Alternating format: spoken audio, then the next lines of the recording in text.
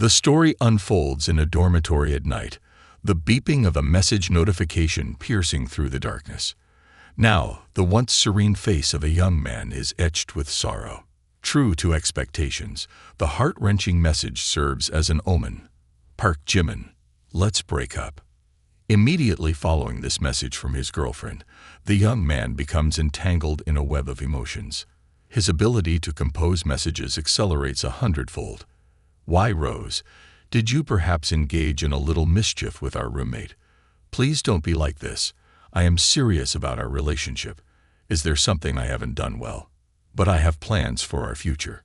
Our future will be a happy family, with 2 adorable children, our own home, and a car. I can strive to make everything happen. Was it because I didn't buy the magic potion you mentioned last time?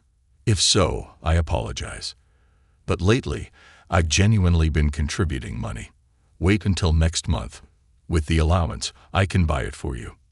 This is also the last message that Park Jimin manages to send to his girlfriend because she has unfriended him. The protagonist is no longer her friend, and to send a message, he must first send a friend request. The other side can only engage in conversation after passing the verification process. In that moment, that notification shattered Park Jimin's delicate heart, leaving no room for remorse.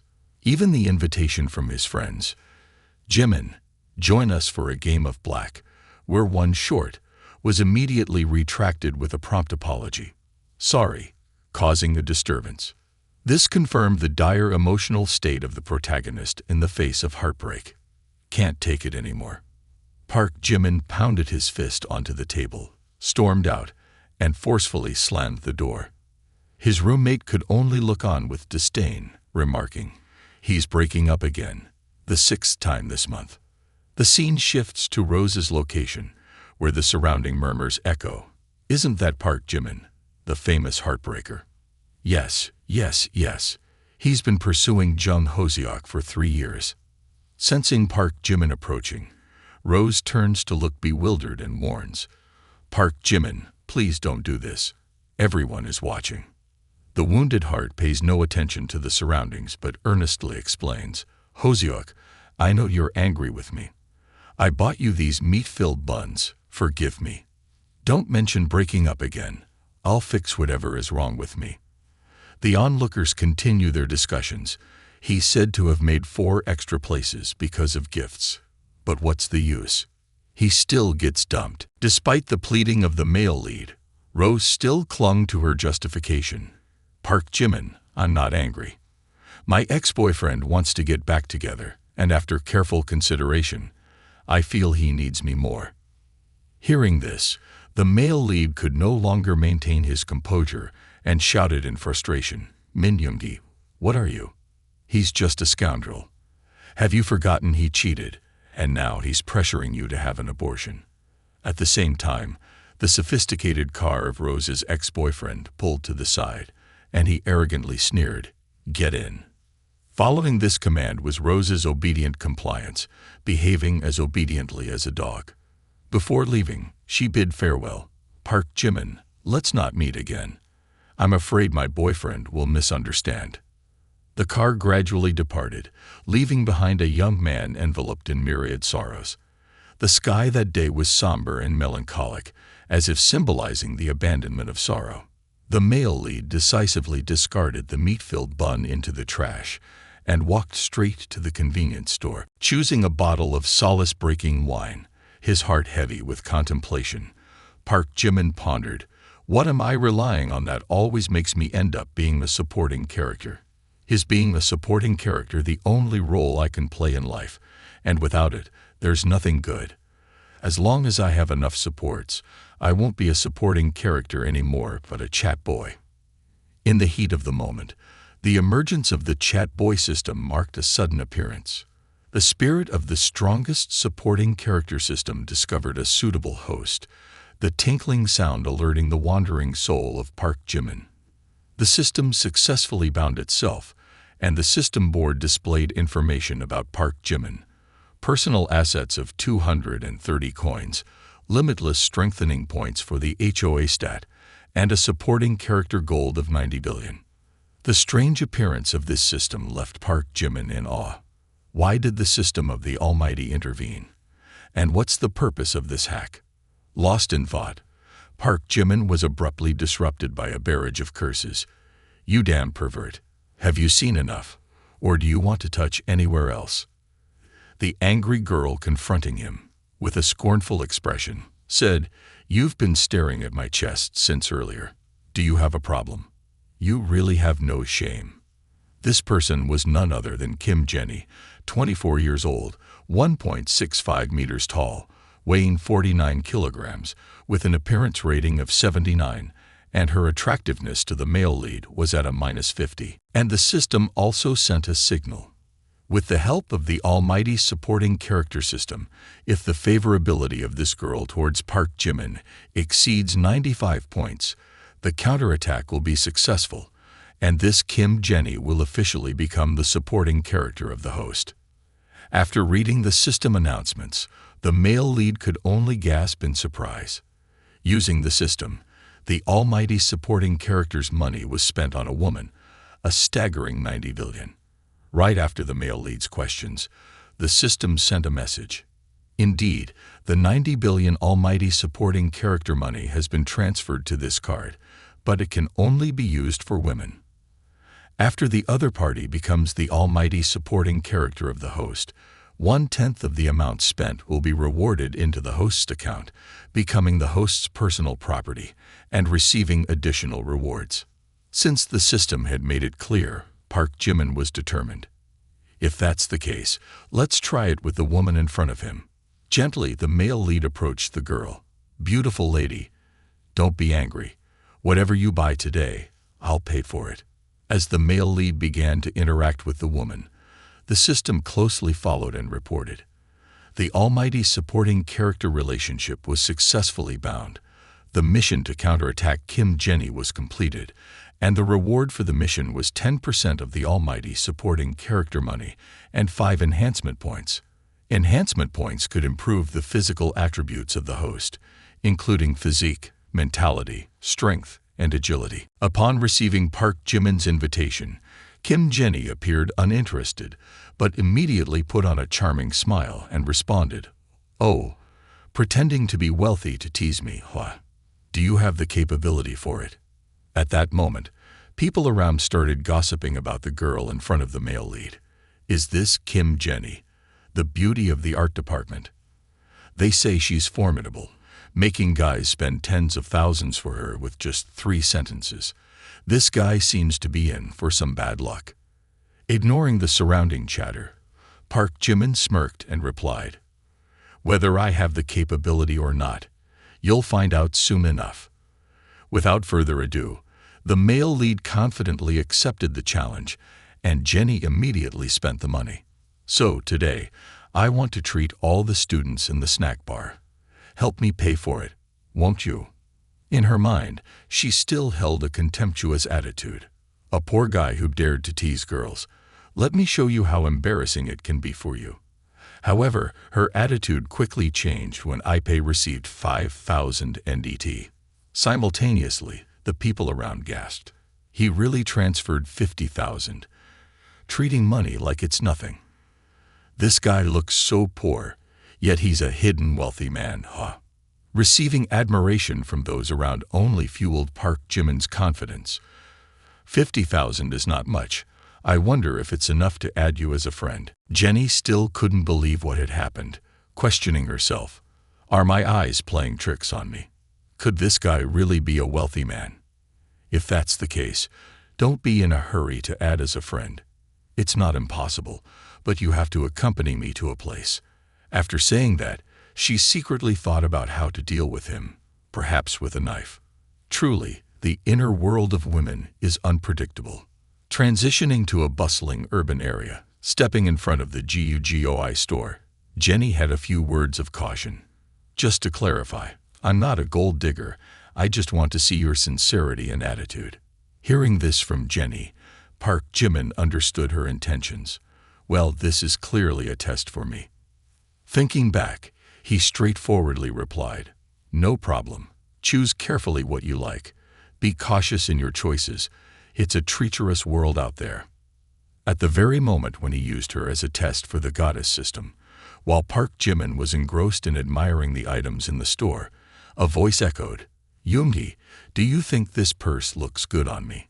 Instinctively, the male lead recognized the voice and exclaimed, "Hoseok." Hearing that, Rose found it odd and glanced around to see who it was. Meeting an old acquaintance, Park Jimin's eyes remained utterly captivated. However, that gaze was abruptly interrupted by Jenny's sarcastic voice. "Oh, the ex-girlfriend. It seems I've arrived at an inconvenient time." Park Jimin chuckled faintly. "No, you arrived at the right time." Receiving this assurance from the male lead, Kim Jenny shopped with peace of mind. "Is your store still selling the spring collection?" "There's only one left. I'm just trying it on." The lady mentioned by the staff was none other than Hoseok. With a resentful expression, the little follower contemplated. Park Jimin seems unaffected even with Yoongi around. Forget it. Let him see the stark contrast with Yoongi's wealth. Hoseok turned to flatter the bade boy. Yoongi's birthday is coming up soon. Unfortunately, what she received was his discomfort on his face. "Birthday? Didn't I just celebrate mine?" Hoseok continued with an excuse. "That was the lunar birthday. People also have the solar birthday." Upon hearing this reason, Yoongi's face turned gray, and he sternly said, "Hoseok, listen, I know you don't like girls overly interested in material things. I'm not staying with you for money, right?" These words genuinely changed Hoseok's expression. She knew she wouldn't be able to show off in front of her ex-boyfriend anymore. Due to Hoseok's hesitation in buying the bag, Jenny instantly seized the opportunity. "I'm sorry, if you're not taking this bag, I'll take it." The sensation of receiving an item from someone else increased Kim Jenny's favorability by 20 points. The decisive payment action of the male lead further excited Kim Jenny, adding another 20 points to her favorability, and another 20. Park Jimin looked on triumphantly, recognizing the power of money, a bag directly adding 60 points. At this rate, Kim Jenny would likely exude more favorability if she bought a few more bags. However, the male lead suddenly realized that the refund amount was too meager. Amidst Jenny's joy, Rose had to endure the judgments from the staff. "Lalisa Manobin, I don't understand why some people seem wealthy but are stingy with their girlfriends, while others seem normal but spend tens of thousands without blinking an eye. Therefore, the store has trained us not to judge people by appearance. The ability to spend money doesn't just rely on outward looks." These words surrounded Hoseok's mind like a dark sky. Standing outside of this gloom, Kim Jenny genuinely found a truth. Indeed, bags are like boyfriends. Stolen ones are the most useful. In her eager and determined heart, she had to catch this big fish. Jenny began to transform her personality from a cold demeanor to a cute and clingy one, sticking close to Park Jimin. "Thank you, my dear husband. You're so good, my dear husband." Hoseok looked at the male lead with a pitiful eye, and brimming with hatred. "Park Jimin, you've gone too far." That chest just made the male lead understand more about what he needed to do. Too much. Step by step, Jung Hoseok. We have plenty of time.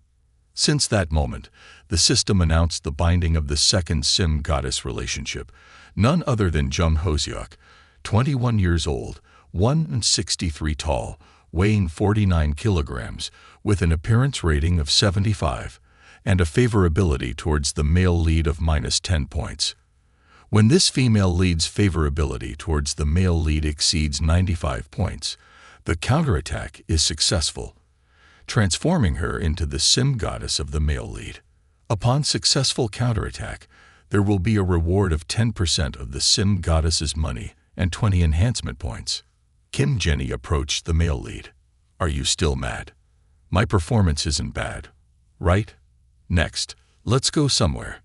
Where to?" "Of course, to continue shopping. Isn't it? Isn't it? You wouldn't be satisfied with just buying one bag, right?" Stepping into the new store, Park Jimin's fingers continuously pointed and gestured. That one. Except for those two. Wrap up the rest and swipe the card." Even the salesperson was excited, saying, "Yes, sir. Shortly, we will deliver the items to the address you provided." Holding the branded items, Kim Jenny was delighted and could only sense one thing. When men swipe their cards, it truly looks handsome. Her favorability increased by 5 points as a result. Swiping for perfume, Kim Jenny's favorability increased by another 5 points. Swiping for makeup like lipstick and eyeliners, Kim Jenny's favorability increased by another 5 points. Swiping for clothes, Kim Jenny's favorability increased by another 5 points.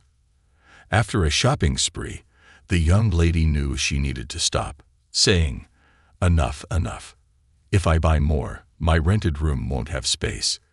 Thinking that Park Jimin would stop buying, he surprised everyone by responding, "No space. No problem. Let me buy a house for you." At the same time, the main character's account was credited with 30,000, 70,000, 111,000, and 24,000. This made Kim Jenny fearful and concerned. Well, this isn't good. You've spent so much money. Spending this much on our first meeting, I was just joking." Due to her fear, her favorability points were deducted by 5. Noticing the change in Jenny's expression and favorability, Park Jimin subtly understood that his previous actions had caused her concern. Indeed, having a house worth several hundred million seemed advantageous, but in return, he had to endure a sense of insecurity. Changing his approach, the main character approached Jenny and whispered sweetly, "Kim Jenny, a third-year student at the Academy of Arts, 21 years old this year, 165 centimeters tall, weighing 49 kilograms, likes the color black, favorite food is Korean cuisine, Capricorn zodiac sign, shoe size 37, enjoys watching horror movies, but is most afraid of walking at night. If you don't like it, why did I approach you like that?" After saying this, he turned to instruct the store staff. "Miss, you have a membership card, right? I will top up 50,000 TWD when the miss arrives at the store. You can introduce the latest models to her." "Yes, sir. Please wait a moment." After indirectly giving a gift, the main character turned back to look at Jenny with sweetness. "If what happened earlier made you worried, consider this card as my compensation." Her words genuinely caught Jenny off guard for a moment.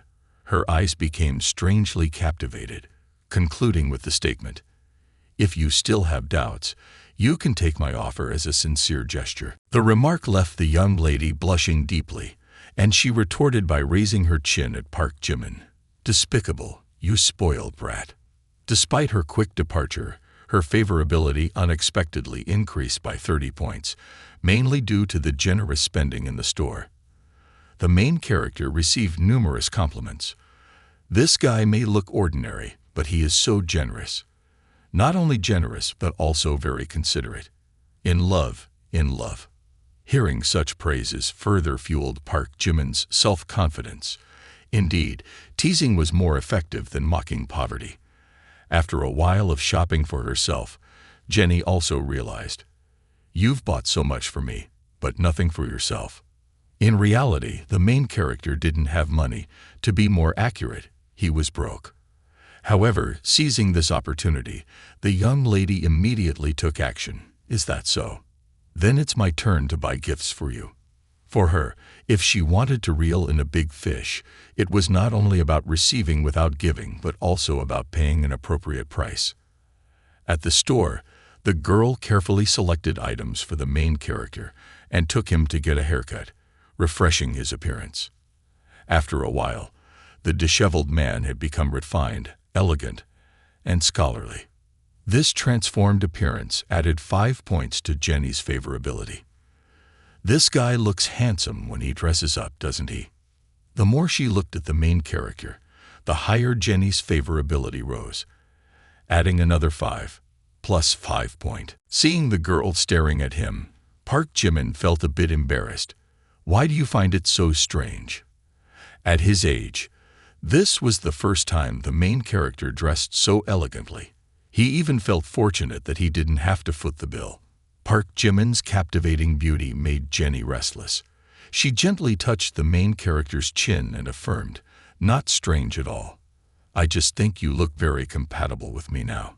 After saying that, she extended her arm, turned around, and said, "I'm really happy today. Thank you, Jimin. Sometimes I even thought we were a couple. Goodbye, Jimin." Kim Jenny left with a favorability of 68. Transitioning to the dormitory, the main character returned with a joyful expression and announced, "I'm back." His return surprised everyone in the room, and they all looked at him, asking, "What did Jimin do today to dress like this?" Jimin replied gently, "I had a date with Kim Jenny." Of course, no one believed it after hearing it. Come on, even Jung Hosea can't hold on. And now he wants Kim Jenny. Kim Jenny is the beauty of the art department. If you want to pursue her, you need real skills. Listen to my advice, you won't be able to handle these girls. To avoid further headaches, Park Jimin nodded. "I truly appreciate your advice." Right after the conversation between the main character and his roommates, Hoseok immediately messaged the main character, "Park Jimin, if you really hate me, let's unfriend each other." Upon receiving this message, the main character silently understood that this was a probe into his attitude. Unfriending him would affect his favorability, and he still needed Hoseok to level up and earn money. Therefore, he sent a sweet message to Jenny. "Hate? How could that be? In my heart, you will always be the most special." Immediately after these soothing words, Hoseok quickly provided an excuse. Staying with Min Yoongi is not because she craves glory, but because she is sick and needs a medication that costs 50,000 yuan. Without hesitation, the wealthy Park Jimin transferred 5,000 yuan to her. Receiving such a large sum through just a text message left her terrified. "Oh, I've encountered a demon. I just casually mentioned it, and he actually transferred the money." Hoseok's roommates, curious about who was so generous to transfer 50,000 yuan, asked, "Min Yoongi, right?" Mentioning this deceitful guy, Hoseok sneered, "Min Yoongi can't even bring himself to buy a bag. It's Park Jimin who transferred the money." Park Jimin, didn't you kick him just now? How can this poor guy be so rich? Even Hoseok couldn't understand. Perhaps he was mistaken. He had to clarify things. Jung Hoseok's favorability increased by 5 points as a result. Hoseok immediately bombarded Jimin with messages, hoping for a satisfactory answer. "Park Jimin, what do you mean? Where did you get so much money? Today at the store was the same. What's your relationship with Kim Jenny?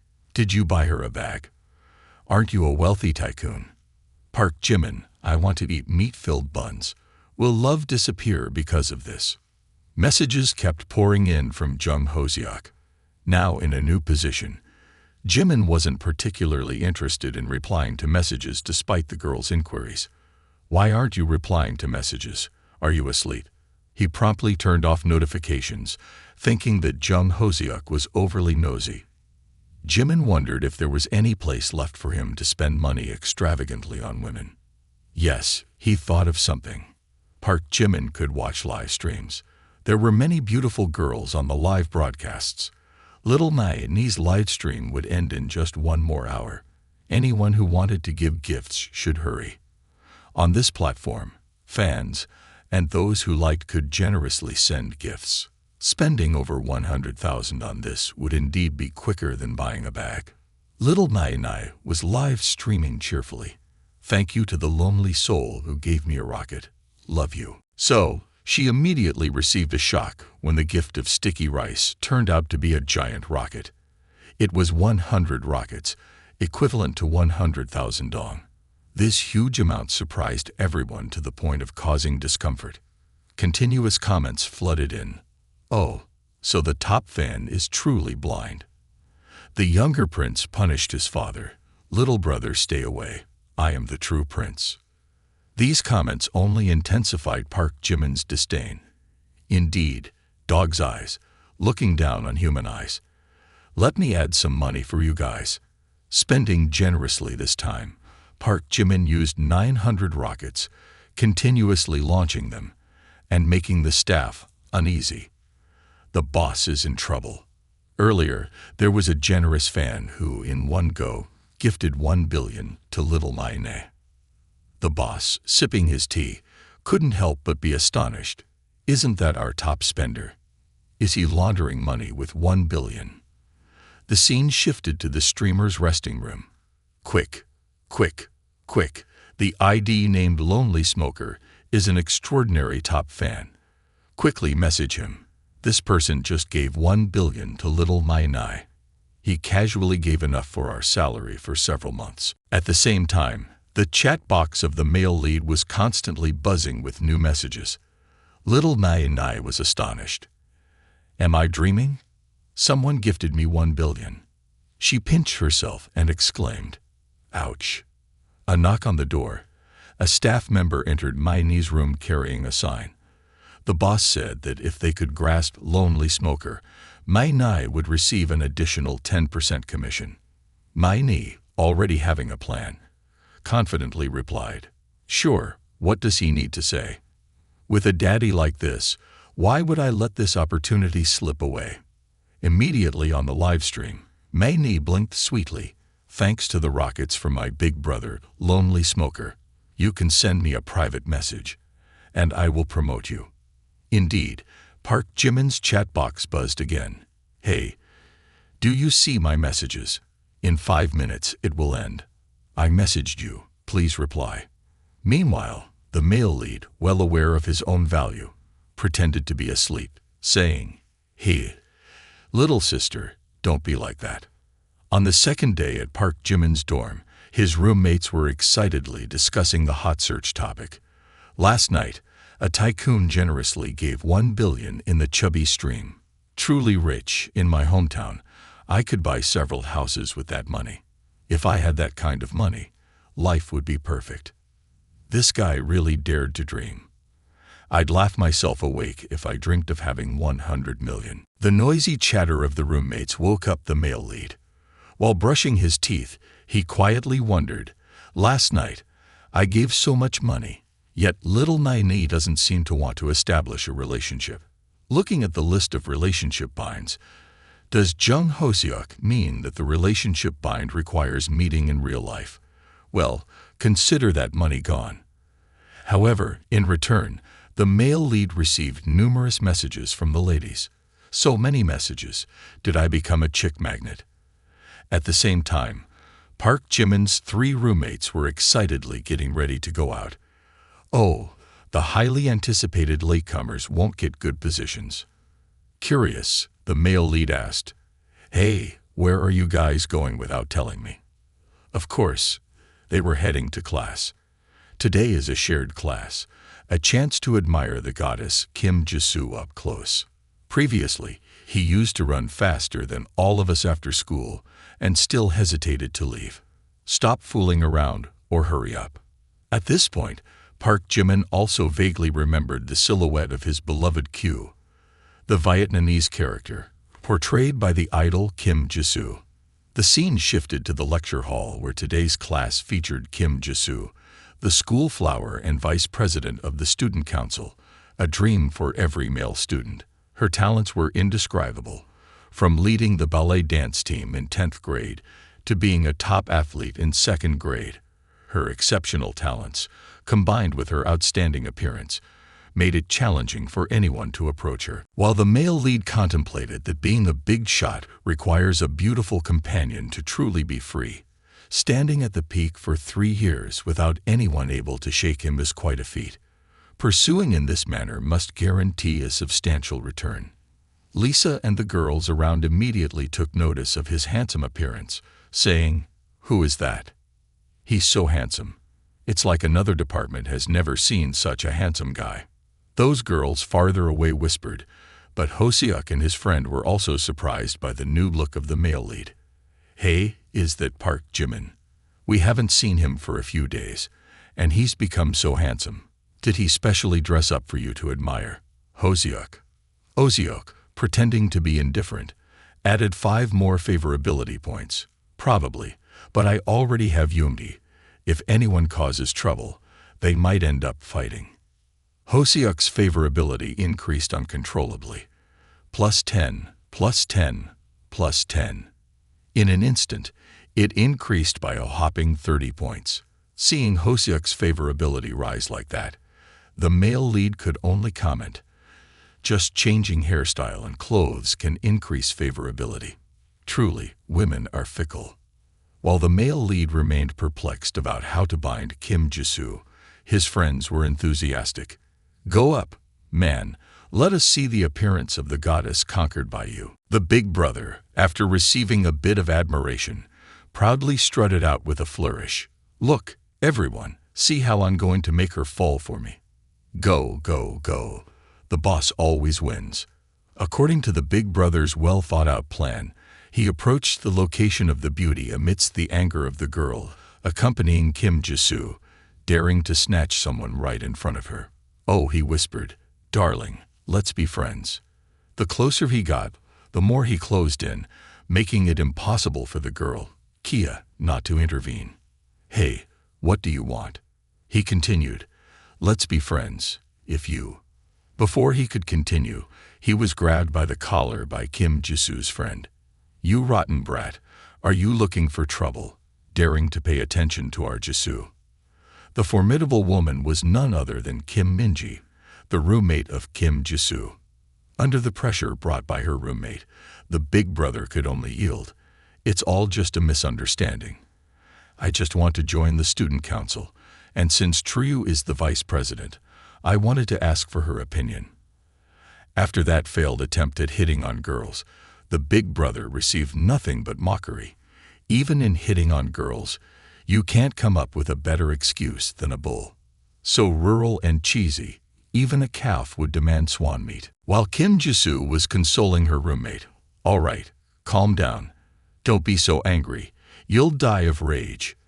The male lead gradually approached, saying, "Jisoo, I also want to be your friend."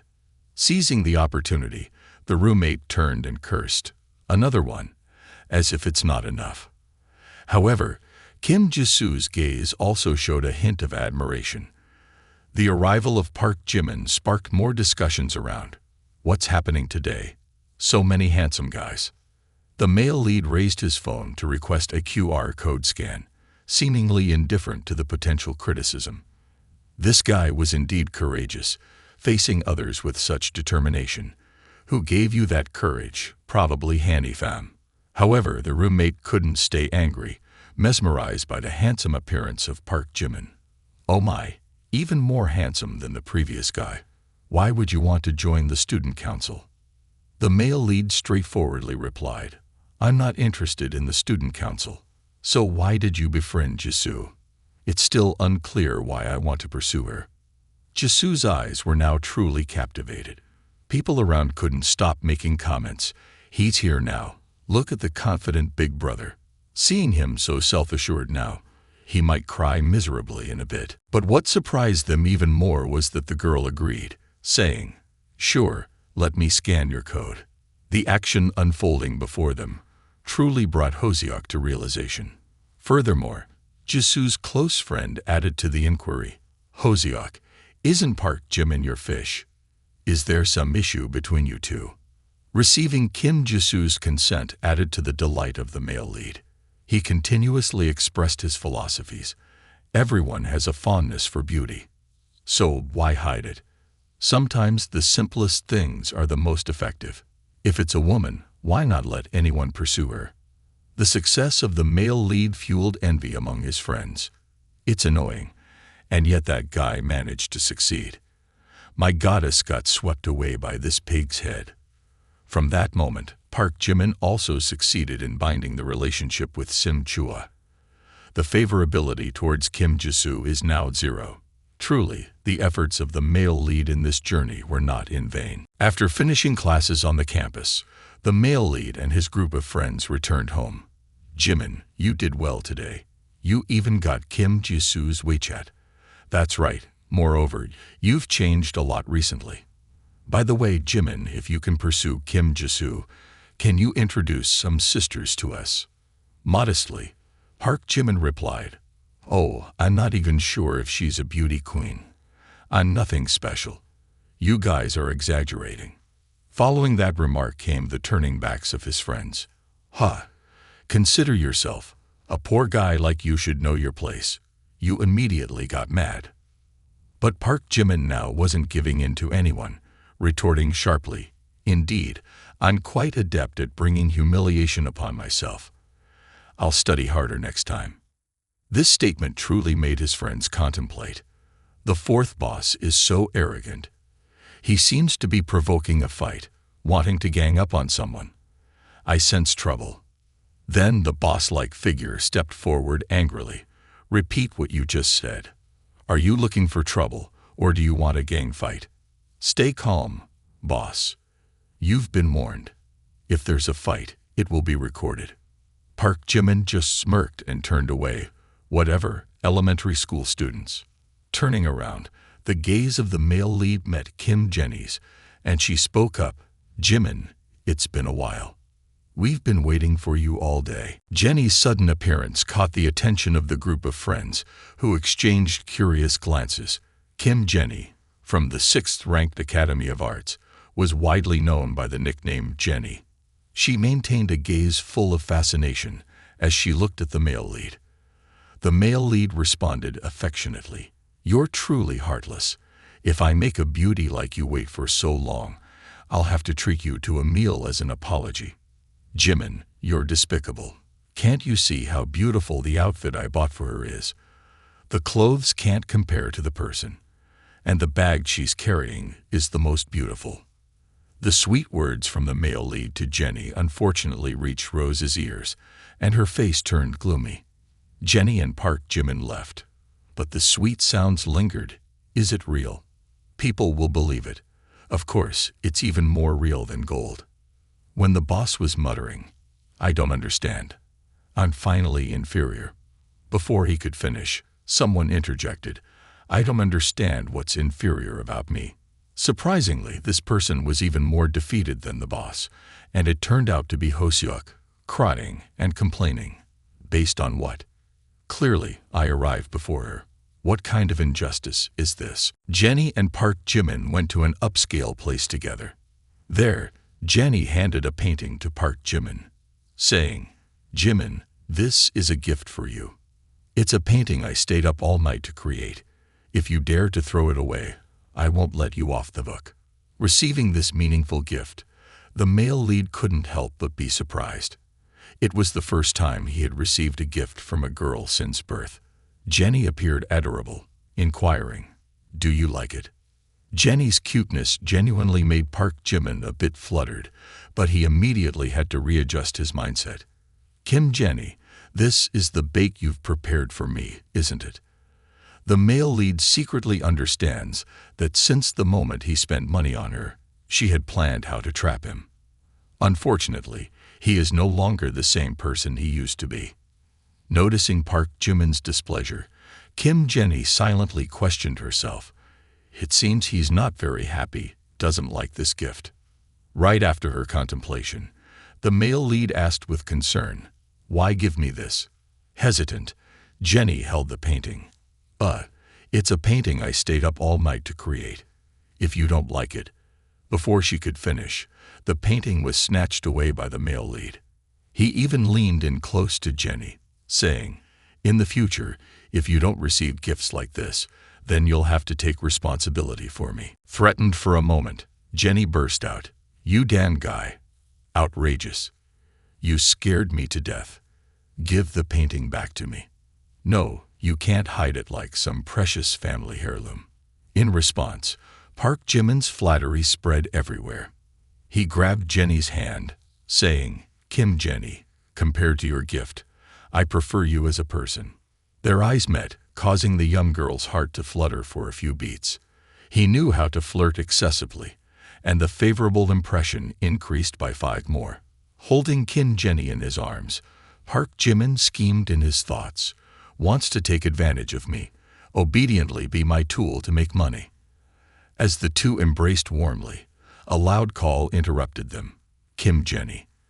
The person with a stern look cut their intimate hug with a forceful gesture. Kim Jenny, didn't you say you were going for a manicure with your best friend? Who is this man? The emotional-faced young man continued questioning Kim Jenny, getting so close even during a manicure. Is he really wealthy? You've even hugged. I've been pursuing you for so long, and I haven't even held your hand. Observing the pitiful appearance of the young man in a blue shirt, the male lead understood even more. This unfortunate lad seems to be Kim Jenny's simp, very familiar with this attitude. In response to the pitiful look of the young man, Jenny angrily retorted, "What are you to me? Whether I'm in a relationship or not is none of your business." At that moment, Park Jimin intervened to cut through Jenny's anger. He engaged in conversation with the lad. "Hello, fellow student. I'm Park Jimin. What's your name? How long have you been pursuing Jenny?" The young man replied, "I'm Feng Lao, an art academy student. I've been pursuing Kim Jenny for half a year." Hearing this, the male lead could only sigh. Sigh, a lost youth. "I once pursued a female student for 3 years, working 4 jobs simultaneously. Every day, I ate steamed buns with pickled vegetables. But in the end, she chose someone else's Mercedes-Benz. Why does it have to be like that? Too much." And a sincere piece of advice from Park Jimin to Feng Lao.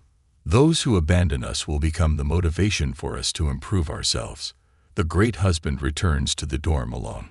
Forget about her. Strive to make her regret her choices after you succeed.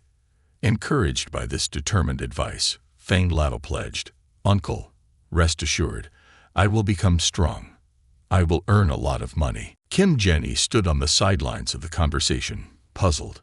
What kind of story is this? Feng Lao is crying too.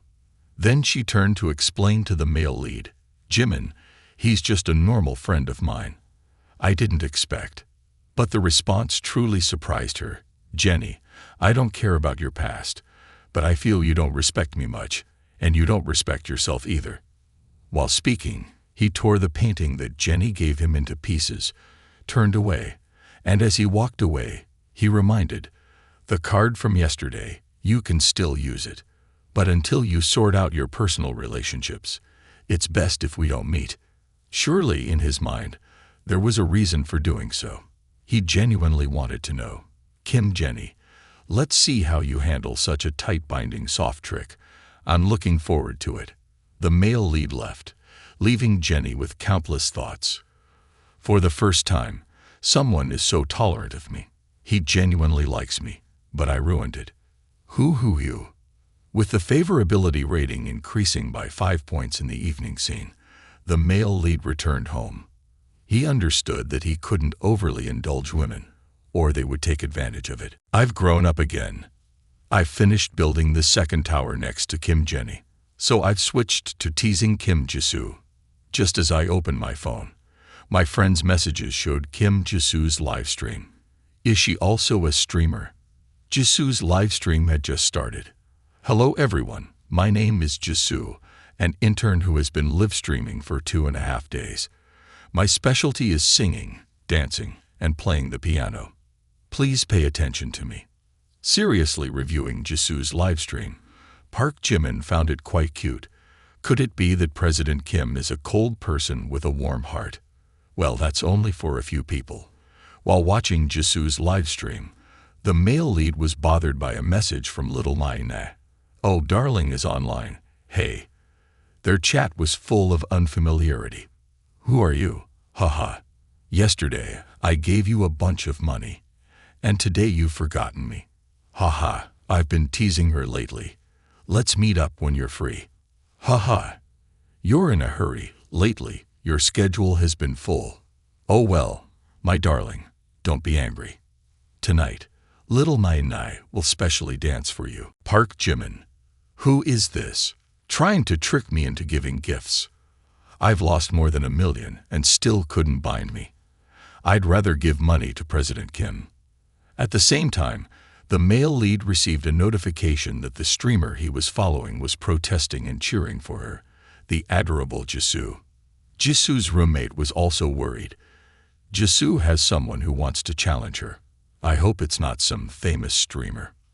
The male lead saw this and was pleased. President Kim is about to face off. It's going to be an interesting PK. Mai too, believing herself to be an experienced streamer, commented, "Oh my, paired up with a new girl. Looks like an easy win this time." But Park Jimin affirmed, "It's hard to say whether it's a win or loss until the end. These two have a strange fate, being paired up like this." The PK match between Mai Nai and Jisoo officially began. After a while, the cute one only had 206 points, while Mai Nai reached 10,687. At this moment, Mai Nai was overwhelmingly winning with the heavy points she received. "Oh my, little sister should give up. Even if you break your arm, you can't defeat me. I have the backing of a rich man like my calm and peaceful darling." Continuously on the internet, comments flooded in. "Mr. Baekhyun, you gave more than 100 million yesterday. That's the top-tier godly level. So quick and already falling into Mai Nai's trap. Still, Mai Nai is amazing. 666,666. Sorry, Jisoo, I betrayed you. Mai Nai's spotlight is too bright." Mai Nai was still living in the moments of complacency, relying on her fish-raising technique. Surely Mr. Baekhyun had fallen for her. Right at this moment, the giant nettle arrow appeared. Mai Nai looked joyous. "Mr. Baekhyun is here. Thank you, Mr. Baekhyun. Mo. But upon closer inspection, she exclaimed, how is this possible?"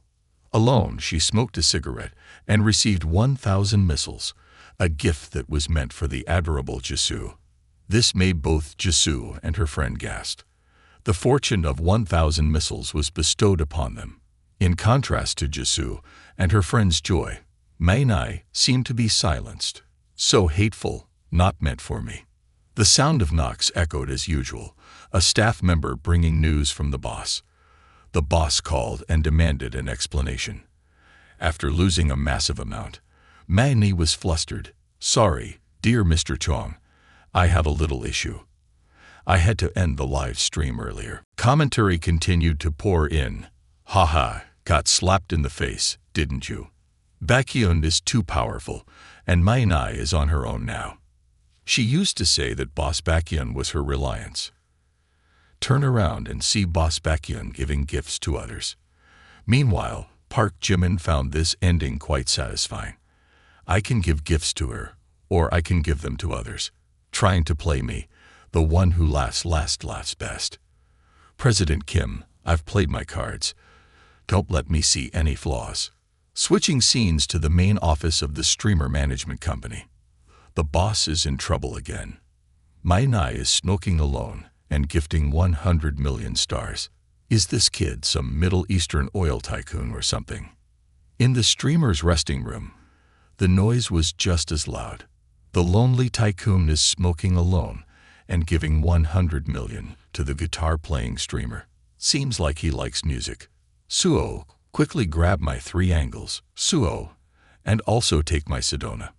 One morning on the lecture hall, Jisoo's roommate hurriedly brought news. "Jisoo, look at this. Your live stream today is trending on the hot search. You're about to become famous. About to become an internet sensation." Jisoo didn't seem too thrilled. Famous on the internet? Well, being a cheerful man on the internet is not a long-term plan. The most important thing for women is independence in career, economy, and character. "Okay, don't skip class for me all the time." Jisoo's roommate continued to inquire. "So spill it. Which crazy tycoon is showering you with gifts? Do you know him?" Jisoo dismissed the question. "How many times do I have to say it? Believe it if you want, don't if you don't. Okay, don't get mad. I'm just curious." Despite her nonchalant attitude, Jisoo was still quite interested. While texting, she muttered, "Even if someone gives you that much money, it's still polite to send a thank you text." Her roommate was left helpless. Just a moment ago, someone said that pleasing men wasn't a long-term plan, speaking one way and acting another. While muttering, her roommate was startled by Kim Jisoo's exclamation. "Hey, what's going on, Minji? I might really know this Tycoon. It seems to be Park Jimin." Jisoo raised her phone, revealing Park Jimin's nickname as the Lonely Smoker. With her vivid imagination, Jisoo had envisioned him as the son of a wealthy family, well-fed and well-dressed from a young age, but very humble, always pretending to be an ordinary person. Having received an excellent education, he grew tired of being admired by others and just wanted to live freely. One day, he met the girl he loved and decided to courageously pursue her with the identity of an ordinary person. It must be something like that. Jisoo's roommate found Jisoo's words quite perplexing. "Are you reading too many novels with overbearing CEOs?" Jisoo continued her musings. He must have had a luxurious life from a young age, so pretending to be an ordinary person is undoubtedly challenging. "I can't sleep. I have to sincerely thank him." As the male lead finished showering, he received a notification on WeChat. Kim Jisoo had sent a message. "Hey Park Jimin, are you free these 2 days? I saw your message and Chairman Kim has already invited you. He's always available. I want to invite you for a meal. What do you like to eat? Let's go for lobster, it's my favorite." "Okay, at 4 p.m. tomorrow, meet at the school gate." While drying his hair, Park Jimin thought to himself, "She didn't even ask where I got the money to give, just casually inviting me for a meal. I want to see what kind of medicine she sells in her pharmacy." Transitioning to the morning at school, Park Jimin nervously rode his motorbike to the campus. At that moment, he noticed an old man. Seeing the young man waiting, the old man inquired, "Young man, waiting for someone?" "Yes, I'm also waiting. I'm here to pick up my adopted daughter." Kim Jisoo stepped out, looking left and right, scanning the area. The male lead saw her and called out, "Kim." Before he could finish, the elderly man interjected, "Stop looking, young man. You have to work hard to make money. Otherwise, beauties like her will be taken away by guys like us." Jisoo laid eyes on the young man in front of her, her eyes sparkling with a magical allure. The dazzling beauty of Park Jimin truly made people look up and take notice. "Oh, so handsome." When the old man grumbled, "When can my grandson drive a car like this?" the male lead had already taken Jisoo for her first ride. Asking, "Are you secure?" The scene before them left the old man gaping, frozen as he watched the young couple speed away. Well, making that much money, what's the use? Park Jimin drove Kim Jisoo on the fully loaded motorcycle, swiftly gliding through the wind. Kim Jisoo, seated behind, clung tightly to Park Jimin. By now, she too had immersed herself in the melodious space, feeling like she was riding on a luxurious motorcycle along a path adorned with roses. Her heart raced, her face flushed. Suddenly, Park Jimin said, "We're here." This statement snapped Kim Jisoo out of her rosy, love-filled thoughts. Stopping at a lobster restaurant, Park Jimin parked the bike and led Jisoo inside. Quickly, the food arrived. "Your spicy and garlic-flavored lobster order is ready. Enjoy your meal." Young man Park Jimin used a tissue to wipe the bowl and cup in Jisoo's surprised gaze. She, with heart-shaped eyes, admired. Even in a regular restaurant, he doesn't forget elegance. Truly the demeanor of a wealthy man. The young man continued to offer a tissue box to Jisoo. "This tissue is careful not to get your hands dirty." Jisoo accepted it and replied, "Thank you." In her thoughts, she pondered on the balance in behavior. Too much would seem overly caring. Too little would come off as cold. Truly, family upbringing was quite strict. The young man took advantage of the moment to put a lobster into his mouth, savoring it. Meanwhile, Jisoo reflected, this must be the smallest lobster he has ever eaten. Despite being so rich, he chooses to eat at a roadside restaurant with me, probably to avoid pressuring me. He truly is a gentle and considerate flower. Kim Jisoo's favorability rating increased by 10 points. As the young man was biting into the lobster, he received a notification that startled him. What? How did the favorability increase just like that? Right after, Kim Jisoo peeled a lobster and handed it to him. The young man was extremely surprised. She effortlessly peeled the shell while saying, "Park Jimin, thank you. I'll help you peel the shrimp." The young man froze in amazement. Later, Jisoo carefully handed each peeled shrimp to him. At that moment, 2 other guests arrived, and it happened to be Park Jimin's ex-girlfriend, Rose. As she looked around, she noticed the intimate scene between Jisoo and Park Jimin. Rose's eyes widened, and she exclaimed, "I can't believe it. Kim Jisoo is peeling shrimp for Park Jimin." With a darkened expression, Rose contemplated. First it was Kim Jenny, and now it's Kim Jisoo. How does he have the courage? To avoid another embarrassing situation like the previous one, Rose turned to her boyfriend and suggested, "Yoongi, it's crowded here. Let's go eat somewhere else." Yoongi quickly recognized the issue and asked, "Crowded with people or familiar faces?" Then he smirked and continued, "I like places with a lot of people." Approaching Park Jimin's seat, he leaned over the table from above and declared, "Hey, your name is Park Jimin, right? Here's 500 yuan. Give up your seat for me." The bills scattered onto Jimin's food. Jimin looked up and thought to himself, "Is he going crazy? He acts as if he's so handsome." Yoongi continued with a smug look, "Do you need an extra 1,000 yuan to convince you to move?" Suddenly, Jisoo stood up, her whole demeanor fiery, her eyes and expression filled with anger. Jimin, looking at this unexpected scene, was extremely surprised.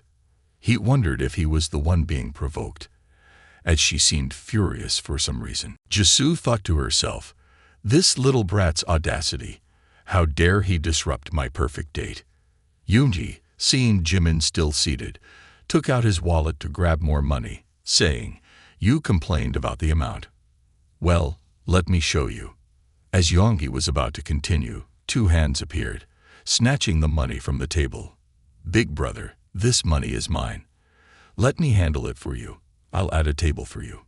Yoongi gritted his teeth and grabbed the troublemaker by the collar, angrily muttering, "What a copycat."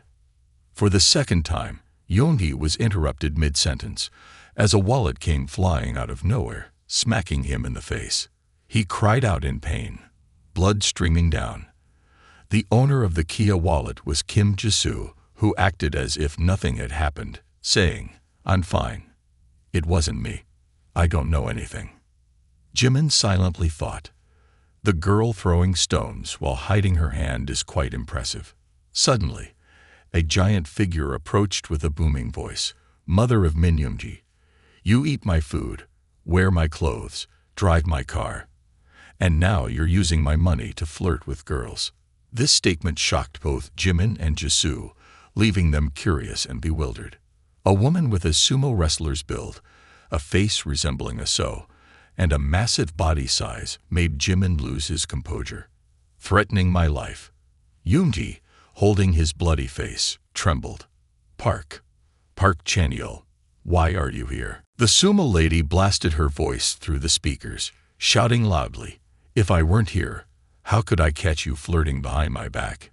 You worthless scumbag." Yoongi quickly approached, trying to appease her. "Chanyeol, you've misunderstood. How could I flirt with someone else? Everything on me is given by you. How could I betray you?" Rose, standing nearby, eyed Yoongi like a bullet. In a tricky situation, Yoongi turned his car and faced Rose, grabbing her head, and yelled, "You, actively seducing me, you insignificant escort, get lost." In pain from her hair being pulled, Rose cried out, "Where am I going to die? What nonsense are you spouting? I clearly didn't know you were going to meet me, and you even said you were single." Exposed, Yoongi became furious, swinging his hand to slap Rose, saying, "Shut up, you convenient woman for me." Frustrated but helpless, Rose could only look at him and utter, "Min Yoongi, you?" Yoongi continued to act tough. "Why are you looking at her? If you keep staring, I'll slap you too." He raised his hand again, But before he could strike, Park Jimin captured the moment, saying, "A man resorting to hitting women. You even complain about not losing face enough." Rose's favorability immediately increased by 20 points. In her inner thoughts, "It's him, Park Jimin, indeed still in love with me." The favorability rating increased by another 20 points, and continuous system messages notified the second-ranked doglicker, Jung Hoseok. The favorability towards the user reached a breakthrough of 95 points. Congratulations to the user for successfully activating it. The second-ranked doglicker has spent a total of 50,000 yuan. The reward for the user in the dog-licking department is 5,000 yuan. Jung Hoseok transformed into a doglicker, earning the user an additional 20 reinforcement points.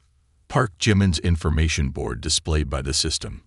Name: Park Jimin. Age: 21. Height: 1.79 meters. Weight: 63 kilograms. Strength: 9. Physical fitness: 9. Mental strength: 9. Agility: 9. Sensitivity: 10. Reinforcement points: 20. The young man quickly chose to reinforce 10 points in strength and 10 points in physical fitness. Immediately after, he twisted Yoongi's arm. Yoongi screamed in pain. "Ouch, ouch, let me go, let me go." He reached for a bottle of foreign liquor, saying, "Like to show off, don't you? Die for me." As he spoke, Yoongi forcefully slammed the bottle of liquor down. The young man, Park Jimin, cast a sidelong glance. He shouted loudly, "Noisy brat, shut up quickly." Accompanying that shout was a powerful punch, shattering the liquor bottle. Yoongi was also punched and thrown far away, blood streaming from his mouth. Min Yoongi can lose face easily, but hitting women while at it is truly despicable. Yoongi, now on the ground, coughed, and then his eyes turned cold. He quickly pulled out a gleaming knife from his pocket. Seeing this, Jisoo exclaimed in panic, "Park Jimin, be careful." Yoongi gritted his teeth, thrusting the knife forward. Park Jimin skillfully dodged, then twisted Yoongi's arm. Yoongi screamed in pain, dropping the knife. Park Jimin forcefully brought him down to the floor like an MMA match, creating a shocking scene in the lobster restaurant. Yoongi now lay sprawled out, foaming at the mouth, muttering, "Even a grain of rice dares to compete with the sun and the moon." People in the restaurant, noticing the fight, crowded in, gossiping excitedly. "So handsome, haha. Losing face so quickly." Rose knelt down, looking up at Park Jimin, Kim Jisoo, and the young man as they were about to leave the restaurant. Rose quickly rushed over, embracing the legs of the young man. "Park Jimin, I was wrong. I was blind. Can you give me a chance to start over?" Park Jimin's face darkened as memories of the past flooded back. "The Park Jimin you're talking about, is it the one who carried you over 10 kilometers to the emergency room at 3 in the morning? Or the one who saved up for half a year to buy you a mobile phone but was criticized for not being the latest model?" Rose blushed, feeling embarrassed, realizing she had dug herself into a deep hole with her hometown's gossip. She stammered, "It's not me." Park Jimin continued, "Or perhaps it's the Park Jimin who knew you were vain, but always believed that one day you would change. That Park Jimin is dead, and it was your choice." Hearing this, Rose's tears started to flow, and she could only silently watch Park Jimin walk away. A moment later, Park Jimin stood in front of Kim Jisoo, feeling awkward. "I'm sorry, President Kim. Tonight, I caused a disturbance and spoiled your dinner. You don't need to call me President Kim, just call me Jisoo. Moreover, I don't feel disturbed at all. On the contrary, I see a different side of someone. Indeed, the more you look, the more unfathomable this Park Jimin's character becomes. Next time, let me treat you." Park Jimin expressed hesitancy. Meanwhile, in Kim Jisoo's mind, she was thinking, "I have a feeling he will surely bring me countless surprises." Back in the room, quickly opening the door, Rose rushed into her roommate's room and found Hoseok all wet. She immediately asked, Hoseok, why didn't you bring an umbrella when it's raining? Hoseok burst into tears. Park Jimin, her roommate, concerned, said, why are you all wet? Why didn't you find a place to take shelter? Then she continued, Park Jimin, it seems you've heard about him too. Yesterday, Park Jimin donated over 10 million when Kim Jisoo was live streaming. You can't tell he's wealthy just by looking at him. Hearing this, Rose's face darkened. Over 10 million what? Who told you, and is it true? Her purple-haired friend added. Kim Minji, who shares a room with Kim Jisoo, said it. It's already spread all over the girls' dorm. I thought you knew. At this point, Rose fell silent. Later, she burst into tears again, wailing louder. Park Jimin. Who? Rose's scream echoed through the entire female dormitory. Some girls from other rooms, disturbed by the noise, shouted, Who's making such a fuss at night? I'm watching a horror movie here. Switching scenes to Jimin continuously winning games. This is really unfair. Tran 2. Tonight, you've won 18 consecutive games. Jimin, are you eating live oysters? You're so strong. You're not some sports genius. You usually play with us. In Park Jimin's mind, he thought. Unexpectedly, after gaining an additional 20 attribute points, even playing games became easier. Just as he finished thinking, he brushed it off. What are you thinking? I'm just in a good state. His roommate suggested. Jimin, why not become a streamer? Wait until you make hundreds of thousands, then take us along. Jimin quickly took off his shirt, saying, All right, you guys play. I'm going to take a shower.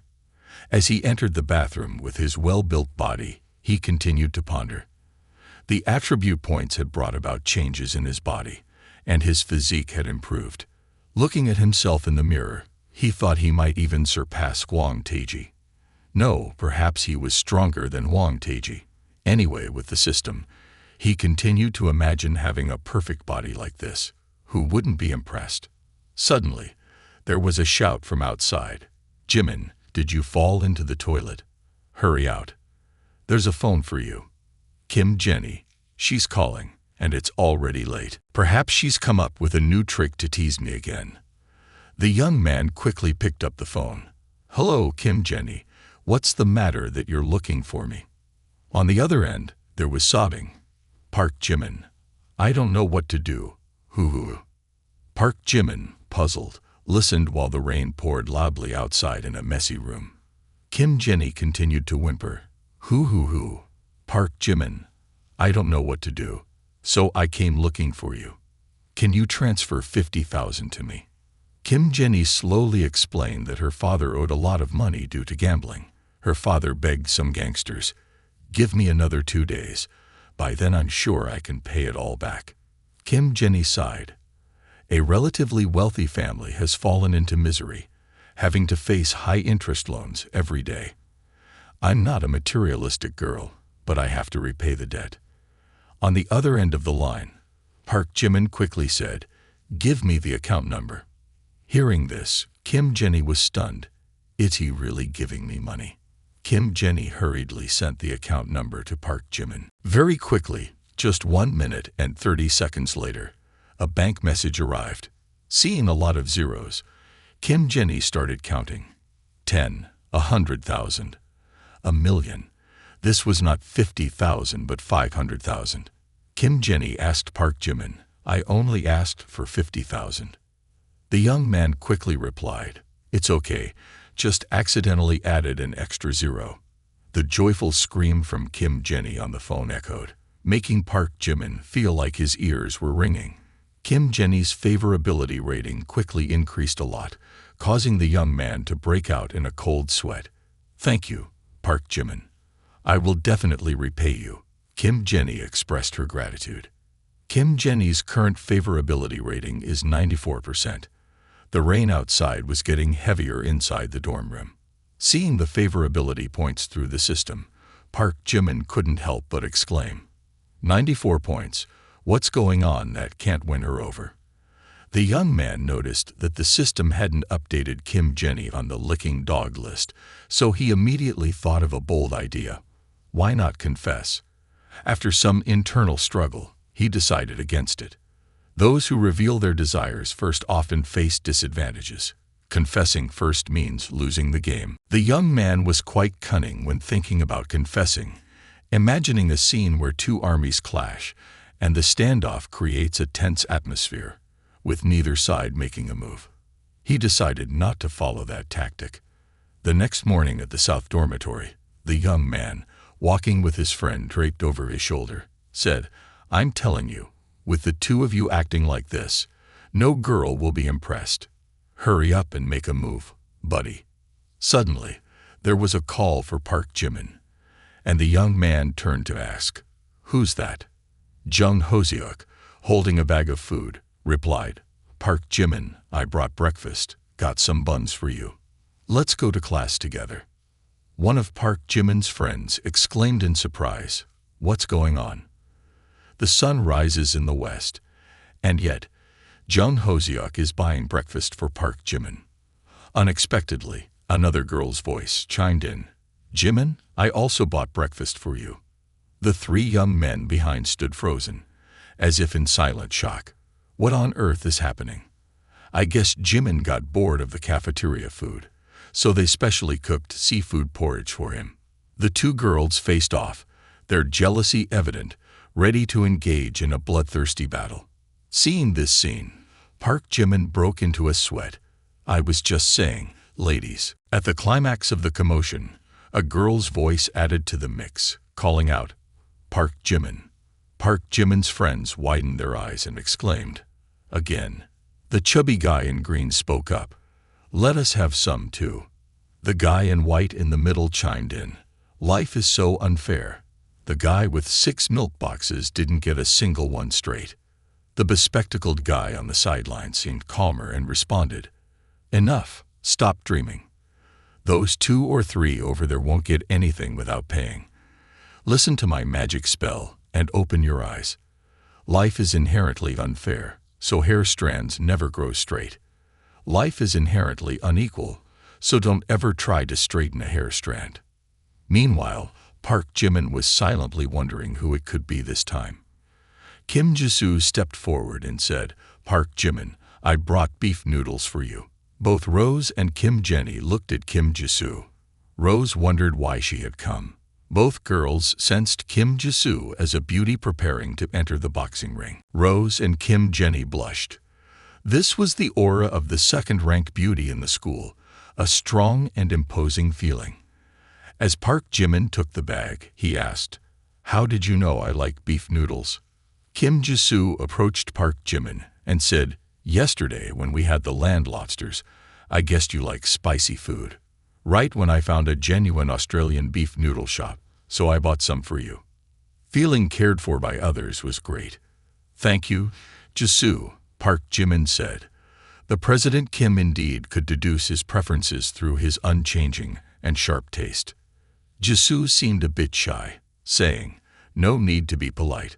When giving breakfast, you have to consider the other person's preferences." The two girls behind them were furious and clapped their hands sarcastically. "If you can't figure this out, how can you say you like it?" Kim Jisoo's words were sharp, as if she were punching each of the two girls. Immediately after, Kim Jisoo gave another gift to Park Jimin. "That's right, here's a gift for you to express my gratitude." Holding the gift box, Park Jimin exclaimed, "This is the newly released 15 Pro Max phone." Park Jimin's friends were gaping in disbelief. "Can't believe our eyes, President Kim giving a gift to him. And it's the latest model phone." One envious guy of VIP class added, seeing him receive a gift, "I'm more upset than if my dad died." Rose and Kim Jenny shared the same thought. This is more than 10,000 won. How could she? The gift was like throwing a bomb into the pond. Rose and Jenny, both girls, felt as if they had been slapped. Their faces turned pale, and blood rushed to their heads. Park Jimin scratched his head, saying, "Oh, no need to spend so much." Jisoo replied, But you spent more than me. I don't have much money. It's just a little thought. It was quite embarrassing, but it didn't matter. So I'll accept it. Rose and Kim Jenny, who had already been humiliated in the morning, remained silent. Later on, the scene shifted to another place in the school. Rose, walking alone, was lost in thought. Pursuing Park Jimin seemed difficult. Just a few days in Jisoo had added 10,000 more. This feeling was truly irritating and vexing. At this moment, Kim Jenny approached Rose, initiating a conversation.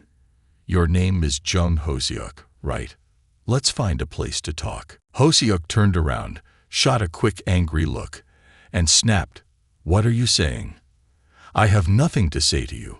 All you wicked women, it's because of you. Kim Jenny continued to approach Rose calmly, saying, Of course, we're talking about the league. Rose, enraged and almost fuming, retorted, You don't come near me. The league? What league? Kim Jenny explained, The league is uniting against our common enemy, Kim Jisoo. Can't you see? In another scene, Park Jimin held the iPhone 15 Pro Max in his hand, silently thinking that Kim Jisoo was indeed considerate. How could she give such an expensive phone, worth more than 10,000 won? Seeing Park Jimin staring at the phone, Kim Jisoo turned back and asked, What's wrong? Is there an issue with the phone? The young man quickly replied, No, it's fine, working well. The system reported that the current favorability level of Kim Jisoo was 40. Park Jimin looked at Jisoo and silently thought that if the favorability level weren't just 40, it seemed like she might even be in love with him. Afterward, the young man continued to imagine a scenario where a large fish opened its mouth, revealing sharp teeth, and then released bait to lure a smaller fish. Seizing the opportunity, the oblivious small fish became prey. Truly a goddess of cunning strategies, making the prey mistakenly believe she was the skilled hunter. Park Jimin silently thought that he needed to find a way to advance quickly. Suddenly, a message on his phone arrived. It was from Manhwa. Hey Haben, about the last time you mentioned meeting up. It's not that it's not possible, but I'm just a bit afraid of crowds. It's not that I don't want to meet you, Haben. After reading the message, Park Jimin chuckled and thought, Manhwa was taking the wrong impression without even bothering to send 2 authentic photos. Perhaps she saw him as a wealthy but foolish guy. At this moment, a message from someone named Long Huang popped up. Hello Haben, I'm Long Huang, Manhwa's top-ranked companion. I have a group with top-ranked streamers who share similar interests. Would you like to join? Long Huang also requested adding him to a chat group for humorous conversations. Park Jimin read the message and thought, this might be the legendary group of top-ranked streamers. The humor-filled chat room, lonely while puffing on a cigarette, welcomed a new member. Someone quickly typed, Here comes Boss Haben. Another voice chimed in, Long Huang is impressive. He really managed to bring Boss Haben into the group. Another member added, Boss Haben cares more about Boss Haben. Park Jimin replied, Hello everyone, I'm the lonely smoker, hoping for more attention. Another member responded, Hi, Boss Haben has been sweeping thousands of tens of millions for several days. Do any of us have the qualifications to get his attention? Park Jimin quickly replied, It's all just for some fun money. Boss Haben is so extravagant that thousands of tens of millions are just a small amount. My brothers are in business, and you might find some interest in it. After reading this message, Park Jimin thought to himself that it seems these tycoons want to test his quality, so he'll play along a bit. The young man quickly replied, Taking care of things that can't be discussed might help me in joining your private chat. Another message arrived. A cool breeze indicating a good friend. Cool breeze informed me that he has a villa for sale, and he wonders if Boss Haben is interested. Park Jimin immediately inquired, What's the location like? And what's the structure? The Vinhomes area of the Vingroup Corporation is renowned for its luxurious villas. One of the villas here is priced at hundreds of millions of dong. Park Jimin responded, I might have considered buying a villa to stock up on some miscellaneous items and possibly use it for future occasions. When Baldhead read this message, he was astonished. It seems the intention to buy is indeed calculated. We might have misjudged Long Huang. He's not a scammer, but truly wealthy. Long Huang immediately spoke afterward. Whether the wealth is real or fake will become clear over time. Even if we misjudged, befriending and spending a moderate amount of money is not an issue. This could be beneficial for us. Send him the address, and when he arrives, we can investigate his true situation. The other person immediately sent the address to Park Jimin, Vinhomes Area 8, Vinfast Villa, House C66. This young man was thinking to himself, I'd wonder how much giving her a villa will increase her satisfaction. I want to give Kim Jisoo a villa to increase dating opportunities and activate the Simp Lord system. Very quickly, the next morning, Park Jimin took Kim Jisoo to view the villa. Both of them moved in a yellow, inexpensive taxi. Upon arriving at the villa area, as they stepped out of the car, Kim Jisoo asked, Park Jimin, why did you bring me here secretly? Why are you acting so mysteriously? Can you give me a hint about the secret? At the same time, in front of the villa's entrance, there was a bald-headed guy and a girl waiting. The chubby bald-headed guy waved his hand, saying, Oh my, it must be Boss Haben for sure. I apologize for not coming to pick you up. The young man quickly replied, You're too polite. I can enter on my own. It's no problem. The bald-headed guy looked at Park Jimin and rubbed his chin in thought. This Boss Haben seemed normal, but the girlfriend beside him had an unusual aura. Could she be from some hidden prestigious family? He needed to be more cautious. Otherwise, he might miss a golden opportunity. It seemed like negotiations today would be challenging. The bald-headed guy proactively extended his hand and introduced himself.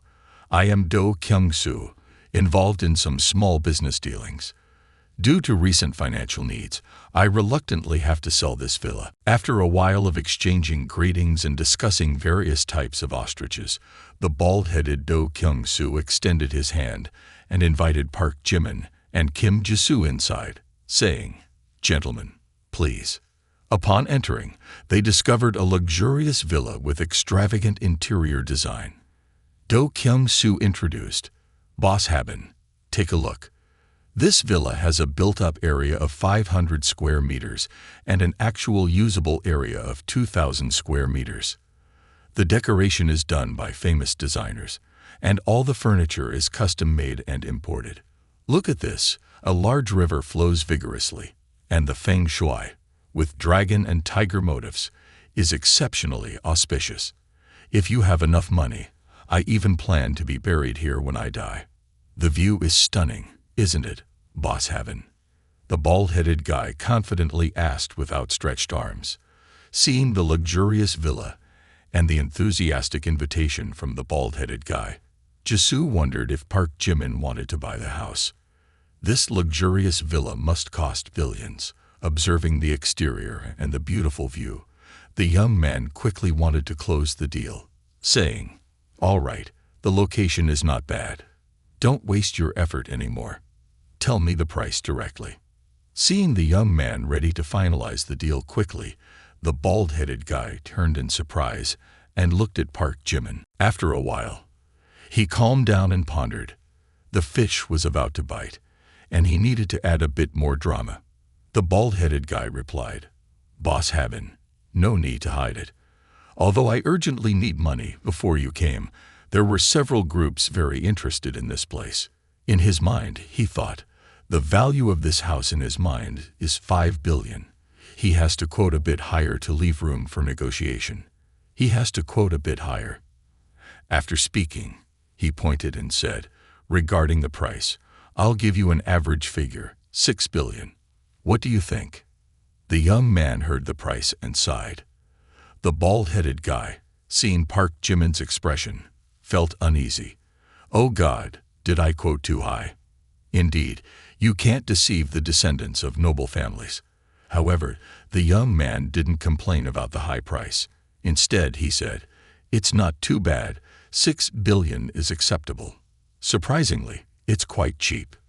Do Kyung-soo and the girl beside him, hearing Park Jimin calling it cheap, were shocked. They exclaimed, "What's going on here? My goodness. And there's someone buying a house and complaining it's cheap." Do Kyung-soo, in frustration, turned red and said, "If that's the case, I'll push it up to 7 billion, not 8 billion. Park Jimin turned back to ask Kim Ji-soo, "Do you think we should buy this house?" "Well, you asked me, and whether to buy it or not has nothing to do with." Before Ji-soo could finish her sentence, the young man immediately addressed the issue, saying, "This house is meant to be a gift for you." Upon hearing this, a statement escaped Park Jimin's mouth, and Do Kyung-soo's face turned stiff as if frozen. 6 billion as a gift. This is financial strength and an aristocratic demeanor. A pro VIP. Oh no, my words earlier may have offended this gentleman. I hope not. Otherwise, I might have to sell the house. At this level, what else can I sell? Kim Ji-soo, unable to believe it, asked, "A gift of 6 billion. In Ji-soo's contemplation, no matter how wealthy and generous Park Jimin might be, there had to be some limit to extravagance. 6 billion is not the same as 6 million. With her rich and diverse mindset, Ji-soo imagined that this could be some kind of scam by these people. There might be a chance they would force her to take some unknown potion. Just thinking about it made Ji-soo extremely worried. After carefully considering the hypothetical situation, Ji-soo responded cautiously, "Oh, that wouldn't be good. I can't accept it." The young man quickly took the hand of the girl. "Ji-soo, listen to me. It's not like the rent is due soon. I've already put my name on many properties. I want to have one under your name." Approaching Ji-soo, the young man continued with a sly smile, "Moreover, I hope I can give you a house." These intimate words and actions made Ji-soo blush. Ji-soo's imaginative mind began to picture scenes of a married couple. However, holding property jointly was typically reserved for married couples. Was Park Jimin considering them as? Ji-soo couldn't help but envision the wet and tender image of a married couple. Park Jimin continued with sweet words, "What are we to each other?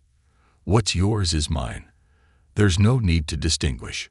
At this moment, a series of system notifications appeared.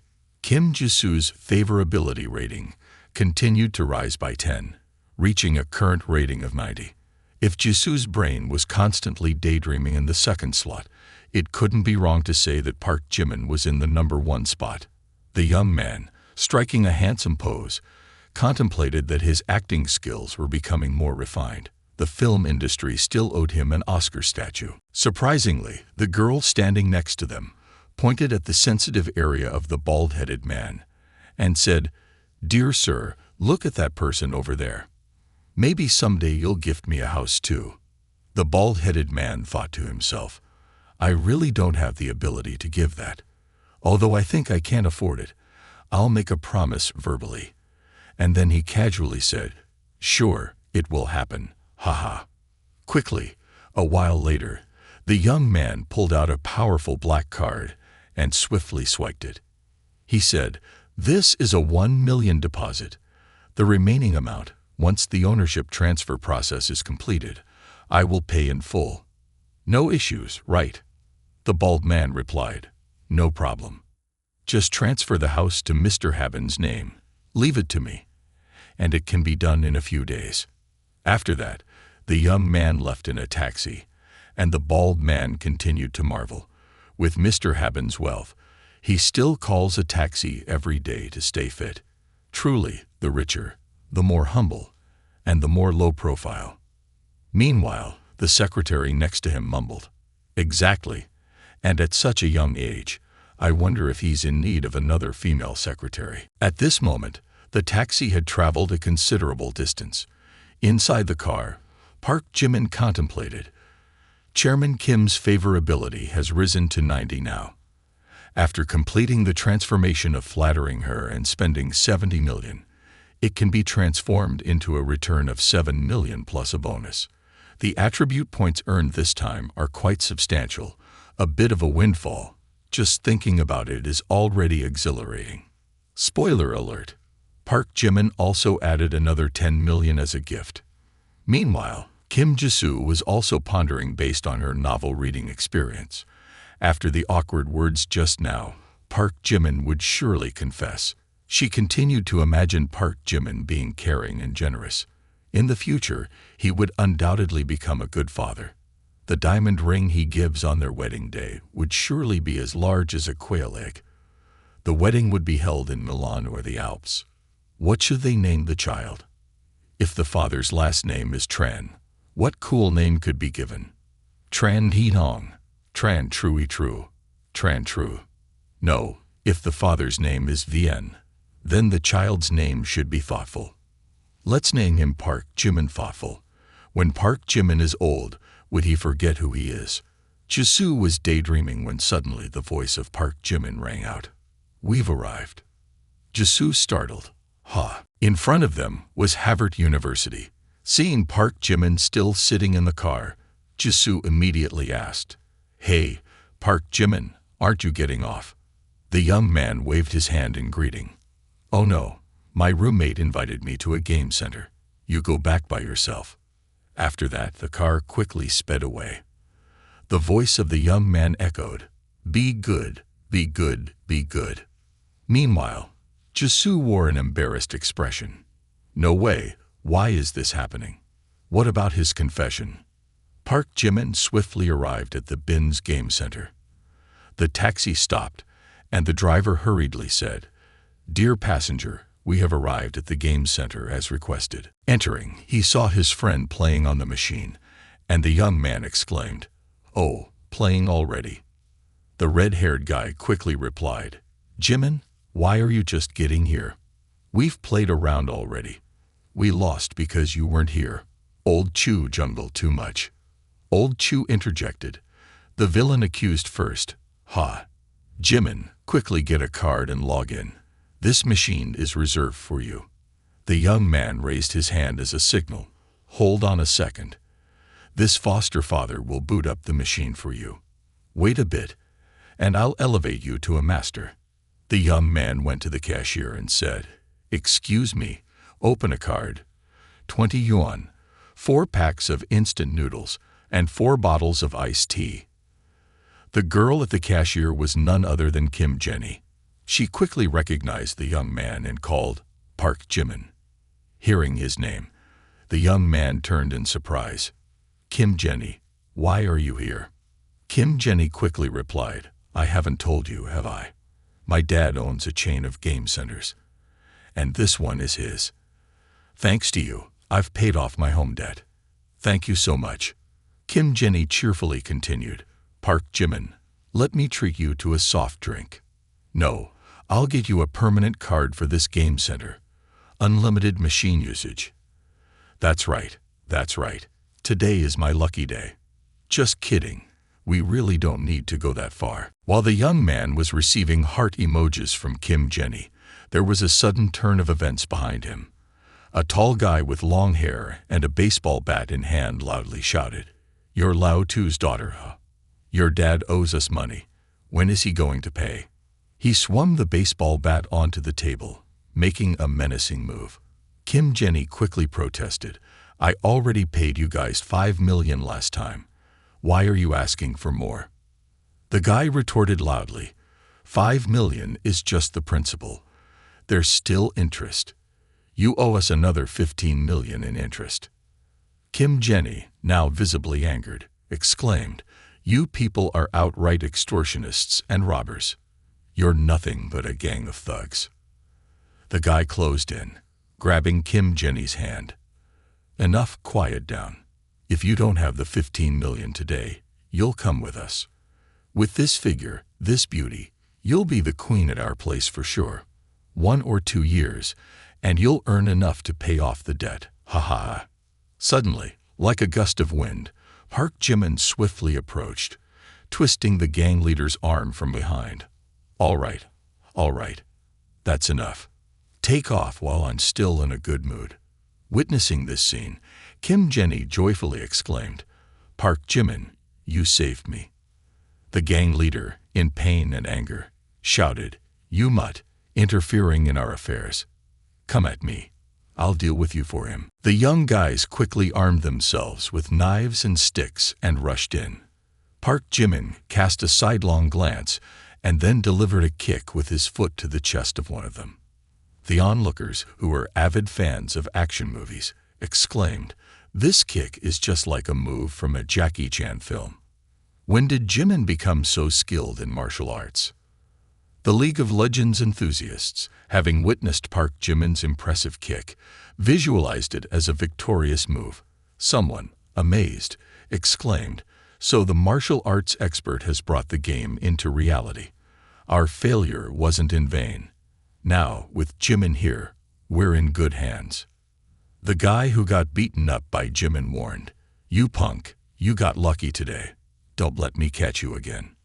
The followers quickly retreated, shouting, "Don't push our boss too hard. Run fast. The 36th strategy is to run away. Otherwise, you'll end up as a torn blanket." Kim Jenny, visibly relieved after being saved from imminent danger, rushed to embrace Park Jimin, saying, "Jimin, thank you for saving me again. I was so scared just now. It was like a nightmare." At this moment, a notification displayed Kim Jenny's favorability rating, which reached 95 points. Congratulations on the successful transformation from a negative target to a pet. The owner received a bonus of 5 enhancement points. The young man, holding Kim Jenny, pondered that today was indeed a doubly lucky day.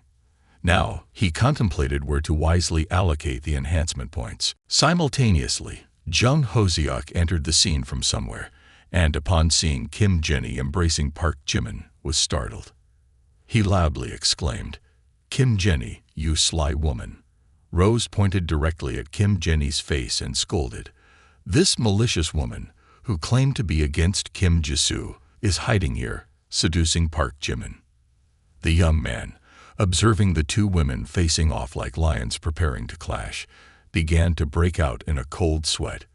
There was a sense of impending doom here.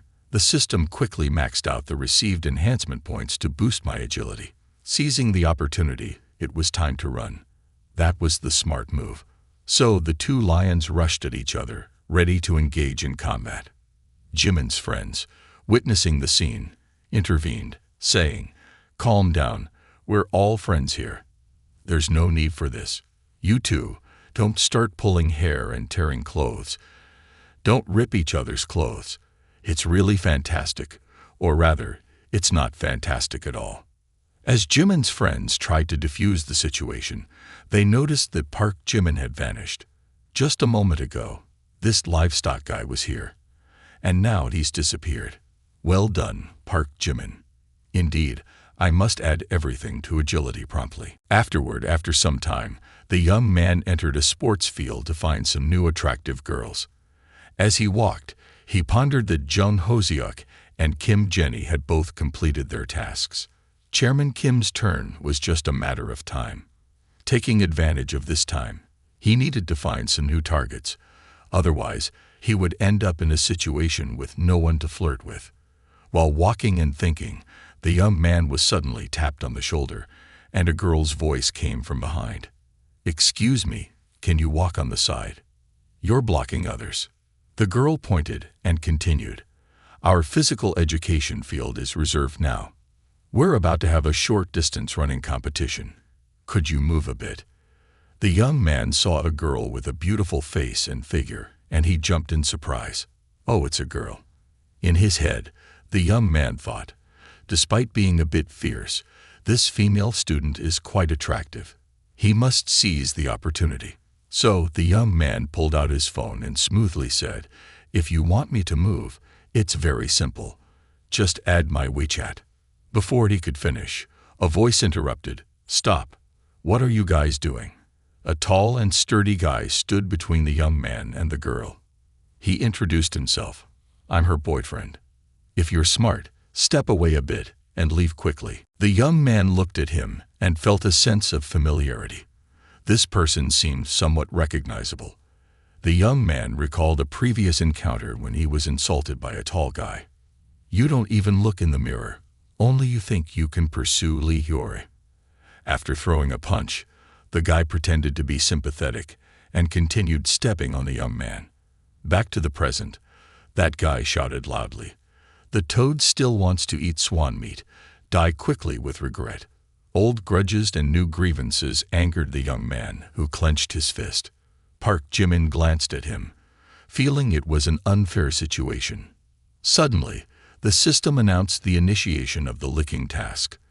The guy's name was Kim Harry-won, 19 years old, 169 centimeters tall, weighing 50 kilograms, with a beauty score of 82. The girl's favorable impression of the protagonist gave rise to a level 4 licking relationship constraint. To exceed 95 points in her favor, the reward was a 10% licking fee and a bonus of 22 points. The young man chuckled as he read the system information. A 22-point enhancement. That's quite interesting. Adjusting the camera angle to the track below, that guy also joined the competition. The race was about to begin, and the participants were asked to prepare well. He glanced up at the stands, where a girl was cheering enthusiastically. Honey, do your best. You're the best. If you perform well, I'll reward you when you come back. A guy sitting nearby teased, why is someone kneeling at the end of the track? He was mocking Park Jimin, who, in his attempt to find a way to engage with the girl, had entered the running competition and was getting ready like the other athletes. With the sound of the starting gun, the athletes accelerated rapidly. Leading the pack was the tall boyfriend of Kim Harry-won, shouting encouragingly, "Go, go." He ran while thinking, "Haha, a bunch of slowpokes. If you run like that, you won't catch up with me even by New Year's. Well then, I'll run and show off a bit." At this moment, Park Jimin was accelerating from behind, swiftly overtaking with a sudden burst of speed, causing the other guy to jump in surprise. Too fast? How is that possible? Who? And there, emerging from the darkness, was the black shadow of the oversized Park Jimin. Park Jimin effortlessly surpassed the tall guy, sprinting ahead swiftly. The remaining guys struggled to keep up with Park Jimin, trailing behind in exhaustion, running and silently contemplating. Park Jimin fought. Watch closely, Hyun-jin Ryu. I will defeat you in your own field of expertise. Having been overtaken, Hyun-jin Ryu couldn't flaunt his prowess in front of his girlfriend. Fuming with anger, he gritted his teeth, muttering, "Despicable." He reminded himself not to be underestimated, initiating the release of the golden seal on his left foot. Instantly, his left leg powered up, and he believed he had surpassed Park Jimin. With head held high and a triumphant grin, he boasted, "With my godlike speed, Park Jimin can't possibly catch up. I don't know who you are, but I'll show you the stature of an emperor." Having spoken, Hyun-jin Ryu turned around, only to find no sign of Park Jimin anywhere. Bewildered, he mumbled, "Where did he go?" Choked on the smoke, suffocated behind perhaps. Suddenly, from behind, Park Jimin surged forward like a gust of wind, overtaking him. Hyun-jin Ryu, startled, exclaimed, "What?" Park Jimin coldly stated, "I'm on your left." Just as he finished speaking, Park Jimin surged ahead, leaving Hyun-jin Ryu trailing behind by a hopping 10 meters.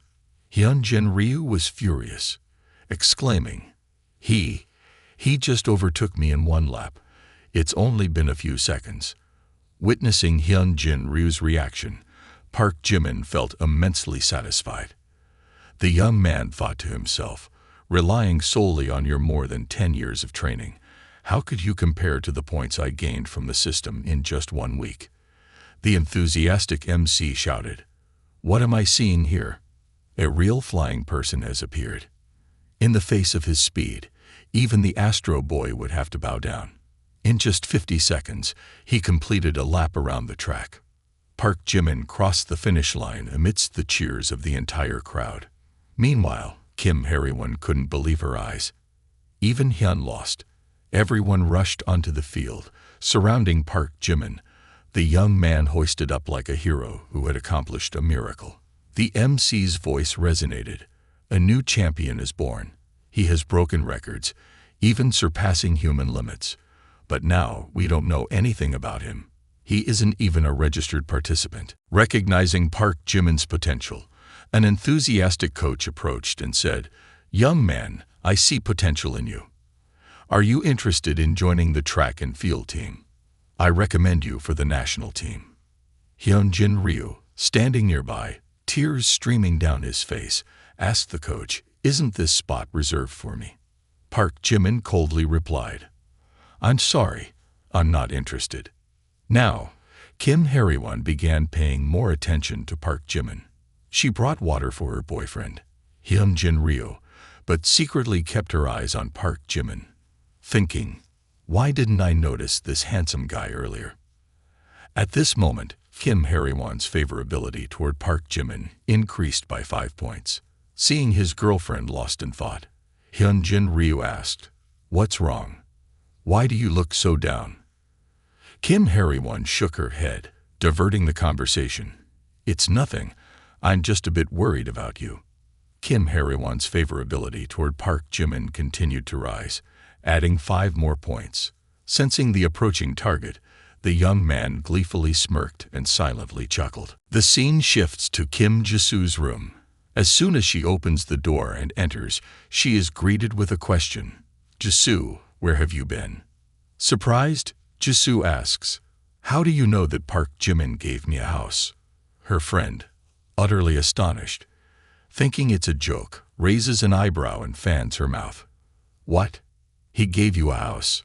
Filled with emotion, Jisoo's heart races. She responds, "Yes, that's right.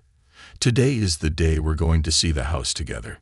Seeing her friend seemingly skeptical, Jisoo adds, "Hey, Park Jimin's house cost 600 million. Help me check the prices of houses in the Riverside area."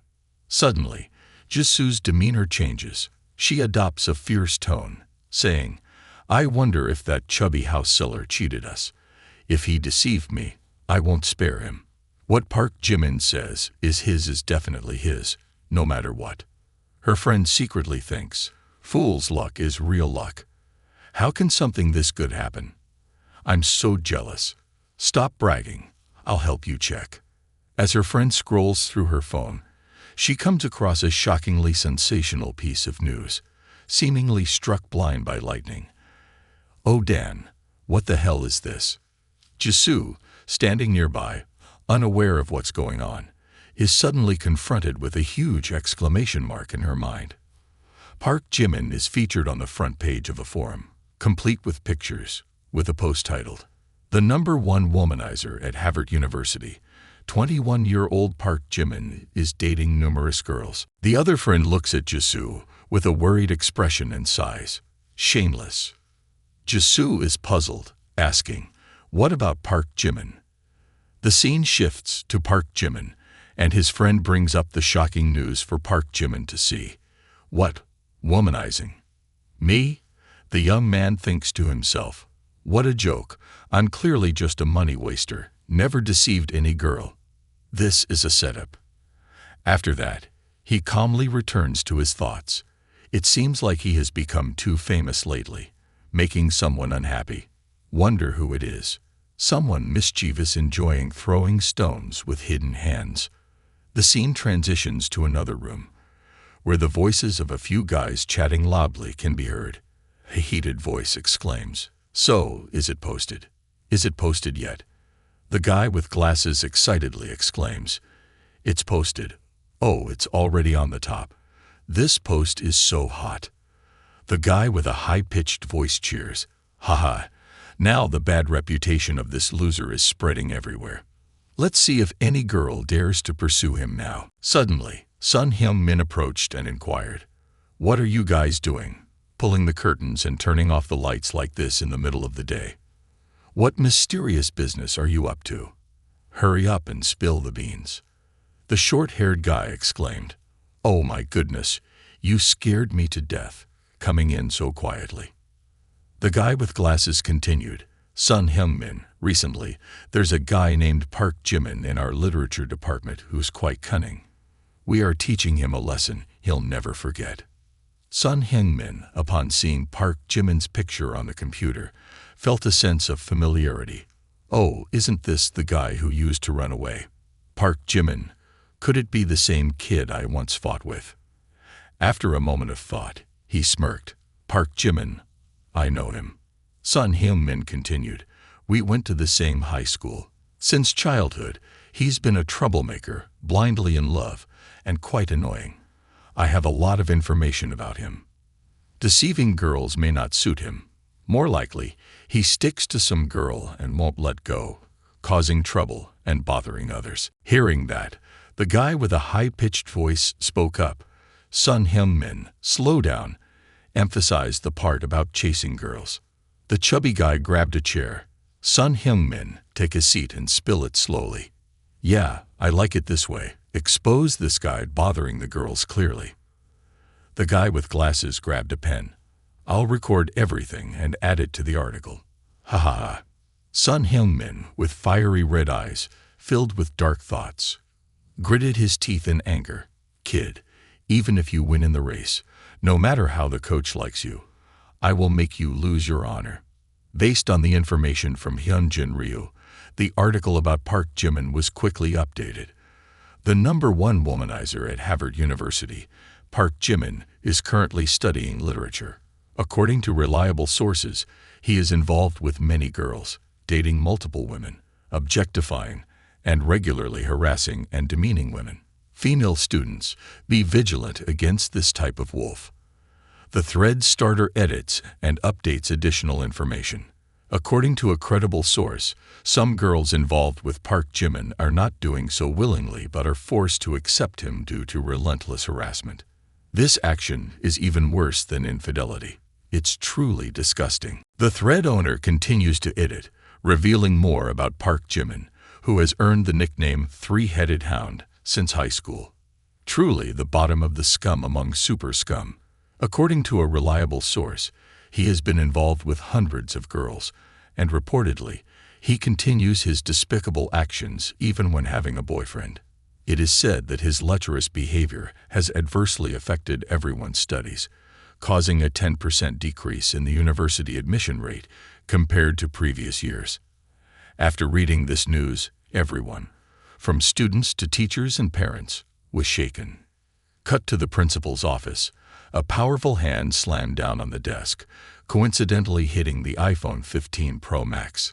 Bop, this is too much, truly outrageous and unreasonable.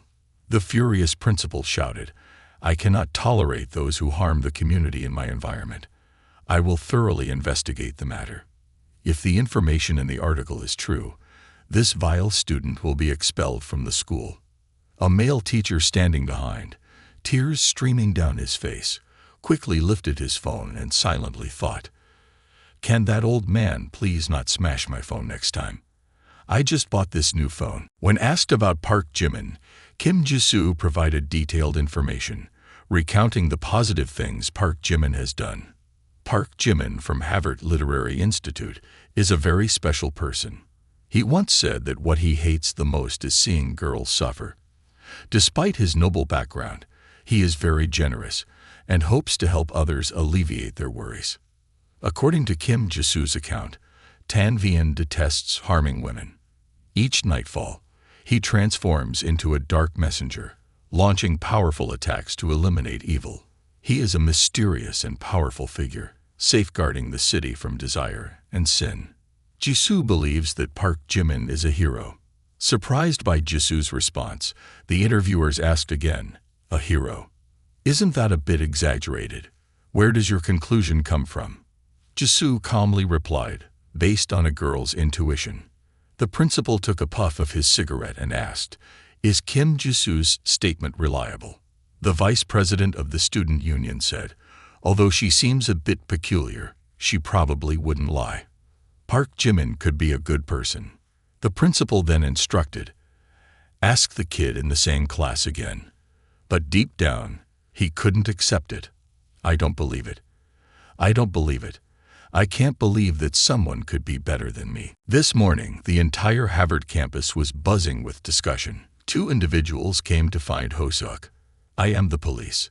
Hello, this is a student. We need your assistance in investigating matters related to your classmate, Park Jimin. Come with us for a trip. Transition to the interrogation room. At the start, Hoseok burst into tears. Park Jimin is a good person. Unfortunately, I'm not worthy of him. I'm greedy for glory. I've changed abnormally. Park Jimin doesn't want to choose me, and I understand. I'm sorry for losing control a bit, but Park Jimin is really good. I'll miss him terribly. Can you give me more tissue? That's why I like Park Jimin. Even though he rejected me, I still feel he's a good person. Hoseok cried even louder. I'm a wretched person. I'm not worthy of love. Park Jimin is, of course, a good person, and he hasn't done anything wrong. He just doesn't love me. That's all. Seeing this girl crying so much, the principal remained silent, not saying anything more. Quietly stepping out, he lit a cigarette and thought to himself, perhaps I was wrong. Park Jimin is innocent. The online forum is just trying to smear him. He truly is a good person, a good man. Contemplating about the United States, suddenly, the principal noticed two individuals approaching. Where are they going?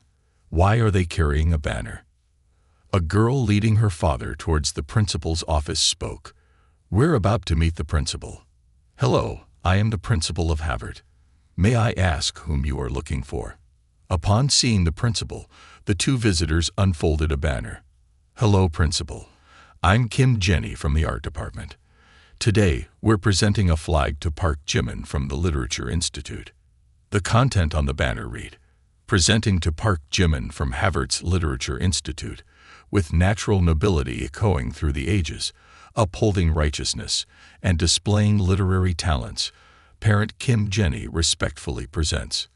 The meaning of the two sentences is, give generously, and justice will exist forever. Kim Jenny's father told the principal, a few days ago, he helped my family with a significant matter. The principal, quite surprised, asked, oh, for Park Jimin. Why Park Jimin? After that, Kim Jenny and her father left, and the principal waved goodbye. He silently wondered if he had misunderstood him, and thought he needed to review the post. Quickly, the principal dialed into the forum. What caught his eye was a post about Park Jimin. If he's shameless, then come and hit me. Following that were images from the running competition and various instances of girls expressing their admiration for Park Jimin. The subsequent flood of comments from female students included, is this Park Jimin? He's so handsome. In love. How can someone like him be shameless? Are you people even more irrational? Even if he were shameless, I'd still love him. I like the way he runs, hoping he'll run into my arms. The more outstanding a male student is, the more jealousy he attracts. I believe Park Jimin is innocent. His smile feels healing, like the scenery of a fallen leaf. I've been healed. The principal rubbed his head in frustration. It was all comments from female students. Could this person named Park Jimin be a godlike figure to everyone? Just like, the principal recalled that he was a godlike figure himself back in the day. There's a saying, tall trees catch the wind. It's like he, back in the day, had many girls flocking around him, and many boys harboring resentment. Someone too outstanding is prone to being targeted and schemed against by others. The principal recalled the scene from back then when he had said to him, a societal pest like you, I can't teach. Quickly call your parents to come and take you home. Back to reality, the principal cried softly like a child. Park Jimin said, I understand, sir. Park Jimin will wait. You will reclaim justice for me. The everlasting glory of Harvard cannot endure this unwarranted humiliation. Cut to the auditorium the next day, where many male and female students were standing in orderly lines below. Above them, the principal's voice resonated. Dear students, recently, there have been rumors on the forum targeting our student Park Jimin. However, after my thorough investigation, I found that these are entirely baseless rumors. The principal pointed towards the young man Park Jimin, adorned with a large red ribbon, looking bewildered and clueless. He whispered into the ear of the confused young man, who was sweating profusely, "Today, I am here specifically for you." Then the principal spoke loudly into the microphone. "Park Jimin, you not only have an exemplary involvement in student activities, bringing joy to others, but you have also displayed numerous courageous acts for justice, all while keeping them secret. This is truly a noble character, a sublime soul." As he finished the sentence, the elder actor shed genuine tears, resembling crocodile tears. Afterward, he presented a certificate. "Let us learn from Park Jimin and strive to be useful members of society." Below, as the principal spoke, the crowd echoed loudly, "Learn from Park Jimin." The young man, still holding a certificate of bravery for helping others, appeared confused. "What is happening? Why suddenly give me a commendation? What courageous and joyful assistance to others are they talking about? When did I do such things?" Hyunjin Ryo below, with his eyes glowing red, gritted his teeth in frustration. "I don't understand. This time, he's clearly going to suffer a severe blow to his reputation. Why?" Hyunjin Ryo angrily tore at his own clothes. "Principal, are all the teachers blind? I hate it. I should be the one standing on the stage receiving flowers and applause, not him."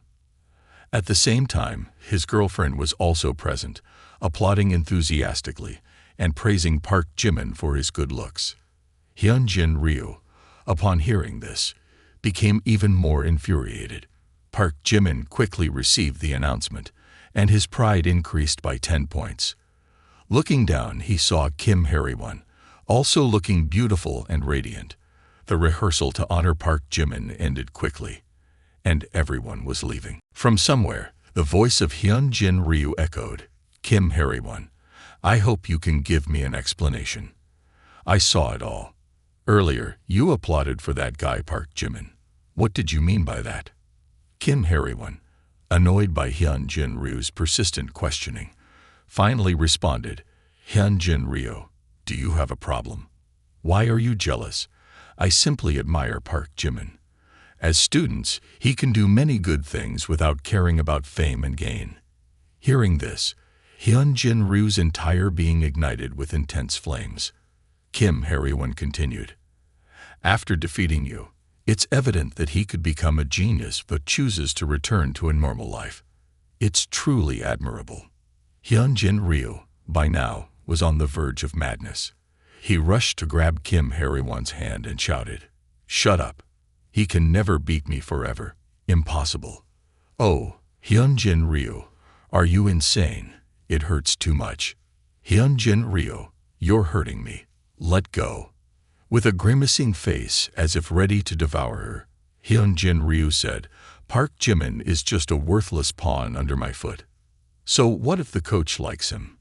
In this society, whoever has the money wins. My dad bought me a Tesla.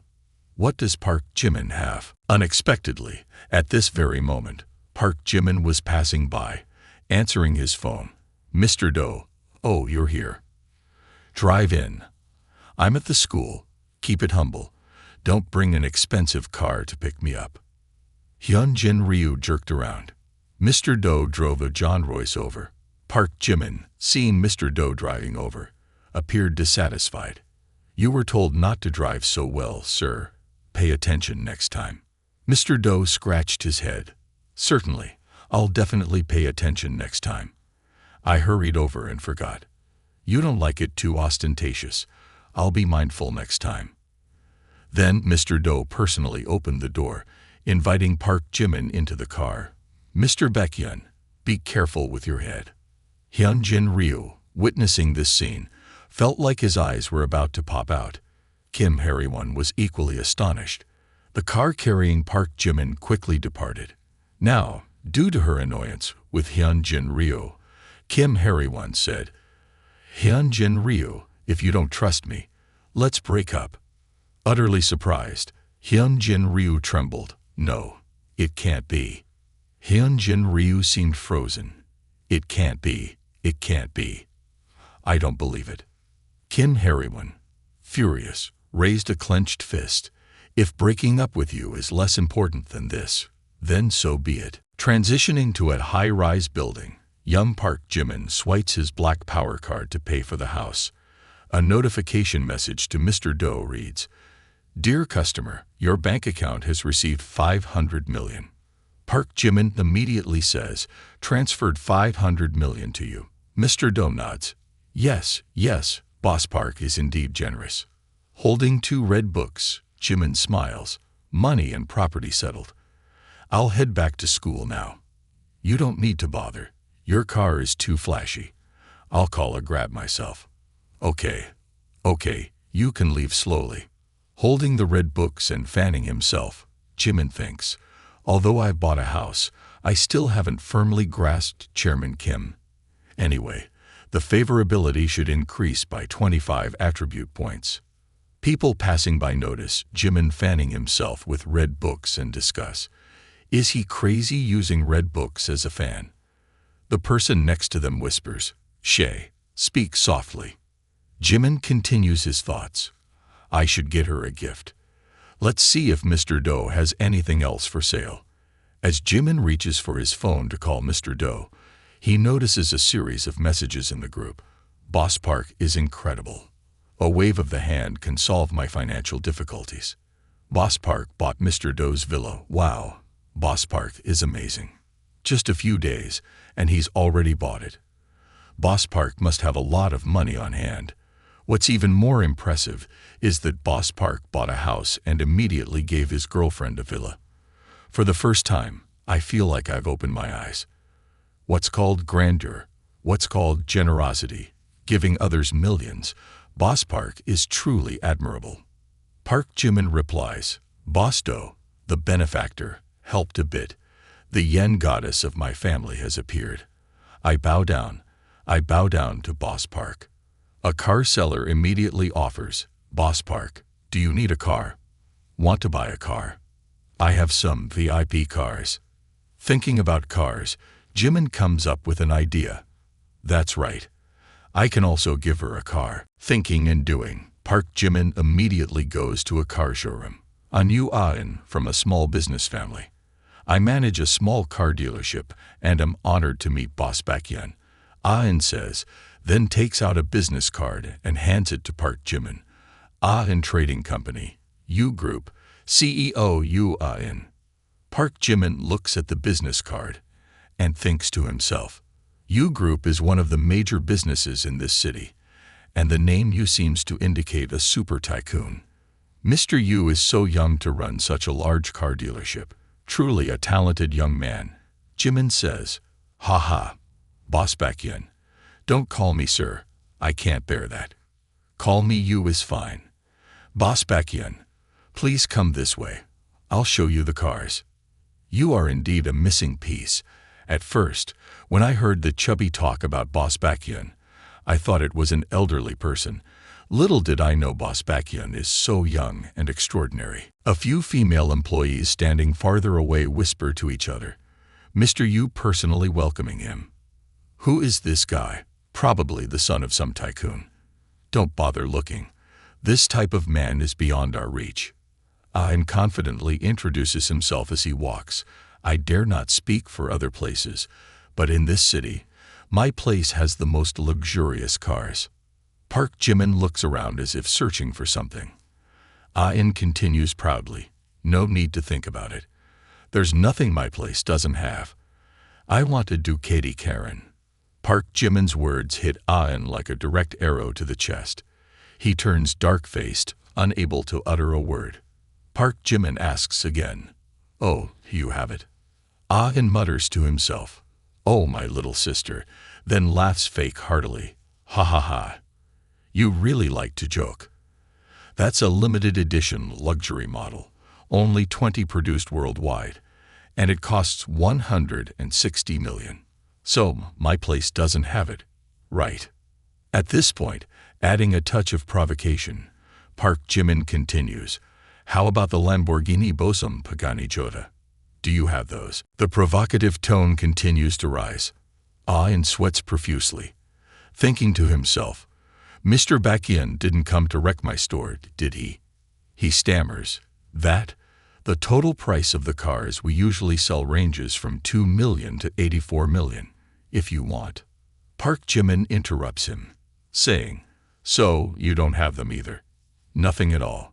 Your business isn't that big, is it? But a moment ago, it was like an explosive hit. Turning away, Park Jimin leaves, and Ah-in mutters under his breath, you might be able to buy a house for a few $100 million, but I still don't believe you can afford a $1 billion car. Watch me unveil a treasure right here. He approaches a tightly covered car, saying, though I don't have many of those, I do have a precious one. He grabs the cloth and pulls it off forcefully, declaring, behold, the Ferrari is mine. The naturally aspirated 12-cylinder engine, with a capacity of 6.3 liters, can generate a maximum power of 588 kilowatts. The independent electric motor produces 120 kilowatts, with a maximum combined power of 800 horsepower, coupled with a 7-speed dual-clutch transmission. It can accelerate from 100 kilometers to 1,000 km in less than 3 seconds. The total price is 255 million yuan. How will you respond? Park Jimin rests his chin, pondering for a moment. Although Ferrari isn't cheap, it's not considered expensive either. It's reasonable to gift it to President Kim. After some thought, Park Jimin pats Ah-in on the shoulder. More than 20 million. Then more than 20 million it is. It seems you Henry has also tried his best. Swipe your card, and I'll have the car delivered from the number 1 district, the landscape mansion in Hanoi. At this moment, Ah-in is speechless, receiving Park Jimin's super VIP black card. Okay. Fine. Park Jimin's phone rings, and it's Song Joong-ki calling. Why is it him? As he picks up, he hears Joong-ki's desperate voice. Park Jimin, I've been cuckolded. Hoo. The young man, crying, narrates the story of being cuckolded. On my birthday, my girlfriend Lee Sung-gai said she wanted to get her nails done with her friend and would be back late. Worried about her, I took an umbrella and went to pick her up. The result was heartbreaking. I saw a scene where she was passionately kissing some other man. At that moment, I had the illusion that the person getting rained on was them, but the one holding the umbrella was me, and yet I was soaked like a drowned rat. Joong-ki, in tears, continues, I'm so heartbroken. After 5 years of a relationship, I was planning to take her home to meet my parents. Stop drinking. You've had 8 bottles already. Look around you. Ignore me and let me drink myself to death. Joong-ki sobs, tears and mucus flowing uncontrollably. Did I do something wrong? Should I go and desperately cling to her now? Park Jimin grabs Joong-ki's collar and says loudly, get yourself together. The one at fault is her, not you. Reclaim your dignity. Don't act like a spoiled brat. Due to excessive drinking, Joong-ki's legs are unsteady. I know, he replies. The young man kneels on the ground, muttering, I know it all. But I can't help feeling guilty. I thought she was just momentarily emotional, that she wasn't a bad girl. Park Jimin takes out his phone to make a call, saying, it seems I need to teach you a lesson. Not understanding his friend's intentions, Joong-ki asks, what class is Park Jimin teaching? Who are you calling? Joong-ki, you have to trust me. Let me take care of everything. I'll make Yoona Kim kneel and repent in front of you, Park Jimin assures him. Hello Ah-in, right? I want a few cars that don't have to be too expensive, around a few $100 million. Contact some trustworthy friends of mine to drive them over tomorrow. Hearing Park Jimin mention a few $100 million, Joong-ki seems to sober up a bit. No problem. Baekhyun will make sure to follow your instructions, he assures. Seeing Park Jimin using both hands to operate his phones, Joong-ki mutters, he's multitasking with both hands again. Park Jimin continues calling someone else, saying, Good evening, Jenny. Are you free to go out? I'd like to meet you. Jung-ki stares at his friend, remarking, Park Jimin seems different now. Yeah, I'm waiting for you at 30. Transitioning to a restaurant scene, as soon as Park Jimin enters, Jenny snuggles up to him, saying sweetly, Jimin, people miss you a lot. Seated at the dining table, Jung-ki stares at Park Jimin, silently thinking, a phone call to an 8-point girl. Is this still the Park Jimin I know? The gods sim. Jenny, sitting beside him, takes meticulous care of Park Jimin, saying, Let me pour your drink. Thank you. Observing their affectionate interaction, Jung-ki senses that Park Jimin might be the one with the coveted sim. Seeing Jung-ki's hesitation, Park Jimin introduces, Jenny, this is my good friend, Song Jung-ki. The tense young man raises his hand and says, Hello, Jimin. Is it so urgent that you called me out here just to introduce me to her? Jenny secretly rejoices, thinking that Park Jimin is introducing some of his close acquaintances to her. This means she holds a place in his heart. Park Jimin replies with a cold tone, Of course not. I need you to help me with a performance tomorrow. Transitioning to Jung-ki's girlfriend, her car speeding down the road. Shungai, don't be upset anymore. Being with a loser like Song Jung-ki won't bring you happiness. A few days from now is my birthday, and I'll get a new handbag from him. Regardless, it's been a few years of emotions. Kang, you better treat her well later. Suddenly, a red sports car overtakes them at a high speed. In the blink of an eye, it pulls in front of Kang's car. He curses loudly, Can't you drive? Then he hits the brakes and swerves to the right. Not done venting his frustration, Kang sticks his head out of the car, pointing and shouting, Can't you drive? However, he freezes when he sees a beautiful woman stepping out of the car, accompanied by a luxurious sports car. He is in awe. The perfect curves, the shiny wheels, and the headlights that are incomparable for a magnificent luxury car. Looking back at his own car, Kang mutters, In its presence, what is this thing in front of it? Stepping down from the car, Song Jung-ki exudes an extremely elegant demeanor. Lee Sung-gi is surprised and exclaims, Song Jung-ki. Jenny walks up, embracing Jung-ki's hand, and says playfully, Jung-ki almost scared me to death. The new car he bought for me almost got damaged by someone. Jung-ki, at a loss where to put his other hand, speaks casually, If it gets damaged, it gets damaged. A small matter. I'll buy you a new one. Kang finds it perplexing. Haven't seen each other for a day. How did Song Jung-ki change like this? Is this guy a hidden super tycoon? Seeing her ex suddenly in a luxury car and affectionate with another girl, Lee Sung-gi becomes furious. However, it seems she still can't believe that Jung-ki has become wealthy. Lee Sung-gi steps closer to Jung-ki and says loudly, Song Jung-ki, are you acting? In this scene, Jung-ki is quite into his role. He laughs loudly and tells Jenny, Ha ha ha, who's barking like that, my dear? Let's get on the car and go a bit more. I've known him for so long, I don't know about his family background. I really misunderstood him about the affair, but let's put the truth aside. Today, he's truly scared me with this play. Is he not right? Baekhyun, this girl has seen through it. It's not wrong to let your brothers go out first. Next is the main act. A multitude of supercars is speeding towards Jung-ki. A fleet of supercars suddenly appears, shocking Kang and Lee Sung-gi. A person in white steps out, greeting. Oh, Jung-ki, you're here too, right. Only now does Kang believe that Jung-ki is a super tycoon. Seeing Kang, the person in white says, I thought who it was. Turns out it's Kang Hodong. Remember me, Chung.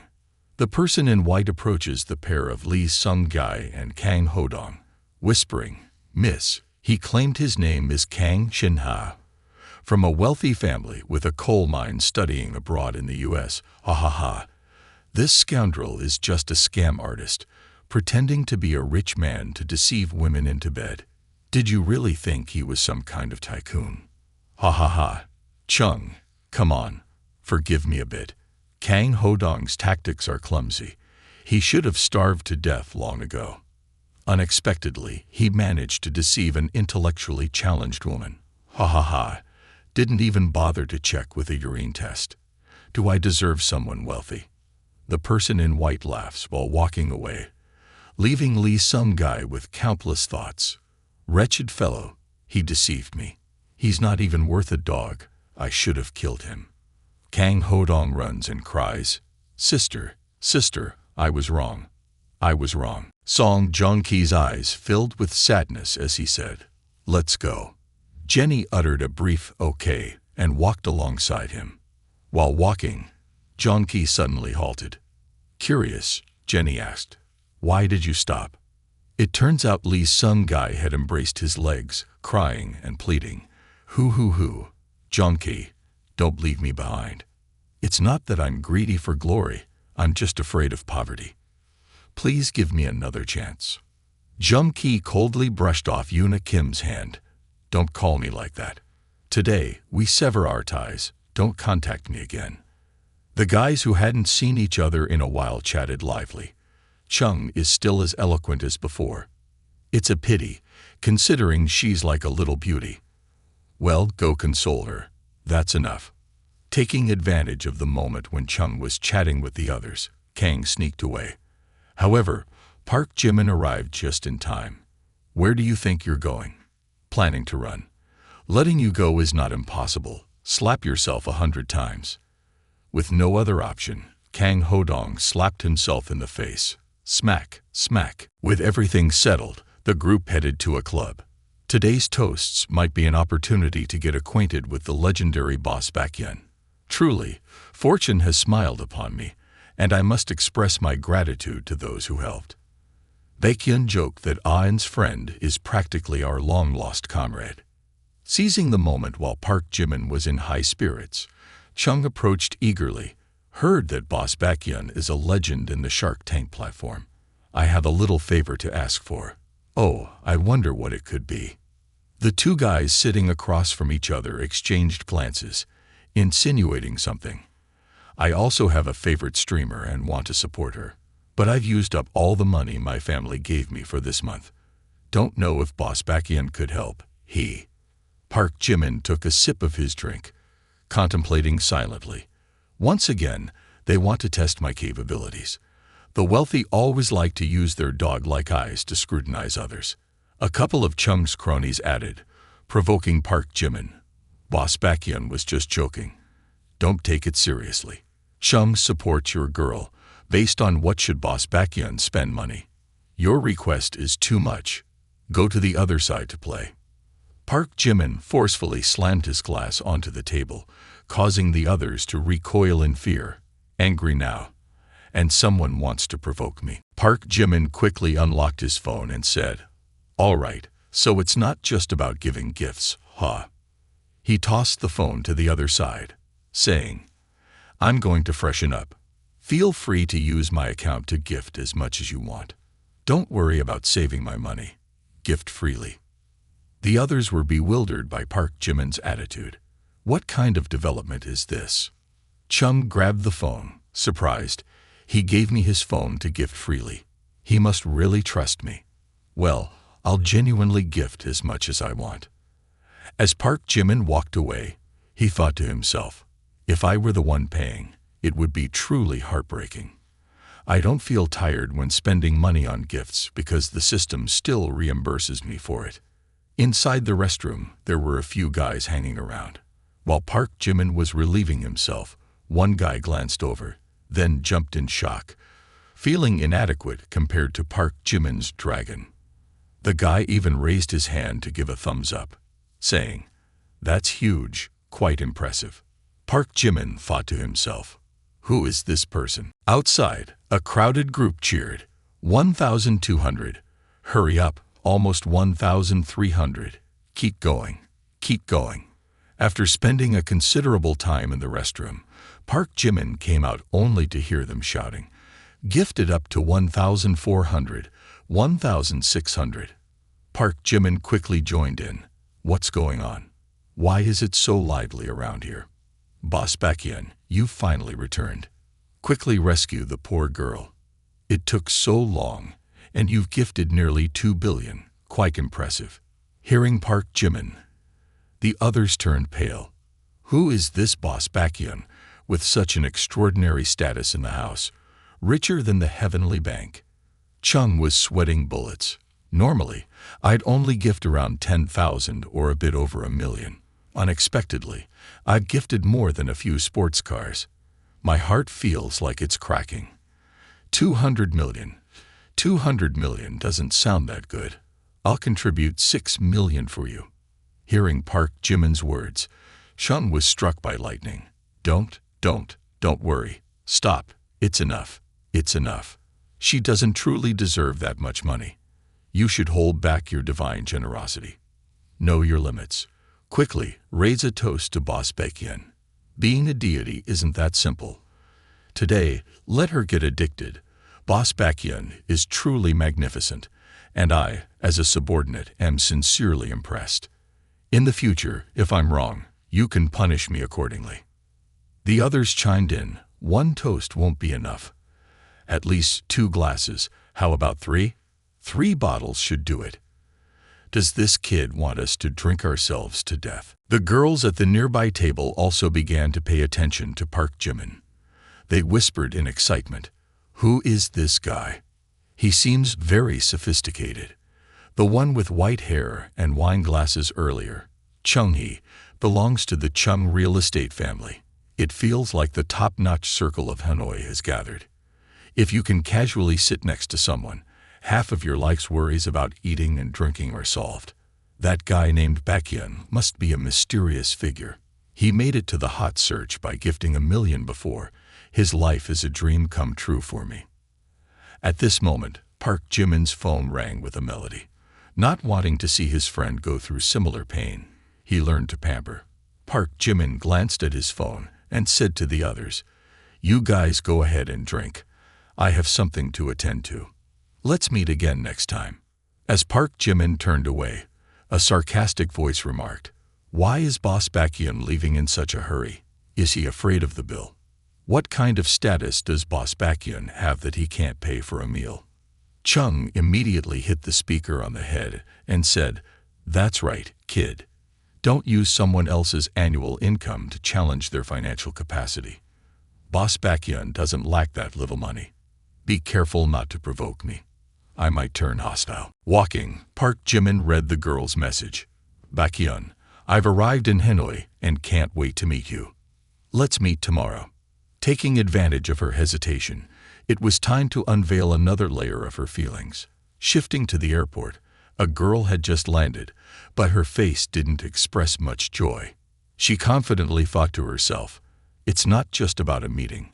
As long as I release a bit of determination, that Baekhyun godlike figure will become my fish in my pond." A message from Jung Hosia came in. "Can we start over? Park Jimin. Last night, I dreamed that we got married. We lived together in a Vingroup villa, you taking care of the children with 6 nannies, my bag filling up the entire house. I took you to Paris every year to enjoy wine, to Iceland to see the northern lights. Waking up, I felt so sad because I had no bag, no northern lights, and no you, as I had taken you away. I knew I had hurt you before, but I didn't pay attention. Temporarily possessed by the devil, I was deceived by Min Yoonji, failing to notice the one who truly cared for me, loved me, was by my side. Now that I thought it through, I promise to treat you doubly well in the future. Please forgive me. I made a mistake. Every man will." Park Jimin had just read this when the voice of Mai-nai rang out. "Haben, what are you watching?" The young man was deleting messages from Jung Hoseok. Afterwards, Park Jimin replied to Mai-nai, "Oh, nothing. Just someone who wants to eat **." The girl listened without understanding for a while.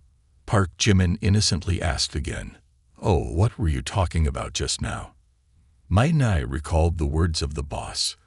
The top 10 list is adding up, and he's increasingly dominating. Even if I strip myself naked and give it to him on the bed, I have to control him. Manhwa looked at Park Jimin with a dark expression, thinking, despicable, facing a beauty like me. He might not be able to focus. I can't believe I can't control him.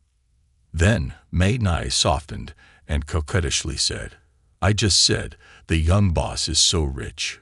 Where does he make money? The system immediately displayed information, named Jin Ah-in, also known as Manhwa, 26 years old, height 167 centimeters, weight 51 kilograms, beauty value 78 points, the favorability of the female student towards the host 60 points, excessively high favorability beyond constraint. Park Jimin, looking at the system information, felt angry. Encountering a problem. The favorability is excessively high and uncontrollable. My money is at risk. It seems I need to lower the favorability. I have to play this girl a bit. Young man Park Jimin pretended to smile at Manhwa, then casually scratched his nose. Where do you make money? You're mistaken. I'm actually unemployed. The girl, finding it a bit creepy that the young man scratched his nose, asked again, if you don't work, how does it seem like Boss Haben runs his own business? Owns a company, right? Otherwise, how could he have so much money? The young man acted as if saying, not a company. I just use my dad's money to buy gifts on apps. Now my dad's company has gone bankrupt because I spent too much, owing the bank a few billion. Park Jimin stepped forward, took Manhwa's hand, and continued, actually, this time I want to ask if you can refund some of the gift money I gave you before. Manhwa, shocked by the handhold, thought to herself, his hands just scratched his nose and haven't been washed. The demand to return the gift accompanied by Park Jimin's nose-scratching hand quickly shattered the image in Manhwa's mind. Her favorability score was deducted by 20 points. Manhwa pointed directly at Park Jimin's face and turned away. No money and pretending to be wealthy. Get out of my face 3 or 4 times. I'm fed up. Demanding gift money. Really, are you even a man? How disgraceful. Manhwa's favorability score continued to be deducted by 20 points. I must be crazy, wasting my time with a fool like you. Afterward, Manhwa immediately called someone named One. I'm at the cafe outside the airport. Hurry up and pick me up. There's a pervert bothering me. I'm really scared. Hugyu. Park Jimin looked at Manhwa and thought to himself, I've met many practical women, but to reverse the truth, go from black to white, and stab in the back, this is the first time I've encountered it. 30 minutes later, a guy with both hands in his pockets kicked the door open and walked in, harassing my girlfriend during the day. Do you have any idea whose territory Gyeongbokgung is? Seeing One approaching, Manhwa secretly rejoiced. She ran over and raised her hand, intending to hug One tightly. One, I was so scared, that pervert even tried to grab my hand. At this moment, One saw something that startled him. He quickly dodged and went toward Park Jimin. He swiftly shook hands with Park Jimin. Haben, you're here too. What a small world, huh? One pointed at himself with joy. I'm One, the one who toasted with you and Mr. Chung yesterday. Park Jimin then recalled. Oh One, I remember you now. Yesterday I was regretting not having a few more drinks with you. Unexpectedly, I meet you here today, and you're in charge. I have to show some respect. Seeing his boss, One happily greeting Park Jimin, Manhwa wanted to turn into stone and stand still. She thought to herself, Boss One is casually chatting with him like this. Boss One is the top-tier big shot in Gyeongbokgung with a huge family fortune. He controls everything. Right after that, Manhwa tried to act cute. Boss One, I just... Before Manhwa could finish her sentence, One scolded her. Just what? Do you know that Baekhyun is the big brother of my big brother? His wealth is enough to bury your entire family, young and old. Hearing this, Manhwa immediately thought, he's like that with Baekhyun. He has such a background. So earlier he was investigating me, testing my intentions. I missed the chance. No, I have to recover. Right after that, Mei Ni immediately changed her attitude, saying, "I'm sorry, Baekhyun. Can you forgive me?" The system promptly announced the successful binding, restraining the relationship Sim Chua in a counterattack against Jin Ah-in. Mei Ni, upon successful completion, would receive 25 enhancement points. The young man's eyes lit up upon hearing the 25 enhancement points. Thus, he casually remarked, "Forget it. You're still young and don't understand. I was just joking with you. Don't pay attention." Hearing this, Mei Ni was delighted, her heart beating irregularly. "Thank you, Baekhyun. I love Baekhyun the most." Subsequently, Mei Ni received consecutive notifications of her increased favorability, each adding 10 points. Receiving these notifications, the young man contemplated. Truly, a responsible streamer, with money, favorability points increased rapidly, as if being injected with chicken blood. Unfortunately, I won't let her off so easily. Seeing an inexpensive glass of water in front of him, Park Jimin, the boss one, angrily shouted, "My Baekhyun has already given you over 1 million. Yet you invite my friend to drink this cheap soy milk." Then he turned to Park Jimin with a friendly smile. "Baekhyun, today is better than any other day. With her in charge, you must show respect. I know a nice place, it might suit your taste." All right, we're all friends. I'll definitely show you respect later." 5 minutes later, Boss One personally opened the car door, inviting Park Jimin. "Baekhyun, watch your head. Boss One and Boss Baekhyun are waiting for you. And Mei Ni is coming too." The car quickly set in motion. Inside the car, Mei Ni delicately moved closer to Park Jimin. Then, she gently took his hand and leaned her head on him, coquettishly saying, "Baekhyun, are you still angry with me? Oh dear. I know I was wrong. How could I? I've already thought a lot about it." At this moment, the young man, who was watching the live stream, noticed Park Jimin's phone screen. Mei Ni thought to herself, a shark live stream. What does he want to do? On the phone, the girl's voice echoed, "Brothers who like Manhwa, don't forget to follow." Park Jimin was currently admiring the VIP gifts. Mei Ni was slightly startled. It wasn't for him. Mei Ni was contemplating when the young man started sending a series of lavish gifts to the other girl. All of them were the most expensive combo gifts in the app. Mei Ni, witnessing this scene, was left gaping in astonishment. The phone screen seemed on the verge of shattering as the barrage of rocket gifts continuously soared. 50 rockets, 100 rockets, 2,000 rockets, 3,000 rockets. Idol Miche was astonished, exclaiming, "What is this? 3,000. Unable to believe what she was witnessing, she collapsed to the ground, fainting. The crew panicked, shouting, "Sis, wake up. Call 911. Quickly call 911. My sister has never seen so much money in her whole life." Mei Ni, sitting next to Park Jimin, was also extremely surprised at his extravagant gift-giving display. She thought to herself, "Too fast. I've never seen someone give gifts so quickly. No, even an ordinary person with this speed wouldn't have that much money." She felt a deep regret. If only she had seized the opportunity earlier, that 300 million would undoubtedly be hers. Now she had a completely different view of Park Jimin. This man was clearly playing around, but his lavish spending was undeniably handsome. Mei Ni's favorability towards him increased by 30. In her mind, she imagined what would happen if his fingers weren't touching the screen but were instead on her. Her favorability increased by another 30. Seeing the rise in favorability, Park Jimin felt a bit puzzled. He looked at Mei Ni and thought, "Is there something wrong with this woman? I'm giving gifts to someone else, and she's still increasing her favorability." Transitioning to a restaurant, Baekhyun has arrived.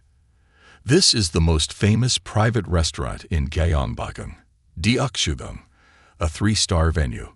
Since it requires reservations, privacy is guaranteed. This restaurant is renowned for 3 distinctive features. Curious, Park Jimin asked. 3 distinctive features. 1 is outstanding cuisine, and 2 is a unique landscape, right? What about the third one? Baekhyun, you've experienced the first 2. You're right. And the final distinctive feature. At this point, the guy in pink looked over at a girl playing the guitar on the other side.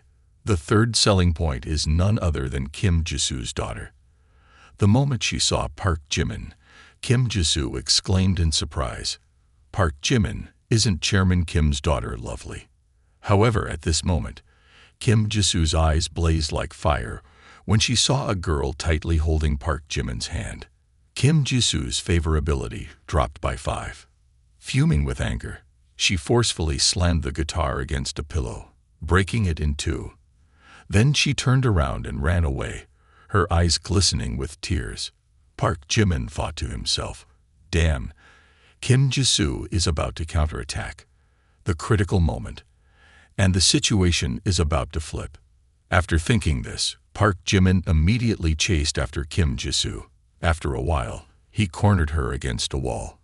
Kim Jisoo, crying loudly, scolded Park Jimin, "You shameless person, playing with my feelings. Let me go." Park Jimin thought to himself, "No. Continuing like this will deplete all the favorability. There's no choice but to take a risk." "Chairman Kim, have you watched the Tomato Tycoon movie?" Kim Jisoo, crying and asking, said, "I'm telling you about catching fish with both hands, and you bring up a movie. I am the Tomato Tycoon." After speaking, Park Jimin calmly lit a cigarette. He took a puff and exhaled the smoke in rings. "Surely you know about my extraordinary background. You must also wonder why I willingly choose to live as an ordinary person." Park Jimin then revealed his family background. "The hidden clan where I come from has an unbreakable rule. The heir, upon turning 18, must spend 1 billion in a month to inherit the entire family fortune of 50 billion. So I try to spend the money. I invest in various projects, engage in charitable activities, participate in environmental protection, including the plan to move the North Pole. The girl earlier is a streamer that I rewarded. I spend money on her just to keep the spending going. Apart from you, no one knows about this. I'm not asking for your understanding, just expressing that I've kept this secret for too long. I'm tired. Goodbye." Hearing Park Jimin's words, Kim Jisoo instantly lost her anger. On the contrary, she felt that her jealousy was unreasonable. She indeed caused an unwarranted scene. He struggled so hard to inherit the family fortune, and was exhausted. She doubted him for no reason. Park Jimin, at this point, didn't dare to pretend to be sad, and walked away quickly to observe Kim Jisoo's reaction. As intended by Park Jimin, Kim Jisoo quickly chased after him, embracing him tightly from behind, saying, "No, I don't want to say goodbye. Park Jimin, don't go. It's my mistake." Her hands tightened around Park Jimin's waist, and she thought to herself, he even sincerely spoke about difficult secrets, like the inheritance rights of his family. He must have me in his heart. At this moment, Kim Jisoo's favorability increased by another 20, and the current favorability is 2. With everything settled, Park Jimin and Kim Jisoo walked hand in hand to the dining table. "I apologize for my bad mood earlier, affecting everyone's meal. Park Jimin's friend is my friend, and I invite you all to this meal." The person in the pink shirt showed admiration for Park Jimin. "Just 5 minutes, and it's already resolved. Baekhyun is indeed incredible." Mai Ni, with a jealous expression, muttered under her breath, "What's with the theatrics? Thought they were the main characters. Who knows where they're going?"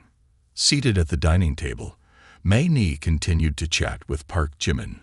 "Baekhyun, you haven't introduced this sister to us yet. Who is she to you?" The person in the pink shirt mumbled, "2 beautiful women fighting over Baekhyun. Can he handle it?" Without waiting for Park Jimin to answer, Kim Jisoo teased Mai Ne. "Baekhyun, this aunt Hasn't even mentioned his name to her yet. Aunt, maybe you shouldn't call him Anne anymore. He probably isn't older than you. This response elevated Kim Jisu's status far beyond my knees. My Nai seemed like a small bird standing at the feet of a large phoenix. The person in the pink shirt thought to himself, too strong. This is not even a fight on the same level. It's a total crush. Kim Jisu's demeanor now resembled that of a genuine queen. My Ni, filled with anger, blurted out, "You?" Seeing the tension rising, Park Jimin forcefully tapped the chopsticks on the rice bowl and said, "All right, let's eat. I'm hungry." Although they were eating, the tension between the two remained palpable. Just exchanging glances was enough to satisfy their hunger. When it became tiring, both of them suddenly made a scary sound, sending shivers down everyone's spine. The person in the pink shirt, astonished, muttered, "It's gotten to this point, and they're not fighting." Baekhyun's tactics are truly unpredictable. One is a famous shark streamer from Phuket Recording Studio, and the other is a renowned talent here, both with an air of superiority. Yet, they can sit at the same table and eat. Baekhyun's maneuvers have surpassed the realm of magical goddesses. At this point, the person in the pink shirt began to see Park Jimin differently. He truly was a charismatic man. Initially captivated by his wealth, now he was becoming a spiritual idol. Swear to follow Baekhyun to the death. Suddenly, the person in the pink shirt shouted, startling Park Jimin. Transitioning to the Harvard campus after leaving the restaurant, Park Jimin thought to himself, "Why is that place so expensive? Luckily, I didn't have to pay." Speaking of money, let me check my current power progress. A total of 18, rounded up to 8,000. Not bad. Power progress completed. The name Kim Jisu, favorability 9. Conquest reward 25 points, belonging to the province of dance skills not yet completed. The name Jin A-in, Mei Ni, favorability 2. Conquest reward 25 points, belonging to the attribute of dance skills not yet completed. The favorability of both is already quite high. Should I push the progress a bit? As Park Jimin contemplated, he looked at another girl. Who's tying her up? I remember she's Hyun Jin Ryu's girlfriend, right? The name Kim Hariwon, favorability 76, conquest reward 22, dance skills attribute points not yet completed. I remember the earliest was only 25 favorability points. It hasn't been long, and it increased so much. My charm must be quite significant. Focused on the system, suddenly, two guys ran by. The skinny one called out to the chubby one, "Hey, hurry up. Word has it someone is confessing to a girl on the floor below." The chubby one responded, "Ha ha ha, love soldier charging in for love, ha." Hearing this, Park Jimin, intrigued, remarked, "Love soldier, interesting." Saying that, he enthusiastically followed to eavesdrop on the story. Downstairs, the romantic guy, Hyun Jin Ryu, had set up candles in a heart shape to confess to Kim Hariwon. Standing amidst the candles, he passionately sang a love song. "My love, I apologize not because I don't love you. I truly don't want to make you cry again. My love, I apologize not because I don't cherish you. I truly don't want to make you sad again. My love, I was wrong. I shouldn't have been harsh on you. Shouldn't have waged a cold war. Please reconsider our beautiful memories and give me another chance." The onlookers outside chimed in unison. "Forgive him. Forgive him. Stay together. Stay together." Park Jimin arrived just in time. In his mind, he thought, "Yeah, isn't that Hyun Jin Ryu? What game is he playing?" Kim Hariwon spotted Park Jimin and joyfully pushed the bouquet aside, rushing towards him. Hyun Jin Ryu, tears welling up, shouted, "Hariwon, Hariwon, where are you going?" "Hariwon, I'm here." Reaching Park Jimin, Hariwon happily exclaimed, "Park Jimin, is your name Park Jimin, right? Finally, I found you." She quickly took out her phone, saying, "Today is indeed my lucky day. Can I add your WeChat?" just adding WeChat. Please don't refuse me. People around the table were buzzing with excitement. What's going on? Why is there another male student? The love soldier has fallen. It hurts. Too painful. Captain Hyunjin Ryu has lost. Seeing his girlfriend happily next to Park Jimin, Hyunjin Ryu, infuriated, muttered, "On what basis is he Park Jimin? I don't respect that. Kim Harry-won, you've betrayed me too much." Park Jimin looked towards Hyunjin Ryu. It seemed like Park Jimin understood Hyunjin Ryu's feelings. At this moment, Park Jimin approached to explain his mistakes. "Hyunjin Ryu, do you feel uneasy, unable to understand? Feel like Kim Harry-won is playing both sides? What's the point? Still want to humiliate me?" Hyunjin Ryu, "Actually, I've always admired you. A handsome and athletic guy like you is easily noticed by the opposite gender. You see love from girls as something natural. But when you realize you're losing your shine, you panic.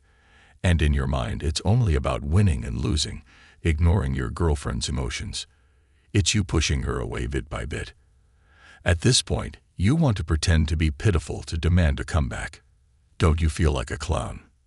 Hyunjin Ryu stayed silent for a while, and then sighed. "Park Jimin is right. I did it to myself." People around the table were chattering. "Oh my, saying that doesn't mean it's not because of a third party interfering. Cold War is indeed terrifying. When together, you don't treat others well, and now you want to come back. What's the point?" Hearing Park Jimin's words, Kim Harry-won was deeply moved.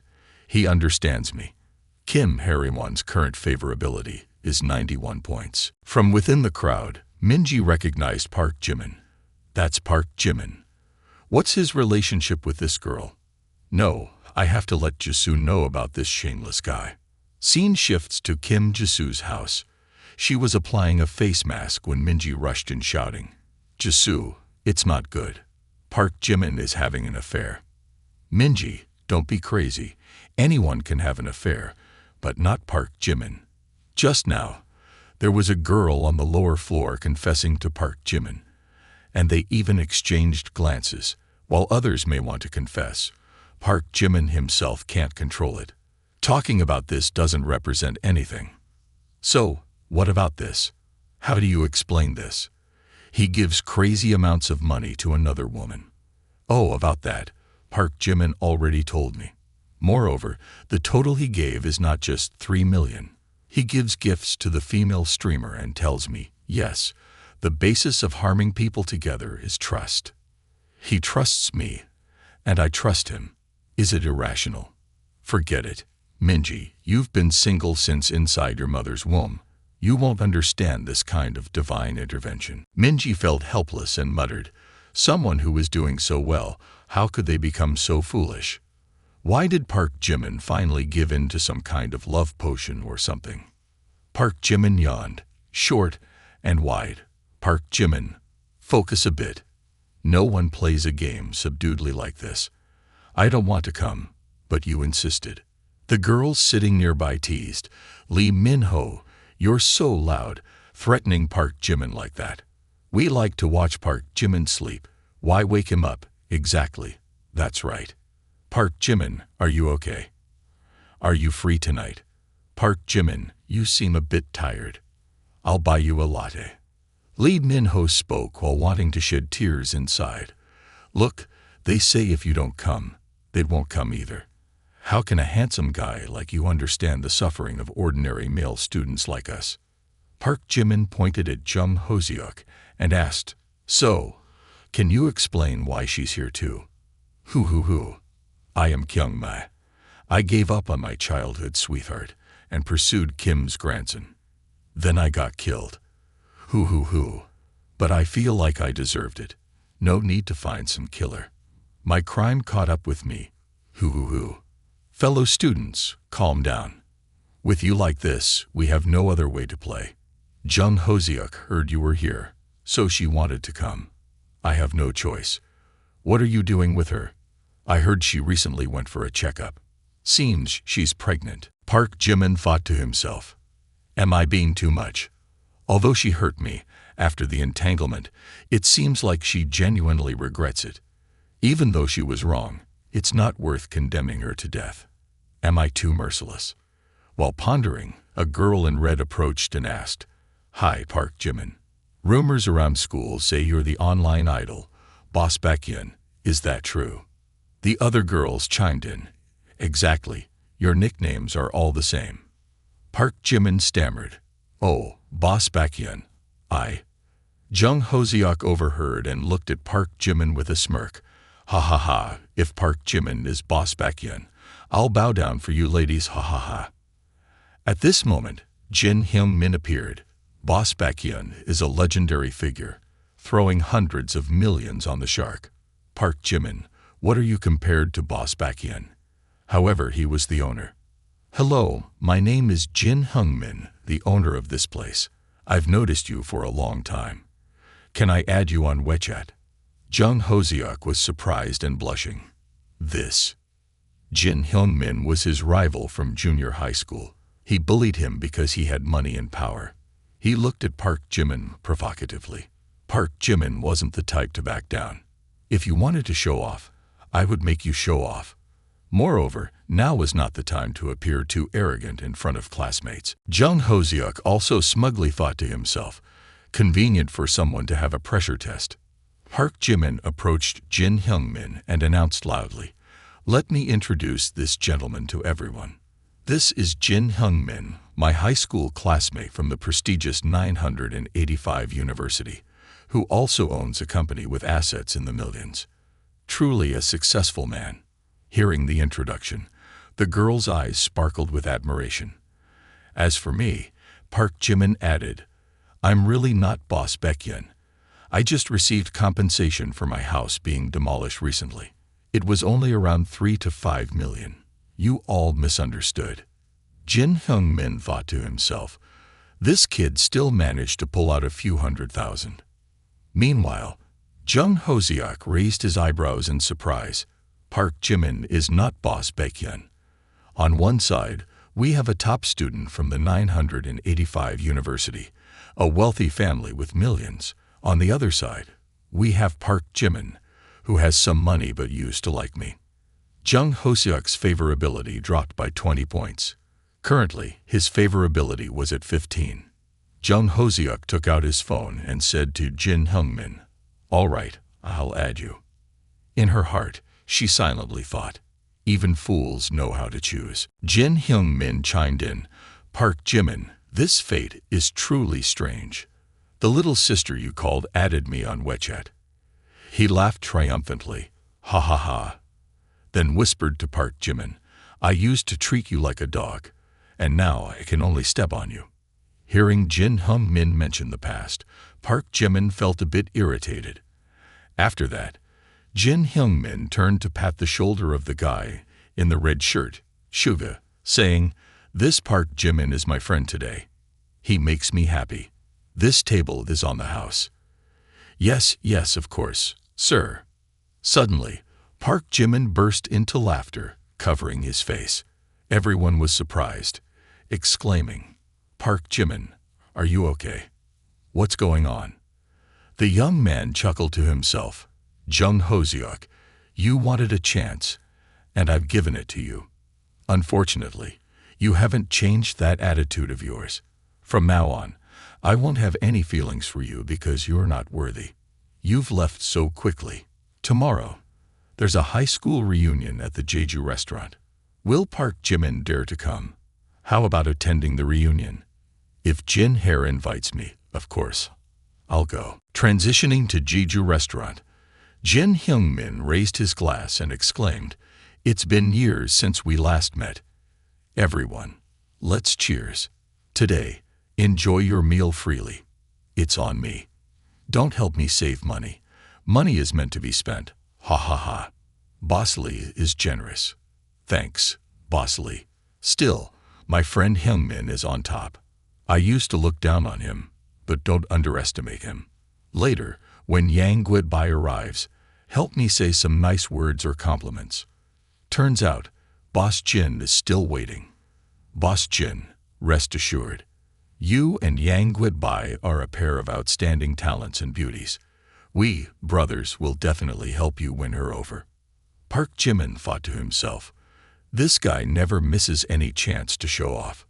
The door opened, and Yang Guibai entered, saying, "I apologize for keeping everyone waiting. Today, the driver at home asked for time off, so I call a car, which made me a bit late." Looking at Yang Guibai, Park Jimin recalled his rebellious youth. Yang Guibai, Chung-hee, was the only one who illuminated his high school life. Back in grade 3, she was mysterious and noble, like an unsolvable equation, making all the male students lose their minds. "You little brat, stay away from my goddess a bit. You should keep your distance from her," he remembered saying. Spotting a beautiful girl, young Park Jimin eagerly approached. "Long time no see. Can I add you on WeChat for convenient communication?" Jin Hyung-min cursed under his breath. Indeed, as persistent as a sticky dog. "In a little while, I'll turn you into a dead dog." Well, no problem for now. Although he agreed verbally, deep down, he thought, "Who is this person? Feels like I've never met them before." The system announced the successful binding of the Sim-Chua relationship. The target bound was Yang Guibai, beauty value 92 points, current favorability 0, successful counterattack rewarded 35 attribute points, and proficiency bonus of 4 for mastering English, French, Russian, Korean languages. In reality, Park Jimin wasn't as courageous as he seemed. How did he become so extraordinary now? Already harboring resentment, Lee Sung-gai coldly said, "Being the running dog for super-rich tycoons, Park Jimin, do you think I don't know? You work as a lackey for those super-rich guys, rolling around with Song Joong-ki. Those super-rich guys are notorious scoundrels. You don't know how many innocent girls they have deceived." Song Joong-ki also spoke up. "Lee Sung-gai, you're talking nonsense. Clearly, you were in the wrong first." "What nonsense am I talking about?" Song Joong-ki teased my feelings, and then broke up. After the breakup, he even went behind my back to find another girl. Now, I'm pregnant. Truly shameless. Park Jimin wanting Yang's WeChat won't be about wanting to change contact methods. It's too disgusting. Eating at the same table with this kind of person ruins my appetite. Don't cry for that shameless person. He's not worth it. At this point, Yang Guibai's favorability continued to drop, deducted by 5, then 5 more, and finally 10. Jin Hyung-min seized the opportunity to step forward. "Park Jimin, if you're short on money, come with me. I'll introduce you to a job. I'm also a super rich guy. Working as a lackey for them is not as good as working for me. At least my money is clean, ha ha ha." At this moment, Park Jimin was furious, thinking to himself, Lee Sung-gai makes a scene while Jin Hyung-min offers help. It seems these two have already discussed it. If it were someone else, there would be no room for objection. This time, they've handed me a chance to strike back. The young man took out his phone and texted you. "Drive my Ferrari to Jeju restaurant." After a satisfying meal, everyone praised Jin Hyung-min. No wonder it's a 4-star. The food is delicious. Thank you, Mr. Jin, for the treat today. Whoever says money can't nurture a person, they're wrong. Hyung-min now exudes style. Where should we go next? Jin Hyung-min glanced at Park Jimin, thinking to himself, Park Jimin and Song Joong-ki might be losing face now. Tonight, I'm the winner. Then he extended his hand to Yang Guibai, saying, "Do you need a ride home? Tonight, I am your private driver. I will never take a break." But Yang Guibai waved her hand in refusal. "Oh, I think it's not necessary." While getting acquainted with a girl, the restaurant staff approached. "Jin Hyung-min, I've been looking for you. Can you please move your car?" "Move it. It's illogical to spend at your friend's hotel and not be able to park."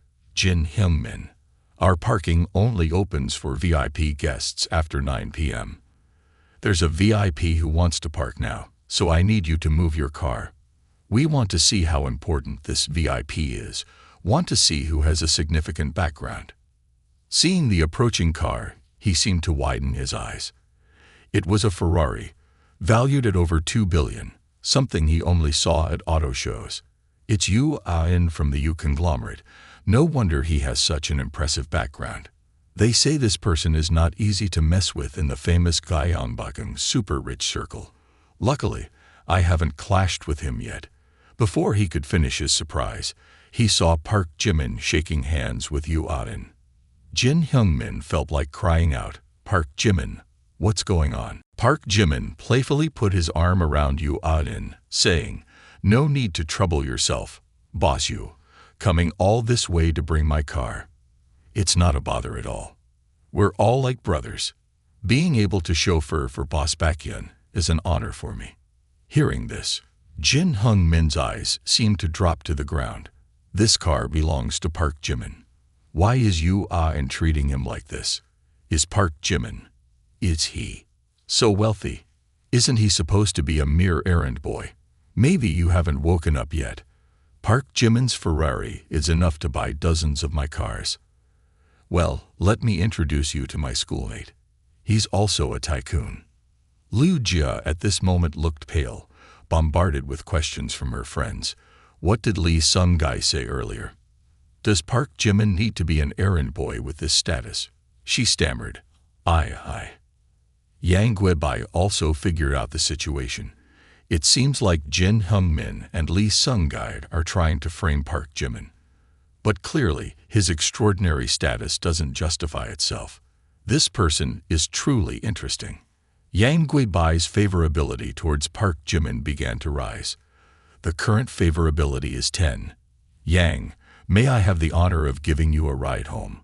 Sure. The car sped away, leaving behind the murmurs of the crowd. Park Jimin really has talent. Wow. He's so handsome.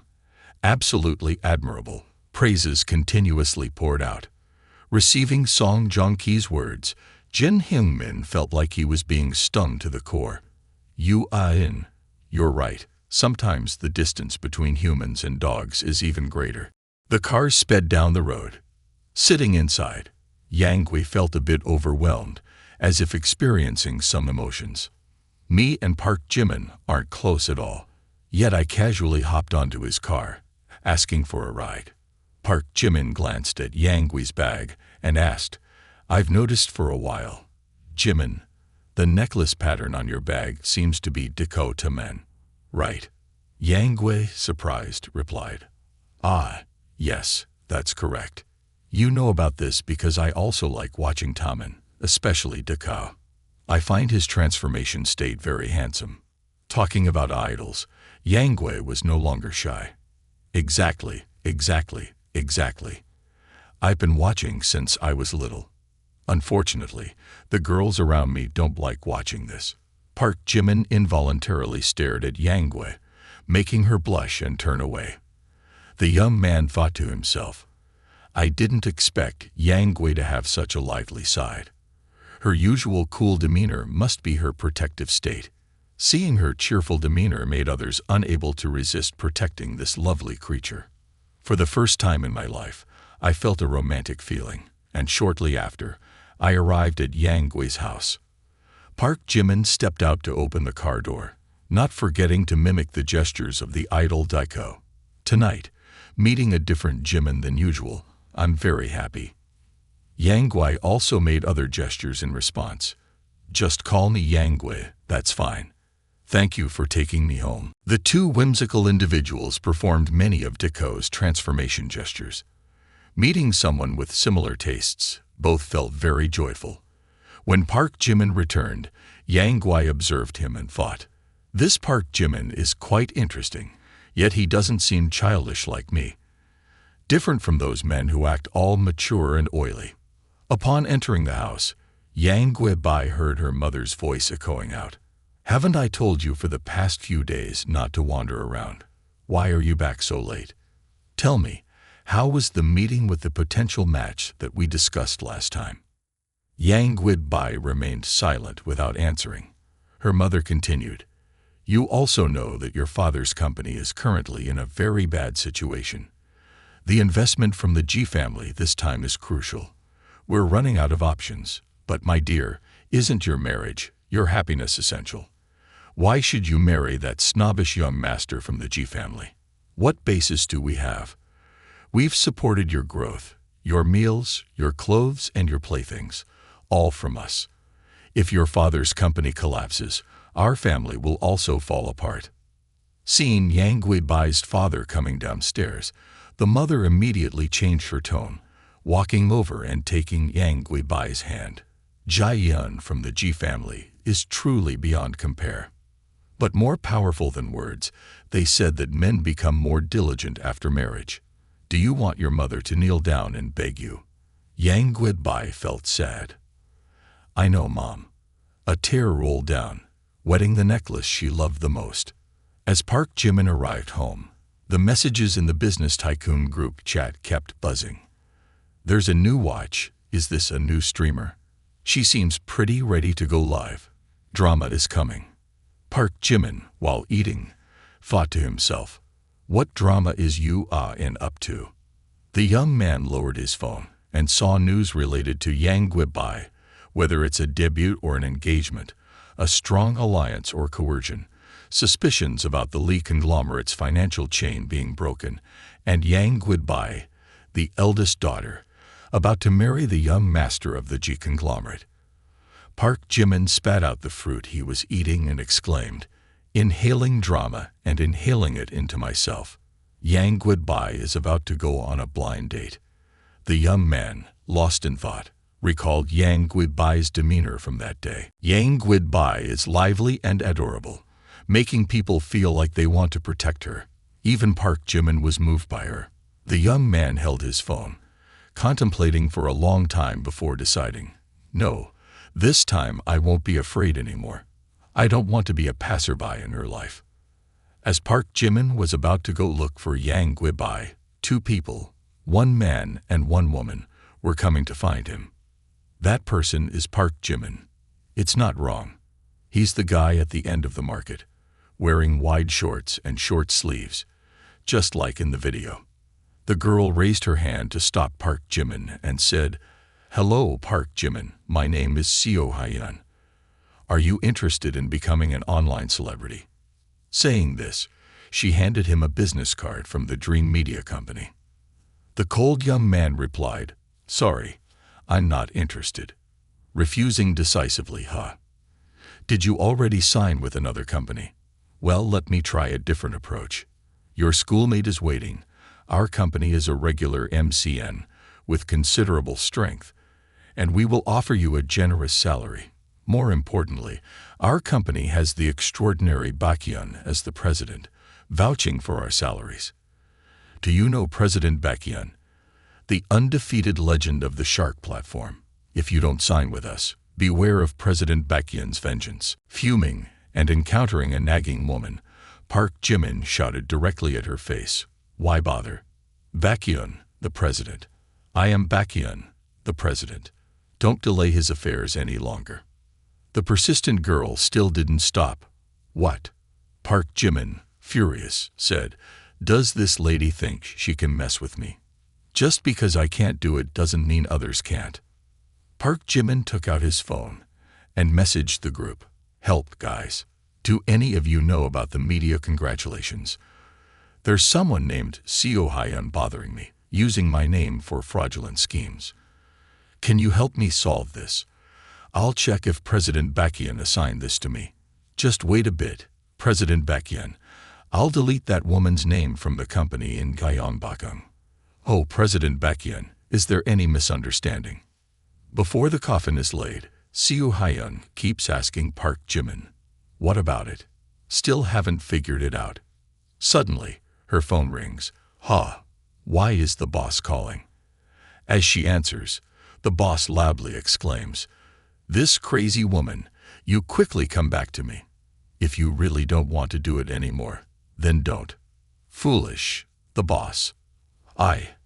I don't have. After dealing with Seo Hyun, Park Jimin quickly went to resolve his own matters. G Group doesn't dare to mess with women regarding me. I'll give you all a taste. Yang goodbye. This time is just for attending the matchmaking event for the G family's kid. Don't be upset anymore. The capital chain of our charm group has been broken. My father's hair has turned white as he goes everywhere to seek help. This time, Uncle G willingly offered to help us with money. The request is not too much. Let's just consider it as making friends. Moreover, this Jaeyeon kid seems quite sincere, and we can give it a try. The phone bell of Yang goodbye beeped, and she reached for her phone. It was a message from Park Jimin. Yang goodbye, where are you? On the way to Sina Hotel. Settle things at home, and later tell me the specific location to wait for me. Yang goodbye thought to herself. Does Park Jimin know that I'm going for a matchmaking? Recalling the way Park Jimin looked at her in the car, that night she had some misunderstandings about him. If she had to be with someone, compared to the repulsive Jaeyeon, Park Jimin seemed more. While contemplating, her father called. Yang goodbye, I have never asked you for anything, but I only ask you to stay calm when facing this situation. Can you consider helping me? I know, Dad. A while later, the whole family arrived at Sina Hotel. Hello, President Yang. President Jai is in conference room 305 waiting for you. Please follow me. Sorry for the inconvenience, said the manager, licking his lips greedily. Rumor has it that Miss Yang, born beautiful, is indeed a sight to behold. Unfortunately, she is soon to become a piece of meat in the mouth of Mr. G. While walking, Yang goodbye noticed her father carrying a large briefcase. Isn't this a matchmaking meeting? Why is Dad bringing so many documents? President Yang, please come inside. President Yang has arrived. Jaeyeon, come and pour tea for your uncle. We are about to become a family. Yang goodbye glanced at the pile of documents on the table, thinking to herself, this is definitely not a matchmaking meeting. What is Dad really up to? G Corporation, one of the largest conglomerates in Gyeongbokgung, is involved in various business sectors, even linked to many gray industries. The head, Ji Cho-hee, is renowned for being a cunning and shrewd man. Ji Cho-hee looked at Yang goodbye and praised her charm, saying, Yang goodbye has truly grown up, becoming an elegant and charming young lady. Yang goodbye politely bowed. You're too kind, uncle. At the same time, Yang goodbye sent a message to Park Jimin.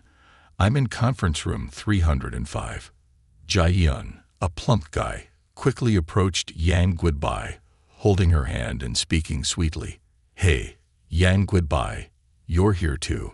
Since I met you at the bar last time, I couldn't eat well or sleep peacefully. I dreamt of you too. Rest assured, this time my father will definitely help your family through this difficult situation. Yang goodbye quickly withdrew her hand, saying, Oh, thank you. Jaeyeon, the plump guy, pressed closer. Yang goodbye, why be so distant with me? After all, we're about to become family. He reached for her hand while talking, and Yang goodbye, startled, shouted, Show some respect. Who's becoming family with you? Keep your hands off me. Observing Yang goodbye raise her voice at Jaeyeon, her father wore a displeased expression. Why is Yang goodbye talking to Jaeyeon like that? Really impolite. Dad. He said before turning to speak to Mr. G. Chairman G, my daughter doesn't understand these matters. Please don't calculate with the little girl. I see Jaeyeon and my daughter as a perfect match. If that's the case, let's all have a seat. Chairman Yang, take a look at the contract. This is a stock transfer agreement, and I will introduce the additional terms to Chairman Yang in detail. According to the G family agreement, they will provide 100 million to the Lee family's Charm Corporation to purchase 20% of the shares, with the condition that Yang goodbye must marry Jaeyeon. 100 million will be transferred to the public account of Charm Corporation in installments until the daughter of Chairman Yang, meaning Yang goodbye, gives birth to a child for the G family. Then the final amount will be transferred. Upon hearing this, Yang goodbye was stunned, grabbing the paper and exclaiming loudly, "A wedding? What is this? Having a child? It's impossible." 2 streams of tears flowed from her eyes. "Dad, you brought me here for this. You are selling your own daughter." Yang Gui-bai needs a moment to calm down. "Mom, I don't want to stay calm. I don't understand why you businessmen fail and trample on my life. Don't you know that Jian is involved in gambling and various harmful activities? I'd rather die than marry him." Seeing his daughter resist, afraid of losing this business opportunity, Chairman Yang stood up and slapped Yang Gui-bai as if a thunderbolt had struck. At this moment, Yang Gui-bai could only stand in shock, looking at her father, tears streaming down her face. Chairman Yang scolded Yang Gui-bai. "I've been too lenient with you. When the Yang family faced difficulties, you only thought of yourself. How did I raise such a rebellious child?" Yang Gui-bai, with tears streaming down her face, said, I only think of myself." Her mother also stepped forward to advise her daughter. "Yang Gui-bai, you have to understand your father. He's doing this for our family. You've known this since you were little, right? If Chorm Corporation collapses, our family will collapse too." Feeling disappointed that even her mother thought this way, Yang Gui-bai expressed her frustration. "Mom, how can you think like that too? Even if Chorm collapses, we can work together to lift it up. With me, with you, with Dad, our family is still here. Chorm won't." Before Yang Gui-bai could finish her sentence, her mother knelt down. Mrs. Li grabbed Yang Gui-bai's hand and pleaded, "Yang Gui-bai, please, do you love your mother?" Seeing her mother kneeling, everyone was stunned. In this situation, Yang Gui-bai could only stand there in silence, looking at her mother. "Mom, what are you doing? Please stand up. Mom, we've run out of options. If I don't agree to the marriage, you won't get up." Cornered and emotionally overwhelmed, Yang Gui-bai cried in frustration. She stammered, unable to find the right words. Dad, Mom, Jian's parents, who were behind her, also chimed in. "Yang Gui-bai, he really likes you. As long as you marry him, he will fulfill any wish you have. Look, your older sister has already agreed. What about you?" Helpless, Yang Gui-bai thought to herself, "Is this my fate? Born into a family like this, there's a corresponding price to pay. I'll have to live like a caged bird forever." Then she said to her mother, "I agree, please stand up. Whatever you and Dad say, it's fine." Hearing this, Yang Gui-bai's parents were overjoyed. "This is our obedient daughter. Good girl, Yang Gui-bai. Earlier, Dad was just angry, so he said those things. Don't keep it in your heart. This is our first time being parents too. Sometimes we may not handle things properly." Seeing that everything was in order, the old man Ji Cho-hee immediately lit a cigarette, saying, "If the princess has no objections, let's proceed with signing the contract." President Yang. Yes, an important contract." President Jai echoed. Signing the contract early means Ji-yun and Yang Gui-bai can get married sooner, allowing the Yang family's finances to stabilize. Jai-yun's father gleefully thought to himself, "She's not even my wife yet, and she's already looking down on me." He then entertained inappropriate thoughts. Such a noble and cold woman in bed would be. While everyone was happily discussing the contract, Yang Gui-bai stood there in silence. Suddenly, there was a loud noise, and Park Jimin burst in, saying loudly, "Which dog dug up Mr. G's corner? Get out here." Everyone looked at Park Jimin in surprise. "Who dug up my corner? Show yourself." Realizing it was Park Jimin, Yang Gui-bai felt relieved, thinking to herself, "It's Park Jimin, he really came." Jai-yun rushed forward, raising her hand to hit Park Jimin. Where did this crazy dog come from, barking like this? Unexpectedly, before Jai-yun could retaliate, Park Jimin swiftly punched him in the face. He tumbled several meters away, resembling a fallen celestial being.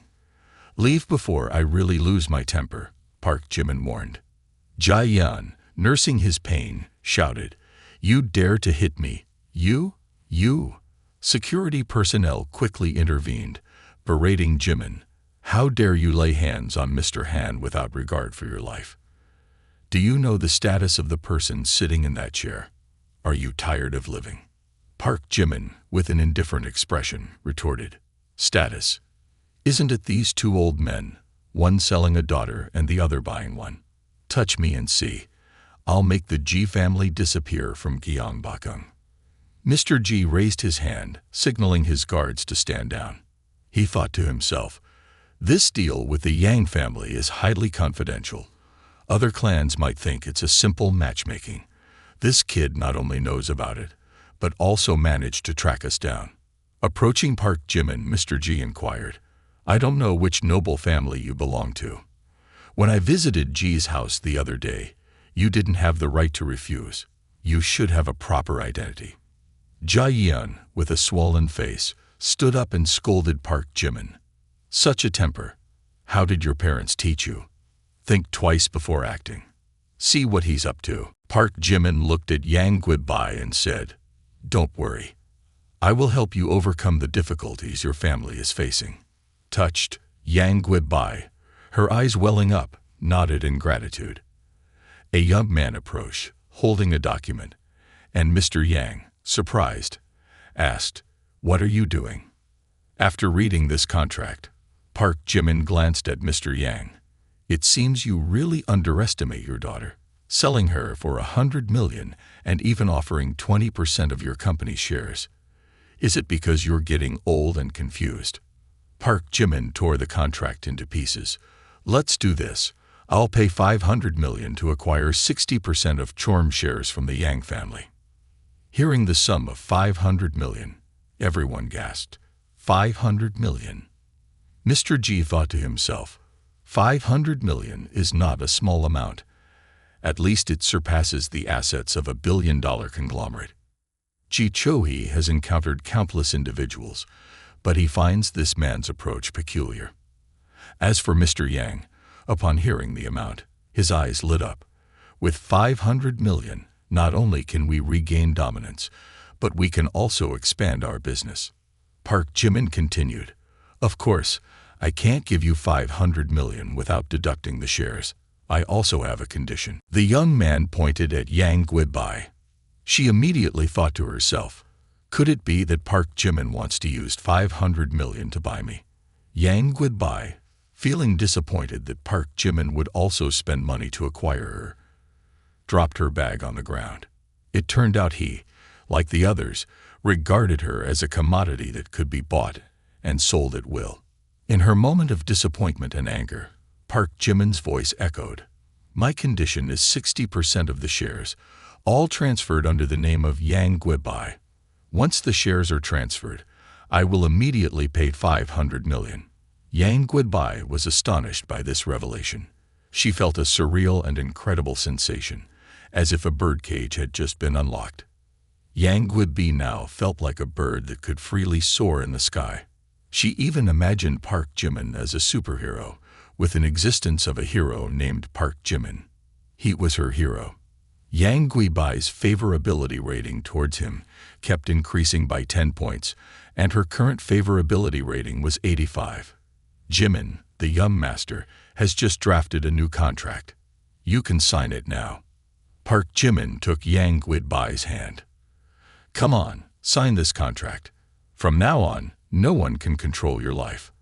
However, Vu mumbled in disbelief. "Park Jimin, you." Shortly after that, a message notification from the bank account came through. "Dear valued customer, your bank account has received 500 million. Mr. Lee is truly efficient. That 500 million, Jimin." Young Master Jimin requested it to be presented like this. Of course, what else would he want? Park Jimin approached the old man, whispering, "All matters related to the Yang family are under my control. If you still force Yang Guibai to do something she doesn't want, you'll know what unbearable suffering feels like." After saying this, Park Jimin turned to Yang Guibai and said, "Yang Guibai, there's nothing left for us here. Let's go." Young Master Jimin is generous and remarkable. I truly admire you, old Ji. If the little brat offended you earlier, I apologize on his behalf. Please don't hold it against him. He effortlessly withdrew 500 million, a sum that could make someone the richest in the country. The young man's power and cunning tactics were unpredictable and unmatched. Father, clearly he made the first move, and that brat retaliated. The Ji family's fortune will sooner or later crumble in the hands of that foolish son of theirs. While scolding the old man, he slapped Jia-yun in the face, saying, I must teach my lesson to this son. Outside the Sina Hotel, Park Jimin, thank you for saving me. It's okay. It's not the first time you've rescued me. The young man was focused on finding the music play button in the luxurious car when he suggested a little, and immediately a wave of memories rushed into Yang Guidbai's mind. She revealed a facial expression that was hard to believe. 5 years ago, on a fateful night, as the sky gradually darkened, streetlights began to illuminate. On the deserted street, only 16-year-old Yang Guidbai was riding her bike home. That day, her father's company had a significant contract, and no one picked her up. She had to borrow a friend's bike to get home. On the way back, Hannah thought to herself, it's getting dark. What if I encounter bad people? Thinking that, she quickly pedaled faster. When passing through a small deserted alley, she was suddenly blocked by a few men. At that moment, Hannah was scared, tense, and panicked. She shouted loudly, "What's going on? What do you want?" One of the two men said, "We're not doing anything. We're a bit short on money these days. Little girl, can you spare us some cash?"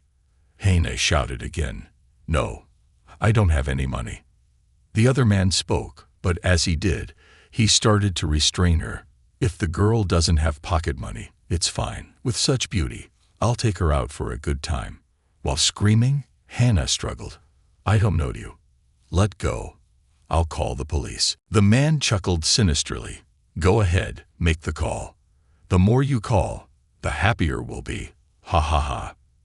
"That's right. Hi hi. Go ahead, call. The more you call, the more excited we get. Ha ha ha. Don't let go. I'm not going anywhere." Hannah, frightened, didn't know what to do. At this critical moment, suddenly a voice rang out from behind. "Hannah, run quickly." Hannah turned around and saw a boy rushing toward the gang of thugs. The boy was wearing a school uniform and boldly confronted the group. While fighting, he shouted, "Run quickly. Don't look back. Run fast." Afterward, Yang Guidbai truly ran, saying, "Which kid dares to interfere with my good affairs? I'll beat them up for this." As a result, the hero, though saving the beauty, ended up getting beaten badly. It was a very dark night, with no ray of light. Moreover, the incident happened suddenly, and I only knew that it was a student who sacrificed himself for me. At that moment, I just ran away from the chaotic scene, and I couldn't clearly see who had saved me. When I regained composure and reported to the police, by the time the police arrived, that male student and the gang had disappeared. Internally, she felt extremely embarrassed. Someone had helped her, but she basically didn't know who that Ultraman was. Even though she had gone through 5 years, she still didn't dare to walk alone on the street at night, because the lingering shadow haunted her every night. She buried this secret deep down, never thinking about it or discussing it. Yet, Ultraman appeared to save her once again. "Oh, I thought I would never meet the person who saved me again in my whole life. Never expected it to be you, Park Jimin." 2 encounters made a direct assault on her unstoppable emotions. The emotions of Yang Guidbai and Yuna, filled with gratitude, began to erupt intensely. Yang Guidbai's goodwill score increased by 10, and the current goodwill score is 95 points. At this moment, Park Jimin was shocked. Who could have thought that merely mentioning a small incident from 5 years ago would directly lead to a successful goodwill attack? It should be noted that achieving a goodwill score above 90 is extremely difficult, despite him spending 500 million. Yang Guidbai's goodwill score has only increased to 85 points. System announcement. Congratulations to the owner for completing the successful reversal. Upon inspection, the owner has spent a total of 500 million and receives a reward of 50 million. Yang Guidbai successfully transformed into the owner's goodwill and received a 35-point reinforcement reward. Congratulations to the owner for acquiring proficiency in English, French, Russian, and Korean languages. In an instant, the personal information screen appeared. Name Park Jimin, age 21, height 181 centimeters, weight 70 kilograms, strength 29, physique 29, spirit 15, agility 19, extremely powerful state, proficient in dance, English, French, Russian, and Korean languages. Reinforcement points, 35 points. Park Jimin looked at the dynamic system board and thought, this is a successful reversal. Too fast. Hey, I still have many tricks left. It's not supposed to be this easy. Seeing her emotionally overwhelmed to the point of mental confusion, and not just simple admiration, Park Jimin noticed that she was also captivated, drawn in by his charm, falling into a state of reciprocal affection. At this moment, Park Jimin made a decision. This time, I won't be a bystander. This time, I have the courage to stand in front of her, to pursue her. This time, you didn't disappoint me, the girl, my good friend. Let's enjoy the fruits of our efforts. Now the atmosphere slowly began to heat up, and Park Jimin and Yang Guidbai looked at each other, immersed in the moment. In their eyes, there were countless flames of passion, both of them radiating a continuous, intense warmth, their faces flushed with heat. The timing was unprecedented, an opportunity not to be missed. Park Jimin pulled her close to his chest, gazing at her exquisite face. Unable to resist, he swallowed hard. Seizing the moment, he slowly brought his face closer to hers. However, Yang Guidbai seemed to have no intention of resisting, signifying her willingness to accept. As they approached about 10 centimeters, Park Jimin could even sense the rhythmic sound of her breath. Their lips, drawn together like magnets, met in a gentle, lingering embrace. At this crucial moment, the mobile phone suddenly rang, startling both of them, and adding a touch of embarrassment. Park Jimin and Yang Guidbai, their faces flushed, instinctively turned away. A few seconds later, Park Jimin looked down at the phone screen. Kim Jisoo was calling. As he picked up the phone on the other end, Kim Jisoo cheerfully exclaimed, "Hello, Park Jimin. I've moved into the villa. I've been shopping for household items these past 2 days." Pausing for effect, she inquired, "Do you know what tomorrow is?" Park Jimin calmly replied, "Of course I know. Tomorrow is your birthday, and I've already prepared your gift." He had not forgotten this, as gift-giving was part of his lifestyle.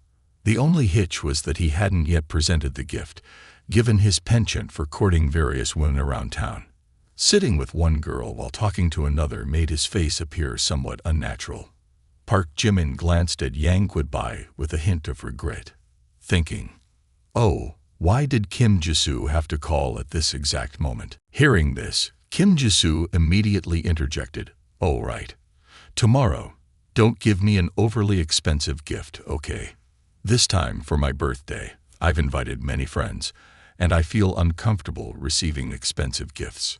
She felt that Park Jimin might be considering a very expensive gift, so she preemptively mentioned it. Kim Jisoo seemed to have a keen intuition, and this was the second time she sensed this from Park Jimin. After listening, Park Jimin remained silent for a moment before reluctantly saying, "Well, okay, I'll think about what to give you." Despite his words, in his heart, he was quietly lamenting, "Oh my, why did she block my path so early? What should I do with this La Fiji now?" Indeed, this situation presented a bit of a challenge for him. But anyway, a pricey gift like this would be more suitable for someone else. Park Jimin speculated that with Kim Jisoo's high favorability, she often saved money. In his eyes, she hoped to leave a better impression. Besides, her close friend Kim Minji was busy being dragged into work as a courier, and her other close friend seemed to be hesitating or unresponsive. Seeing this scene, Kim Jisoo, feeling annoyed, exclaimed, "Jisoo, don't answer the phone anymore. Where should I hang this up?" Hearing this, Kim Jisoo quickly said, "Okay, I won't talk anymore. I have to go to work now. Goodbye. Give a kiss." After saying that, she hung up abruptly, saying, "Come here, come here." Then, intentionally teasing in front of Kim Minji, "I think in the future, I'll have my own house, a house worth 60 million, so cozy." Her mood seemed quite good, probably because she had just moved into the villa. After hanging up, Park Jimin looked at Yang Guibai with a bit of curiosity in his mind. She didn't actively ask who called her. At this moment, Yang Guibai had an extremely normal expression, neither asking anything nor saying anything.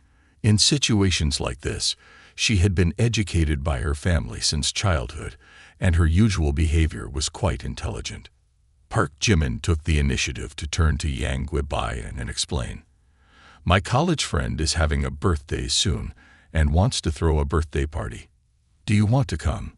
While saying this out loud, he also thought in his heart, "Anyway, actively inviting also means being generous. Being open-minded will make the other party less suspicious. Half-truths and half-lies are the most difficult to detect, right?" Even though she knew Park Jimin was just talking to a female student, she still thought about it normally. There are questions that can be asked, but there are also questions that, once asked, may not necessarily have answers. If that's the case, then it's better not to ask. So she declined.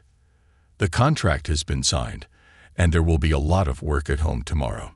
Moreover, they are all friends of us, so it's not convenient to go." Perhaps she wanted to go out with Park Jimin, but didn't want to appear in crowded places with him. Because Yang Guibai was too beautiful, she was like an electric pole that made many male students look at her as if they were being electrocuted. Furthermore, many eyes were focused on her, making her a bit uncomfortable. Hearing that, he immediately adopted a dejected posture and said, "What a pity. If you go, you'll definitely stand out." Yang Guibai responded, "If there's a chance in the future, I will definitely visit your school." Park Jimin didn't know if she was genuinely envious, but in his heart, he sighed with relief, thinking, "I'm just a passerby. If she really goes, then I'm off the hook." Meanwhile, Yang Guibai was incredibly confident in her thoughts. Outstanding men always have butterflies around them. Whatever is mine will ultimately remain mine. I trust in my own charm. Yang Guibai was internally proud.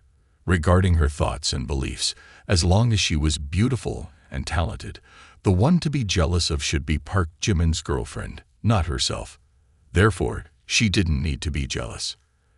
As soon as they got off the car, Yang Guibai expressed her gratitude once again, saying, "Park Jimin, I really appreciate today. It's been a long time since I've had such a good time. I don't know how to repay you for helping at my house." Upon hearing this, he approached her and said, "If you really feel uneasy, just pay me a little interest, haha." Before he could react, she immediately placed a kiss on his cheek, catching him off guard. His cheeks turned red in an instant. After the kiss, she spoke up, saying, "This is the interest that I stamped on you. From now on, it's mine." With that, she turned and walked into the school, not looking back until Yang Guibai's figure disappeared. Park Jimin was still savoring the moment, thinking, "This Yang Guibai woman is truly amazing." At this moment, in front of Seoul School's gate, many male students looked at Park Jimin with resentment. In a split second, Park Jimin could feel intense waves of hostility directed towards him. In general, this place seemed a bit dangerous. It's better to leave quickly. Park Jimin walked to his car with a cheerful mood, thinking, today was a complete success. Time to go home and play some games. Later in the evening, Jung Hoseok and Min-seo went shopping at the shopping center. She officially forgot about him and went shopping to compensate for the pain of her past relationship. However, as they were passing the gate of Seoul School, Jung Hoseok suddenly exclaimed, "Park Jimin, this is your car." Hearing someone calling his name, Park Jimin turned around and noticed Jung Hoseok in disbelief, trembling as he pointed towards him. Min Su's mouth was wide open in shock. Park Jimin got into his car, closed the door, and ignored Jung Hoseok without looking back. Then he revved the engine and sped towards the parking lot near Harvard University, the powerful roar of the engine resonating strongly in Jung Hoseok's heart. She looked incredulous. Originally, Jung Hoseok had determined to completely forget about Park Jimin, even going as far as blacklisting Park Jimin on WeChat, wanting to cut off any connection with him. But who would have known that just as she made this decision, Park Jimin suddenly appeared so handsomely. Min Su's expression changed at this moment, looking at Jung Hoseok with disdain and saying, "Certainly, we were deceived by Park Jimin last time. He is probably much wealthier than Jin Hung Min. Last week, he claimed to have a gift for you, but it hasn't arrived yet. Perhaps he was testing you, Jung Hoseok. He wanted to see if you had the patience to wait for his gift." Hearing this, Jung Hoseok immediately opened her pupils wide. Then she took 2 steps back, her face turning pale momentarily.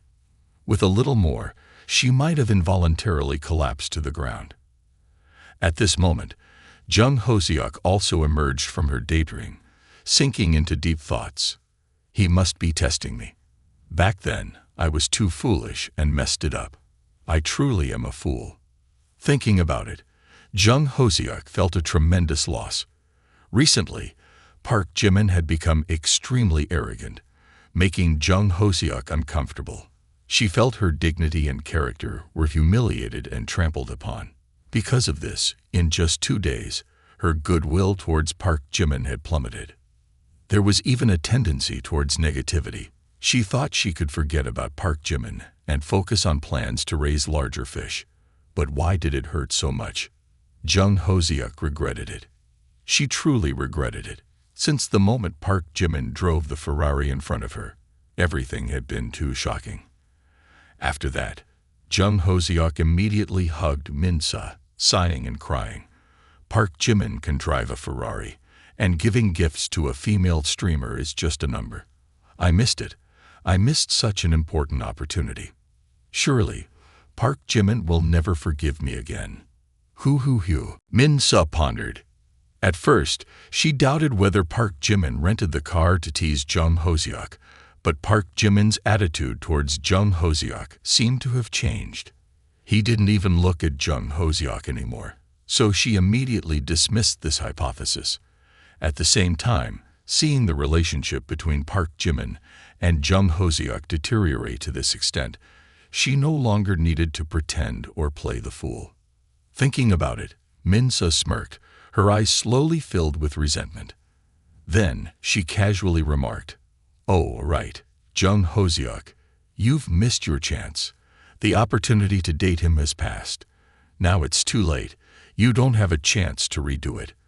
But if it were me, maybe there's still a chance."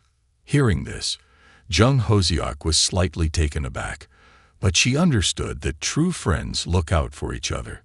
Previously, it was Min Su who spoke ill of Park Jimin in front of her, even saying many harsh and unpleasant words. Therefore, after a month of dating, she decided to break up with Park Jimin.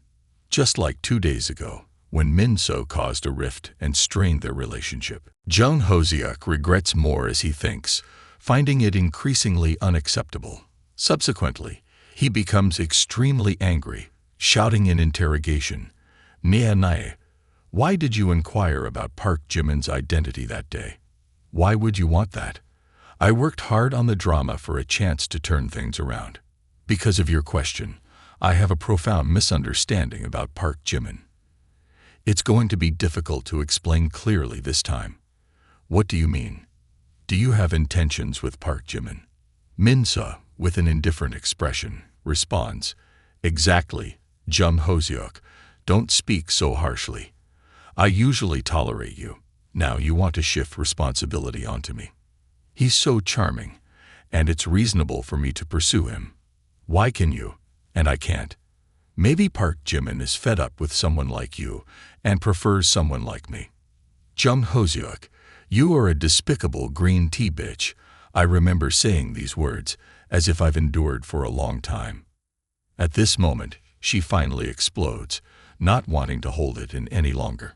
Normally, male students focus on Jung Ho-seok, and only when those boys are not noticed do they turn to her. She has been uncomfortable for a long time. She couldn't endure it any longer. Since seeing Park Jimin driving the Ferrari, she knew that love had arrived. After that, she competes openly with Park Jimin, not sneakily fearing discovery. These words strike Jung Ho-seok with countless shocks. She considers Min-seo as an intimate friend, sharing everything, as if betrayal were never a thought. She treats Min-seo sincerely, but Min-seo, behind her back, bites and undermines her, not only causing discord, but even attempting to seduce Park Jimin.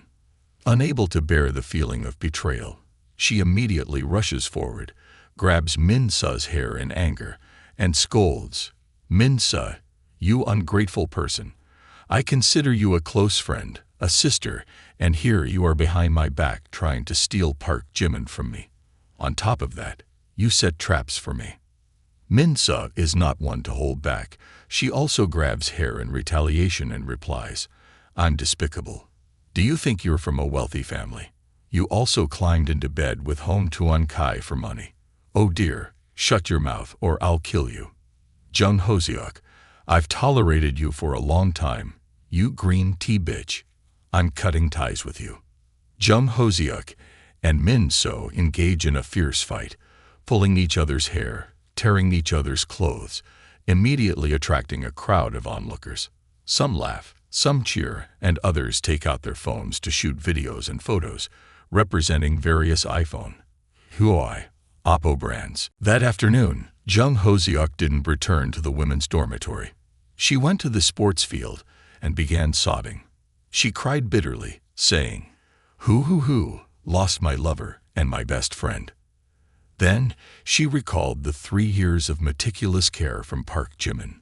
Remembering when Hong Tuan-kai played around and refused responsibility, only Park Jimin continued to love and supported her by paying 3,000 to resolve the issue. Therefore, she was moved to become Park Jimin's girlfriend. But it only lasted a month, as Min-seo's instigation led her to distance herself from Park Jimin. At this point, Jung Ho-seok began to feel that Park Jimin was becoming more accomplished, and the distance between them was growing. If things continued like this, she would truly have no chance. Thinking about it, tears poured like rain, and her soul seemed to be drifting away. At that moment, a voice rang out from behind. "Little girl, don't cry anymore. You're Jung Ho-seok, right?" Hearing this, Jung Ho-seok immediately turned around, finding a lively and attractive woman with an elegant demeanor. But no matter how, Jung Ho-seok felt that this person was not ordinary. She continued to speak. "Hello, I'm Seo Hyun. Are you interested in becoming famous by joining my company?" Saying this, Seo Hyun handed her business card to Jung Ho-seok and then smiled, saying, "I have a way to help you get Park Jimin back." In the men's dorm room, Park Jimin stared at the ceiling, racking his brain. What should I give Kim Jisoo for her birthday? This is a big issue. If I give her something good, I might avoid retaliation tonight. The more he thought, the deeper Park Jimin delved into a dead end. At this moment, he remembered the time when he hit the 50 million target and hadn't spent a dime yet. Subsequently, Park Jimin decided to go out for a little shopping. After pondering for a while, he couldn't come up with any leads. Just as he was about to leave, Lee Min-ho spoke up. "Oh, is Jung Ho-seok live streaming? What is she doing? It's so confusing." At the top of the live stream room, the title read, "Something between me and President Baekhyun." Park Jimin looked at the computer screen, unable to shake the feeling of confusion, thinking, what on earth is going on? At this moment on the live stream, Jung Hoseok was both crying and recounting. I was President Baekhyun's first love. We met during our first year of university when he pursued me. At that time, I was unaware of his wealthy status. I only saw him as sincere. Consequently, I agreed to be his girlfriend. President Baekhyun often bought dumplings for me, and he even worked an extra 3 months just to purchase a new phone for me. We were deeply in love and experienced many sweet moments, but then he no longer needed me. Hoo. When the broadcast topic related to President Baekhyun, the audience immediately shared this message. In a flash, viewers flooded the room, engaging in heated debates. Below the comments, many people wrote, "You jazz suck. The streamer should see a doctor." Does President Baekhyun know about this story?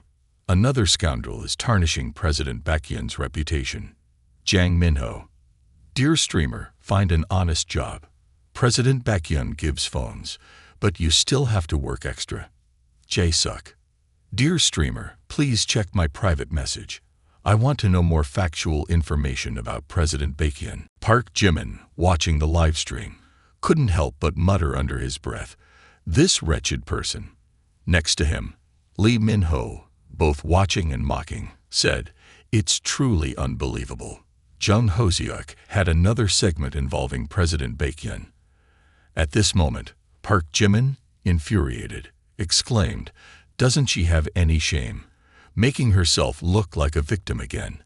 However, after just 2 seconds, a thought flashed through Park Jimin's mind, and he began to seriously consider, no, based on Jung Hoseok's pig brain, she couldn't come up with such a scheme. Using President Baekhyun's name to attract attention, packaging herself as a victim using public opinion, someone must be helping her. Thinking about the possibility of such a situation, Park Jimin immediately took out his phone on the balcony and called, "Hello, President Do.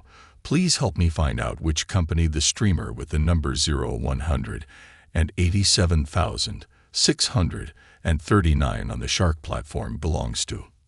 "All right, no problem." A while later, a message arrived. "President Baekhyun, I found it. The streamer currently live streaming belongs to Oppo Media Company, represented by Seo Hyeon."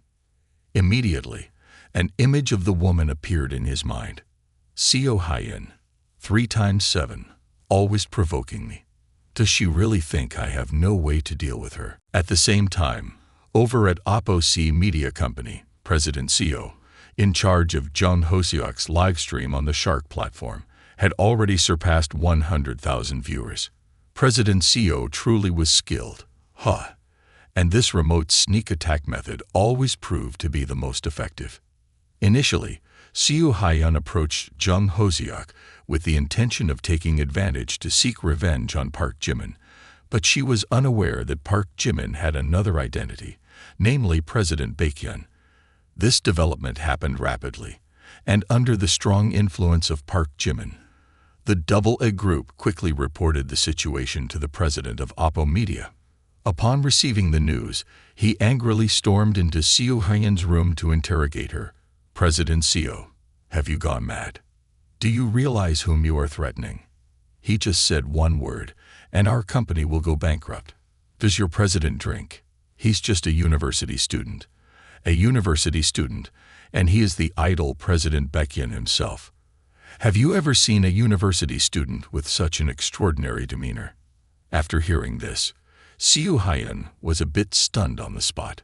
She was somewhat incredulous and asked, "Baekhyun, President Baekhyun, has President Baekhyun really spent several hundred million in half a month to clear out the Shark platform?" At that moment, as she recalled before reaching out to Jung Hoseok, the secretary rushed into Seo Hyeon's room, placed her laptop on the table, and excitedly said, "I found it.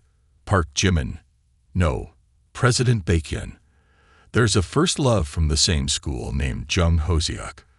President Baekhyun pursued her for 3 years, but they have broken up now." Hearing this, Seo Hyeon showed no fear. On the contrary, she felt a nameless joy within and said, "That's fantastic. President Baekhyun must surely remember this girl. Isn't it said that the first love is the most beautiful? Seo Hyun, with determined eyes, stated, "This is our chance. If we can turn her into a famous hot girl, it will undoubtedly soothe President Baekhyun's anger, maybe even make him look at our company with a different perspective. I truly am a genius." Although Seo Hyun was full of determination, fearless in the face of any challenge, this time, she would undoubtedly regret her overconfidence. At that moment, a call came in from the president, bringing shocking news that made Seo Hyun exclaim, "What? Our company is facing a network-wide boycott." On the AA Corporation side, a decision was made to blacklist OPPO Communications Company. This meant that OPPO Communications would face a nationwide boycott, with only one outcome: bankruptcy. In this critical moment, Seo Hyun fell silent, her entire body turning to stone, paying a heavy price for the misguided decision. From now on, she would begin a journey of downfall, the consequence of offending President Baekhyun. To boycott Seo Hyun's company, Park Jimin messaged the group, "There's an MCN company named OPPO that I really dislike. I hope none of my friends have any association with this company. Of course, it would be best if we could make this company disappear completely." Shortly after Park Jimin's message was sent, all the companies began taking action to disassociate from OPPO. The top executives immediately called their subordinates and commanded, "Terminate contracts with OPPO. Okay. Understood. Double the price to take away all bloggers from OPPO. Fine. Report OPPO, the MCN company, for tax evasion. We will investigate immediately and seize OPPO's assets. It's clear." Today is a stormy day for OPPO company. Seo Hyun was shocked when she received the news of the boycott. "What? Our company is facing a boycott, ending all contracts." Just after hanging up the phone, her employee walked in. "Chairwoman Seo, a while ago, several major shareholders of the company announced their withdrawal. According to the contracts, we need to pay 10 million yuan to buy back their shares." 10 million yuan? Where does the company have that much money? Seo Hyun, disheveled, with a pale face, pondered for a long time but couldn't figure out, who is playing tricks on me? Misfortunes continued to befall Seo Hyun. Today, representatives from the court arrived, saying, "Seo Hyun, your company has been overdue in repaying debts for half a year. The court has decided to freeze all of your assets." Everything happened too abruptly. Seo Hyun could only remain silent. The employees, one by one, handed in their resignations, saying, "Chairwoman Seo, we're sorry, but we've decided to leave the company. Wishing you a smooth business." Due to insufficient funds to pay the rent, Seo Hyun's landlord took back the property, saying, "Chairwoman Seo, if you don't pay the property fee, we'll have to follow the company's regulations." Seo Hyun found herself at a dead end, holding a box of documents as she walked away. In her heart, she realized who was responsible for bankrupting her company. It must be him, Baekhyun CEO for sure. Only he has the audacity for this. But why? Not only Seo Hyun faced bankruptcy, but Jung Ho-seok also couldn't escape the consequences. Currently, on the Shark streaming app, the account Rose, the fish lover, was shut down. This livestream violated legal regulations and was permanently closed. Park Jimin's friends acted swiftly. As long as Park Jimin spoke up, everything could be handled smoothly. "No problem. Let me take care of it." With the task completed, Park Jimin immediately said to them, "The results are quite promising. I'll have to treat you all to a meal at Longwon when I have time." Next on the agenda was buying a gift for Chairman Kim. As the male lead was fastening his seatbelt to drive away, Seo Hyun suddenly ran towards them from somewhere. Her face pressed against the car window startled Park Jimin, who exclaimed, "What the heck is going on?" She cried and pleaded desperately, "Baekhyun CEO, Baekhyun CEO, I was wrong. I shouldn't have been so cunning. Please forgive me. Who? Give me a way to survive." At this moment, The system sent a notification. Target Seo Hyun has been tied up, and a hostile action has begun. The current favorability is 0. Park Jimin slowly lowered the window, thinking to himself, why bother tying her up? I have no interest in this woman. Thinking so, Park Jimin coldly told her, Auntie, consider this a warning. Understand your position clearly and don't cause any more trouble for me. Go away. The male lead drove off, leaving Seo Hyun sitting on the ground, muttering to herself, I never noticed this man named Baekhyun CEO before. Actually, he looks quite handsome, especially when he told me to leave. She grinned sensually, running her hand all over her body. Seo Hyun's favorability increased by 10, leaving Park Jimin astonished as he exclaimed, why does the favorability increase come with nervousness? The scene transitions to a birthday party held at the mansion that Park Jimin gifted to Kim Ji-soo on a previous occasion. The crowd buzzes with excitement, and people exclaim, oh my, this is the #1 floral mansion, with a total value of up to 1.6 billion. Is Chairman Kim really an heiress from a prestigious family, a sugar mama taking care of her lover? Upon hearing people refer to her like that, Kim Ji-soo is taken aback and denies, no, it's not like that. A girl's voice, dripping with sarcasm, questions, Chairman Kim, is this mansion really yours? When the Vin Homes Villa complex opened for sale, my father and I went to check it out. They said the #1 mansion was bought by a Mr. Do. I heard he's over 40 years old. The girl speaking is Do Shai-yeon, the propaganda minister of the student union and Kim Ji-soo's rival. What does Do Shai-yeon mean by that? How could Ji-soo deceive you all? Shai-yeon's boyfriend chimes in. Shai-yeon is not wrong. Mr. Do used to organize birthday parties for his daughter here. I was fortunate to attend, and his daughter is already 12 years old. The crowd immediately began to gossip. Mr. Do, isn't this mansion owned by Chairman Kim? Could it be that Kim Ji-soo is being financially supported? I heard that Kim Ji-soo's family background isn't bad, but having this kind of mansion is quite extravagant. Kim Ji-soo, in anger, slams her hand on the property certificate, exclaiming, take a look at whose name is written on this ownership document.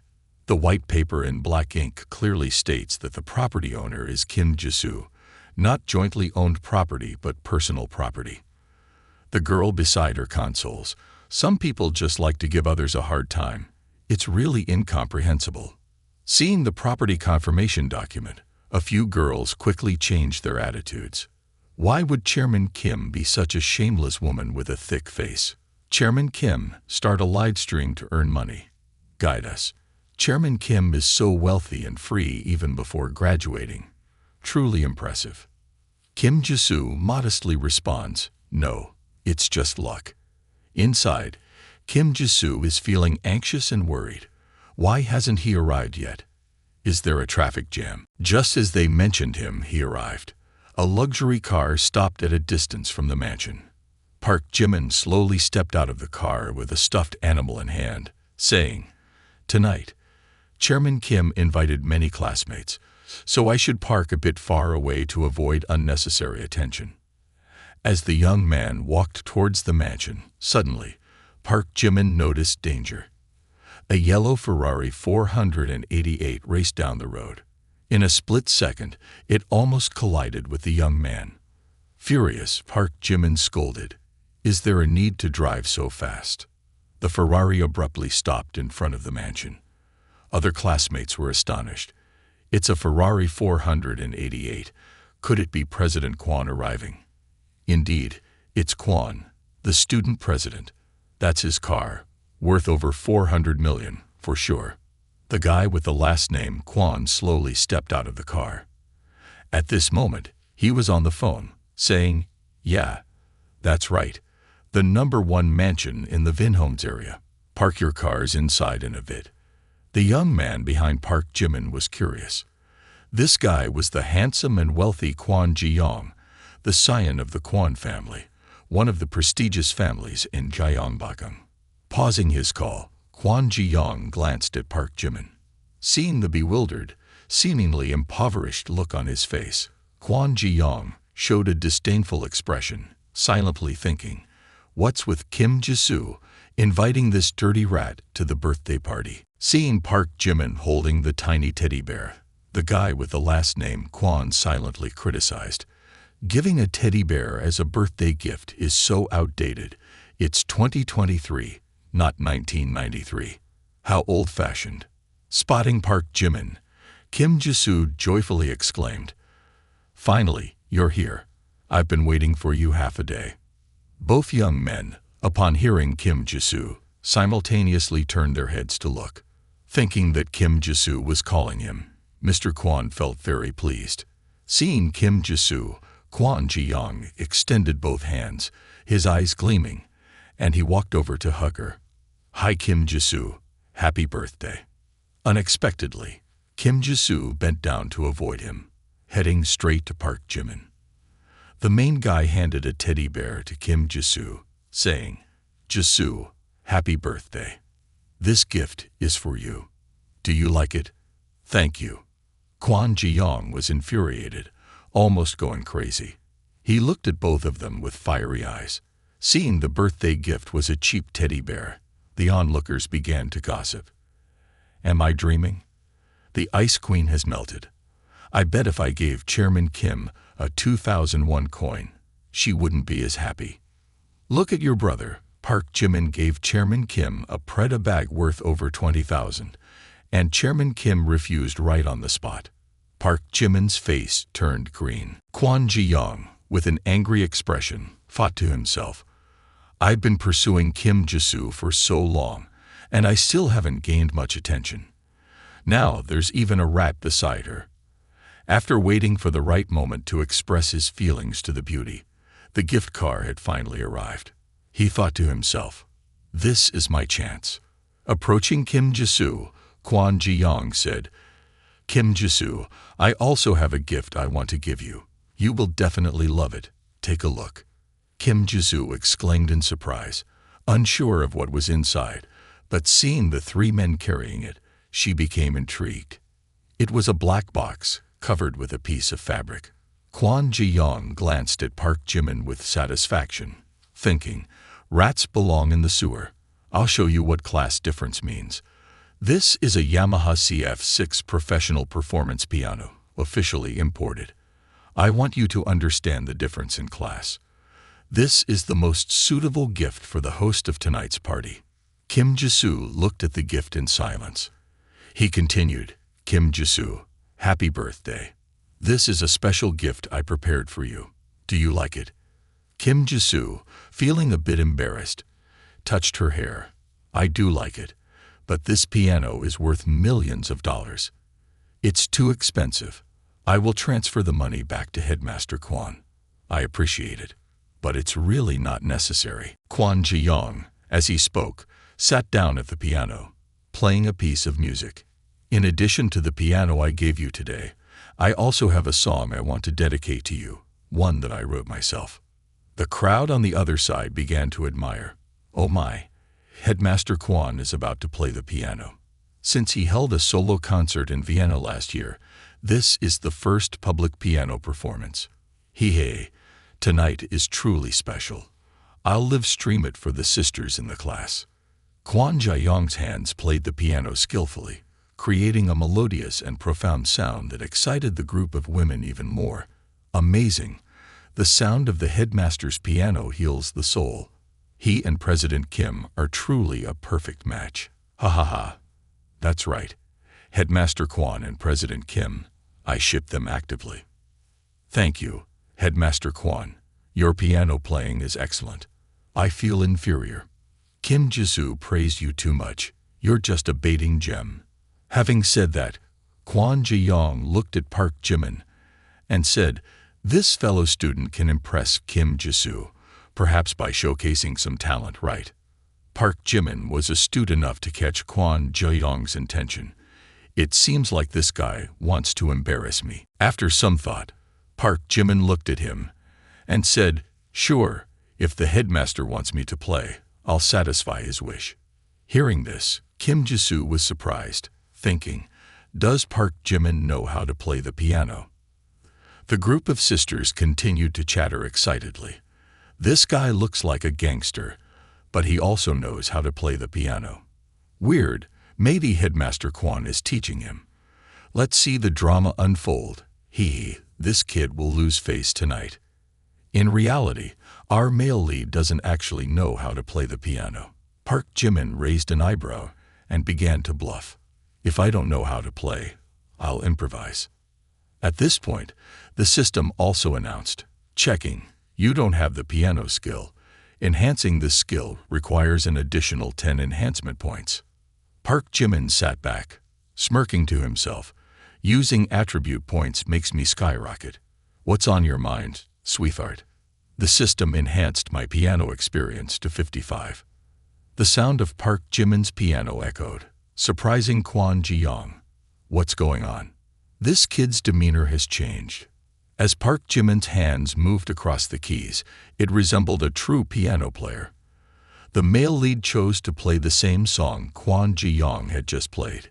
He suddenly exclaimed, his face changing. This isn't the song I played. How is this possible? No one can remember the entire piece of music in such a short time. Park Jimin glanced at the confidently self-assured Kwon Ji-young, thinking, even with that surprise, the real masterpiece is yet to come. The hands of the male lead moved faster now, the music emanating from the piano making Kwon Ji-young realize he's picking up the pace so fast, yet not a single note is wrong. Kwon Ji-young, now sweating profusely, stared at Park Jimin, muttering, playing one instrument but feeling like a duet, here. Kim Jisoo's classmates were in awe, each staring at Park Jimin without blinking. Are my eyes playing tricks on me? How can there be four hands? Could it be some long-lost magic trick the teacher once mentioned? The high-speed legato technique of Beethoven. Mastering this cruel technique requires an indomitable will and an innate talent that can't be lacking in any aspect. Once mastered, each played note is extremely precise and intense, touching everyone's heart, like a Gatling ruthlessly attacking the listener's soul. The music became intense, and Park Jimin, pulling his hands vigorously to both sides of the piano, concluded the piece. The male lead sighed lightly.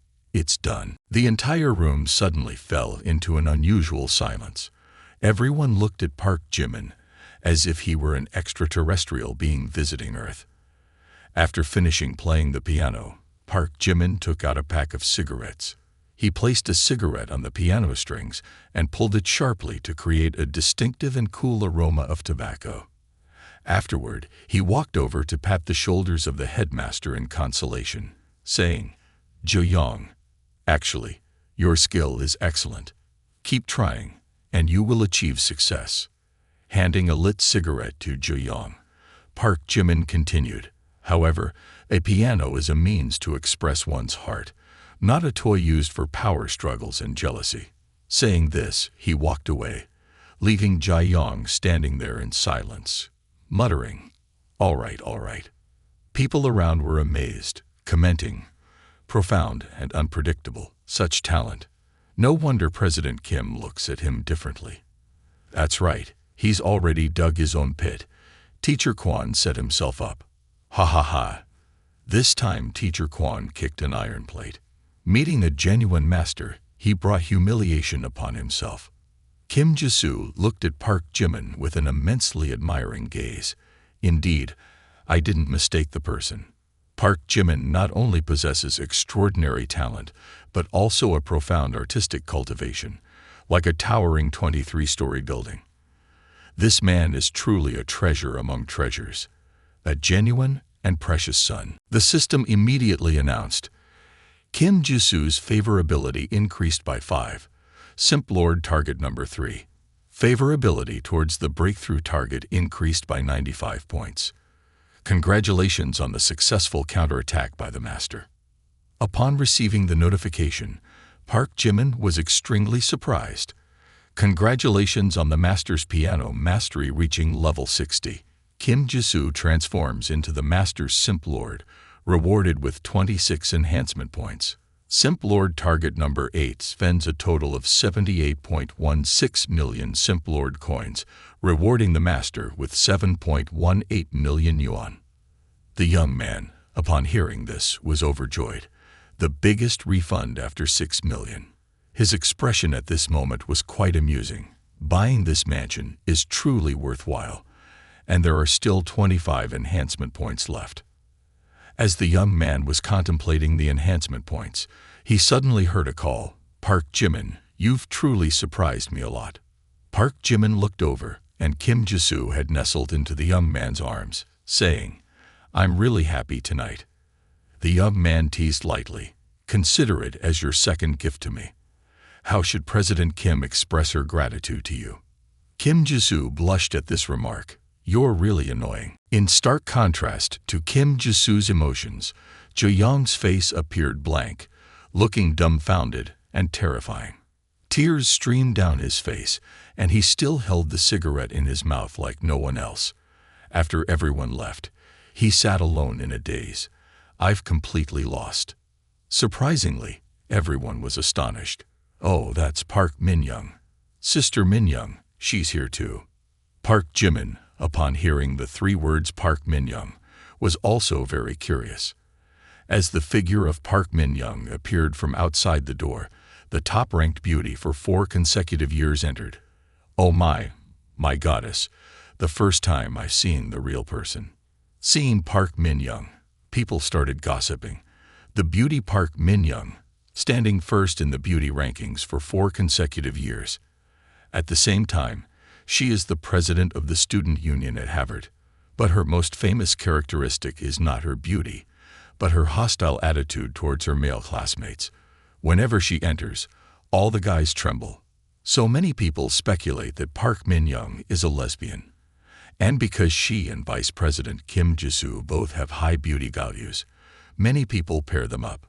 But according to Park Min-young's roommate, when she was young, she was once kidnapped. Even though the police arrived in time, nothing happened to her. But she developed a strong hatred for boys because of that incident. At this moment, Kim Jisoo held Park Jimin's hand and asked, Park Jimin, do you find Sister Min-young beautiful, or do you find me beautiful? Park Jimin replied with a sentence that made the girl want to faint. In the vast sea of 3,000, I only choose one. In my heart, you are the most beautiful. At first glance, Park Jimin knew, a woman like Park Min-young, I would rather keep my distance. Looking at her flawless face, I only want to be a simp lord, not a playboy. Seeing Park Min-young approaching, Kim Jisoo called out loudly, over here, Sister Min-young, come over here, you're late. Park Jimin looked surprised and thought to himself as he observed Kim Jisoo, why bother calling her over? Apologize for the traffic, Kim Jisoo. It's fine. Let me introduce. This is Park Jimin. Oh, Park Jimin, say hello. Sister Min-young had heard about him for a while. You're the one who played the piano. Yes. I've heard that you've become quite popular at school lately, teasing bees and butterflies everywhere, flirting with many girls. People like you, talented but morally rotten. Just met and already received harsh criticism. Park Jimin felt like he was pierced by several arrows through the heart. Does this lady have a problem? Aware of Sister Min-young's straightforward personality, Kim Jisoo hugged Park Jimin tightly, saying, Sister Min-young is like that. Tough on the outside but soft-hearted. Don't take it to heart. At this moment, the system sent another notification. Simp Lord action initiated.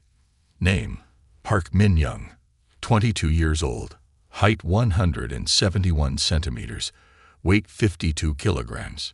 Beauty score, 23 points. Female students' favorability towards the protagonist, minus 80 points. Upon successful counterattack, you will be rewarded 10% of the Simp Lord expenditure, 35 enhancement points, and the combat proficiency skill bonus. Park Jimin almost wanted to cry out loud to this system. Are you broken? Last time, it was Seo Hyen, and now it's Park Min-young. I don't want to simp for her, and what's this minus 80 favorability? I only said one sentence to her. How can the favorability be minus 80 points? After being frustrated with the system for a while, Park Jimin secretly looked at Park Min-young and thought, could it be that I'm really a lustful person? Perhaps being a lustful person is just the system after all. Tonight, the mansion of Kim Ji-soo glittered with lights, and the birthday song echoed. Happy birthday to you. Happy birthday to you. With candles lit, Kim Ji-soo closed her eyes in prayer. Afterward, she performed the cake-cutting ceremony, sharing the cake with everyone, saying, eat lots of cake, and let's have a joyful celebration today. While distributing cake to everyone, Park Min-young leaned into Kim Ji-soo's ear and whispered, Kim Ji-soo, do you have a moment? I have something to discuss with you. Not knowing what it was about, Kim Ji-soo could only follow Min-young. Kim Ji-soo, I feel that you should maintain some distance from Park Jimin in the future. Why? There's no specific reason. Park Jimin is entangled with many girls in the school, and I hope you won't get caught in the shameless guy's romantic whirlpool. Moreover, I'm about to graduate, and I plan to pass on the position of student union president to you, emphasized Park Min-young. Hearing this, Kim Ji-soo was surprised. Make me the president. She recalled. Before, Min-young and I argued a lot about student union matters, neither of us yielding. But now she wants me to take on the role of president. Could it be that Min-young is really a lesbian, as the rumors say, and she noticed us early on? In Kim Ji-soo's mind, numerous intimate images with Park Min-young suddenly appeared. Goosebumps covered her skin as she exclaimed, Min-young, I truly always respect you. My abilities are not sufficient to lead some student union. Moreover, Park Jimin is not as you think. Before Kim Ji-soo could finish her sentence, Park Min-young coldly interjected, your point is clear. You don't need more words. As time passed, Park Min-young approached even closer, making Kim Ji-soo more uncomfortable. Love opens one's eyes. Look at your current appearance, far from that of a senior official in the student union, embodying seriousness and discipline. Actually, I've been considering resigning from the student union. That way, I could spend more time with Park Jimin. How foolish of me to act like this. Where is my sense of responsibility and career? Shameless people truly cause significant harm. At this point, Park Min-young's favorability continued to decrease by 5 points, then another 5, reaching a current negative 90. Upon seeing the notification that Park Jimin was eating a pastry, she coughed a few times.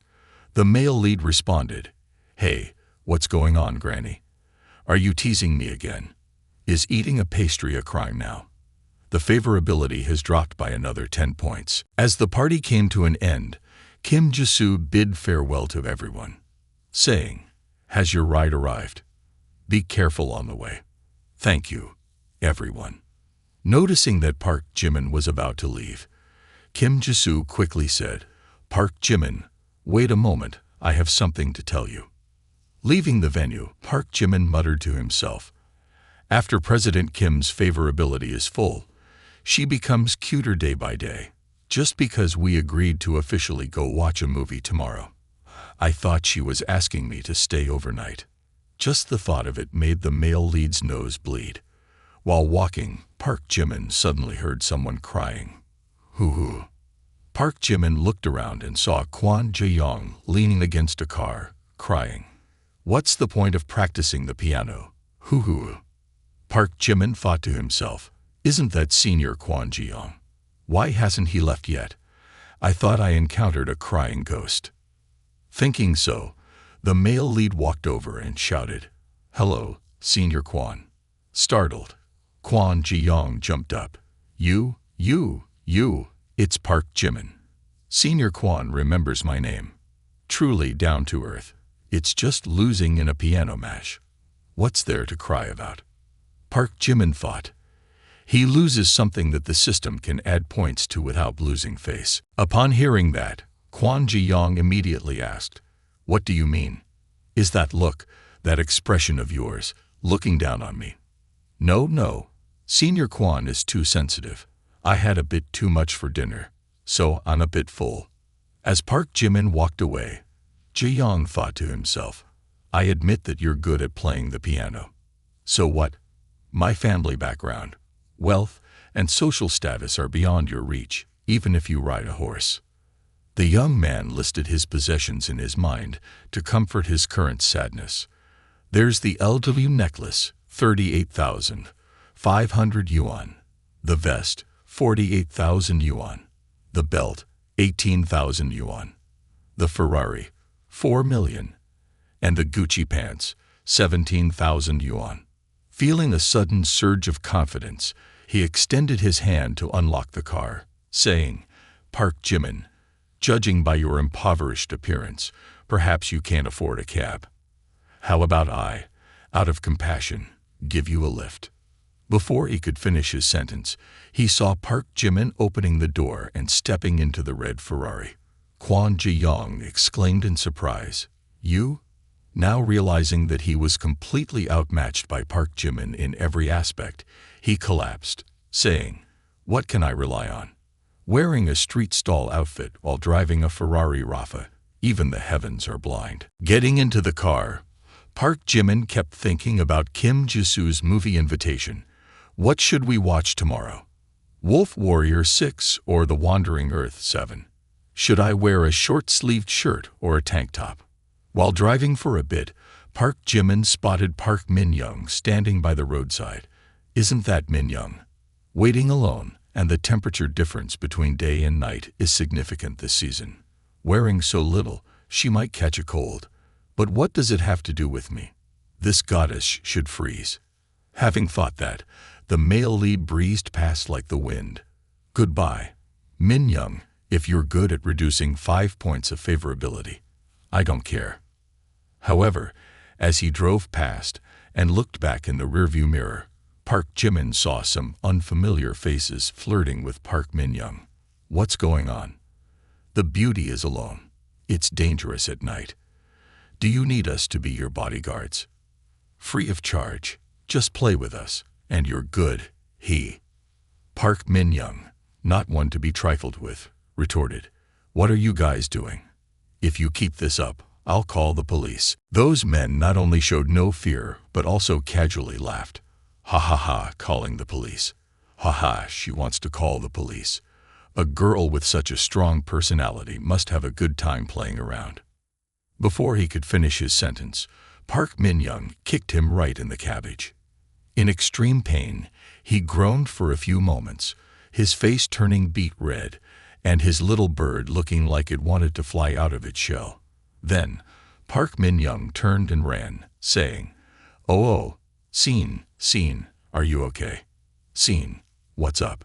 Catch this guy for me. Don't run, stop. Running away, Park Min-young thought to herself, a bunch of despicable scoundrels. If there weren't so many of them, with my combat skills, I could definitely make them cry and regret their actions. Suddenly, Park Jimin appeared in front of her, making her jump. Are you okay? It's him. At this moment, the gang of thugs caught up, yelling, You demon, keep running. Today, I'll teach a troublemaker like you a lesson. As he mentioned Scene's name, he twisted his face, bringing his hand down to check his injured cabbage. Park Min-young looked at them with disdainful eyes. Over the years, she had regarded such men this way. No good comes from these shameless, low-class men. Even this Park Jimin is the same. If it weren't for him, I would have escaped a long time ago. Excess in deeds is as harmful as deficiency. Park Jimin looked at the gang of thugs and gently advised, That's enough, guys. Society and the law are not the places for your bravado. I'll give you 2 minutes to leave. The guy named Scene smirked. A hero rescuing a beauty. I'm not going anywhere. Truly, some people only appreciate a good beating when they see an empty coffin and feel the cool breeze under the moonlight. After dealing with the whole bunch, Park Jimin brushed off his hands, saying, People, it's always better to take advice. Then he turned back to ask Park Min-young, Min-young, are you okay? At this moment, the system sent a notification. Park Min-young's favorability rating is -5. Park Jimin was furious. The current favorability rating was negative 95 points. He looked at Park Min-young as if he wanted to devour her alive, saying, "I can't understand what's happening.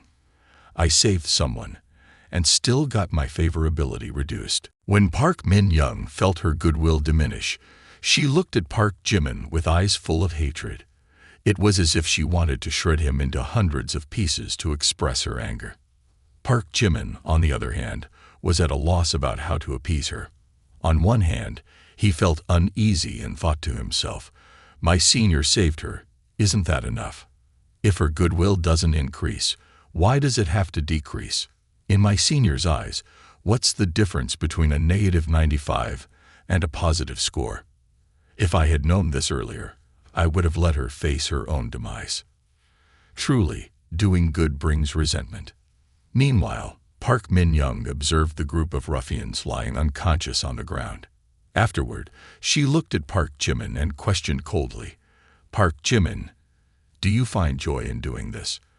Do you think I'm like other knave girls, easily deceived by you? Please, next time you play the hero, act a bit more convincingly. I was just waiting for a ride when I encountered those thugs, and then you conveniently appeared just in time to play the hero. You overestimate your intelligence and underestimate mine." At this point, Park Min-young unexpectedly stepped forward, grabbed his shirt, and began speaking with a fierce and threatening tone. "Kim Jisoo sacrificed her position as the student council president for you. You dare to plot against me?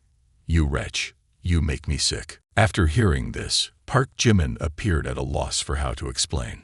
Truly, he hadn't expected Park Min-young to be so quick-witted. She believed that these individuals were there because Park Jimin had invited them, intentionally collaborating with him to stage a drama. In reality, the idea of handling 8 people in a minute was unbelievable. Even Park Min-young, with her exceptional background, recognized that Park Jimin was putting on an act in front of her. As Park Jimin pondered this, he had to breathe in oxygen urgently, thinking, "This guy's imagination is too much, isn't it? Is he delusional?" Subsequently, Park Jimin attempted to explain, "It's not true. The student council president can confirm. I truly have no acquaintance with these people." However, before Park Jimin could finish his sentence, Park Min-young directly shattered his words, saying, "No need for explanations. The truth is clear before my eyes. I hope next time you won't play such childish games. Otherwise, it will only make me hate you more. And I hope you treat Kim Jisoo with respect. If you deceive her again, I'll make sure you regret it." After Park Min-young finished speaking, she immediately left, leaving Park Jimin standing there bewildered. He had no intention of chasing after her or offering further explanation, simply watching her silhouette, silently reminding himself, misunderstanding begets misunderstanding. At that moment, Park Jimin felt extremely angry but didn't know how to vent. Fortunately, Puka also regained consciousness. As he sat up, holding his head in pain, Park Jimin promptly punched him again and angrily exclaimed, "Damn it, this unlucky woman. Don't cause any more trouble next time. Whatever I hit just now, let it be." Park Jimin's anger swelled, muttering to himself a few words before turning and walking away. Meanwhile, Puka lay motionless on the ground, blood trickling from his nose and mouth. Park Jimin blamed the unlucky guy, thinking next time he would burn incense before going out. He walked away, feeling, well, this girl seems to have a serious psychological disorder, overly cautious. It's best not to tease her, or else there will be trouble. Moreover, she is also a lesbian. Indeed, there is no perfect woman in this world. Park Jimin drove back to school, muttering to himself as he went, "Truly unlucky, taking a step back, and the more I think, the angrier I become. I really gave her face back there." Originally, Park Jimin didn't want to dwell on this matter anymore, but it lingered like a persistent fly, buzzing in his head, making him furious. Just then, the phone rang. "My story begins with you. Because of you, I learned patience, and because of you, I gave up my bad habits. He mumbled while retrieving his phone from his pocket. Who could it be at this hour? Upon checking, he discovered that Yang Guibai was calling him. Park Jimin was quite surprised. He hadn't expected a call at this late hour. Yang Guibai continued calling. As he answered, Yang Guibai hurriedly asked, "Hello, Park Jimin. Do you have time tomorrow?" "Oh, what's going on?" "Oh well, I don't have class tomorrow, and I wanted to invite you to watch a movie." Upon hearing that Yang Guibai wanted to watch a movie together, Park Jimin exclaimed in surprise. He was left gaping, not knowing how to respond. In his mind, Park Jimin began to ponder, "Tomorrow, Kim Jisoo also invited me to watch a movie, and now Yang Guibai here wants to watch a movie with me too. What a coincidence! Why do these things overlap like this?" The crucial point is that both girls took the initiative to invite him.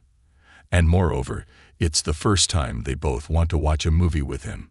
It's really hard to refuse. Before he could decline, Yang Guibai choked up and added, "This is the first time I've asked you to watch a movie.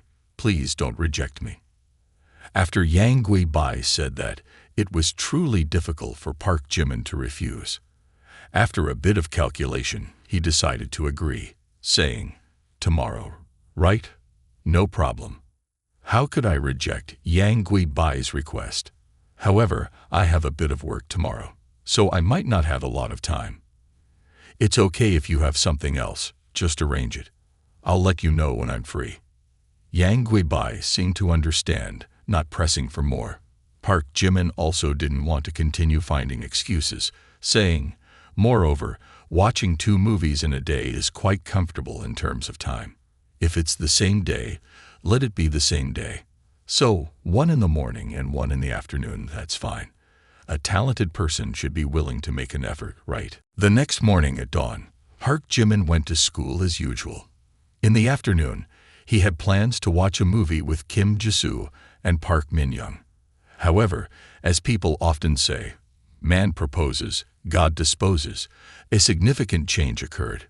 When the clock struck noon and Park Jimin was having lunch in the school cafeteria, Song Joong-ki suddenly called.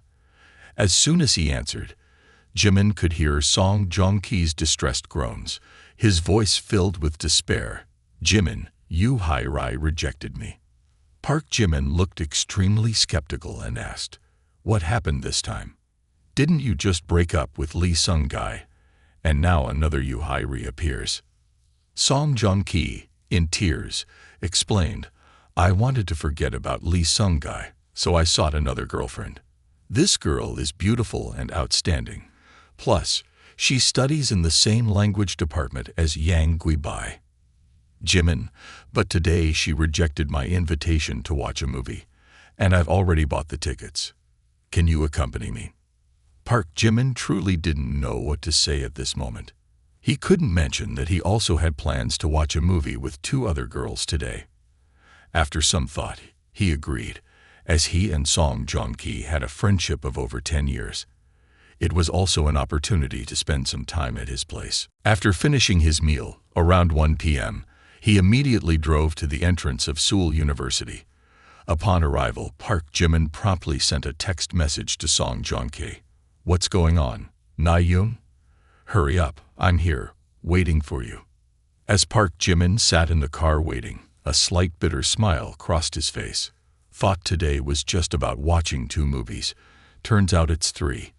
Plans are changing rapidly. Well, Na-yoon is my brother after all. Back in the days when I had no money, Sung-gi always helped me out. Park Jimin encouraged himself, and then he began to calculate a reasonable time, avoiding any accidents on the road. Adding Song Joong-ki to the mix, I'll have to postpone the time with Kim Jisoo a bit. Initially, I planned to allocate time for comfort, but now I have to manage this situation. After analyzing for a while, he arranged his schedule as follows. At 2 p.m., I'll watch a movie with Sung-gi. In the afternoon at 5 p.m., I'll watch a movie with Kim Jisoo. I think this time is quite fitting, not too early nor too late. The movie should end around 7 p.m., and I can invite her for a meal. then find an excuse to leave. At 8 p.m., I'll watch a movie with Yang Guibai. Feeling settled, Park Jimin sighed and thought to himself, want to organize the time reasonably, but today can only be like this. A day with 3 movie sessions. After waiting for about 5 minutes, the car door suddenly opened. Park Jimin thought it was Sung Gye and turned to say, "Mayun, you're a bit late."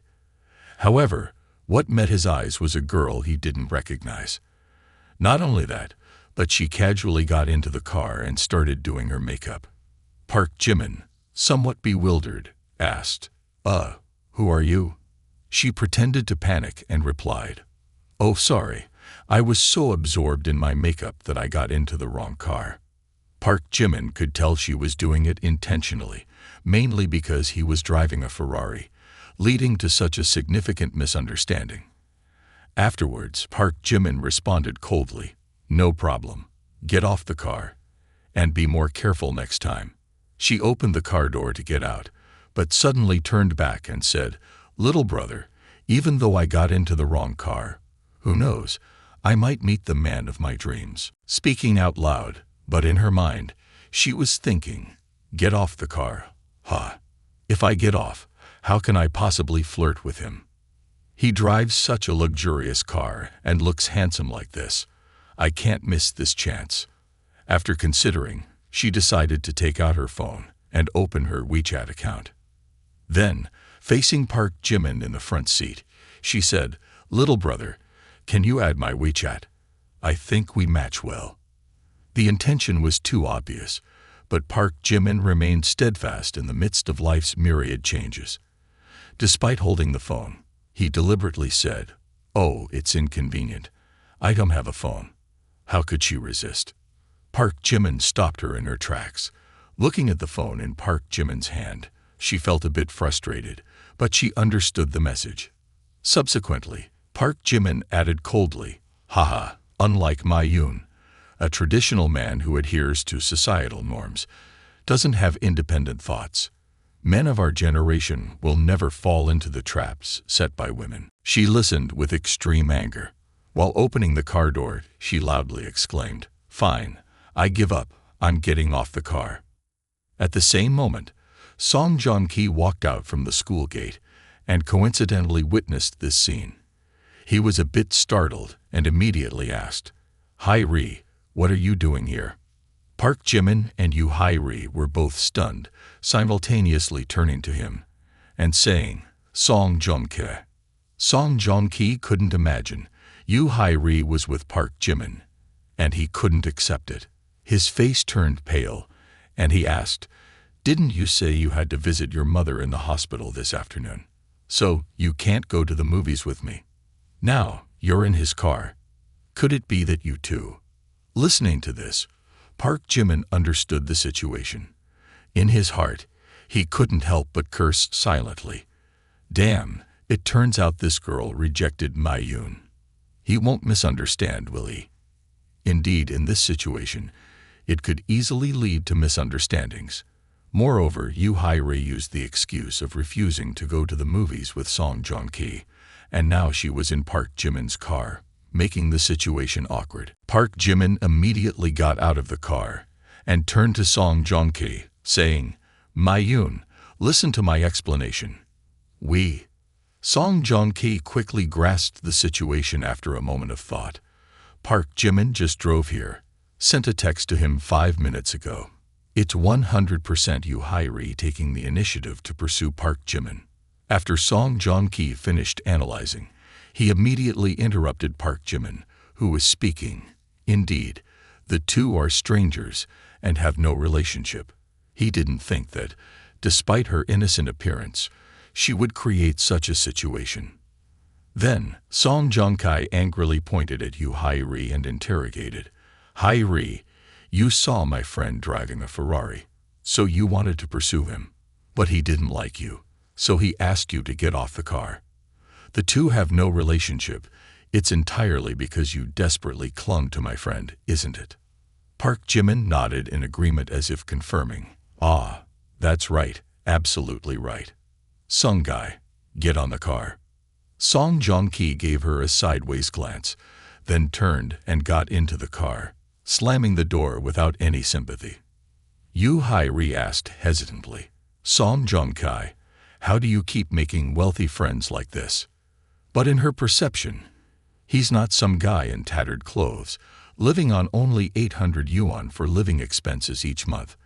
If I had known earlier, I wouldn't have refused his invitation to watch a movie today.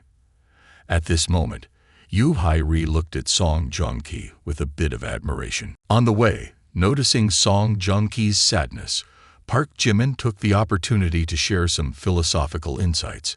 Money is the measure of a person's value. Having money means having power. Money is the door to all opportunities. Without money, everything becomes difficult. After hearing this, Song Joong-ki felt that Park Jimin's words were quite profound, and he relaxed a bit in his heart. Soon, Park Jimin and Song Joong-ki arrived at the enchanting cinema. Here, Park Jimin noticed that the majority of people were couples, with a few pairs of sisters. Only he and Sung Guide were the two lone males relying on this cinema. Song Joong-ki's mood was similar to Park Jimin's. He felt countless curious eyes looking at him and Park Jimin. But looking at everyone, each in their couples, made him feel a bit like crying. Then he confided in Park Jimin. "Jimin, am I too naive? How do you always manage to attract high-class girls, while my love life is always so unlucky?" Park Jimin didn't want to dwell on this issue too much, but still responded to him.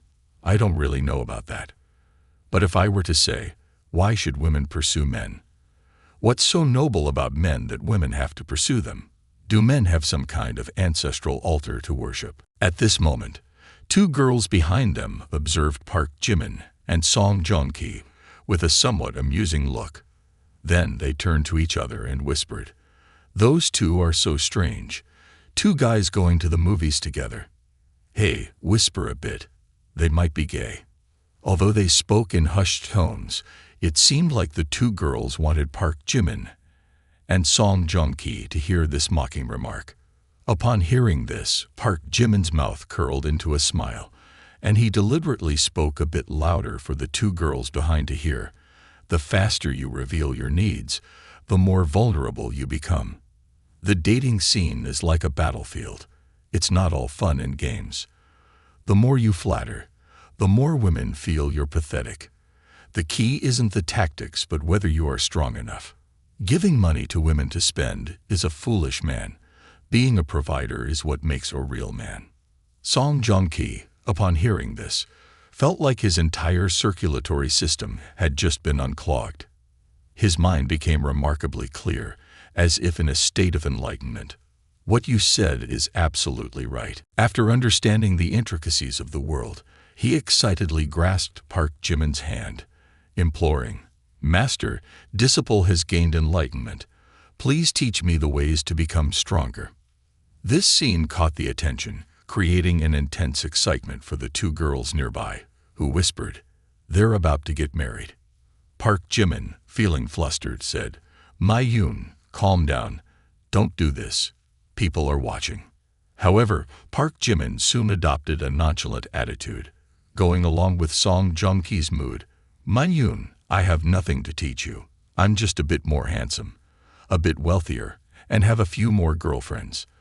In reality, you, struggling like this, are quite perplexing to us ordinary men." Song Joong-ki glared with disdain, feeling a bit annoyed that Park Jimin was deliberately showing off. Then, in a cold tone, he said, "Jimin, stop talking. If you keep going, I'm afraid I won't be able to resist stabbing you to death." Having said this, the two focused on the movie in front of them. After leaving the theater, Song Joong-ki looked at Park Jimin and said with a smile, "Talking with you, Jimin, makes me feel much better. Lately, I've been bothered, always worried that I might." Park Jimin didn't pay much attention to his words, glancing at his phone to see it was past 4 o'clock in the afternoon. Turning to Song Joong-ki, he interrupted, saying, "Don't talk about this later. If you want to repay me, do it right now." Having said that, Park Jimin paused, then earnestly took Song Joong-ki's hand and continued, "In about 2 hours, call me. Consider it as you've done me a big favor." For him, the fact that Park Jimin came to watch a movie with him today was already deeply appreciated. Immediately, Song Joong-ki nodded in agreement, but still had a bit of curiosity, asking, "Calling is fine, but why?" The two girls beside them were still caught up in this scene, gleefully commenting, "I'm telling you, those two are definitely a couple." The girl next to them, who had yet to have a boyfriend, sighed, "Ah, what's wrong with this era? Why don't handsome guys like female students?" After giving advice to Song Joong-ki, Park Jimin didn't explain further and quickly left, thinking to himself, "Why? Of course, it's to have a reason to escape from Kim Ji-soo and then go on another date." Exiting the enchanting movie theater, he went straight to the IMAX cinema. When he reached the parking lot, he hurriedly ran towards it. From a distance, Park Jimin saw Kim Ji-soo waiting for him and silently thought, "Luckily, I made it in time." This was the first time they were going to watch a movie together, so she arrived at the cinema very early. Not only that, but Kim Ji-soo looked exceptionally beautiful today, with a hot figure that left Park Jimin stunned for a while.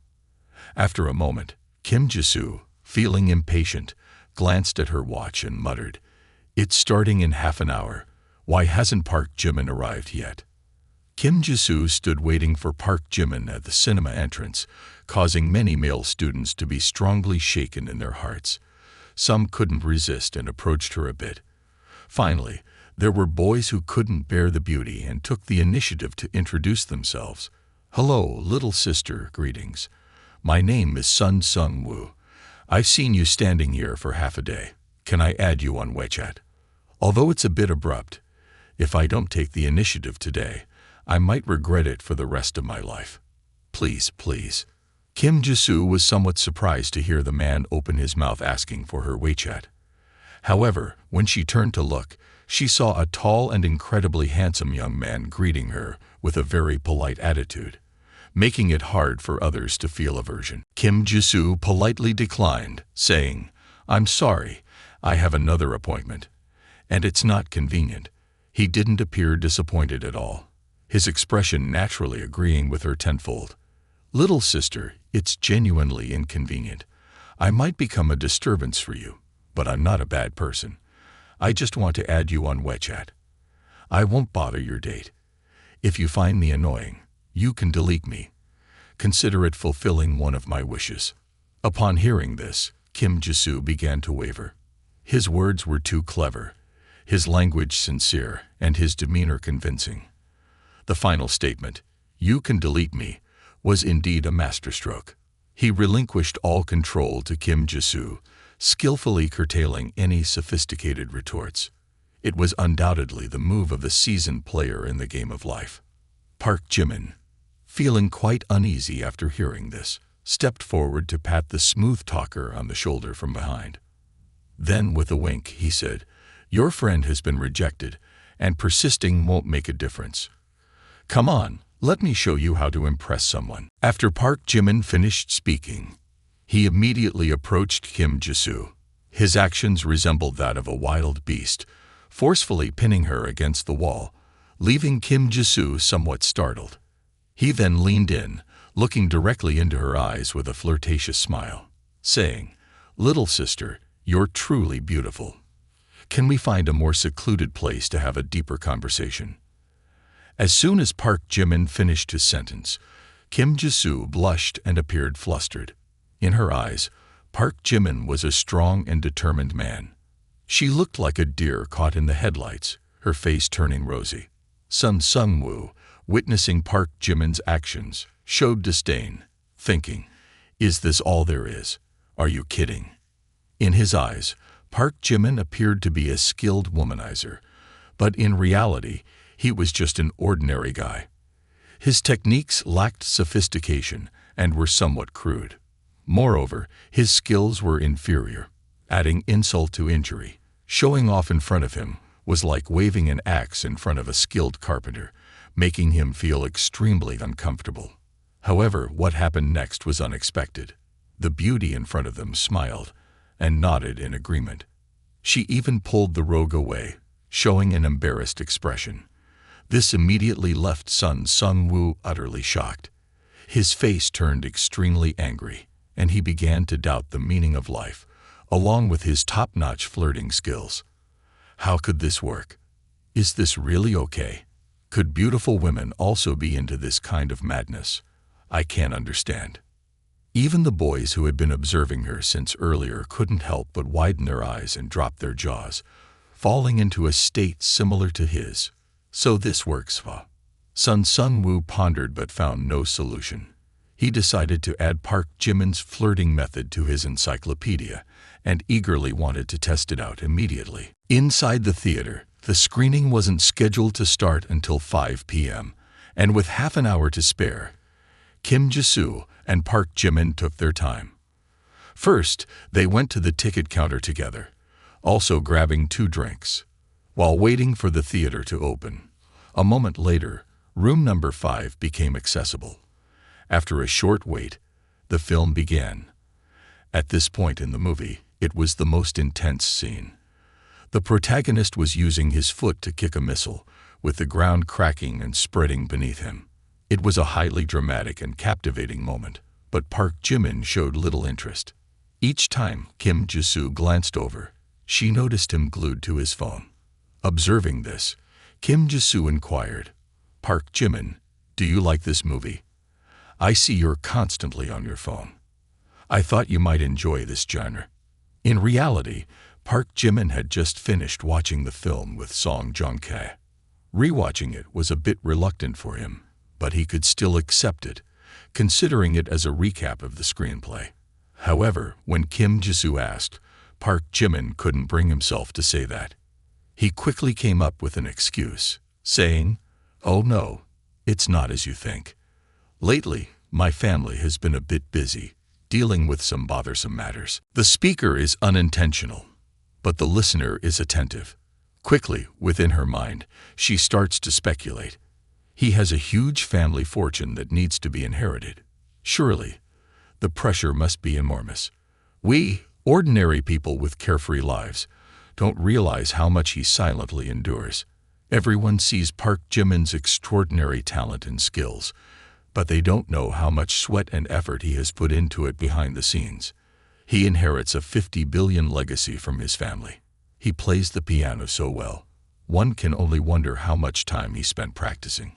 He is so skilled, and it's the result of rigorous training from childhood.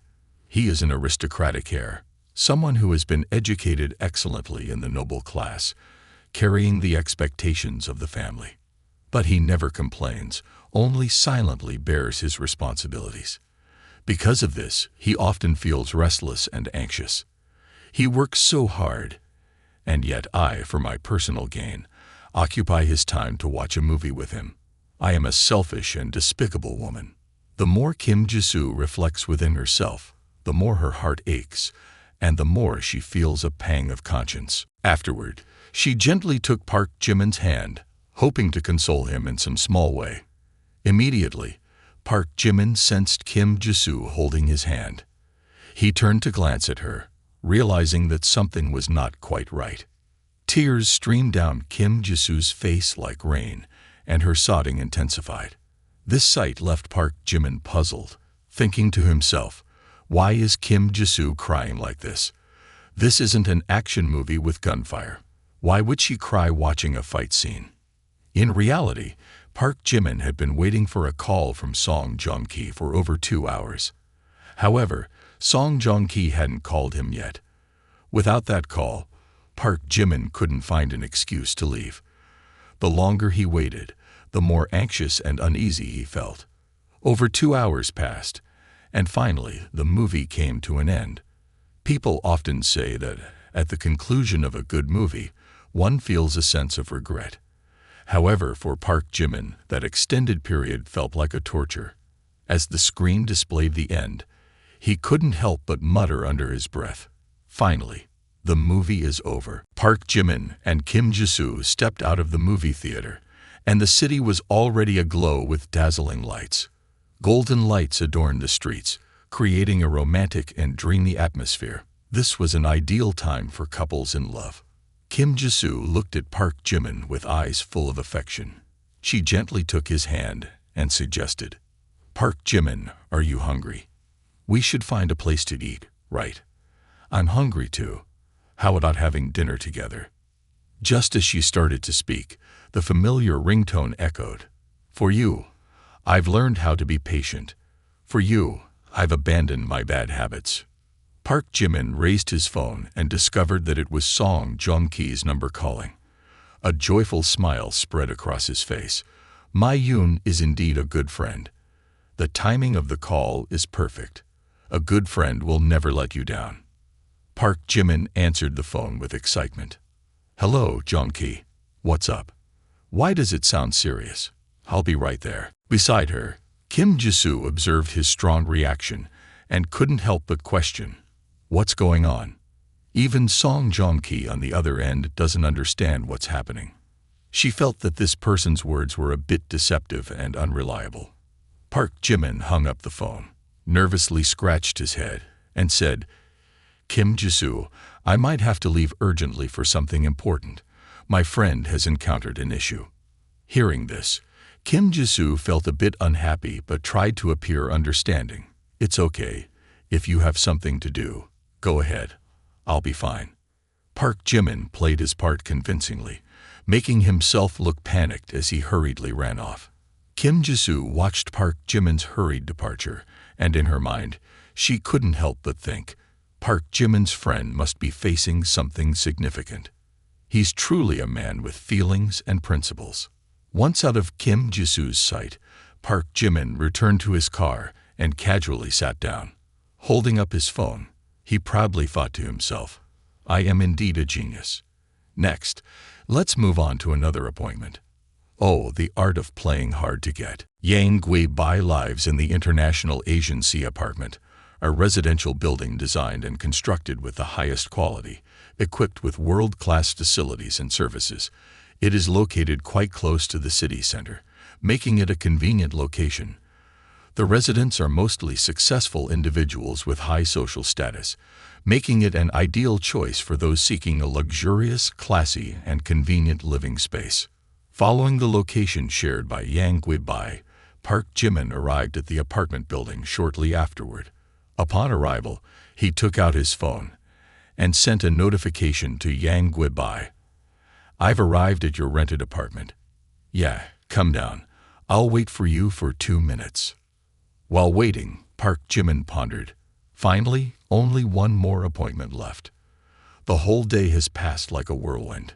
Next time, I'll definitely not multitask like this again. Leaning against his car, he reflected on how foolishly he had played today, full of regret and self-blame. Suddenly, Yang Gui-bai's soft voice came from behind. "Park Jimin, sorry. Did you wait for too long?" Park Jimin turned his head towards the source of the sound, and in his line of sight was a girl with shiny long hair, bright fair skin, large round eyes, and a cheerful smile. She was dressed in a white crop top, blue jeans, and white sneakers. The cleverly short top showcased her attractive and lively personality along with an enticing waistline. Upon seeing her, Park Jimin couldn't help but be intrigued. She looks exceptionally beautiful today. Yang, his classmate, had the ability to pull off any style, indeed a beauty among beauties. Yang Gui-bai's captivating beauty left Park Jimin somewhat entranced until she approached and reminded him, snapping him out of this mesmerizing trance. "Let's go, shall we? Ready to go?" As Park Jimin walked alongside her, dark thoughts filled his mind incessantly. If today's date goes smoothly, it might lead to something more with Yang Gui-bai. After getting in the car, Park Jimin decided to drive to a movie theater quite far away, halfway across Gyeongbokgung's hemisphere, also as a precaution to avoid being seen or having an accident in the middle of the road. When they entered the cinema, he tried to stay enthusiastic for a while, but eventually he couldn't fake it anymore and openly showed his boredom. Despite Yang Gui-bai's inquiries, Park Jimin consistently declined to avoid tarnishing his charming image. Having finished the movie, it was already 11:30 p.m. The city adorned itself with a new coat, shimmering and more enchanting than ever. Electric lights from buildings, restaurants, and bars radiated like sparkling beams, transforming the city into a vibrant and colorful painting. Park Jimin began to feel restless and uneasy. Looking at the stunning Yang Guibai beside him, he felt a surge of excitement, and his heart beat continuously. Eventually, Park Jimin couldn't resist the urge to boldly take her hand. Yang Guibai's hand was as soft as if it had no bones, making him feel like touching a fluffy cloud, making him want to hold onto it forever. Yang Guibai didn't resist. Her face blushed with extreme shyness. Both of them felt a bit awkward, yet their hearts were filled with joy. Despite the late hour, Park Jimin wanted to have a late-night meal with her. They casually found a roadside eatery. Since Park Jimin hadn't eaten anything the whole evening, he had corn at the cinema that made him nauseous. At the restaurant, Park Jimin and Yang Guibai looked like a loving couple, enjoying grilled skewers. The two exchanged affectionate glances, engaged in cheerful conversation, and shared laughter, reveling in their happiness. Around 1 a.m., Park Jimin and Yang Guibai finished their late-night meal. Afterward, he drove Yang Guibai back to the Asian Sea International apartment. Everything had gone smoothly that day, and the unexpected incidents or accidents were avoided. The success was beyond expectations. Despite the fatigue from running around, it was all worth it. As Yang Guibai got out of the car, she looked at him with blushing embarrassment and said, "Oh, Park Jimin, you should go home and rest early. Thank you for hanging out with me until so late. I had a great time." However, after she had taken a few steps, Park Jimin suddenly called out, "Oh, Yang Guibai, can I come over for a drink?" Park Jimin didn't know how he ended up saying that. Perhaps some unlucky fate was playing tricks on him. He felt his heart starting to beat irregularly, and the atmosphere seemed to freeze with a hint of awkwardness. As soon as the words left his mouth, Yang Guibai felt a chill running down her spine, as if an unusual breeze surrounded her. Her heartbeat became erratic, as if it wanted to leap out of her chest. After a moment, she too seemed compelled by some mysterious force, and said, "Hick, well, you can come up." The situation was becoming smoother day by day. Park Jimin immediately got out of the car, locked it, and followed her. The apartment building had 19 floors, and Yang Guibai lived on the 15th floor. Her apartment was elegantly designed with a modern touch. Additionally, the condominium was extremely convenient, featuring amenities such as a swimming pool, gym, children's playground, cafe, mini-mart, cleaning services, and 24/7 security. It seemed to lack almost nothing. It must be said that her family was quite well off to afford such a place. Park Jimin felt a bit awkward, not knowing what to do. After finishing his drink, he wanted to take a shower. However, Yang Guibai remained silent, sitting there. The sound of water dropping echoed, making Yang Guibai blush and feel a bit flustered. She didn't know what to do while Park Jimin was in the shower. There was only one wall between them. Yang Guibai thought, "What's happening today? This is not like what I usually do. I thought he would just come over for a drink and then leave. Who would have expected that after finishing his drink, he would say it's late and he wants to stay overnight?" And I agreed. A single man and a beautiful unmarried woman staying in the same room. It's very likely that something unintended might happen. The flames surged within Yang Guibai, almost impossible to extinguish.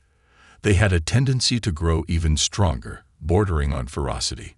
In her mind, she continuously played out various scenarios. What should I do if he makes a demand later? If he wants it, it's not like I can't agree. What am I even thinking? Yang Guibai knew that Park Jimin had ill intentions, but she couldn't resist. A thrilling sensation was rising within her, and the air in the room became increasingly stifling, as if something were spreading everywhere. Her heart pounded louder, and her cheeks grew warmer. Sitting on the sofa, Yang Guibai contemplated what might happen next. This feels surreal, like I'm dreaming. Suddenly, she noticed something protruding from Park Jimin's pocket. Curious, she reached out and was startled to find movie tickets.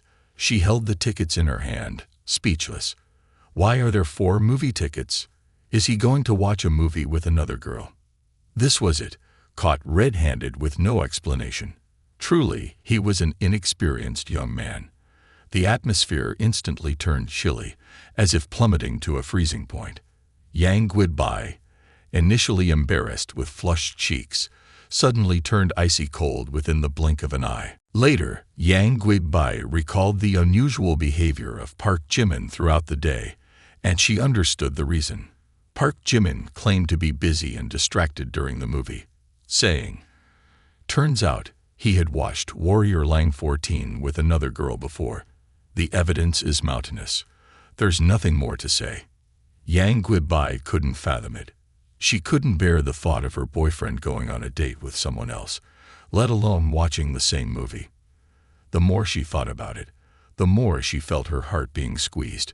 She didn't know what to do, just sat in silence, watching Park Jimin showering inside.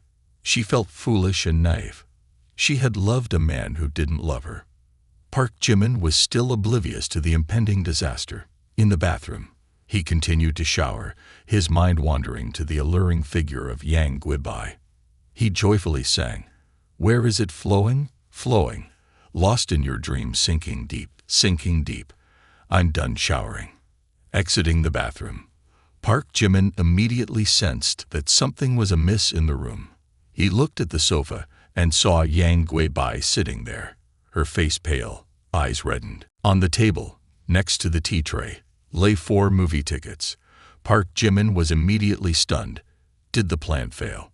Today, he had meticulously prepared and considered every aspect of the plan. Every small detail was perfected, preventing any possible mishaps. However, in the end, an insignificant mistake had exposed his perfect plan. At this moment, even jumping into the Yellow River wouldn't wash away his sins. But who was Park Jimin? The one chosen by the system. How could a small detail like this lead to failure? Instantly, he formulated a strategy, forcing himself to appear calm, as if there had been no separation at all. In just a moment, the mental score equivalent to 3 times that of an average person's brain was effective. Seeing Park Jimin's face change upon seeing the 4 tickets, Yang Guibai knew he was hiding something. However, Park Jimin dismissed it, acting as if nothing was wrong. This further fueled Yang Guibai's anger as she shouted, "Park Jimin, what the heck? Why are there 4 movie tickets in your pocket? Are you still going to the movies with another girl today? If you don't like me, just reject me. Why do you have to step into my life, then go on a date with another girl? Have you ever thought about my feelings? Get out. I don't want to see you anymore." Yang Guibai, subtracting 10 points for goodwill. Currently, goodwill stands at 75 points. Park Jimin smirked, a sense of self-amusement evident in his heart.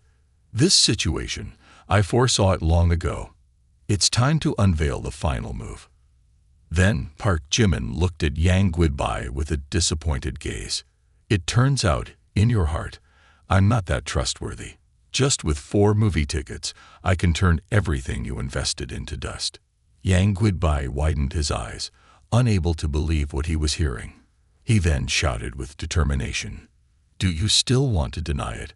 How do you expect me to trust you? The truth is as clear as day. Your front foot goes to the movies with other girls, while your back foot goes with me. Moreover, it's the same movie. You are truly outrageous. Do you think I'm so foolish not to see through it?" She couldn't imagine how, with evidence as mountainous as it was, Park Jimin still refused to admit. He could still appear innocent, as if the one acting against morality wasn't him but her. Faced with Yang Guibai's interrogation, Park Jimin remained silent. He simply raised his phone and called Song Joong-ki, his voice low but filled with determination. Ask Song Joong-ki today whether he went to the movies with other girls or not. By now, it was almost midnight, and he put the phone on speaker. The ringing tone echoed in the room. After a full minute of contemplation, the two stood facing each other, locking eyes without uttering a word. The atmosphere became tense and stifling. On the other end of the line, Song Joong-ki's groggy voice came through. "Hello, Jimin. What's up so late at night?"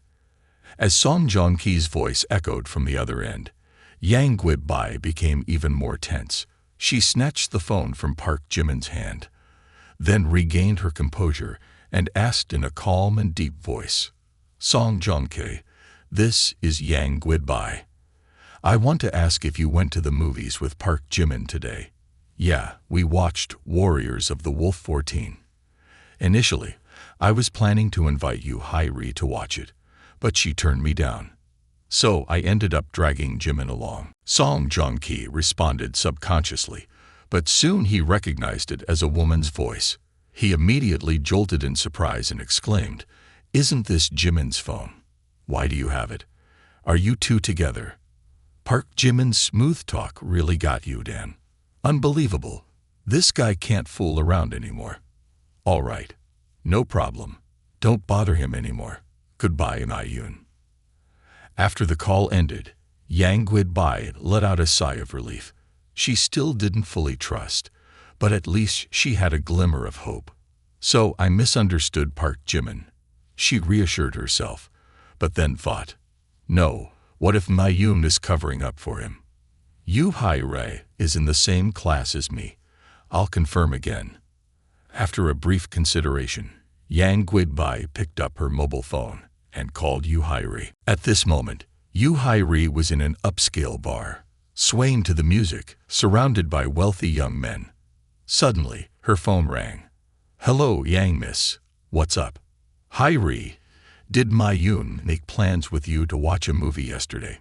Upon hearing Yang Guibai inquire about this, she still felt a bit regretful as she answered, "Yes, he did. He invited me to watch Warriors of the Wolf 14, but I declined. I saw a handsome guy driving a Ferrari come to pick him up too.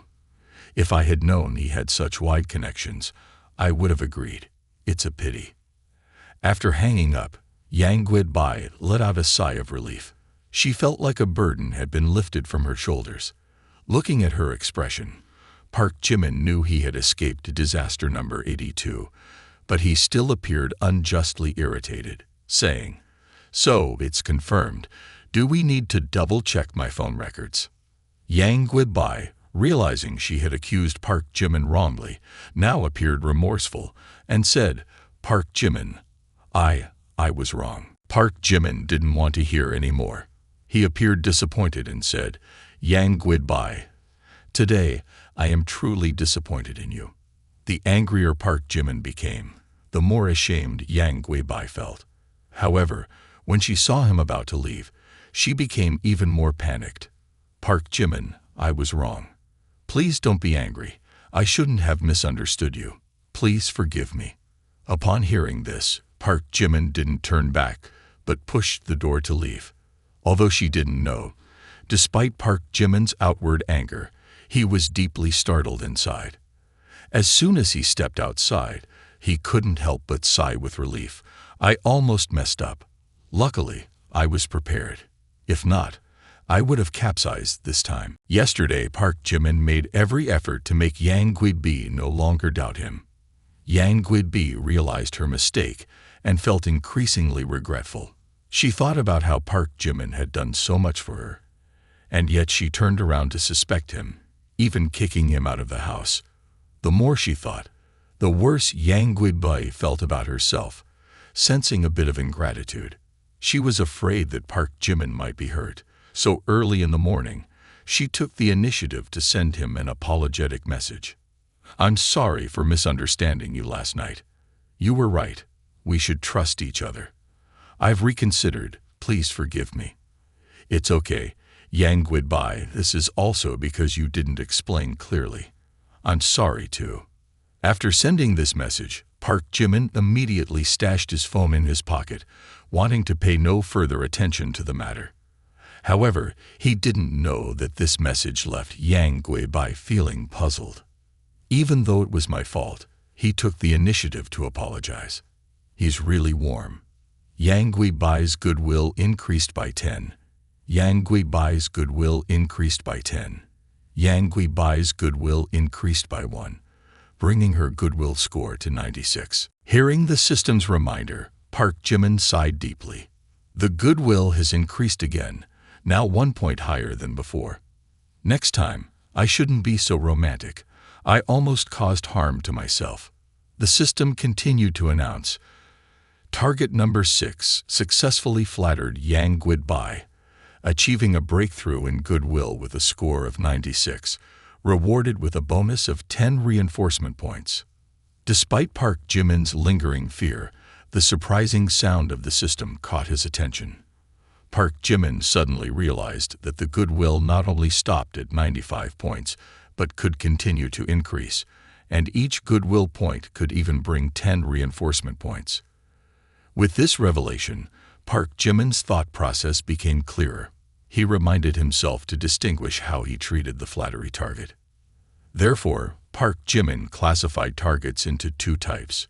The first type focused on being a tool for reverse infiltration, earning the system's rewards, and the second type involved nurturing a good relationship, aiming to raise the goodwill to a level that would make her completely enamored, even if it meant spending tens or hundreds of billions without hesitation. Regardless, it's the system's money, and even kids know how to choose.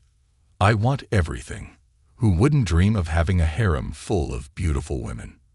As Park Jimin walked and pondered, a few excited girls began chatting. I heard Kwon Ji-young, the head of our school, is sponsoring the basketball team and organizing a street basketball tournament. That's right, at the school stadium. Let's go watch. The basketball team has many handsome guys. Hearing this, Park Jimin felt intrigued. Kwon Ji-young, the street king, sounds interesting. Let's go check it out. The girls spoke while running towards the sports field, and Park Jimin quickly followed. Oh, it's crowded like this in winter. Little did Park Jimin expect that the basketball court, usually deserted, was now packed with people, lively and unusual. Everywhere were girls, constituting more than 70%.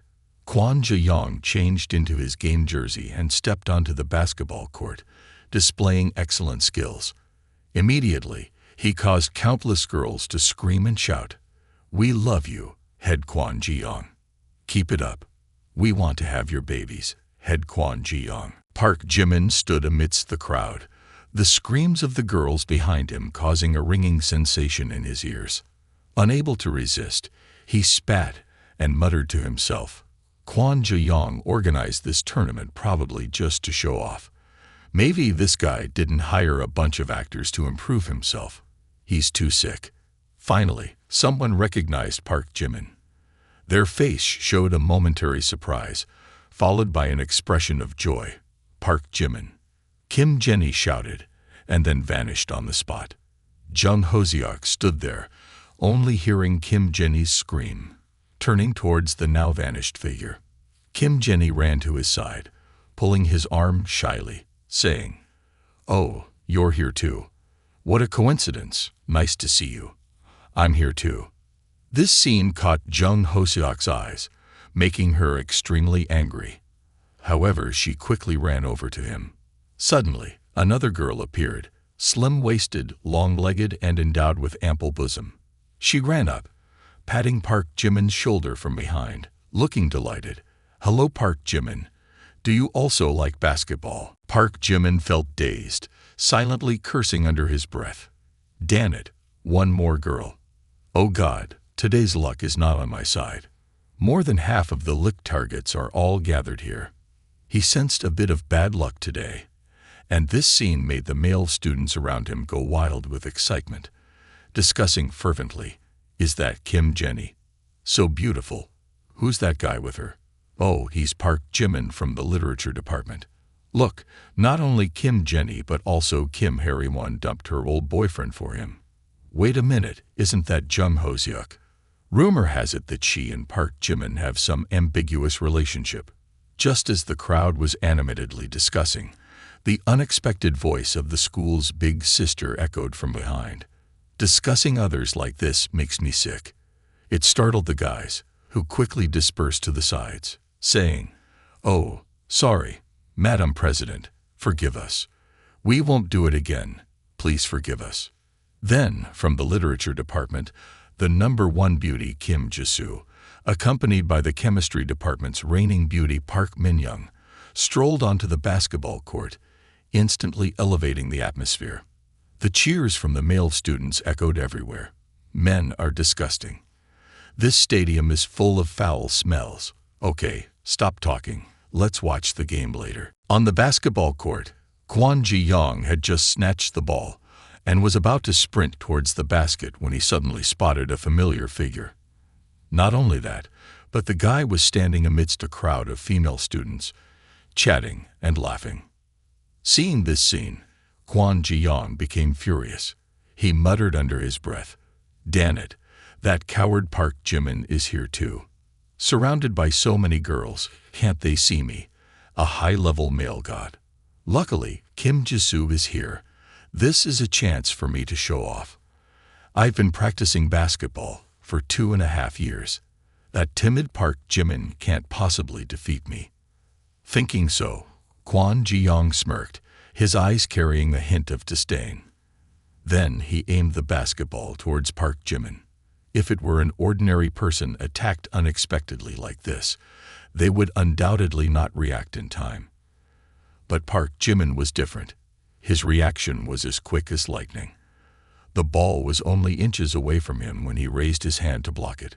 Park Jimin tightly gripped the ball in his hand, his face suddenly turning fierce.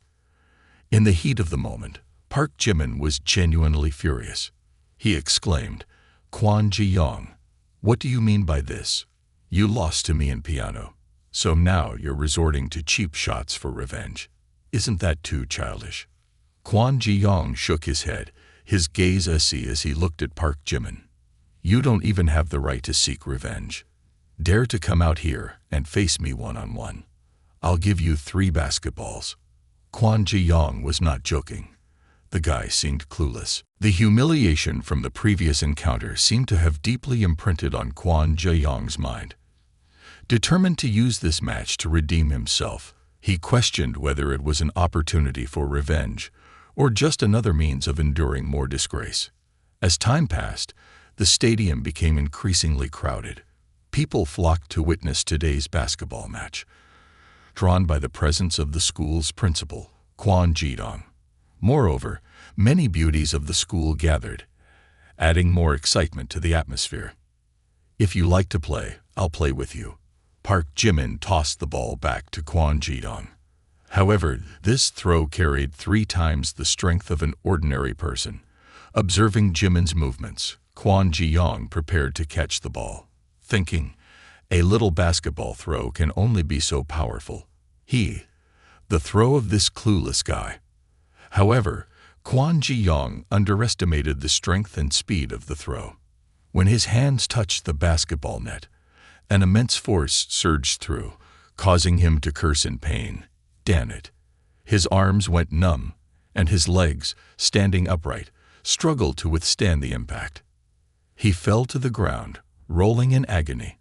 No one expected that a basketball throw could make Kwon Ji-young, a person with a robust physique, tumble down in such a humiliating manner. In front of numerous beautiful girls, the situation was truly embarrassing, and even Kim Ji-soo found it hard to believe. Oh my, Kwon Ji-young is the captain of the basketball team. How could he miss catching Park Jimin's throw? Park Min-young playful lips commented, "Yeah, it's just brute force. Men always love to fight." A group of players rushed to surround Kwon Ji-young, asking, "Captain, are you okay? Is there anything wrong?" Kwon Ji-young got up from the ground, his face even more difficult to look at, simmering with anger internally. With such strong force, this Park Jimin looks frail, but his power is enormous. Park Jimin responded to Kwon Ji-young's challenge with a confident and composed demeanor. "What's the point of a one-on-one? How about we play 5-on-5 to test the skill of the school's basketball team? This statement shook the entire school, and the stifling atmosphere made it hard to breathe. All eyes were now on Park Jimin. Kim Hariwon couldn't hide her surprise. She had only seen her idol running, not knowing Park Jimin played basketball. Kim Jisoo also showed a hint of concern. She truly didn't want to see Park Jimin ridiculed by everyone. Park Jimin understands the piano, and his skills aren't bad. But when it comes to basketball, he might not be that good. The onlookers began to express sympathy for Park Jimin and took a few moments to commemorate him. However, Park Jimin was genuinely only momentarily stirred. During his high school years, he had dabbled in basketball for a while, but the lack of perseverance was the limiting factor. In terms of basketball technique, he couldn't compare to Kwon Ji-young, but his physique surpassed Kwon Ji-young by a considerable margin. Reaction strength and flexibility, not to mention his systematic approach, were always ready to buff additional strength. Kwon Ji-young cast a gloomy look and then flashed a sinister smile. 5 versus 5. On the court, the referees are all on my side.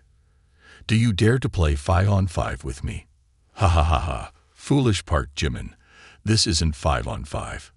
It's more like 1 versus 9. The match swiftly kicked off, with Kwon Ji-young on the offensive and Park Jimin on the defensive.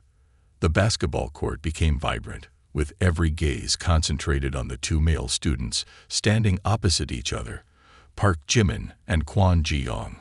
One, a professional basketball player, and the other, a novice just starting to learn the game. As the referee's whistle sounded, the two teams began to move. Kwon Ji-young held the ball, and the basketball in his hands seemed like an extension of his body, his graceful movements captivating the spectators.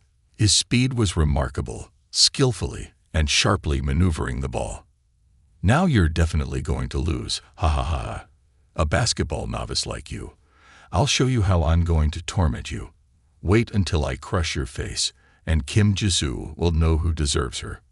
Park Jimin casually watched Kwon Ji-young, defensively displaying unprofessional movements. Moreover, he was sandwiched between 3 robust players, almost rendered helpless. The 4 players on Park Jimin's side had also sold out, and the match unfolded unlike expectations, lacking any suspense. Indeed, in just a dozen seconds, Kwon Ji-young easily broke through Park Jimin's defense as if it were a walk in the park. Quickly, Park Jimin also noticed that his 4 teammates were letting water through, cooperating with Kwon Ji-young. Kwon Ji-young, do you think I don't know that everyone on the court is your actor? Who needs teammates? I'm enough on my own. After careful consideration, Park Jimin began to call upon the system. System, I want to enhance my basketball playing skills because the owner hasn't mastered this skill yet. I need to spend 5 enhancement points to improve the skill. System, continue enhancing. I want to use 35 experience points to boost my basketball playing skills. I want to show off. Congratulations to the owner for upgrading to a basketball superstar. A second later, a familiar surge of energy flowed through Park Jimin's entire body like warm water. At the same time, a mysterious and incomprehensible feeling appeared in his mind. Park Jimin's body, which was initially stiff on the basketball court, suddenly relaxed completely. It was only then that Park Jimin realized a true basketball master not only needs exquisite ball-playing techniques, but also requires a firm mentality and superior physical strength. As he approached the basket, Kwon Ji-young confidently flashed a smile. This is the time to showcase courage. I will use a beautiful slam dunk to end the game. The female students cheered. Captain Kwon Ji-young is so good. Captain Kwon Ji-young is so handsome. He soared high, adopting an incredibly cool posture, preparing for a slam dunk to explode across the entire school. Just at the moment when he was about to steal the hearts of countless girls, Park Jimin suddenly disappeared from everyone's sight. He rushed towards the basket at lightning speed. Kwon Ji-young was just a few meters away from the basket. For him, making a slam dunk at this moment was a piece of cake. At this moment, the whole school watched without blinking. Just as the ball was about to touch the rim, Park Jimin unexpectedly reappeared. He surpassed Kwon Ji-young, leaped high, and swatted the ball away. Kwon Ji-young was dumbfounded, and the female students were ready to scream. This moment was silent, and no one knew what to say.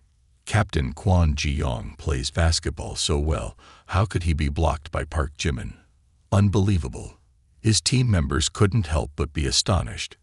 How did he do that? Did you see? Not only did he shake his head and disappear. Damn, this isn't a paranormal phenomenon. The air felt stifling, as if someone was squeezing it, making it hard to breathe. Kwon Ji-young's face turned pale and then white. He stared intensely at the figure of Park Jimin, his mouth gaping without uttering a word. Here, I can't believe it. This must be an illusion. Park Jimin spun the basketball on his finger, walked towards Kwon Ji-young, and said coldly, "It's my turn now, Captain Kwon Ji-young. I will show you what defeat looks like." Before he could finish speaking, Park Jimin was blown the whistle by the referee and shown a yellow card. He stood there in shock, his face becoming hard to look at. Then he looked at Kwon Ji-young with anger, thinking, "Foul, Kwon Ji-young. Do you feel any shame, getting a black whistle?" Right after the black whistle sounded, Kwon Ji-young was awarded a free throw. With his experience, he executed a precise free throw, sending the ball into the basket. The first goal of the match belonged to him. Kwon Ji-young smiled triumphantly, his cold eyes staring at Park Jimin. "Park Jimin, how good are you at playing basketball? Can you handle a black whistle?" The basketball court has its own unspoken rules. Park Jimin, you're really childish. However, the referee's decision to blow the whistle on Park Jimin for a foul infuriated many spectators. They couldn't believe that the referee would make such a chaotic call. What kind of foul was that? Why is the referee pressuring Park Jimin like that? Is the referee biased? Even in a friendly match, they have to use a black whistle. It's truly embarrassing. Someone shameless like this can represent a university. It's truly disgraceful. The crowd erupted in shouts and curses, demanding an explanation from the referee, but the referee remained silent and walked away. In the hearts of the fans, Park Jimin did nothing wrong. In reality, Park Jimin didn't care about winning or losing in today's match. However, Kwon Ji-young was excessively arrogant, looking down on him, which made him feel insulted. Furthermore, he exploited the unwritten rules on the court to pressure and oppress him, making Park Jimin even more furious. Unable to bear it any longer, the anger within Park Jimin flared up to the extreme. "Kwon Ji-young, you have truly provoked me. I can forgive you for cheating, but I won't allow you to violate the spirit of sportsmanship. I will give you, this miserable wretch, a game." Afterward, as if with divine assistance, Park Jimin could effortlessly snatch the ball, whether it was from the hands of teammates or opponents. As long as someone held the ball in front of him, he seemed to move so fast that no one could keep up, and the ball would inevitably end up in Park Jimin's hands. This was an absolutely astonishing hand speed on the basketball court. Channeling the strength of a person sweeping away all opponents, Park Jimin moved at the speed of light, rendering opponents unable to catch up. His powerful breakthroughs and elegant ball handling left opposing players attempting to obstruct him, but all their efforts were in vain. He was too quick, too strong, and too agile. Afterward, he leaped into the air and executed a successful slam dunk.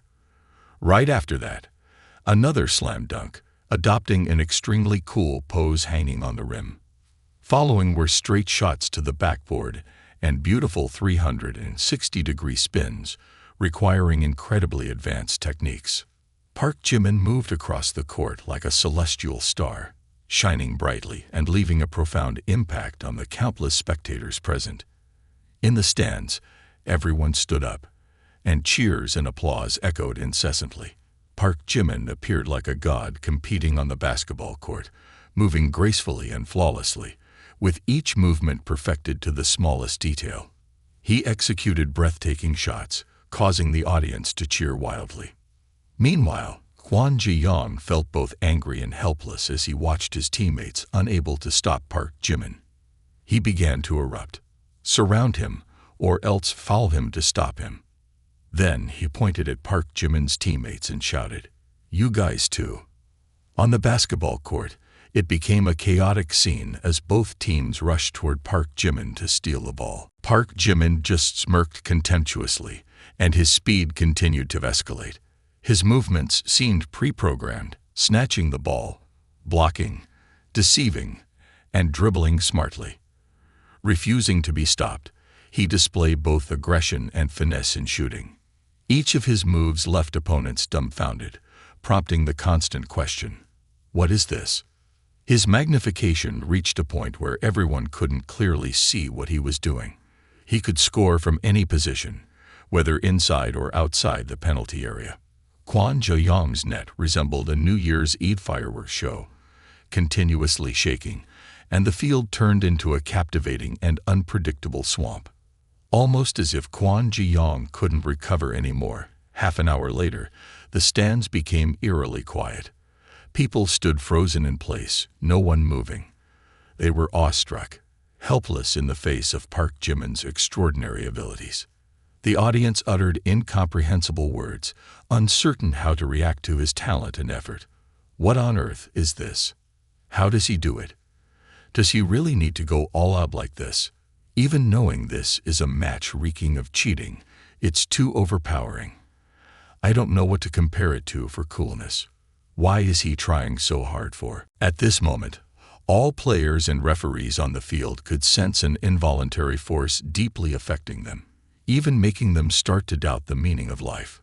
Park Jimin, this freak, is basically not human. How can someone elevate basketball to such a realm? This surpassed their imagination. Without challenges, there would be no injuries. Park Jimin was an embodiment of sportsmanship, always giving his all, facing any difficulty head-on. He served as inspiration for all basketball enthusiasts. The referee recalled the lessons he taught his son. "Son, a referee is the boundary of a match. When the whistle blows, you must act in a way that leaves you with no shame."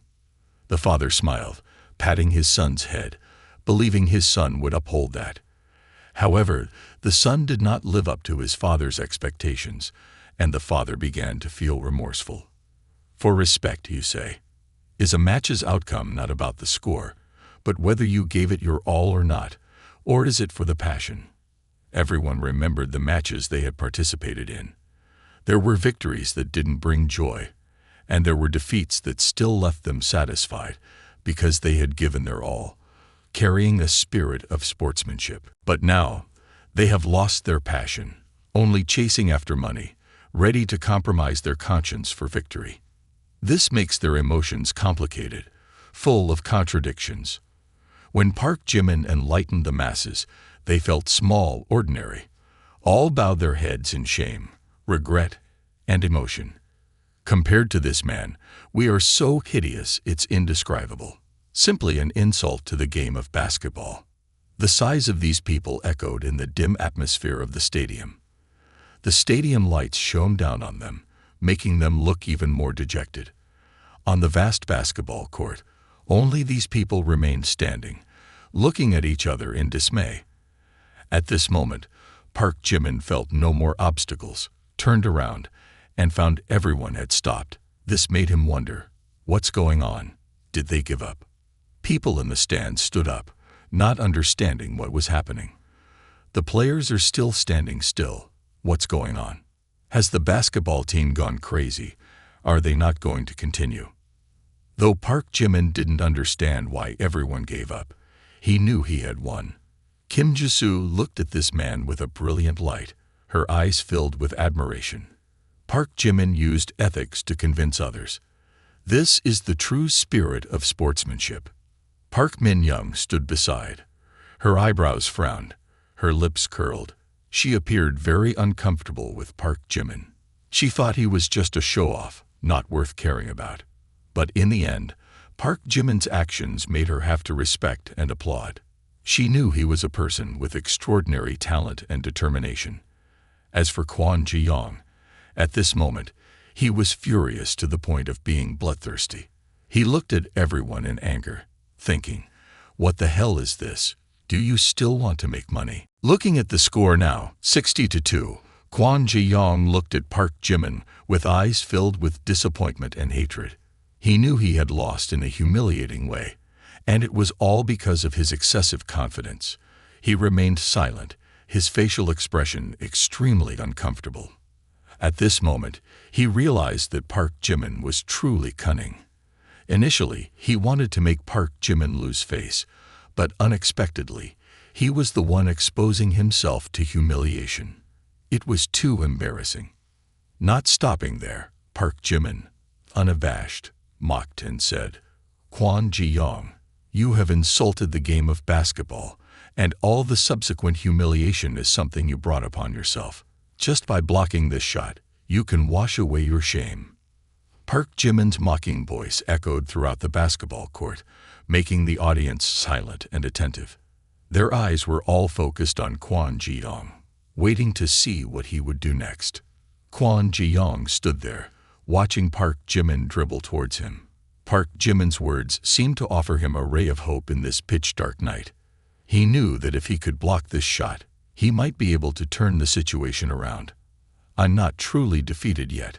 I still have a chance." With determination in his heart, Kwon Ji-young rushed towards Park Jimin, using all his strength to prevent him from scoring. As he closed in, Park Jimin leaped high. Seeing Park Jimin, a dark thought crossed Kwon Ji-young's mind. "This is your own doing. Go to the hospital, Park Jimin." Thinking so, Kwon Ji-young's eyes carried a hint of malice. He jumped and exerted all his force to thrust into Park Jimin's chest. Kwon Ji-young's thrust collided with Park Jimin's chest, strong enough to hear the sound of breaking bones. However, the sound did not come from Park Jimin's chest, but from Kwon Ji-young's forearm. The pain quickly set in, making terror appear in his eyes. He fell backward to the ground, writhing in agony, exclaiming, "How could this happen? My arm." Kwon Ji-young's resistance seemed non-existent in front of Park Jimin. He remained unaffected. Approaching the basket, Park Jimin executed a successful slam dunk, causing the audience to erupt in cheers. The spectators could hardly believe what had just happened. They looked at Kwon Ji-young lying on the floor, holding his broken arm, but there was no sympathy. Instead, they showered Park Jimin with wholehearted admiration. The one who achieved an absolute victory on the basketball court is Yoongi, with an extremely dominant demeanor. He, extraordinary, has left a deep impression on many girls here, creating a tremendous shock for them. Following that, a series of chain reactions unfolded, leaving Park Jimin utterly bewildered. Ting. Subject number 3. Kim Ji-soo, ball licking, goodwill score 96 points, reward for successful enhancement plus 10 points. Ting. Subject number 2. Jung Ho-seok, ball licking, goodwill score 96 points, reward for successful enhancement plus 10 points. Ting. Subject number 1.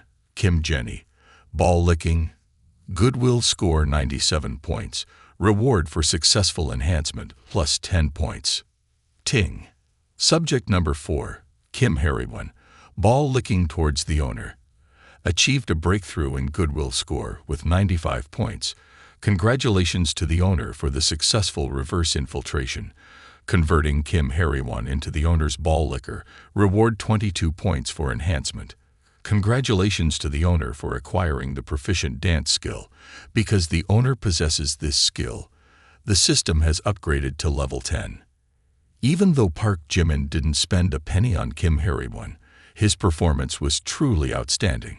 Moreover, she was particularly fond of athletic guys, and Park Jimin excelled in every aspect. All of these factors led to Kim Hae-won's successful reverse infiltration. At this moment, Kwon Ji-young, lying on the floor, looks at Park Jimin, feeling extremely disappointed and regretful. Just for a moment of anger, he has lost everything. Park Jimin gazes at Kwon Ji-young with a cold, condemning look, saying, "Whether it's about skills or character, you are not worthy to be the captain of the school basketball team. Competing with you, a trash like you, is an insult to my basketball skills."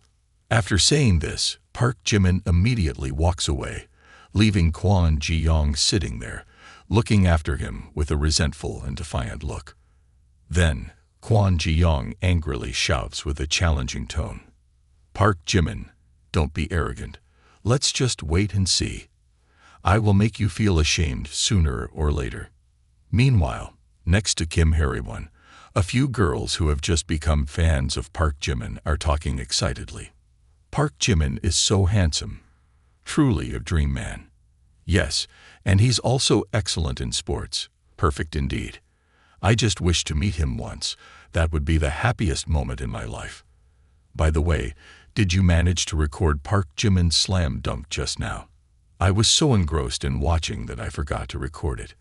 Hearing this, Kim Hae-won scans the crowd with her eyes, trying to find Park Jimin among them, but she can't spot him. Feeling a bit regretful, she thinks, "Hate it, can't find that Park Jimin guy anywhere." Originally, she intended to find Park Jimin to give him water, but now Kim Hae-won can't help but widen her eyes as she sees many rivals surrounding him. Her eyes glanced over, and she noticed that Kim Ji-soo also had a water bottle. The two girls looked at each other without knowing what to say. Kim Ji-soo seemed hesitant and embarrassed, as if wanting to avoid Kim Hae-won's gaze. Kim Hae-won felt extremely uncomfortable. She didn't want Kim Ji-soo to have the opportunity to approach Park Jimin. Moreover, Jung Ho-seok and Kim Jenny also had water bottles. The four girls looked at each other without saying a word. The atmosphere around them was a bit gloomy, mixed with a hint of tension. Regardless of who among the four, they all carried a not-so-light sense of jealousy. Each of them was eager to compete to hand her water bottle to Park Jimin. While the group of girls was overwhelmed by jealousy, Park Jimin suddenly disappeared without a trace. No one knew when Park Jimin had left the stadium.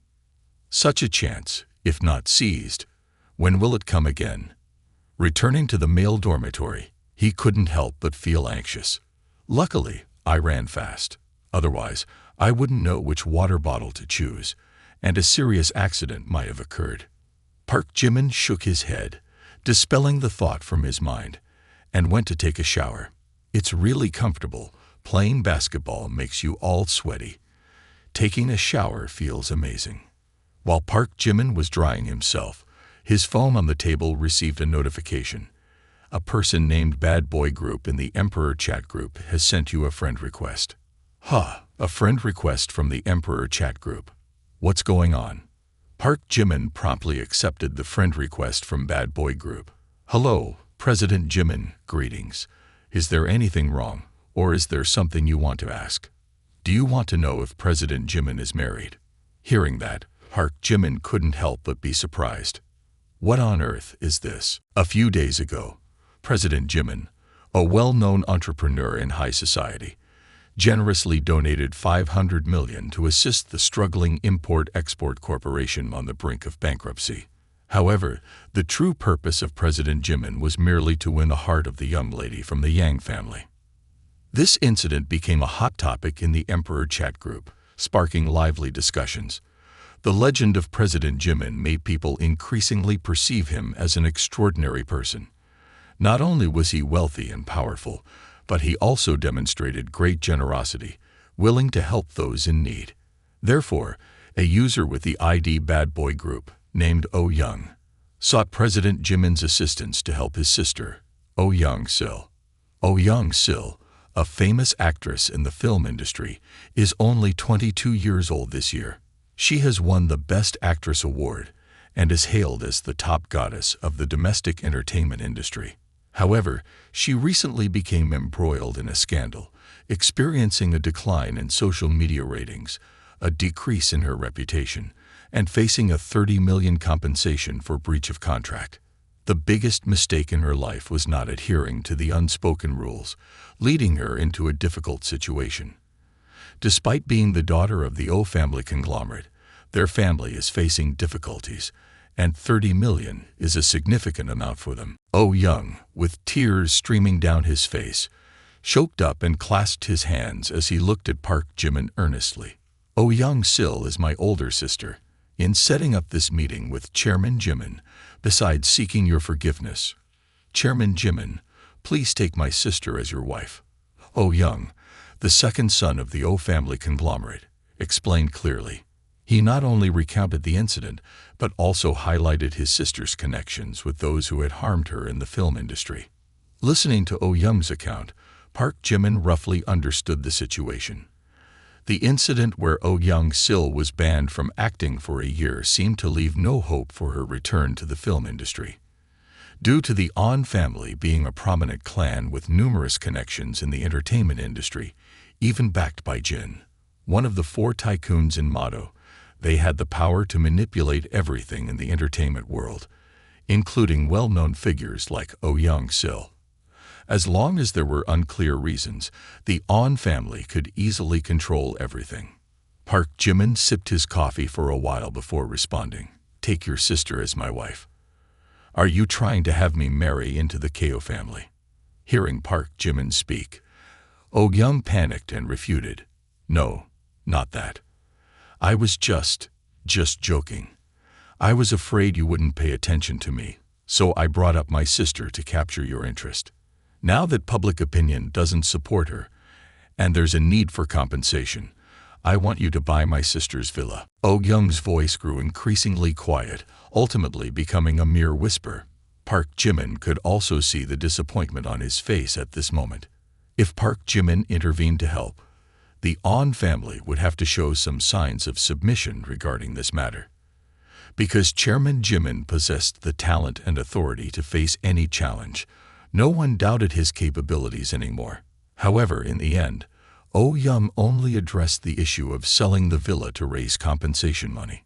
Park Jimin took a sip of his coffee, his eyes gleaming brightly. "Buying a house, I actually need a private residence. Recently, there hasn't been any goal to spend money on.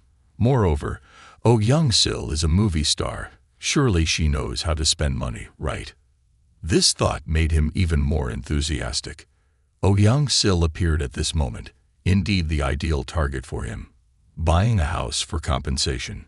Moreover, she's entangled in a scandal. Whitewashing certainly requires a lot of money. In the context of a 90 trillion won entertainment system, the amount spent on her is just a drop in the bucket. Park Jimin placed the coffee cup on the table, appearing serious as he looked at Oh Young, and said, "I can help. Set a time for me to meet her, and I'll take a look at the house while I'm at it." Oh Young stood in shock, eyes wide open, unable to believe what he had just heard. He quickly nodded with joy. All right. Afterward, Oh Young, overcome with happiness, tears streaming down, took out his phone and said, "I will help you schedule a meeting right away." Chairman Jimin indeed seems like a legendary hero. Offering a warm hearth on a snowy day, timing couldn't be more perfect. I heard Chairman Jimin recently invested a significant amount in the Yang family conglomerate. If my sister marries him, it's not entirely impossible. For him, having such a brother-in-law is a stroke of luck. Thinking so, Oh Young excitedly hugged the phone, feeling immense joy in his heart. He knew that with Chairman Jimin's assistance, all the difficulties his family faced would be resolved, and his sister, perhaps one day, would transform from a carp swooning through the Dragon Gate, soaring across this land of flowers and prosperity. Meanwhile, his sister was currently under tremendous pressure from the billions of netizens who were mocking and ridiculing her from all sides, not to mention the enormous compensation she had to face. She felt she could hardly bear it any longer. The phone bell continued to ring insistently, urging her to make a decision. "Tell that Mr. On to leave. I know he holds power, and not all the rumors outside are his doing. But I can't bow my head." At this point, she couldn't bear it anymore. She hung up and slammed the phone down on the bed. In a fit of anger, she screamed as if trying to release all the resentment and pain bottled up inside. The old man with a decaying body wants to sleep with me, damn it. But what should I do now? There's too much compensation money for the contracts. I just want to be a simple actress. Why does it have to be so difficult? She began to sink into deep thought, and the more she thought, the more her psyche was severely affected. A compromise solution began to take shape in her mind. She trembled, lips tightly sealed, her eyes showing the hint of confusion about what to do. She felt like the whole world was turning its back on her, with no place to turn, and she sensed profound loneliness and despair. She knew, this trip to Mado is a trade-off. This pure body will never be clean again, but there's no other way. Society is just like that. A girl who once embodied innocence and purity found herself thrust into the abyss of despair by the harsh realities of life.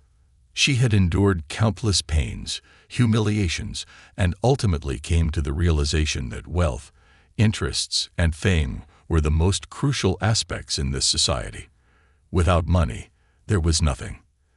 At this moment, another call came in. On the other end of the line, Oh Young excitedly spoke. "Sis, it's me. I found you a grand and powerful backing. No need to worry about money anymore." "A backing, you ask? You've recently started selling yourself, haven't you?" Selling yourself sounds harsh, but that's what's been trending on the illustrious President Jimin's hot search lately. He's agreed to buy a house for you and has promised to handle your matters. Oh Young paused for a moment when he reached this point, the smile fading from his lips. Oh Young Sil immediately grasped his meaning. A sense of disgust surged within her, even bordering on nausea. Working in the entertainment industry, she was well aware of the rumors circulating on Weibo. She had an extremely negative impression of this character, the so-called illustrious President Jimin, known for spending money on female streamers everywhere, not exactly a benevolent benefactor. Alongside the On family, it was like President Jimin, huh? Hearing that Oh Young wanted to introduce President Jimin to her, Oh Young Sil immediately transformed into an authoritative figure, starting to scold her younger brother. What kind of illustrious name is that? An old man wanting to take advantage. Oh Young, you're helping an outsider harm me. Just wait until you get home. I'll show you. Although Oh Young heard the sharp and furious reaction from his sister on the other end of the phone, making him slightly uneasy, he found himself quite fond of this man named President Jimin. If the day came when President Jimin became his brother-in-law, he could boast and gain prestige at Gyeongbokgung, overshadowing even Yu Ah-in or the white-haired. Upon reflection, it was all very exhilarating. Even if his sister disagreed, he would still choose to stand by President Jimin's side, with an attitude unlike any other day. In the past, Oh Young would not hesitate to retort and argue back when scolded by his sister like this, saying he was as feisty as fresh shrimp. However, in this situation, Oh Young spoke to his sister with an entirely different demeanor. He no longer confronted her but instead used a mix of sweet talk and persuasion. "Sis, trust me just this once. President Jimin is truly influential. Soon, you'll be taking him to see the house. Remember to treat President Jimin well a bit, okay?" Having said that, he didn't wait for his sister to respond. He promptly hung up the phone. Oh Young Sil, upon hearing this, became even more furious. She clutched her head once again, only able to scream in despair. "Ah, all men are wicked, even my own brother." Then she raised her hand to the sky and began to swear, "Oh Young Sil, even if I jump from a high place and die at home, I won't need a single penny from any man." Meanwhile, after hanging up, Oh Young continued to chat with Park Jimin for a few more sentences, mostly praising the image of his sister to cosmic heights.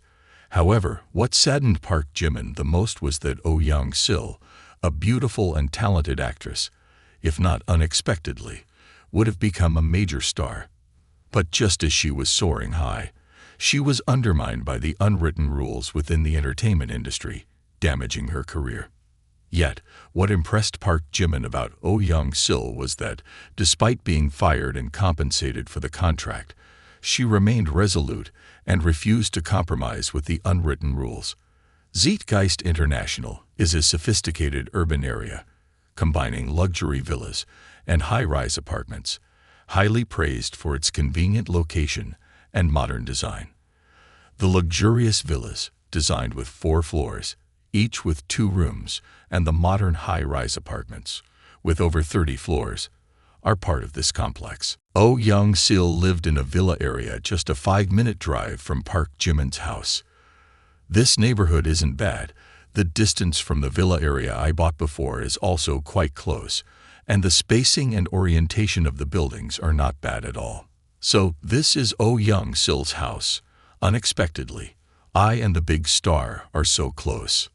Park Jimin, for some reason having never met a star before, eagerly wanted to meet her, so he kept ringing the doorbell continuously. Oh Young-sil, hearing the incessant doorbell ringing, became extremely annoyed, muttering to herself, "This is too fast. I've never seen a woman so irritable." As she stepped out, she grumbled, "Don't ring anymore. Even an old man isn't this impetuous.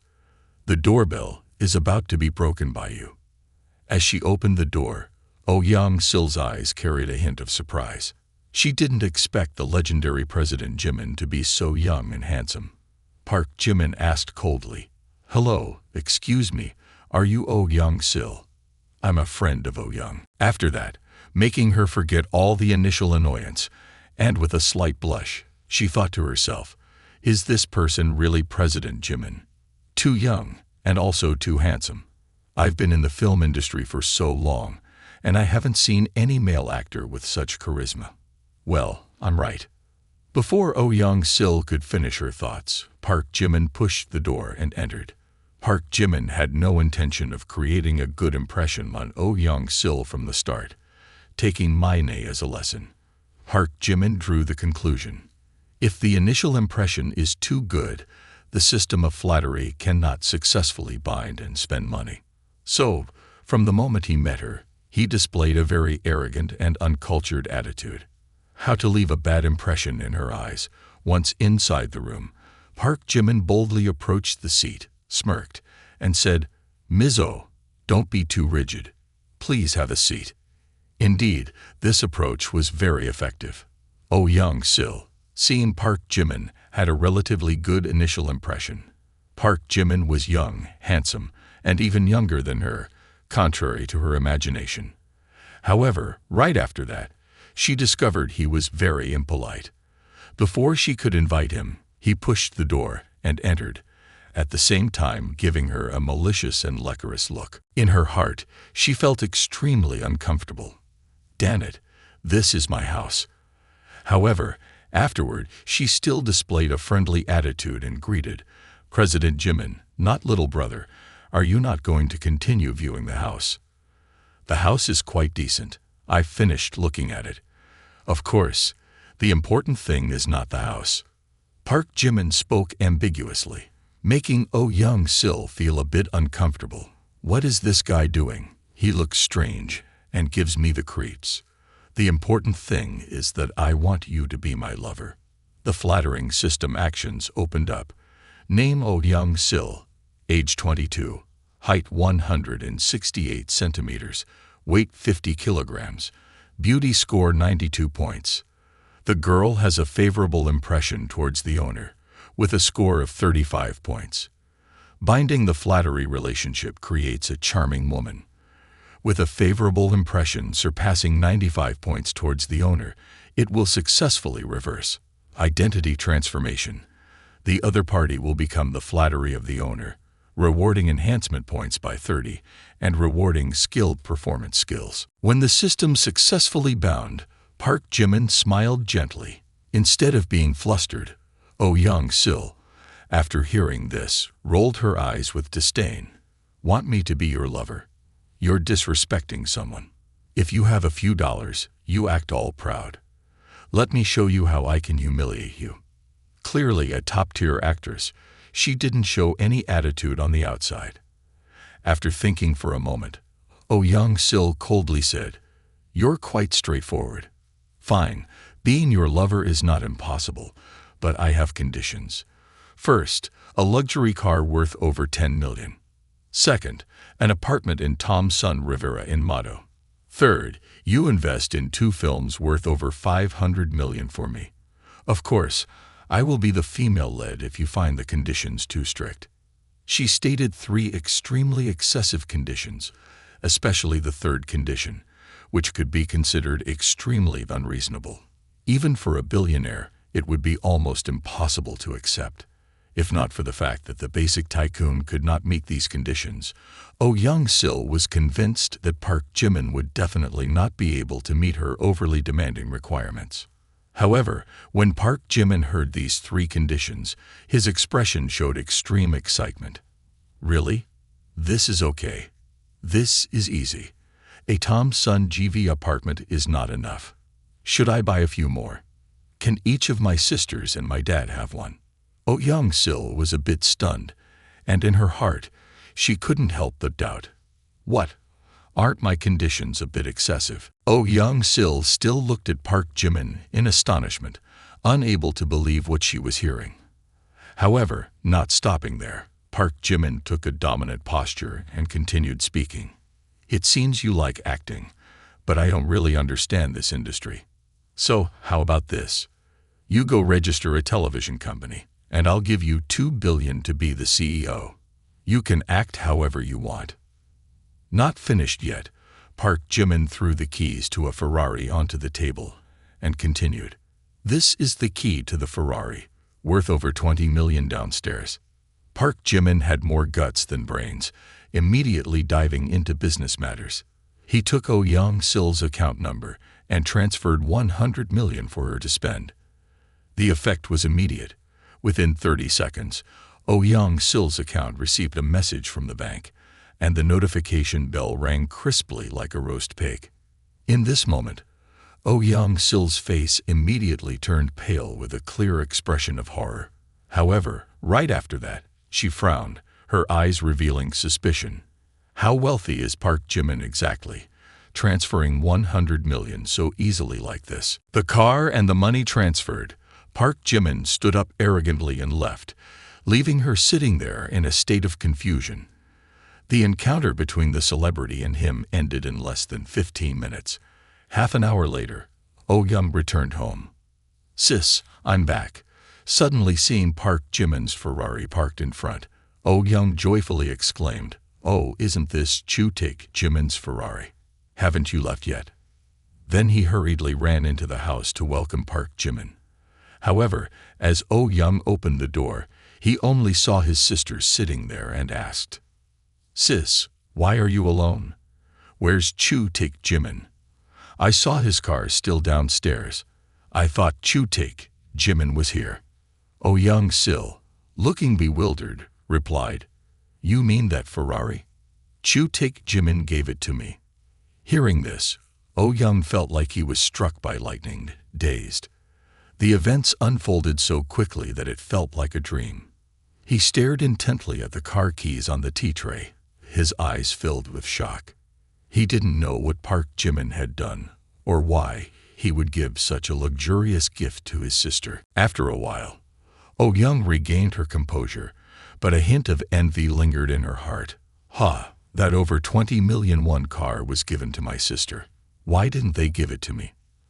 Oh Young-sil still looked bewildered and continued. Not only the car, Chairman Jimin also transferred an additional sum of money to me.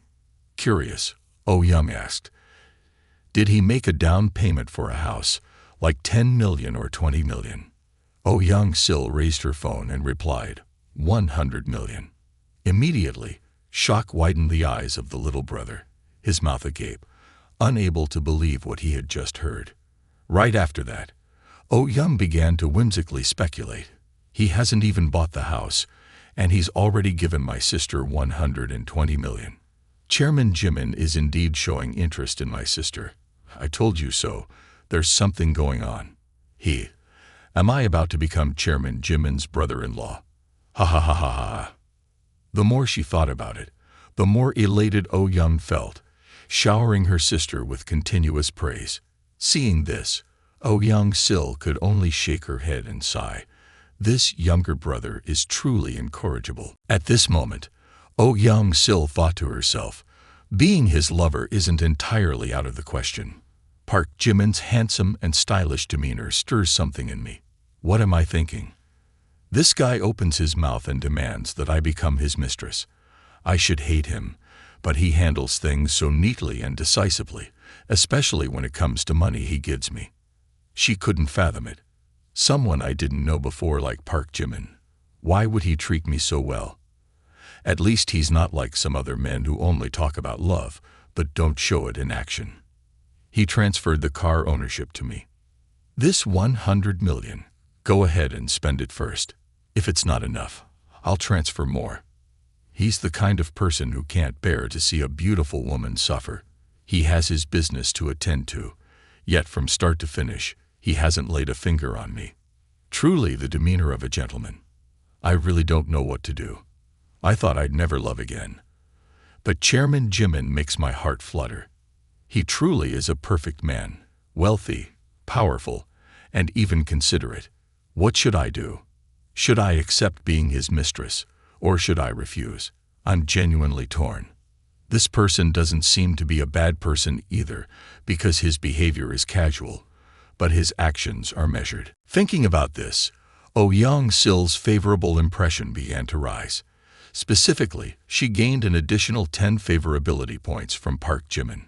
Oh Young-sil favorability plus 10. Oh Young-sil favorability plus 10. Currently, her favorability score stands at a -5 points. Meanwhile, Park Jimin had been absent for quite some time before reappearing. Although Oh Young-sil's favorability towards him had increased, the increment was not significant and still maintained a negative value. Park Jimin smirked slyly and said, "It seems that dealing with a star is indeed different. Even though I spent over 120 million in favorability points, it remains this low. This time, if I can make use of Oh Young-sil, I'm sure I can earn a substantial amount. So, from today onward, I'll give her 100 million every day. Let's see how long she can resist." Park Jimin knew that Oh Young-sil was a woman with high self-esteem. If he continued to transfer money like this, sooner or later, she wouldn't be able to withstand it. At that point, he could easily manipulate her and say straightforwardly, "Being a lover is crystal clear. When facing an unpleasant situation, I don't want to find excuses. Being straightforward is better than twisting things later. Crush all unstable factors from the start.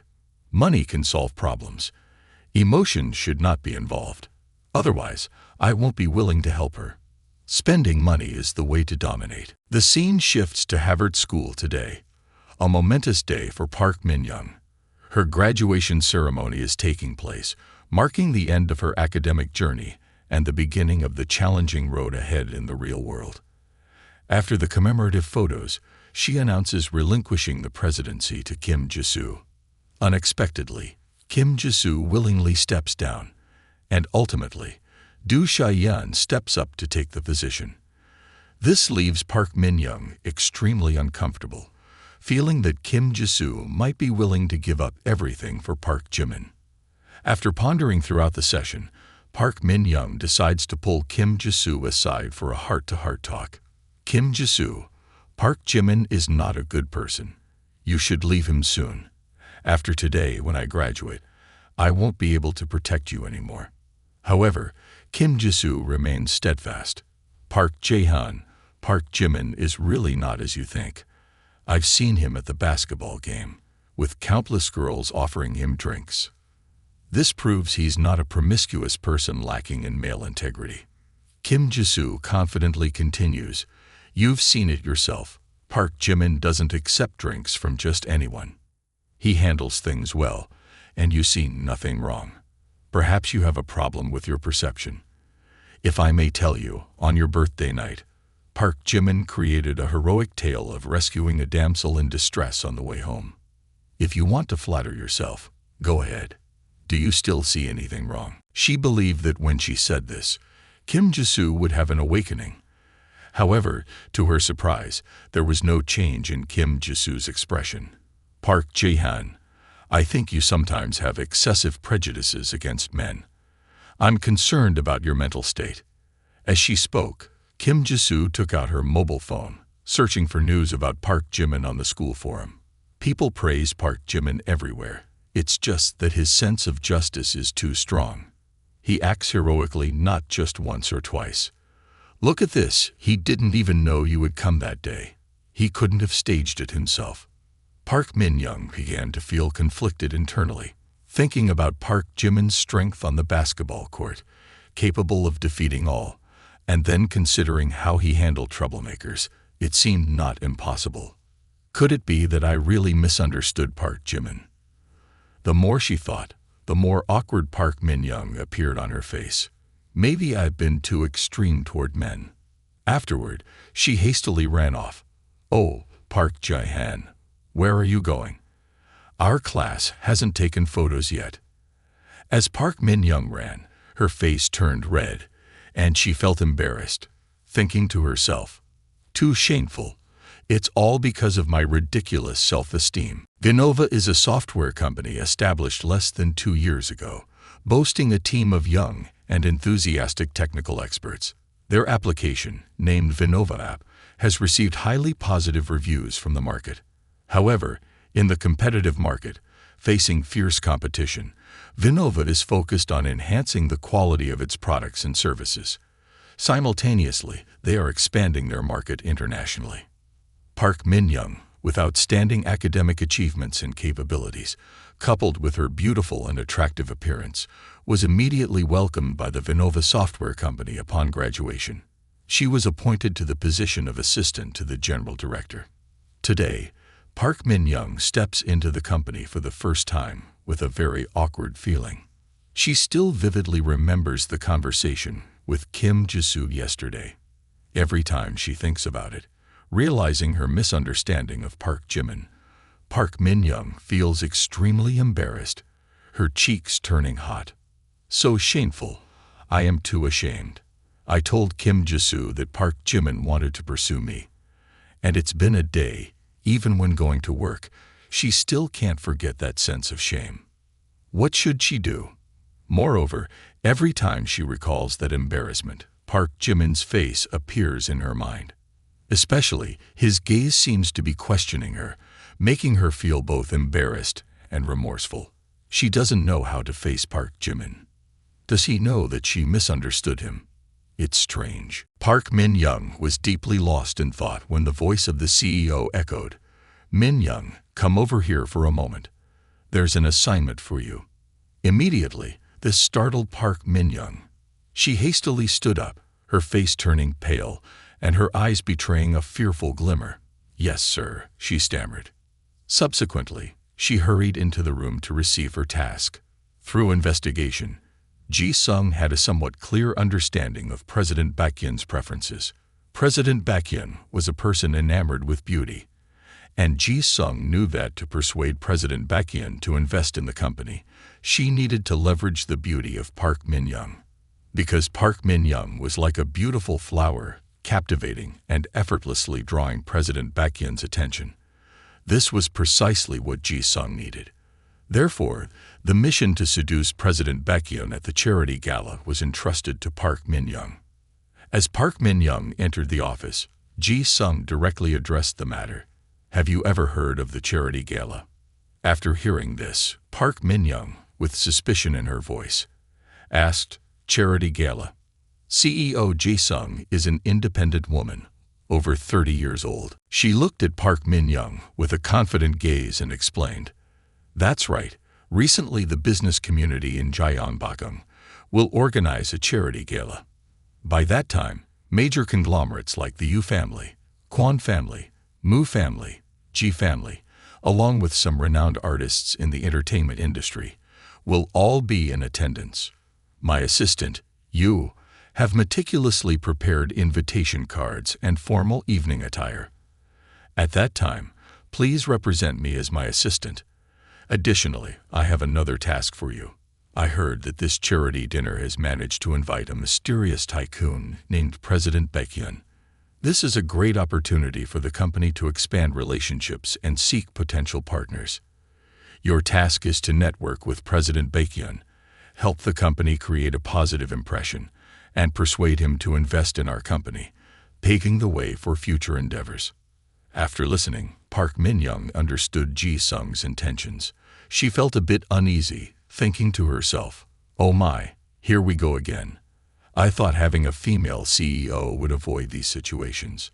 But thinking about the job, she pushed aside that thought and adopted a more positive perspective. Well, whatever, it's just a normal networking task after all. After careful consideration, Park Min-young took a deep breath, trying to calm herself. Then, she accepted the invitation card, nodded in agreement, and said, "Yes, I will do my best." Upon hearing this, Ji-sung's serious gaze served as a solemn reminder. Effort doesn't mean attempting. It means accomplishing. While Park Min-young and the elder CEO of the Manhwa app were discussing the charity gala, Park Jimin also received an invitation.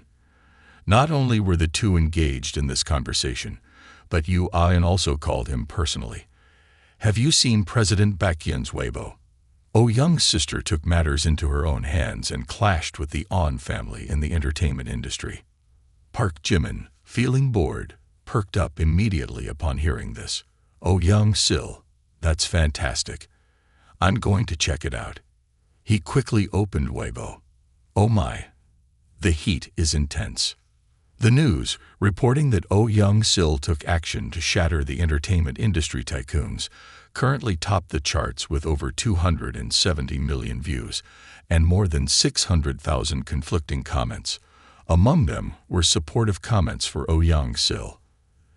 "The situation has reached this point, and I can't stay silent anymore.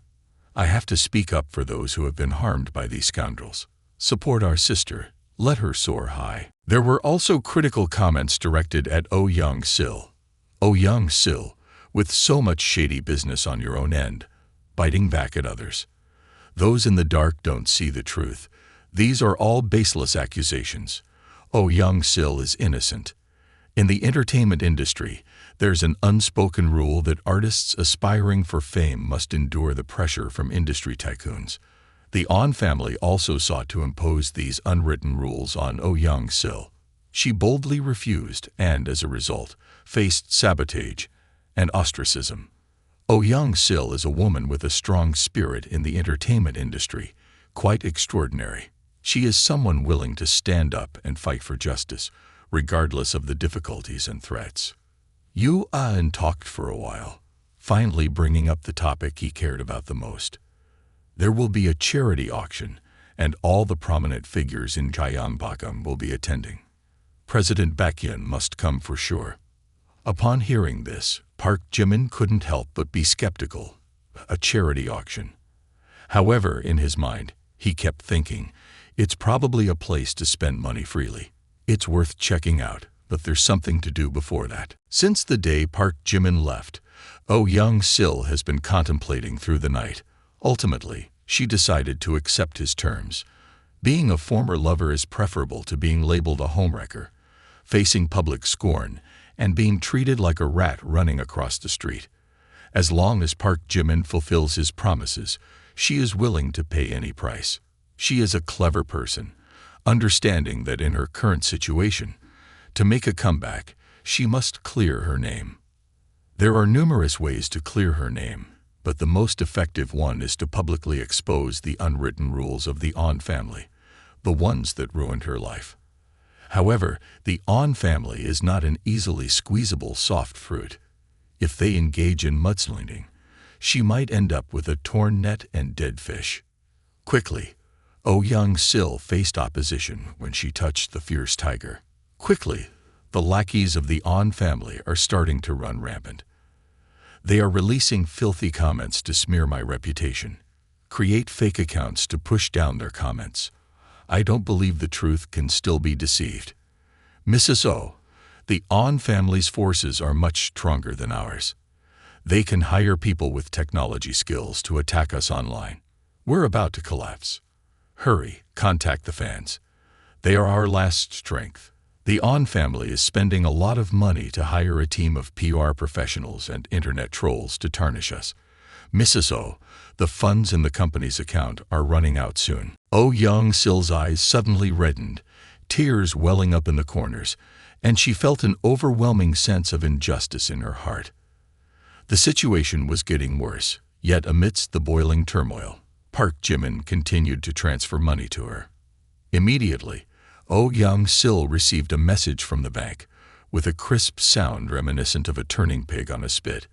Your bank account has been credited with the amount of 100 million.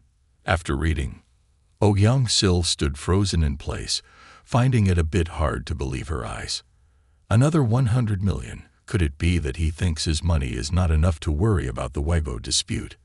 At the moment when Oh Young-sil felt most helpless and vulnerable, she suddenly felt like she had found a refuge. Not only that, this refuge seemed incredibly sturdy, giving her a sense of safety. However, right after that, her inner self vehemently denied. Wretched guy, flaunting a few pennies as if he's so rich, as if he's the only one with money. Despite the denial, Oh Young-sil still carried an appreciation in her heart that was hard to conceal. Oh Young-sil's goodwill increased by 10 points. Indeed, financial wealth had a magical charm that was not ordinary, and not everyone could resist it. The charity event took place at the Lemon Tree Hotel, one of the top luxurious hotels in Gyeongbokgung, the capital, and a large-scale one nationwide. The Lemon Tree Hotel is designed in a classic European style, with intricate and elegant details. The attendees of today's charity event are all successful and well-known figures in the upper class of Gyeongbokgung, including business people, investors, artists, and politicians. At this moment, the Emperor chat group is gathering and engaging in lively discussions. Yoo-ryun looks at Oh Young and smiles inquiringly. Oh Young, you seem to be in high spirits lately. You used to worry about your sister all the time. But today it's like you've become a different person. Normally, no one would bother to pay attention to him, but lately, his sister has become famous, so it's only fitting to ask. Oh Young hears people talking about him, and he joins in the banter. Poor my sister. Luckily, she got to know Chairman Baekhyun. Now, consider me his half-brother. Meeting someone cheerful lifts the spirits. Basically, you guys don't know how rich Chairman Baekhyun is. The other day, after meeting my sister, he directly gifted her a LaFerrari worth over 20 million. Not only that, Chairman Baekhyun recognized my sister's acting talent and declared a 2 billion investment to establish a television company, helping my sister star in 2 major films with an investment budget of over 500 million each. Moreover, Chairman Baekhyun not only talked big, but he also transferred 100 million to my sister, and yesterday, another 100 million. My sister will soon be able to return to the peak. Oh Young boasts excitedly, leaving the wealthy elites of Gyeongbokgung speechless. As Oh Young stated, Oh Young-sil had been absent for a while, suddenly reappearing and openly criticizing the director Ji-ho. Her actions created a shockwave, causing a stir in the entertainment industry. Without Chairman Baekhyun standing behind her, would she dare to do such a thing? Oh Young, the one who spent 500 million to buy shares of the Thai family, right?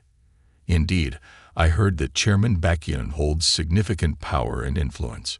Even Ji Cho-hee, the president of the Han Group, was humiliated by Chairman Baekhyun.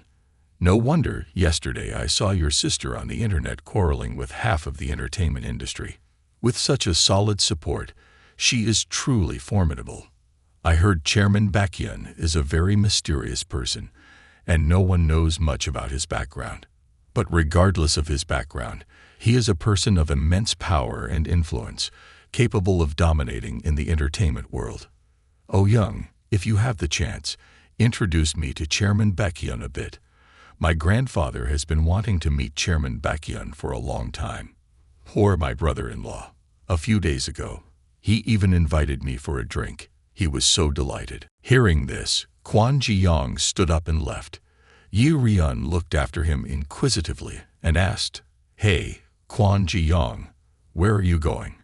Just tell us. I need to freshen up a bit." As Kwon Ji-young left the room, someone immediately became curious about him, saying, "Who is that?" Kwon Ji-young, the second son of the Kwon family. He joined the Emperor chat group a few days ago, and everyone is interested in his elder brother, Kwon Yum-ae, a remarkable figure. He revitalized the Kwon family business from a declining state.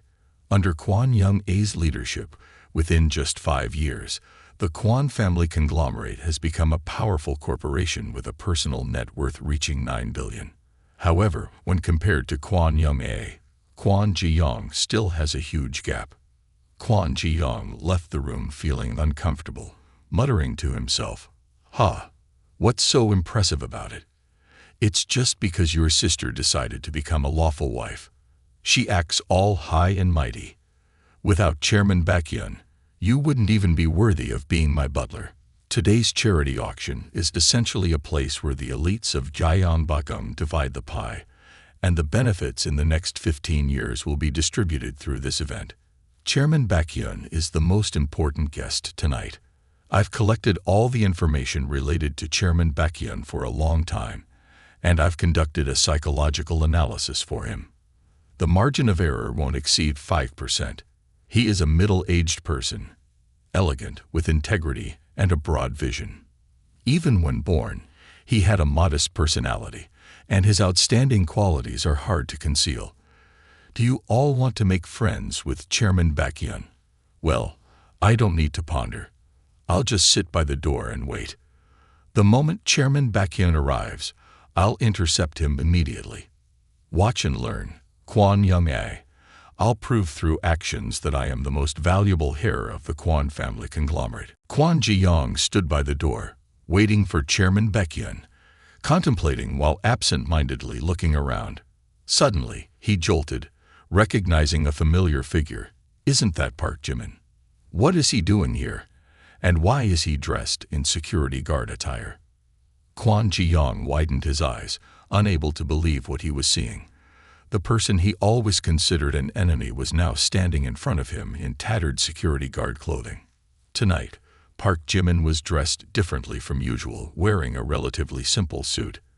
However, as he approached the hotel door, he felt awkward seeing the party attendees, all dressed extravagantly in the latest expensive and stylish suits.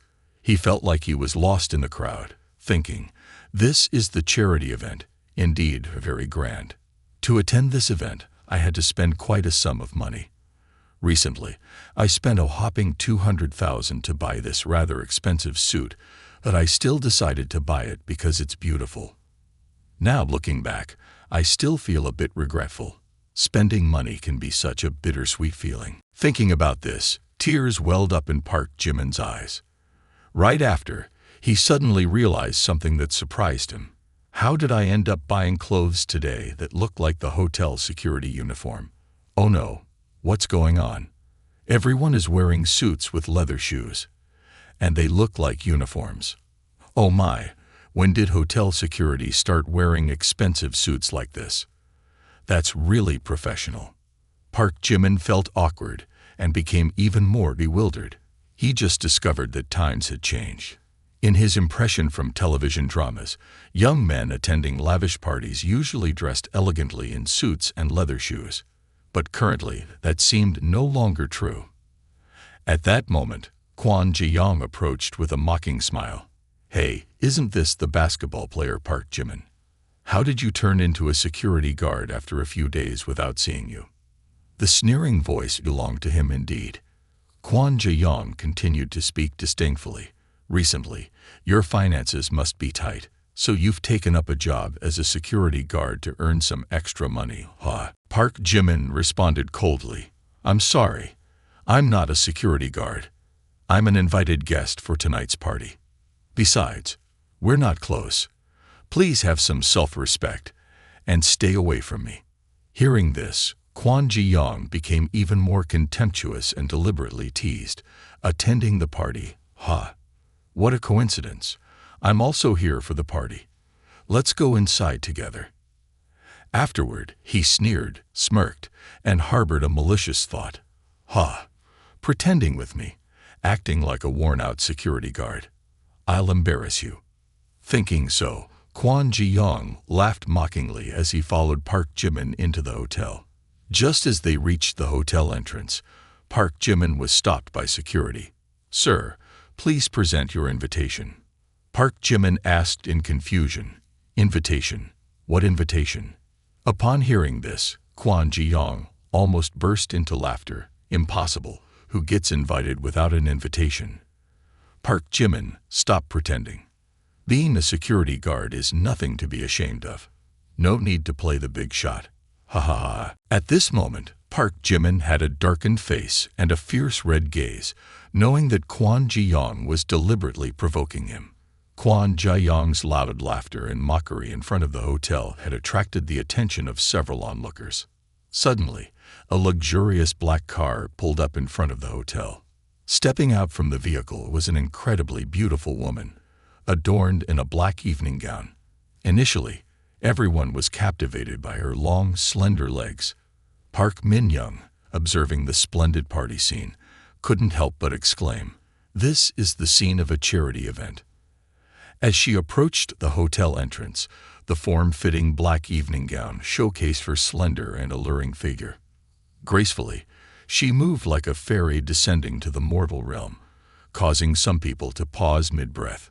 Sensing her ethereal beauty, her eyes sparkled, holding myriad mysteries. Her long butterfly-like eyelashes, rosy cheeks resembling peach blossoms, ruby red lips and flowing, tilted hair added to her charm. Especially striking was her snow-white skin, in stark contrast to the black dress, accentuating her natural beauty. The dignified demeanor of the girl made it impossible to look away. Who is this girl? She's unbelievably beautiful. I immediately think of Miss Yang from the Yang family, Yang Guibai, or the Miss O from the O family, Oh Young-sil. It's not certain if anyone can surpass her in beauty. In the upper class of Gyeongbokgung, I've encountered many exquisite beauties, but this woman is an exception. I've never seen anyone so beautiful. As soon as Park Min-young entered the party, the eyes of the men around her immediately fixated on her, and their gossip about her beauty made her extremely uncomfortable. Though she didn't like this attention, she had a mission tonight: to persuade Chairman Baekhyun to invest in her company. Park Min-young was absorbed in thoughts about how to convince Chairman Baekhyun when she suddenly heard loud laughter and mockery from Kwon Ji-young. Attending the party without an invitation. That's strange, making a big fuss. She turned around, and a familiar figure that had been lingering in her mind for the past few days appeared. Park Jimin, he's here too. Park Jimin, infuriated, retorted, "I told you I don't have an invitation, but I am genuinely invited." Hearing the loud voice of Park Jimin, it made the hotel security raise an eyebrow, but they remained calm and explained, "As far as I know, all guests have been issued invitations." Upon hearing this, Kwon Ji-young, who was standing nearby, added, "That's right. Those without invitations are special guests, such as my brother, CEO Kwon Young-a of the Kwon family conglomerate, the CEO of the Shark Company, President Jun, and the #1 internet sensation, Chairman Baekhyun. These three elders control tens of billions, especially the last one, Chairman Baekhyun, whose wealth is immeasurable." After explaining this, Kwon Ji-young looked at Park Jimin with a cold tone and questioned, "Park Jimin, may I ask which tycoon you represent?" Kwon Ji-young thought that by mentioning these three wealthy individuals, he could corner Park Jimin, causing a scene and providing a reason for security to escort him out. However, Park Min-young intervened, saying, "He is with me. Can't one invitation bring in one person? He is my friend." After speaking, Park Min-young quickly handed the invitation to the security guard. Seeing the invitation, the security guard immediately bowed and accepted it, saying, "Yes, Mom." Park Jimin looked at Park Min-young with a puzzled expression, thinking, "This damn girl probably hates me, yet she helps me out. Could she have some ulterior motive?" Although Park Jimin didn't really need the help, he couldn't believe that Park Min-young, who had always disliked him, would suddenly intervene to assist him. The more Park Jimin thought about it, the more perplexed he felt. However, at this moment, Park Min-young coldly explained her actions. "Go in. Let me make it clear. I helped you not because I've changed my opinion of you, but because I want to repay you. That night, I misunderstood you, and that's all." Park Jimin, upon hearing this, felt even more uncomfortable, muttering to himself, "Repaying me by pretending to make a threatening call to the Dong family here, and she ruined everything. She thinks she's helping me. Where does she get that confidence?" Park Min-young, after contemplating, Park Jimin, without any courtesy, remarked, "Do you think that's how you repay me? I feel quite disadvantaged. I came here because I was invited, not to tag along with you. Don't make a big deal out of it. This isn't the Ho Dai Chu Student Union." Upon hearing this, Park Min-young blushed. She initially thought he would thank her, but she didn't expect Park Jimin's reaction. She became so angry that her lungs almost burst, saying, You, don't bother about him. I tried to help you, and you mock me. Just go die. Men with handsome faces are really not worth it." The more Park Min-young thought about it, the angrier she became. Her hands clenched tightly, and her whole body trembled with anger. She couldn't believe that Park Jimin would treat her this way. She initially thought he was a good person, but he turned out to be ungrateful. Meanwhile, seeing Park Min-young so enraged, Park Jimin was also taken aback. He didn't expect her to get so angry. He just wanted to let her know that he didn't need her help, but he didn't anticipate her profound misunderstanding. At this moment, a crowd of onlookers witnessed the entire incident and burst into scornful laughter. They spoke loudly without any hesitation, clearly intending to leave Park Jimin utterly embarrassed. "Come on, I was just about to say. This guy is a scammer, led in and still acting all high and mighty. This year there are too many scammers trying to freeload. Men like him are truly disgusting, lacking integrity, and yet deluding themselves with a sense of power. Truly disgusting." Kwon Ji-young, hearing the mocking voices, appeared quite pleased. He added a few words casually. "Park Jimin, a profession doesn't determine your worth, but you're obviously a security guard, deliberately pretending to be an invited guest. Living in such delusions, be careful about the difficult path you might face in the future." As everyone continued to mock him, Park Jimin couldn't endure another moment. His eyes turned bloodshot, and the veins on his forehead swelled. Immediately, a cold thought crossed his mind. "Laugh. Go ahead, laugh. Let's see who will face a more difficult path later." Yi Ryun, who had just walked into the main hall, glanced towards the entrance and muttered, "What's going on? Why is there such a crowd here? Is there something interesting to see?" However, he couldn't help but be startled immediately. The surrounding crowd was buzzing with discussion, all pointing towards Chairman Baekhyun. Kwon Ji-young, with an arrogant expression, was patting Chairman Baekhyun's shoulder, displaying clear disdain. This sight infuriated Yi Ryun. "Damn it, this isn't Chairman Baekhyun. I thought it was him. Turns out, it's the second son of the Kwon family gone mad, openly mocking Chairman Baekhyun. This is asking for trouble.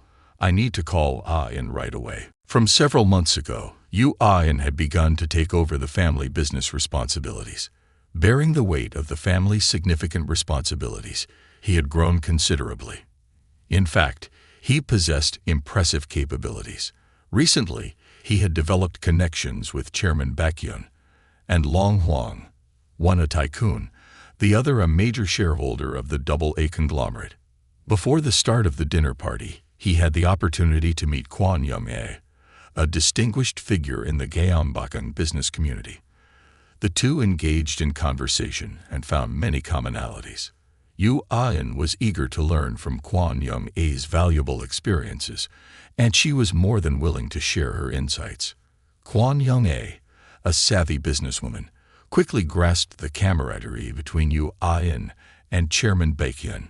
Having just exchanged a few words, she eagerly inquired about Chairman Baekhyun. I heard Chairman Baekhyun is attending tonight. I've wanted to build a connection for a long time. When the time comes, I'll need Chairman Yu to help introduce me. Chairman Kwon has spoken highly, and although Chairman Baekhyun is my friend, I can't say much about his matters. I treat him like an older brother. Chairman Yu is too modest.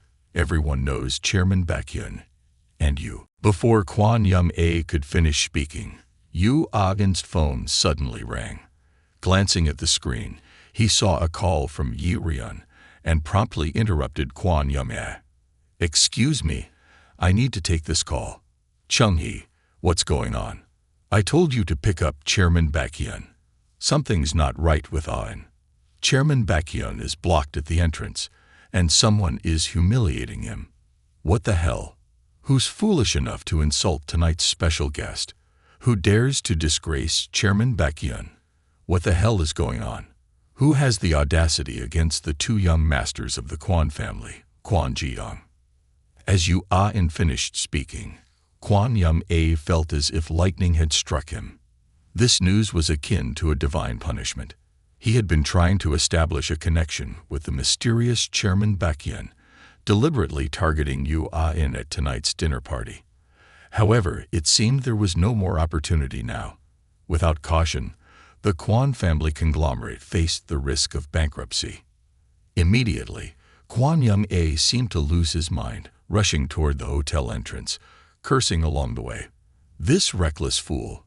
Chairman Baekhyun, how dare you lay a hand on him?" Yu Ah-in quickly followed, calling out loudly, Chairman Kwon, please don't stir things up." At the hotel entrance, the upper-class crowd was buzzing with speculation. Chairman Baekhyun is becoming the target of criticism. They astutely recognized that Kwon Ji-young, the second young master of the Kwon family, intended to discipline the young man. In this situation, cooperating a bit seemed unavoidable. Considerate giving him some face. Kwon Ji-young patted Park Jimin on the shoulder, his eyes filled with disdain and mockery. After teaching Park Jimin a lesson and seeing him remain silent, he smirked like a triumphant victor. "I told you, why act so arrogantly and try to infiltrate our social circle? Even a security guard suits you well." Park Jimin tried to maintain composure in the face of Kwon Ji-young's humiliation. Throughout his 3 years as a student, he had grown accustomed to such harsh words. This time was no exception. Following this, Park Jimin pushed Kwon Ji-young's hand off his shoulder, his gaze icy. "Keep your hands off. A despicable guy like you has no right to lecture me. Even if your older brother is here, he has no authority over me." Hearing that, Kwon Ji-young burst into triumphant laughter. He flaunted his arms arrogantly, his tone full of confidence. "Ha ha ha ha. This security guard talks too much. Looking down on this person, looking down on that person. Do you know who my older brother is? My older brother is Kwon Young-ae, the chairman of the Kwon family conglomerate, holding assets worth tens of billions and owning numerous businesses." Hiccup. Even Gyeongbokgung trembles at his influence. Pointing to his chest, he continued in a haughty tone. "I am the second son of the Kwon family conglomerate, the younger brother of Kwon Yum-ae. I've taught you a lesson. What can you do to me? You're just a rotten security guard."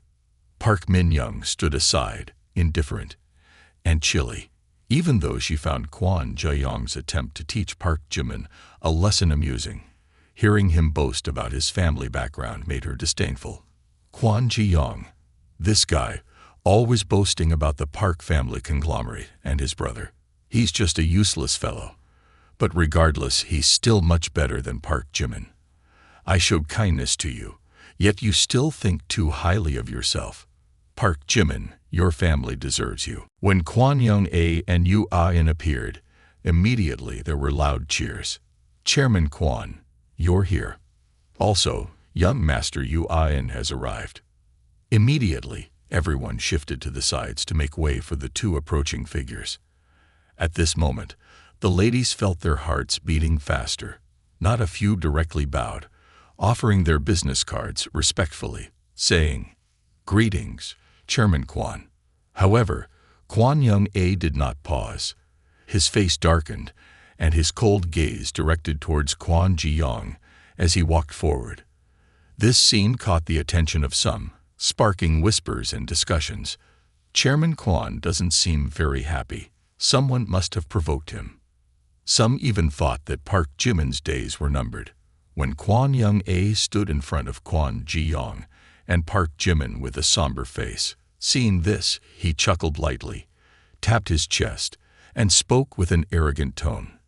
"Big brother, why are you here? I can handle this little matter." Seeing Kwon Young-a extend his hand and deliver a resounding slap straight to Kwon Ji-young's face, the young man was left dazed and bleeding from his nose. It must be said, the slap was merciless. Kwon Ji-young held his face in pain, his eyes filled with confusion and indignation as he questioned, "What are you doing? Why did you hit me?" Kwon Young-a looked at him with a bullet-like gaze, simultaneously signaling Park Jimin and angrily scolding, "Why are you asking? Is there no IQ in your head? Quickly go and apologize to Chairman Baekhyun." Immediately, everyone looking at Park Jimin felt a bit of fear. The reason being that he was too young, only 20 years old, but already so talented. However, precisely because of his young age, it made people wary. Kwon Ji-young, after that, was also stunned, not expecting Park Jimin to be so young. Chairman Baekhyun. Next, to express his sincerity, Kwon Young-a bowed 90 degrees in front of Park Jimin, speaking clearly and fluently.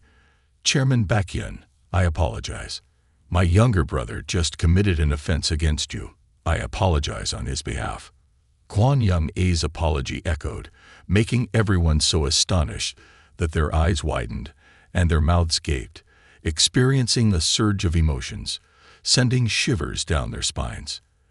At this moment, those who had mocked Park Jimin bowed their heads, not daring to lift their faces. They resembled black turtles retracting their heads, originally wanting to flatter the second young master of the Kwon family.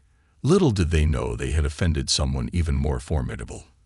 In their confusion and fear, silence lingered for a few seconds before people began to chatter. Baekhyun, the legendary chairman, owner of assets worth hundreds of billions, and a special guest at tonight's event. Truly, no need for an invitation. Chairman Baekhyun is indeed an attractive figure, always so humble. "Chairman Baekhyun, I'm your fan. Can you please give me your autograph?" Kwon Ji-young's expression was extremely complicated, displaying a mixture of amazement, regret, and anger. In his mind, 1,000 whys began to emerge. Why is everything like this? Playing the piano, playing basketball, I've lost to him in everything. Even in family background, I'm inferior to him. Is he the protagonist in a novel? Am I his nemesis? He truly hadn't thought about it. Just a few days ago, he was in the Emperor chat group, flattering Chairman Baekhyun in various ways. He even independently researched this mysterious character. Meanwhile, Park Jimin was just an insignificant junior. But unexpectedly, Chairman Baekhyun and Park Jimin turned out to be one. After this incident, he would no longer have a place in Jeonbakgung, and even the Kwon family's business would fall into a deadlock. No one would want to do business with someone who offended the legendary Chairman Baekhyun. Yu Ayan looked at Park Jimin awkwardly and said, "Today's situation with Mr. Baekhyun is my fault. You should have called me. It's quite impolite not to." The atmosphere was somewhat tense, everyone holding their breath, waiting for Park Jimin's reaction. They couldn't imagine how someone of such high status would respond to such a humiliating situation. However, right after that, an action by Park Jimin made everyone feel relieved. He simply patted Yu Ayan on the shoulder and said with a gentle voice, "Don't worry about our relationship. I won't blame you for these things. The lack of manners is on the part of the Yu family's patriarch. The dinner is about to start. We shouldn't stay here any longer. We are all well-known figures in Jeonbakgung, so let's go inside." After ushering everyone into the banquet, Yu Ayan glanced at Park Jimin, his brows furrowed in discomfort. Immediately, Yu-An angrily exclaimed. "Call the manager here immediately.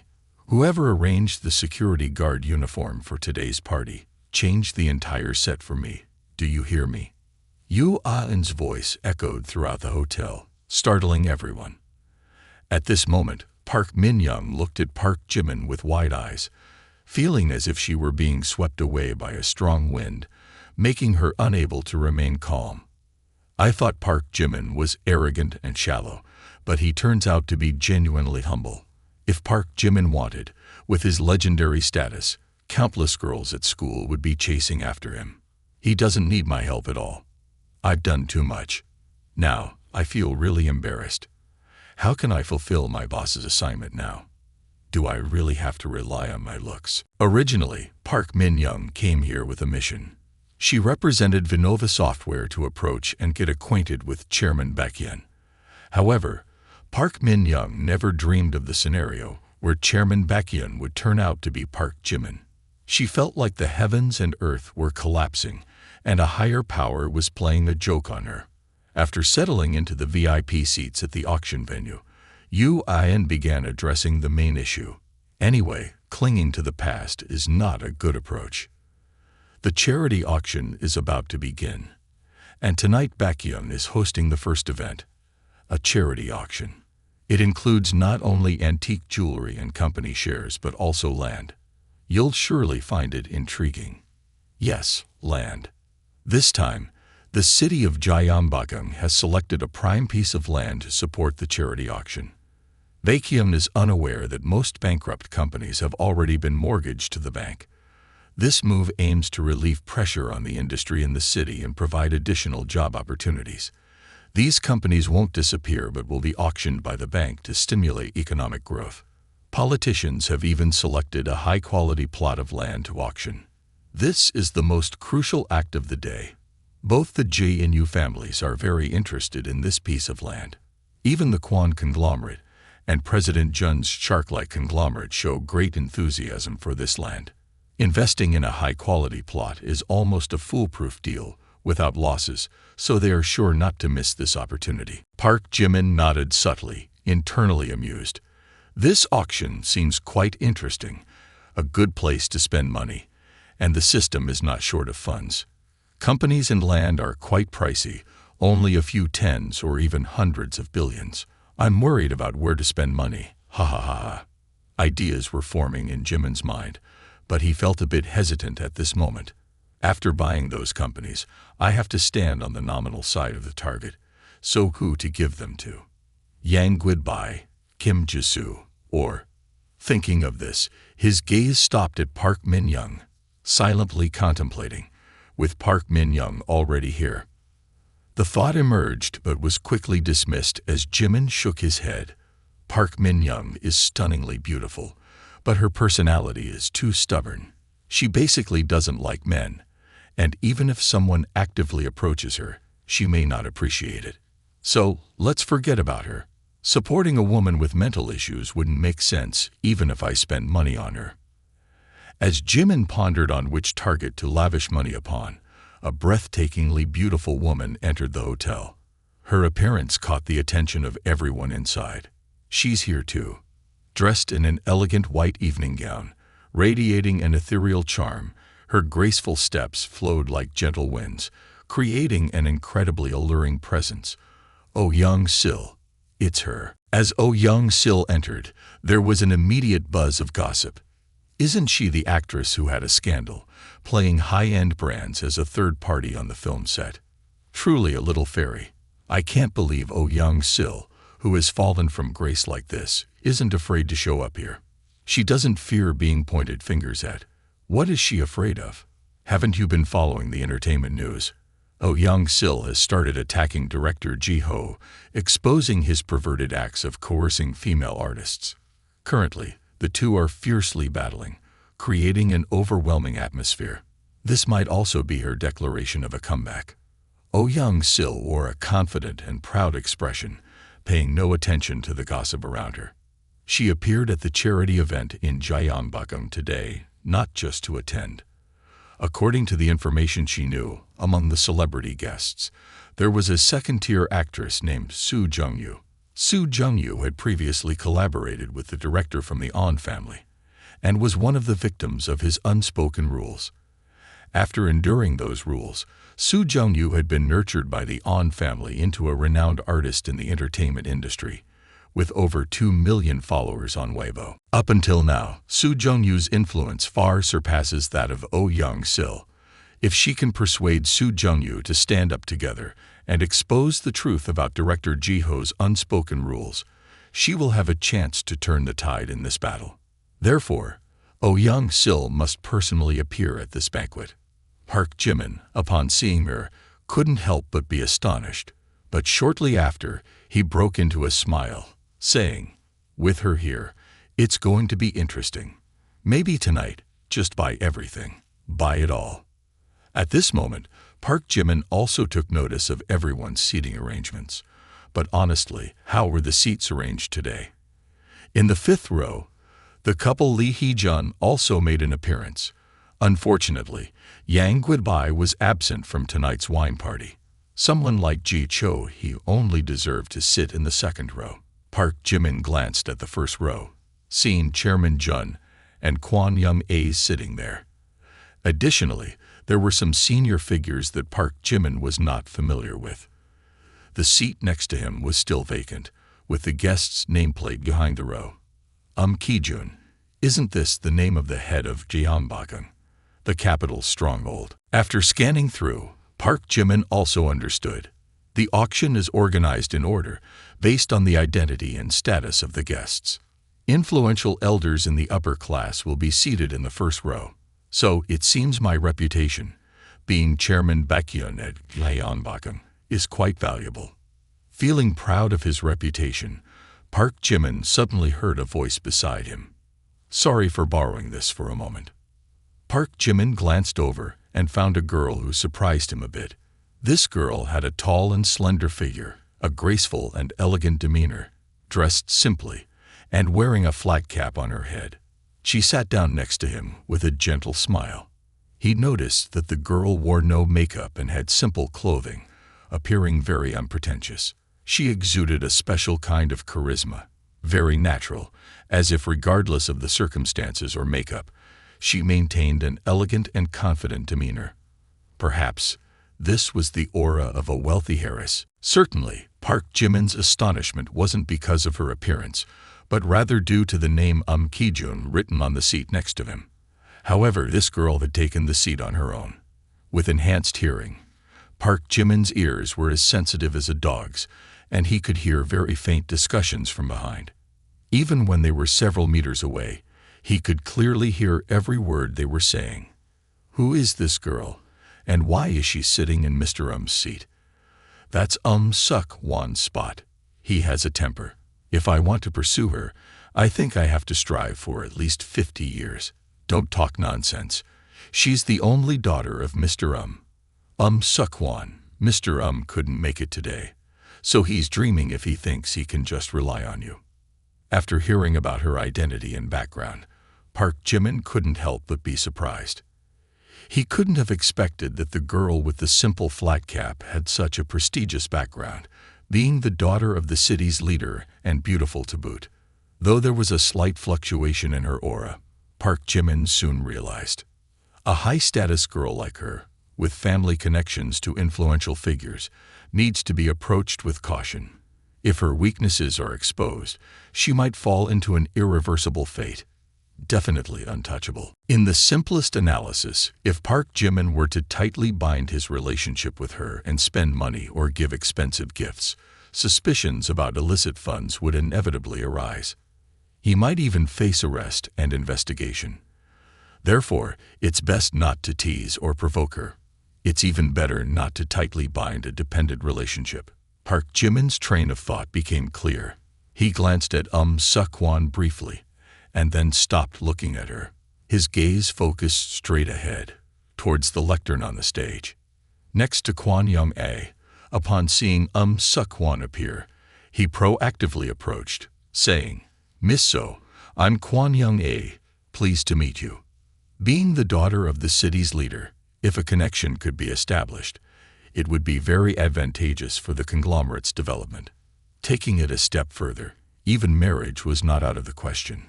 Kwon Yum-ae was the type who would undoubtedly seek more than just a woman relying solely on wealth. He would be looking for a woman with a status and background matching his own. Suk-won was a perfect choice for Kwon Yum-ae. She wasn't just the daughter of a wealthy and powerful family. She was also beautiful, intelligent, and educated. Suk-won maintained a dignified demeanor, showing no signs of yielding when faced with those of equal or higher social status. Nevertheless, she politely responded to Kwon Yum-ae's greeting. "Chairman Kwon, I'm pleased to meet you." Once again, the usual flattery and compliments. If I had known, I wouldn't have agreed to attend this terrible party with my father. Suk-won responded with a gracious smile, but it seemed that she wasn't particularly interested in Kwon Yum-ae. Perhaps due to her father's supreme leadership role, she had experienced too much flattery from a young age, making her instinctively dislike those who actively sought to approach her. Conversely, she was quite impressed with Park Jimin, who didn't bother to pay her much attention. In fact, she looked at him several times. Who is this person? So young and sitting in the same row as the old men like Kwon Yum-ae. Looks quite out of place. The more Suk-won looked at Park Jimin, the more handsome he appeared. Notably, after casting a glance at her once, he completely ignored her, as if her beauty had not captured his attention at all. After a while, Suk-won decided to turn to Park Jimin for a greeting, but with a rather sarcastic tone, she said, "Hello, I'm Suk-won. What's your name?" Park Jimin heard Suk-won's question, but didn't respond. Instead, he just looked around with a deaf ear and a blank stare, muttering to himself, "Hello, I'm Park Jimin. What's your name? Can't see, can't hear. Quickly turn away. Don't pay attention to me." Seeing this, Suk-won felt a bit uncomfortable, saying, "What's wrong with this person? Moving away as if I'm very frightening." Growing more curious, Suk-won further unnerved Park Jimin. Sweat began to pour down his face, thinking, no exchange of language with her is allowed. If the system arbitrarily tightens the bond between me and her, it will be a disaster. The more mysterious Park Jimin appeared, the more determined Suk-won became not to let him off the hook. She insisted, "What kind of person are you?" Refusing to say your name is too impolite. This time, Chairman Kwon and Yu Aden couldn't hold back either, saying, "Chairman Baekhyun, you're also too aloof. This is your daughter." Yu Aden chuckled and said, "Our handsome guy, can you speak? There's no other way." Park Jimin stared at Suk-won for a while, and finally, 4 words escaped his lips. "My name is Park Jimin." The system's voice chimed in. Name: Suk-won. Age: 22. Height: 173 centimeters. Weight: 54 kilograms. Beauty score: 91 points. The female student has a favorable impression of the host. Establishing a tight bond with the fangirl raises the host's favorability to over 95 points, successfully reversing the attack. Identity transformation complete. The target will become the host's fangirl. Successful reverse attack. Reward: 10% of the fangirl expenditure. Favorability boost of 35 points. Mastery in marksmanship, combat, chess, English, guzheng, paipa, and painting. After the system tightened the bond, leaving Park Jimin helpless, he sighed, "The system really fooled me again." Thinking about being tightly bonded with the daughter of the Gyeongbokgung leader, Park Jimin felt troubled. He worried, if this relationship continues to develop, her father might cause trouble for me, even expose all my secrets. At that point, I'll have no way out. Oh, Park Jimin, I remember you. At this moment, a beautiful host stepped onto the stage, causing the audience to erupt in cheers. Is this host not Sun Ju-won from HBO TV? I thought today's host would be from the provincial television station. Apart from the nationwide CCTV, more than 20 television stations belong to HBO TV. Right, she is a famous actress from the movie Divine Dragon Armor. Her real name is Soo Jung-yu. I've always found it extremely classic. Indeed, this film was personally sponsored by the On family. Originally, the female lead was said to be Oh Young-sil, but later changed to Soo Jung-yu. Since her appearance in the banquet hall, the guests sitting in the back rows began to discuss fervently, their eyes filled with boundless admiration. Only one person sitting in the highest position remained extremely calm. Ladies and gentlemen, I am Soo Jung-yu, and I will be your host for tonight's auction. Please welcome our first auction item of the evening. As Soo Jung-yu finished speaking, a middle-aged man in formal attire ascended the stage. Next, a staff member brought an item to display on the podium, accompanied by a specialized projection screen to introduce the origin and value of the item. This necklace is a reproduction of the original Heart of the Ocean necklace from the movie Titanic. It is produced by a renowned jewelry company and designed by a top designer. The necklace features a rare heart-shaped blue diamond, set in white gold and surrounded by nearly flawless white diamonds. This unique necklace is one of a kind in the world, symbolizing eternal love. The starting price is 120 million. As the auctioneer finished speaking, many in the audience took a sharp breath. No one expected that the opening item would be the Heart of the Ocean, a world-famous piece of jewelry. Without further words, its value was self-evident. This necklace is valued at up to $2 million on the international market, and even with the money, it's not easily attainable. Especially for the women present, their eyes began to sparkle. Even Oh Young-sil, who was typically cool-headed, showed a hint of fascination. Oh, it's the Heart of the Ocean, only one in the world. Whoever buys it for me, I'll agree to a higher bid. Oh, how detestable. Hating my father isn't enough. If I can't buy this necklace, without it, my figure, beauty, social etiquette, and even my soul will be destroyed. After the cheers of the girls, the scene suddenly fell silent. Within just 10 seconds, finally, a voice echoed, 130 million, 140 million, 150 million. The price of the Heart of the Ocean necklace quickly soared. This necklace held immense value, and over time, its worth seemed destined to increase. Among the auction participants, there was a determined and assertive woman. She seemed to have a specific purpose and was determined to secure the item at any cost. Park Jimin raised his bidder number sign, calmly declaring, "I'll pay 300 million. As these words were spoken, it was like a bolt of lightning in broad daylight, causing everyone to startle. Even the girls couldn't help but cover their mouths, turning to look at the person who had just made the bid. Everyone held their breath.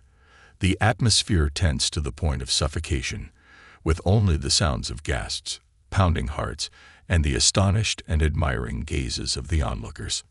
Seok-hwan stared at Park Jimin with wide eyes, full of confusion. She couldn't believe that he had bid so high. This person is truly generous beyond measure. Initially, I thought he was just some rich kid, but unexpectedly, he's a wealthy magnate. Even the auctioneer couldn't help but widen his eyes, gaping at Park Jimin. He had been in this profession for quite a while, but he had never encountered a situation like this. Damn it, a direct doubling of the bid. Who bids like that? How is he letting others participate? Oh, the person in seat number 5, Chairman Baekhyun, bids 300 million. Any higher bids? 300 million once. Damn it. My goodness, someone in my family already designated the purchase. 300 million twice. Hey, sweetheart, there's still more behind. Let's continue the bidding. 300 million for the last time. Any higher bids? With the auctioneer's announcement, the auction became incredibly dramatic, but no one had the courage to bid further. The entire hall fell silent, not a sound to be heard. The auctioneer decisively struck the gavel, sold for 300 million. As the staff went to settle the payment for the necklace, Park Jimin coldly commanded, "This necklace, after repackaging, send it to the actress Oh Young-sil in the back. This is a gift from me to her." The staff nodded respectfully. "Yes, Chairman Baekhyun."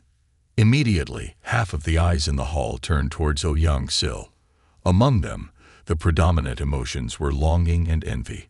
Oh Young-sil was stunned to the point of speechlessness. The audience started buzzing with discussions. "Isn't that her? The rumored girl? Chairman Baekhyun is paying attention to her. Is this some CEO romance plot? Is it really happening? Chairman Baekhyun is so generous, almost inhuman. I used to think it was just a rumor, but now seeing it with my own eyes, I realize how formidable Chairman Baekhyun is." Beside Oh Young-sil, Oh Young also exclaimed, seemingly wanting everyone in the hall to know, "Sis, Chairman Baekhyun just gave you that heart of the ocean necklace. Oh my God." At this moment, Oh Young-sil truly didn't know how to feel. It's so strange. I know he's a player with women, but when he gave me this necklace, I still feel embarrassed, even happy. This isn't like me. Since entering the hall, Oh Young-sil had been subjected to verbal abuse and character assassination, making her feel that living was worse than death. However, when Park Jimin openly gifted her the 300 million won heart of the ocean necklace in front of everyone, it truly moved her. Her heart seemed to skip a beat, then suddenly pounded as if it wanted to leap out of her chest. Oh Young-sil's favorability increased by 10 points. Oh Young-sil's favorability increased by 10 points. Oh Young-sil's favorability increased by 10 points. Her current favorability was 35 points. But after thinking about her status as just a lover, she felt like a bucket of cold water had been poured over her head. She tried to control her emotions. "No, Oh Young-sil, I must not fall into his trap. I am an independent woman with ideals and dreams." After a while, her inner self steadied like a rock. She decided to draw attention to herself. "I must not easily be moved by Park Jimin.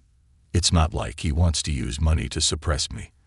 Then I will use his money to the end, to show him how formidable I am, to make him feel pain." In the blink of an eye, the auctioneer began the second bidding session.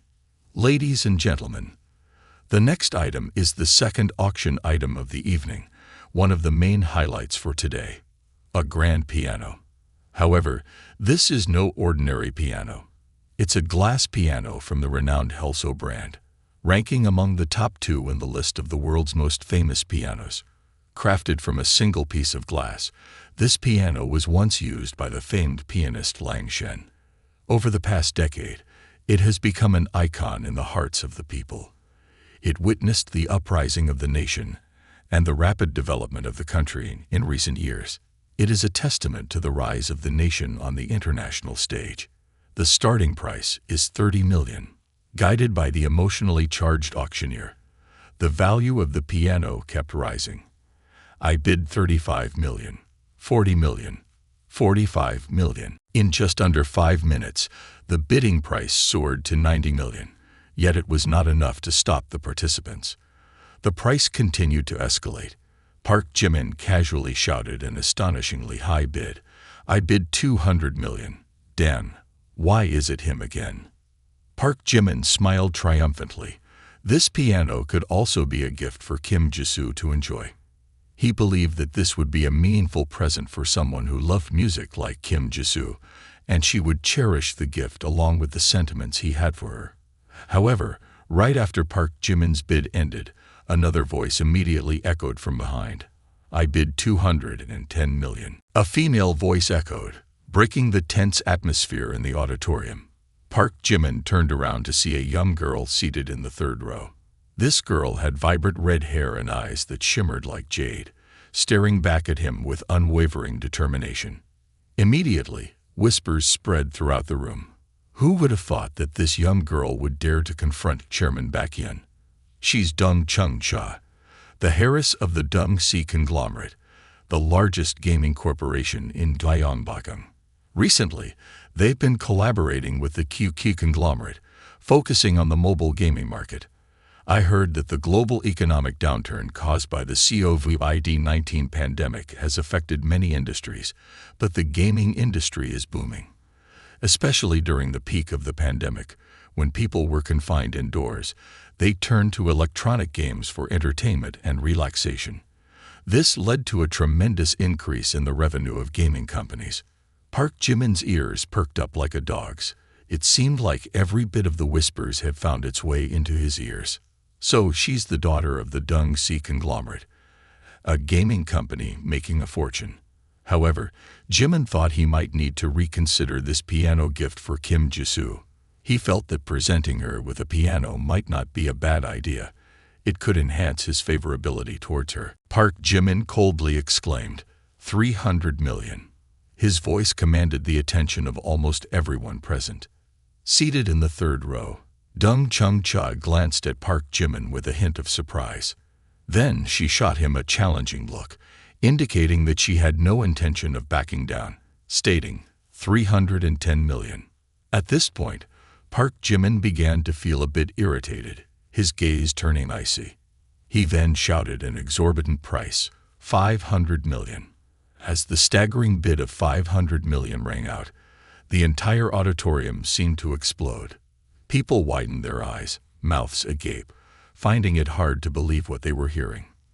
Thus, the glass piano became the most expensive piano in the world. This price not only propelled the glass piano to fame, but also overshadowed Chairman Baekhyun's reputation, creating a shocking event that would be remembered for years to come. Even Dung Chung-cha couldn't hide her astonishment. She had not expected Park Jimin to be willing to spend such a large sum to bid for this piano. Above, the auctioneer's emotions were mixed, commenting, incredible, 500 million for something worth 30 million.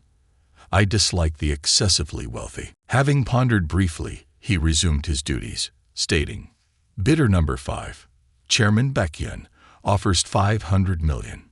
Any higher bids? The auctioneer's question rendered the entire hall silent. No one dared to make a sound. 500 million. First call, he declared. Still, there was no response. 500 million. Second call. Silence persisted. 500 million. Third and final call. The auctioneer struck the gavel 3 times, announcing the end of the bidding. Seated in the third row, Dung Chung-cha, with her suddenly darkened beautiful face, muttered, from childhood to adulthood, as long as she desired, she had never failed to achieve. But today, this man made her furious in helplessness. The auctioneer cheerfully declared, congratulations, Chairman Baekhyun, for becoming the owner of the most prestigious glass piano in the world. Thank you for your enthusiastic support of charitable endeavors. Dung Chung-cha spoke up as well, her tone carrying a hint of mockery. Chairman Baekhyun, generously, I concede. But items like this piano, bought only for display, serve no purpose. One must know how to play. Park Jimin wasn't easily angered, but he couldn't hold back when he heard Dung Chung-cha's words. He glanced down at her with a cold look and indifferently retorted, Oh, Miss Dung, how do you know I can play the piano? Though he said it aloud in his heart, he thought, this girl, teasing me like this, seems like she won't stop until I give her a taste of her own medicine. With these thoughts, Park Jimin stood up, smiling as he looked down at those paying attention to him. Then, while heading towards the performance stage, he spoke with a challenging tone. Since Miss Dung insisted so much, I'll play a piece and take the opportunity to test out this exquisite piano.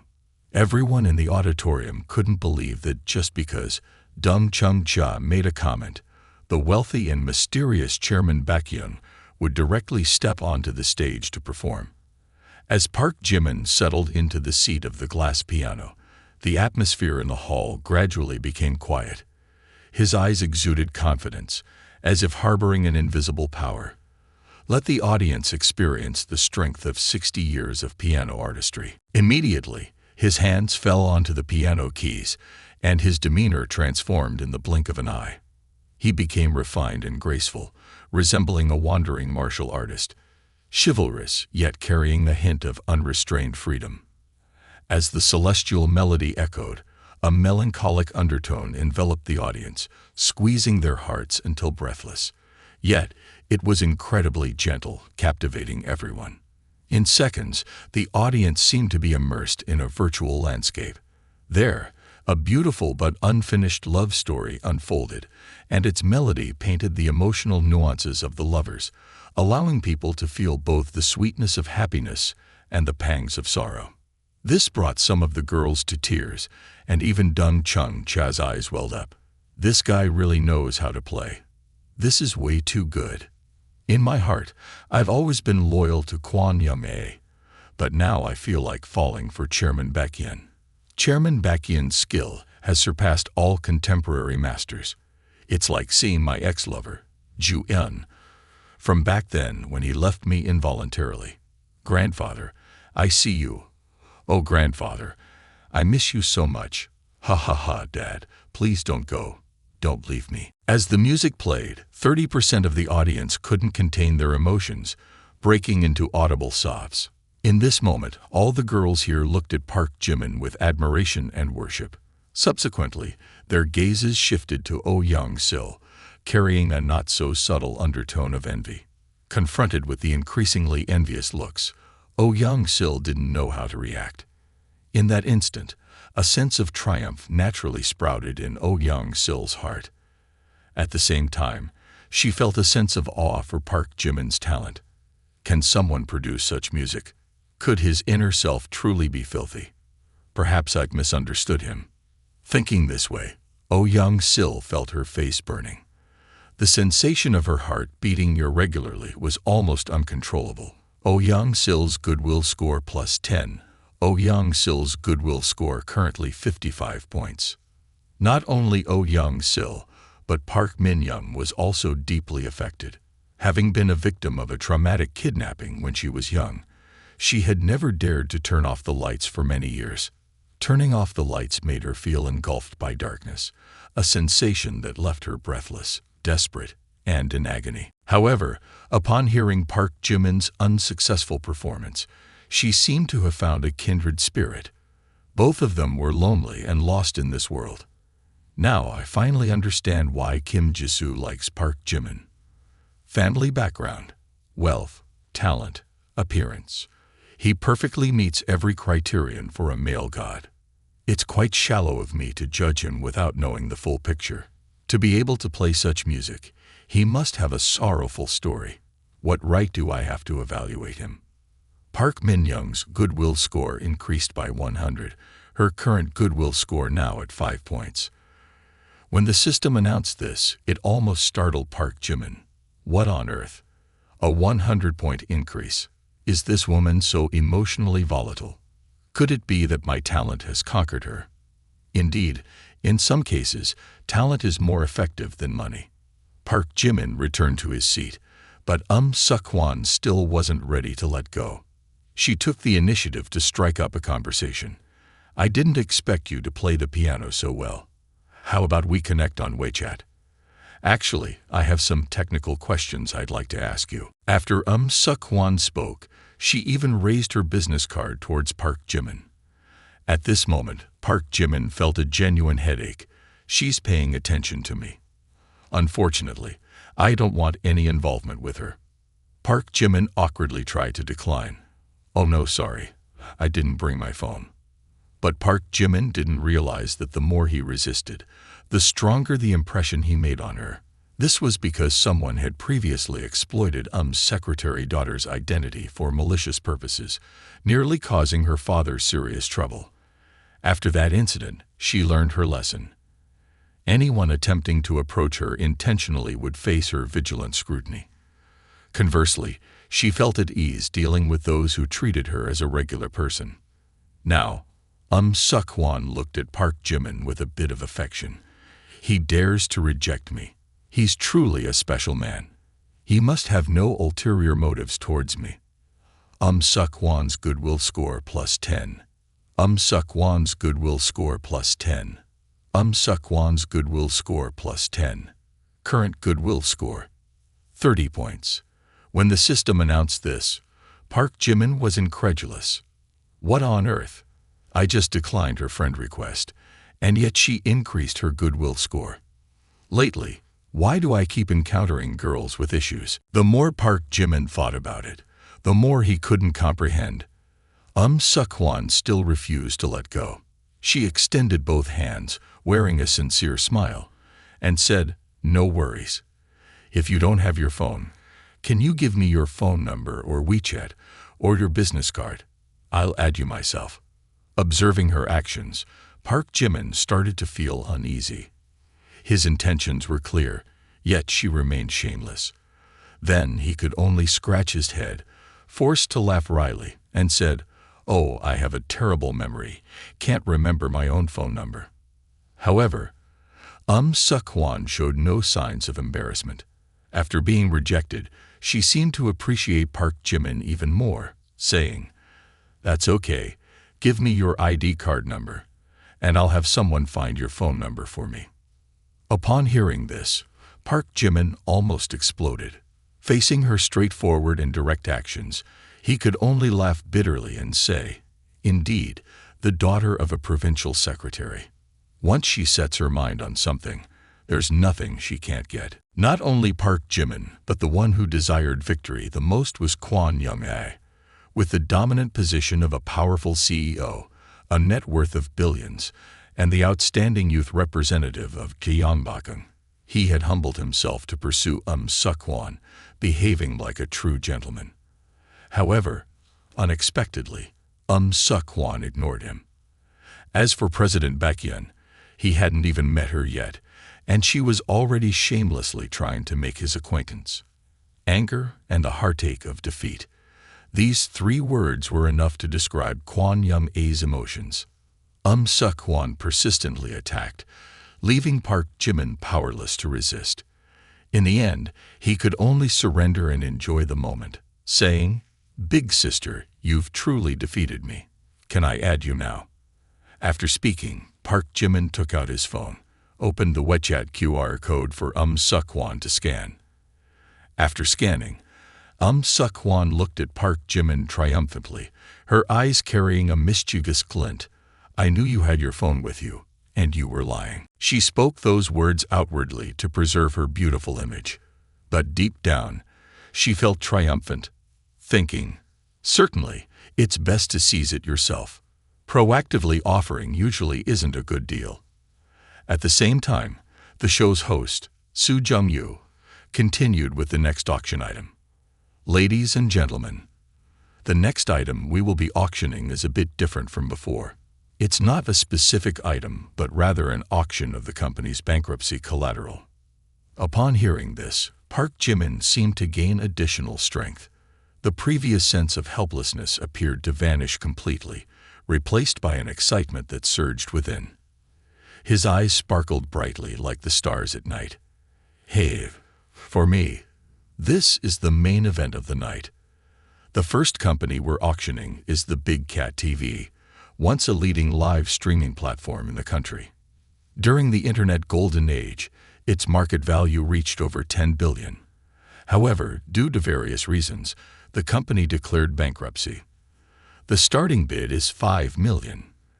As soon as the auctioneer finished speaking, Park Jimin raised his bidding paddle confidently.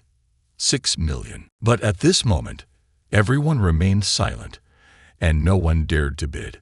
Unlike Park Jimin, people had thoroughly researched before the charity event. Big Cat TV has a value of up to tens of billions, but the starting bid is only 5 million. However, upon further consideration, it's not that simple. The company has already gone bankrupt, and the worker salaries and bank debts haven't been fully settled. In reality, you're only buying the name of this company. If you take over Big Cat TV, it means inheriting hundreds of millions in debt. If the scale is larger, it could be even more." For this reason, the entire hall gave Park Jimin a few minutes of silence until Big Cat TV became his. However, Park Jimin was unaware of this, and this situation was exactly what he liked the most. Spending money. The most important thing is to have a scapegoat on paper. Park Jimin looked around the hall. not seeing anyone raising a bidding paddle, which made him somewhat puzzled. What's going on? Why isn't anyone bidding for Big Cat TV? It's quite scary, isn't it? Looking at the expressions of everyone, Park Jimin could only think, what are you suspecting? With the way I bid twice the amount, who dares to compete with me? We call that overbidding. The auctioneer began to inquire. Chairman Baekhyun has bid 5 million. This is his third item tonight. Truly magnificent. Is there really no one else willing to bid? 5 million once, 5 million twice, 5 million 3 times. Except for Park Jimin, no one else bid. The auctioneer had to announce, sold for 5 million. We hope that under Chairman Baekhyun's leadership, Big Cat TV will recreate its former glory. As the auctioneer finished speaking, the applause echoed. Everyone here hoped to witness Big Cat TV return to its golden age. However, with Chairman Baekhyun's current capabilities, the revival of Big Cat TV was not just a mere promise. Park Jimin had no need to worry.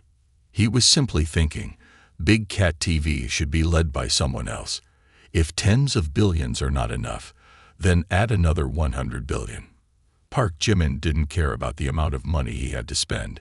His main goal was to spend as much money as possible.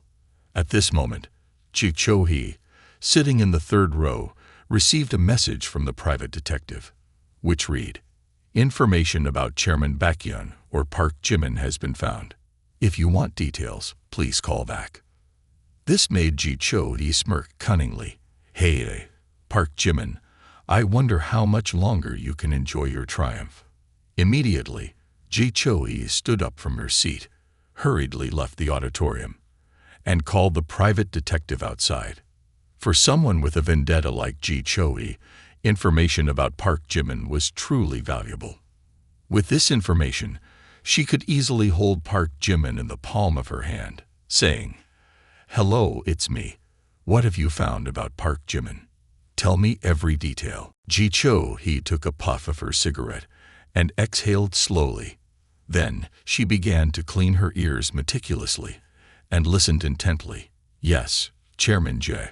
The investigation on Park Jimin reveals the following information. Park Jimin is a South Korean male, 21 years old this year, born on January 1, 2002. He was born in a small district, Madiang, in the city of Tianmun, Hunan Province. His father is Park Sai-hu, and his mother is Kang Chao-won. Both are fruit farmers. Their family also rents 2 fish ponds. Additionally, the Park Jimin family is described as quite ordinary. Since childhood, Park Jimin attended Songfang Elementary School, Ba Zhen Middle School, and Tianwai High School. Although he wasn't particularly outstanding throughout his upbringing, he unexpectedly passed the university entrance exam and enrolled in Harvard University. Currently, he is actively pursuing his studies at Harvard University. His academic achievements have consistently been at a fairly above-average and stable level. Additionally, there are some noteworthy details. In university, Park Jimin remains an ordinary individual. Throughout 3 years, he pursued a girl named Jung Ho-seok, but ultimately faced rejection. This incident led people to perceive him as a failure. However, from that point on, he began to reveal his true self. When I investigated his bank account, I discovered that it is a top-tier VIP account in the world, owned by fewer than 50 individuals globally. This type of account has no payment restrictions. Even transferring billions is not an issue. Typically used for large-scale national expenditures, this account is not just a symbol of financial power, but also a significant influence. Furthermore, Park Jimin's financial source is legal, and the account is linked to his identity. From what I've learned, even Chairman Kang, one of the 4 wealthiest individuals in China, doesn't have the privilege of holding such an account. This type of account is reserved for those with significant power and influence worldwide. The fact that Park Jimin holds such an account is truly astonishing. Listening to the private investigator's report on the investigation results, Ji Cho-hee was so startled that she froze in place. Not only did she feel a sense of fear regarding the extraordinary identity and circumstances of Park Jimin, but she was also haunted by the thought, it's fortunate that he hasn't done anything foolish with someone like that. As the private investigator continued, Ji Cho-hee began to ponder deeply. He questioned the nature of this family. Is this a normal family? A joke? How could a supposedly normal family give birth to a child with world-class musical talent, possess enormous wealth, and have the ability to casually give away billions without batting an eye? He realized that what was called a normal family was merely a facade to deceive the public. Ji Cho-hee considered the possibility that Jimin's records had been tampered with.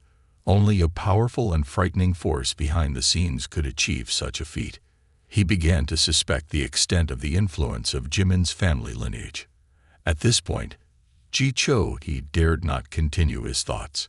Contemplating a family capable of concealing someone's identity so perfectly filled him with an overwhelming sense of dread. At this moment, Ji Cho-hee broke into a cold sweat, drenching his body.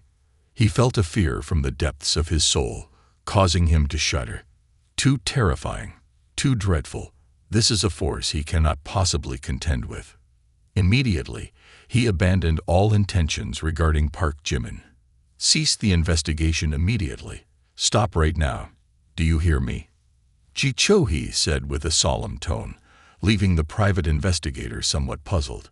Yet, in their line of work, detectives understand that knowing too much can lead to unforeseen troubles. Yes, Chairman Ji, replied the detective. With the call concluded, the detective didn't inquire further. After hanging up, Ji Cho-hee returned to the party room with an angry expression. He muttered curses while pacing.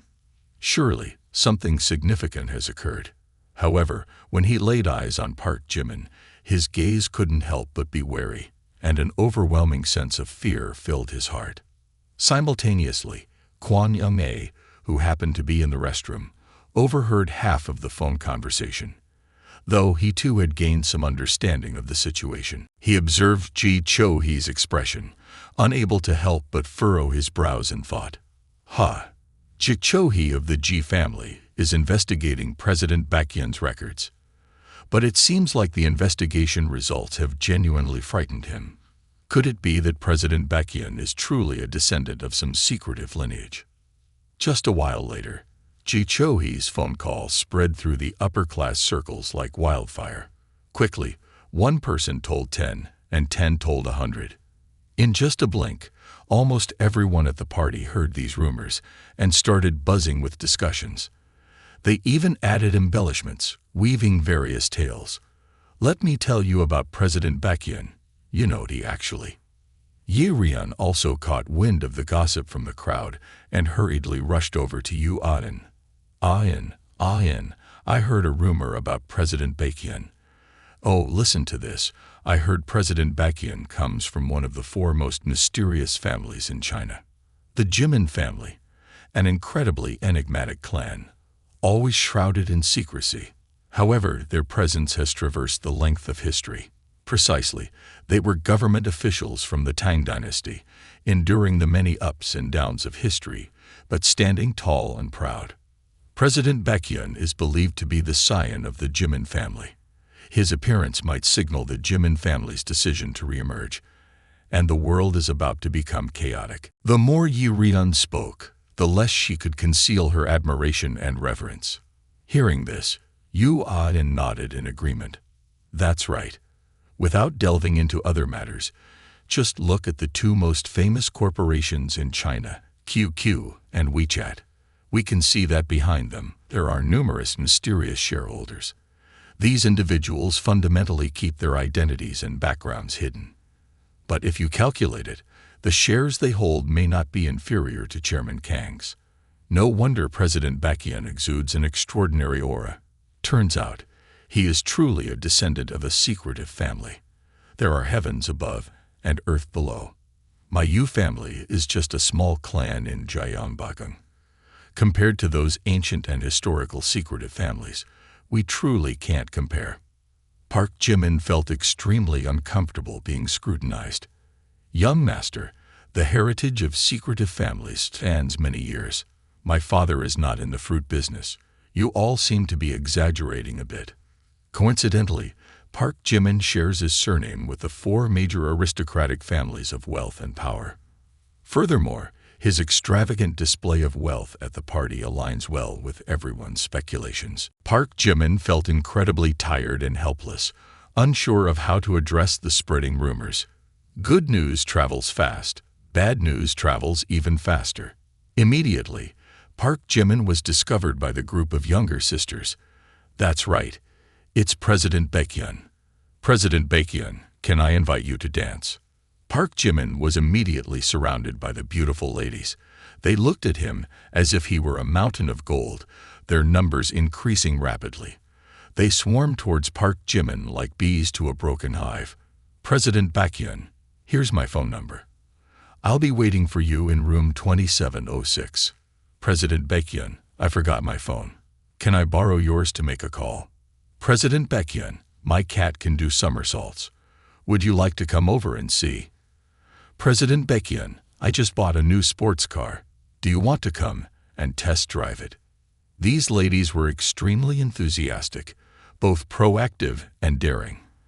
They looked at Park Jimin with admiration and desire, leaving him feeling bewildered.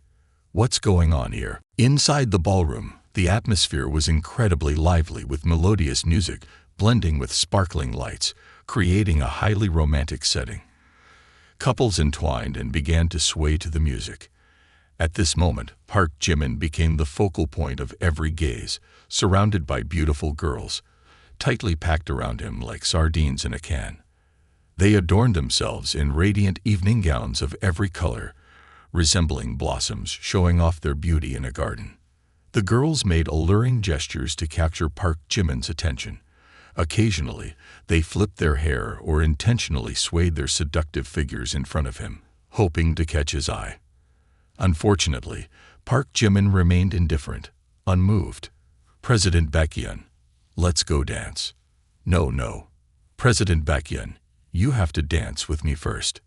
Park Jimin was at a loss about how to escape this situation. The girls treated him like a delicious treat, vying for his attention and causing him considerable annoyance and embarrassment. Suddenly, Oh Young-sil appeared in front of him, engaging in a conversation with some other celebrities at the party. From a distance, Park Jimin saw her, feeling so relieved that he almost cried. Ah, Oh Young-sil, there's a way out now. Right after that, Park Jimin calmly maneuvered his way out of the crowd, saying, "Oh, sorry, I already have a dance partner over there." As Park Jimin rushed towards Oh Young-sil, he looked at her with eyes full of affection. Then he extended his hand and said sincerely, "Young lady, may I have the honor of inviting you for a dance?" Oh Young-sil hesitated with a bewildered look. She had only met Park Jimin once at her home, and it lasted for a short 15 minutes. Furthermore, his attitude then was quite arrogant, leaving her with an unfavorable impression.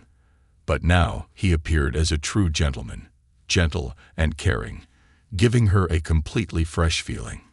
He's inviting me to dance, should I refuse? What if he takes advantage?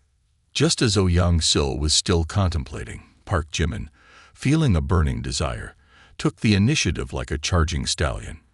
Before she could consent, he grasped her hand and placed the other on her small waist. His actions were sudden, daring, yet incredibly natural. This scene made the surrounding crowd of girls feel awkward. Subsequently, the girls quickly dispersed due to Park Jimin's unexpected actions. Oh Young-sil was startled. Her body trembled slightly, and she felt the contact between their bodies, causing her face to blush in an instant. Hey, what are you doing? With their bodies close together, Park Jimin felt Oh Young-sil's unparalleled beauty. Her oval face was elegantly charming, and her fair skin seemed as if it could release moisture with a gentle squeeze. The fragrance of flowers lingering on her made people's hearts flutter. Tonight, I turned down 18 girls to dance with you. If you don't say anything, I'll consider it as your agreement. Dance skill upgrade system reaching the supreme level. Immediately, Park Jimin was buffed with additional strength, and the scene underwent a noticeable transformation. His movements became flawless down to the smallest details, soft and flexible while maintaining stability. The smooth coordination between them captivated the audience, making it impossible to look away. Watching their harmonious and beautiful dance, observers could even sense emotions conveyed through each movement. The body language of Park Jimin and Oh Young-sil touched the hearts of the audience. "Dan, I thought he was just a show-off, but unexpectedly, he can dance. His arm is too hot. This person always does things that surprise me. Is this his perverse hottie? But I seem not to dislike him that much, even kind of enjoying this feeling." At this moment, Oh Young-sil finds herself increasingly conflicted within, under the intimate contact with Park Jimin's body. She gradually succumbs to the exceptional charisma of this man, sensing her solid defensive barriers being dismantled step by step by Park Jimin. Despite being aware that Park Jimin is a scoundrel, she would rather experience fleeting happiness with him, considering it more worthwhile than the monotonous days with a good man. Oh Young-sil's favorability towards Park Jimin is currently at 60 points, increasing by 5. Witnessing the dance moves of Park Jimin and Oh Young-sil, onlookers couldn't help but marvel and exclaim, "What a beautiful couple! He's handsome, and she's beautiful, like a pair of celestial beings. I've only seen such scenes in movies." There's also a widow sighing with regret, saying, "Too bad. If I were born 30 years earlier, for sure, it wouldn't be this girl's turn." Seok-hwan swirls the wine glass in her hand, gazing at Park Jimin, and Oh Young-sil dancing passionately. In her heart, her admiration for Park Jimin grows. This man is more talented than others, and surprisingly, he can be so faithful. I never expected Park Jimin to be this way. This is the girl he gave the heart-shaped necklace made of seashells to. It seems he completely disregards the rumors and reputation surrounding her. I thought he would fall into the clutches of those cunning socialites. It appears he is a responsible man. There aren't many like him, but he rejected me. Oh, I don't lose to Oh Young-sil in anything. It's so frustrating. The more the Harris thought about it, the more she appreciated Park Jimin. However, simultaneously, there was a hint of anger within her, creating an uncomfortable mix of emotions. Observing Seok-hwan sitting alone, drinking, Kwon Young-ae approached with confident politeness. "Harris, may I invite you for a dance?" Immediately, Seok-hwan glanced at him disdainfully, then bluntly declined, "No, I don't know how to dance. Besides, I'm not interested in old men. Don't try to approach me anymore." With those words, she stood up and walked away. Seok-hwan's rejection hit Kwon Young-ae like a cold splash of water, leaving him stunned, then overwhelmed with a sense of awkwardness, muttering, "Old man. Am I an old man?" Some young men without dance partners, seeing Kwon Young-ae being rejected so bluntly, felt a twinge of sympathy. At this moment, Park Jimin, having just finished dancing with Oh Young-sil, accessed the system with a hint of satisfaction, increased the favorability by 5 points. This dance was not in vain.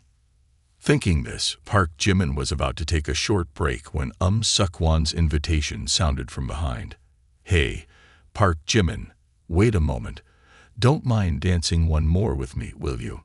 He turned around, and she extended her hand invitingly. The sight nearly made Kwon Young-ae spurt blood.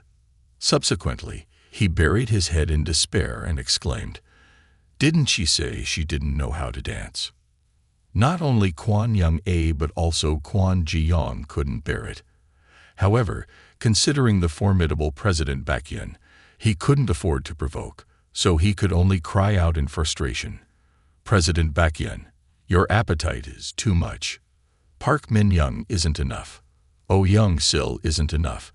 And now Seok-hwan too. Brother, now you understand my feelings, right?" In the presence of many witnesses, Park Jimin remained unfazed by Seok-hwan being the daughter of Secretary and he didn't yield to her charm. He tactfully but decisively declined. "I'm sorry, Harris, I'm a bit tired now. I don't plan to continue dancing. Please understand. Harris. When Park Jimin turned down Suk-won's invitation, people around exchanged surprised glances. They couldn't believe that President Baekhyun could reject the daughter of Secretary so decisively. The more he treated her this way, the more she clung to him. She seemed like a curious kitten, wrapping herself around Park Jimin, her eyes filled with curiosity about this person. Can you answer a question for me? Seeing Suk-won clinging to him, Park Jimin felt quite annoyed. This woman is truly determined. If only she devoted this determination to her work, that would be commendable. Then, with a wry smile, he said, "All right, Harris, if you want to get to know me so much, let's go to the side and talk." In a corner of the hotel ballroom, only Suk-won and Park Jimin remained. Originally, they were the most powerful and influential figures at tonight's event. If there was nothing urgent, no one dared to disturb them. Despite Park Jimin having gifted a luxurious necklace to Oh Young-sil, Suk-won couldn't help but be curious about the relationship between the two. After attentively observing Park Jimin for a while, her eyes filled with contemplation, she finally straightforwardly asked, "Do you have a girlfriend? I mean, is Oh Young-sil your girlfriend?" Park Jimin answered directly, "Yeah, not at the moment. Oh Young-sil hasn't agreed to be my girlfriend yet. Why do you ask?" Hearing this, Suk-won was overjoyed. Her heartbeat quickened a few beats. The relationship hasn't been established, meaning I still have a chance. Thinking this, Suk-won's beautiful face shone with determination. Then she looked at Park Jimin with a probing expression. "So, do you know about the rumors concerning Oh Young-sil? Aren't you concerned? Recently, she and the director of the On family have even been arguing online. Do you not care? Please share your thoughts." Park Jimin paid no attention and casually replied, "I'm not concerned. She will be cleared soon. Besides, I've given her money." At this point, Suk-won felt Park Jimin was somewhat foolish. Money? Why does that seem inadequate? Despite thinking so, Suk-won couldn't hide her curiosity. She looked at Park Jimin with eyes full of suspicion. "How much money have you given her?" Park Jimin remained indifferent, his tone nonchalant. "Not much. She initially asked for a car worth tens of millions, a house in an upscale urban area, and investment in 2 films worth 500 million. I found her demands quite modest, so I voluntarily doubled the amount." Suk-won, hearing this, was momentarily flabbergasted. These demands are too unreasonable. It's either he's incredibly wealthy or overly simplistic. Perhaps this woman sees him as easy prey. For a moment, Suk-won looked at Park Jimin with a trace of agreement. That's right. Like him, born into a wealthy family, trained in professional skills since childhood, dedicating time to education. Basically, he doesn't know the wickedness of people. Park Jimin, a talented individual, sincerely in love and with a compassionate heart. When he loves a woman, he is willing to give his all, regardless of money. However, even a kind and straightforward man like Park Jimin can be taken advantage of by Oh Young-sil. The more Suk-won thought about it, the more furious and enraged she became. Clenching her fists, her eyes ablaze with anger, she exclaimed, "Oh Young-sil is manipulating him. Even an astronomical compensation is unnecessary. And those excessively unreasonable demands. Truly the lowest class, shameless playgirl, absolutely repulsive." Thinking this, Suk-won couldn't help but feel resentful towards Park Jimin. Staring at him with a tone full of indignation, she said, "Park Jimin, don't you think the conditions Oh Young-sil has set for you are beyond reason?" Hearing this, Park Jimin remained nonchalant. Nothing excessive about it. Men providing money for women is natural. I transferred only 200 million to her. Furthermore, Oh Young-sil is genuinely victimized. She is truly innocent. But if she wants to cleanse her image in the entertainment industry, money is a necessity. Upon hearing this, Suk-won seemed on the verge of exploding. She grabbed Park Jimin's tie, her eyes fiery red, and spoke like thunder. 200 million isn't enough. She has taken so much from you, and the relationship isn't even defined yet. Can't you see this is her scheme? She's a sly fox, and you're a fool. Oh, Harris, please don't get agitated. In this situation, Park Jimin truly appeared as a naive and straightforward individual, grappling with aspects he couldn't explain, saying, I can't say I'm spending money on Oh Young-sil with the expectation of receiving profits. Moreover, I have no intention of turning Oh Young-sil into my girlfriend. It's simply a casual relationship. After the anger subsided, Suk-won felt genuine pity for Park Jimin. For a well-rounded man like Park Jimin, it's evident he has seen through all of Oh Young-sil's schemes, yet he willingly allows himself to be exploited. Well, you have the right to spend your money as you please, but you should still be a bit more cautious. Otherwise, sooner or later, you'll suffer. Oh, Harris, we might have a little misunderstanding. I'm not as foolish as you think. Hearing Park Jimin asserting that he wasn't a fool, Suk-won felt a mix of frustration and amusement. She glanced at Park Jimin, her eyes filled with pity. Everyone, when love clouds their judgment, thinks they are not foolish. Love is truly a frightening thing. Observing this, Park Jimin couldn't help but feel angry. Why is she looking at me with that pitying gaze? Does she think I'm a fool, or is she trying to mock me? However, at this moment, the inner thoughts of Suk-won underwent a significant transformation.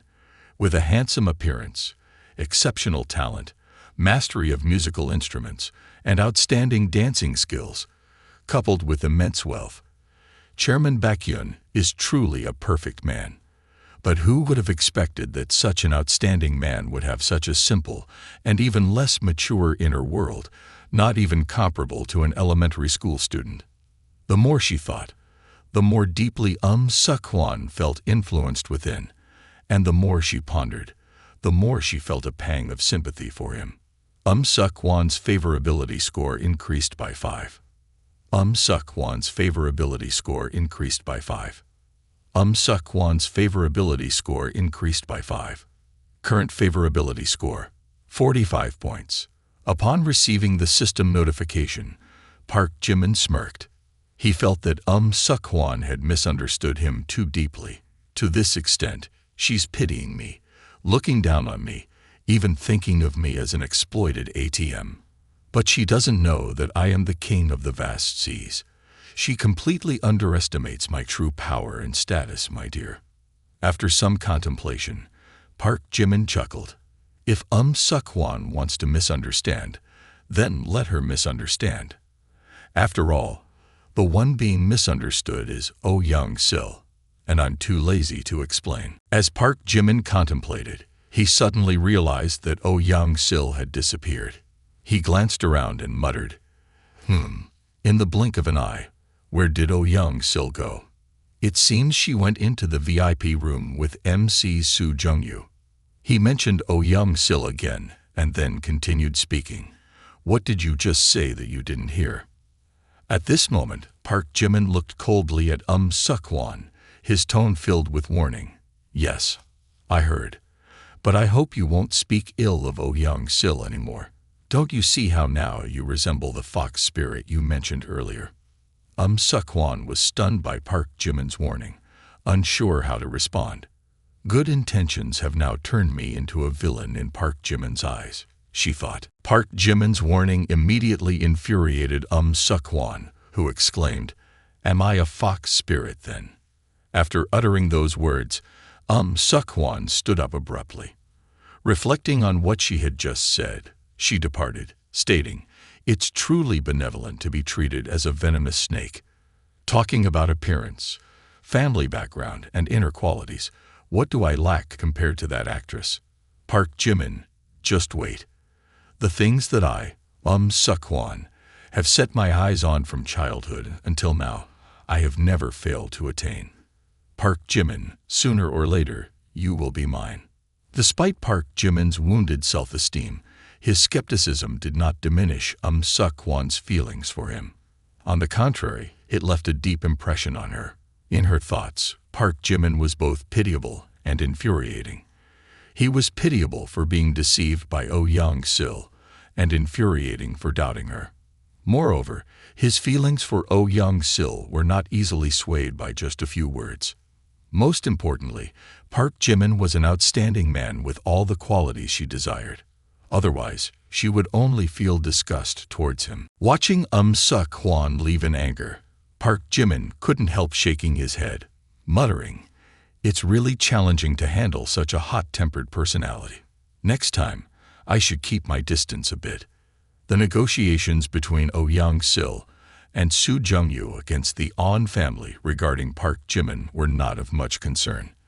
After all, as long as she spoke up, he would pump more money into her. Money is something that can touch anyone's heart.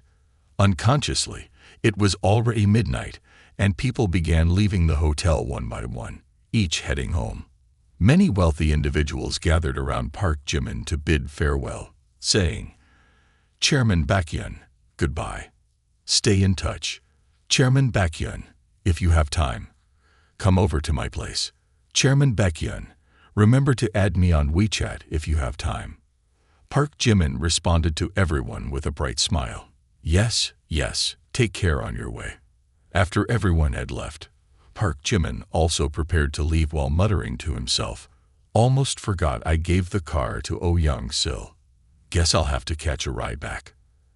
At that moment, Yoo Ah-in stepped out from the hotel. He was accompanied by a chubby young man with a round face, and what stood out the most were his thick, light brown lips, making him look incredibly adorable. As Yoo Ah-in approached Park Jimin, he immediately greeted, "Chairman Baekhyun, you look truly magnificent today, expanding my horizons. Let me introduce, this is Jo Ju-yeon, my younger brother. Ju-yeon, the person I brought you to meet. Whether it works out or not is entirely up to you." In the presence of this male god, the combination of handsomeness and charisma exuded by Park Jimin made the chubby young man feel extremely self-conscious and embarrassed. His entire body trembled, and his face turned as red as a tomato. Park Jimin then asked with a playful tone, "What's the secret you're hiding?" After attempting to regain composure, the chubby young man couldn't completely control the tremor in his voice and explained, Baekhyun, Chairman Baekhyun, here's the thing.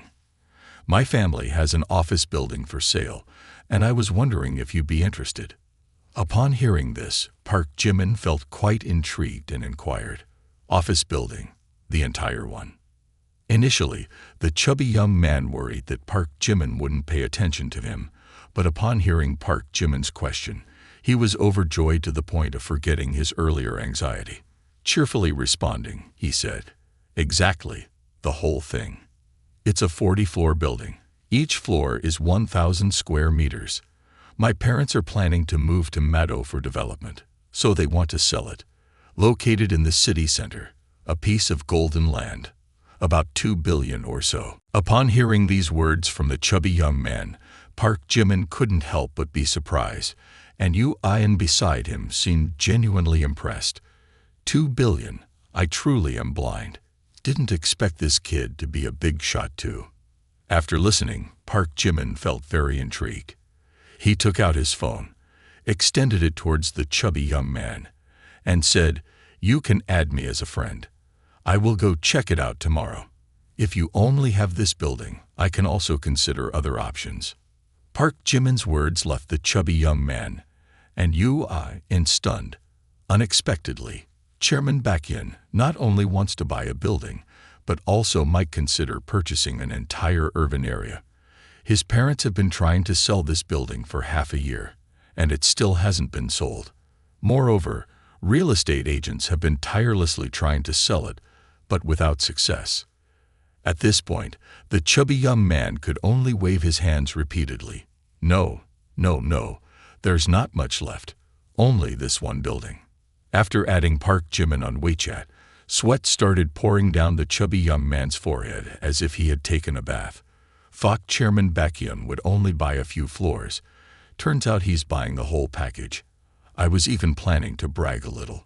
Chairman Baekhyun is truly impressive. In the young man's imagination, Chairman Baekhyun was probably only going to buy a few floors of the building. However, when Park Jimin mentioned buying the entire building, this excitement was too much for him to contain. He felt like he was soaring and joy filled his heart. As the car approached, Park Jimin turned and left. Before getting into the car, he didn't forget to add one more thing. Oh, right. Don't contact other potential buyers. I don't like buying things and having to share them with others. The chubby young man nodded vigorously. Yes, yes. Chairman Baekhyun is truly generous. I'll call my dad right away, and we'll go tomorrow. Once everything was settled, Yu-an once again draped his arm over the chubby young man's shoulder and headed back to the hotel. Didn't expect this kid to be so wealthy. His speech impediment must be fake. Nothing more. Hearing this, the chubby young man blushed and hastily explained, it's not like that. My speech impediment is real. Please don't mock me. As Park Jimin got into the taxi, his gaze looked into the distance, lost in thought. Who should I gift this building to? With 2 billion, a normal girl would probably be terrified. I need to find someone with a particularly good mindset. Park Jimin was sitting in the back seat, still contemplating about the building for tomorrow, when suddenly the car abruptly braked. He couldn't react in time, and his body, following inertia, thrust forward, slamming into the driver's seat. As he sighed, the driver immediately stuck his head out of the car window, scolding loudly. Oh my, are you looking for a death wish? Is this girl crazy or something? Instantly, Park Jimin also recognized this girl, and his mood was no better than the taxi driver's. Isn't this Park Min-young? What on earth is she going crazy about? Today, Park Min-young represented Vinova Software at a charity event. This was an important mission for her from start to finish during the event. Park Min-young just hoped to have a chance to approach Park Jimin to negotiate Vinova Software's investment. However, during the event, there were too many beautiful girls around Park Jimin. Park Min-young had no chance to get close to him, despite the CEO urging her several times over the phone. Even when the event ended, she still didn't have a chance to say a word to Park Jimin. She felt extremely frustrated. Without saying anything, she rushed to her car. However, her attempts to stop the car alarmed both Park Jimin and the driver, who thought she was crazy. The atmosphere in the car became stifling, while the faces of both men were still frozen. Looking at her in confusion, Park Min-young coldly glanced at the driver and snapped, "What are you looking at? Drive." Her sharp gaze immediately frightened the driver, making him shiver like a scared puppy. This girl is too fierce, like a mother tiger. While Park Jimin was still perplexed by Park Min-young's actions, she too maintained her silence.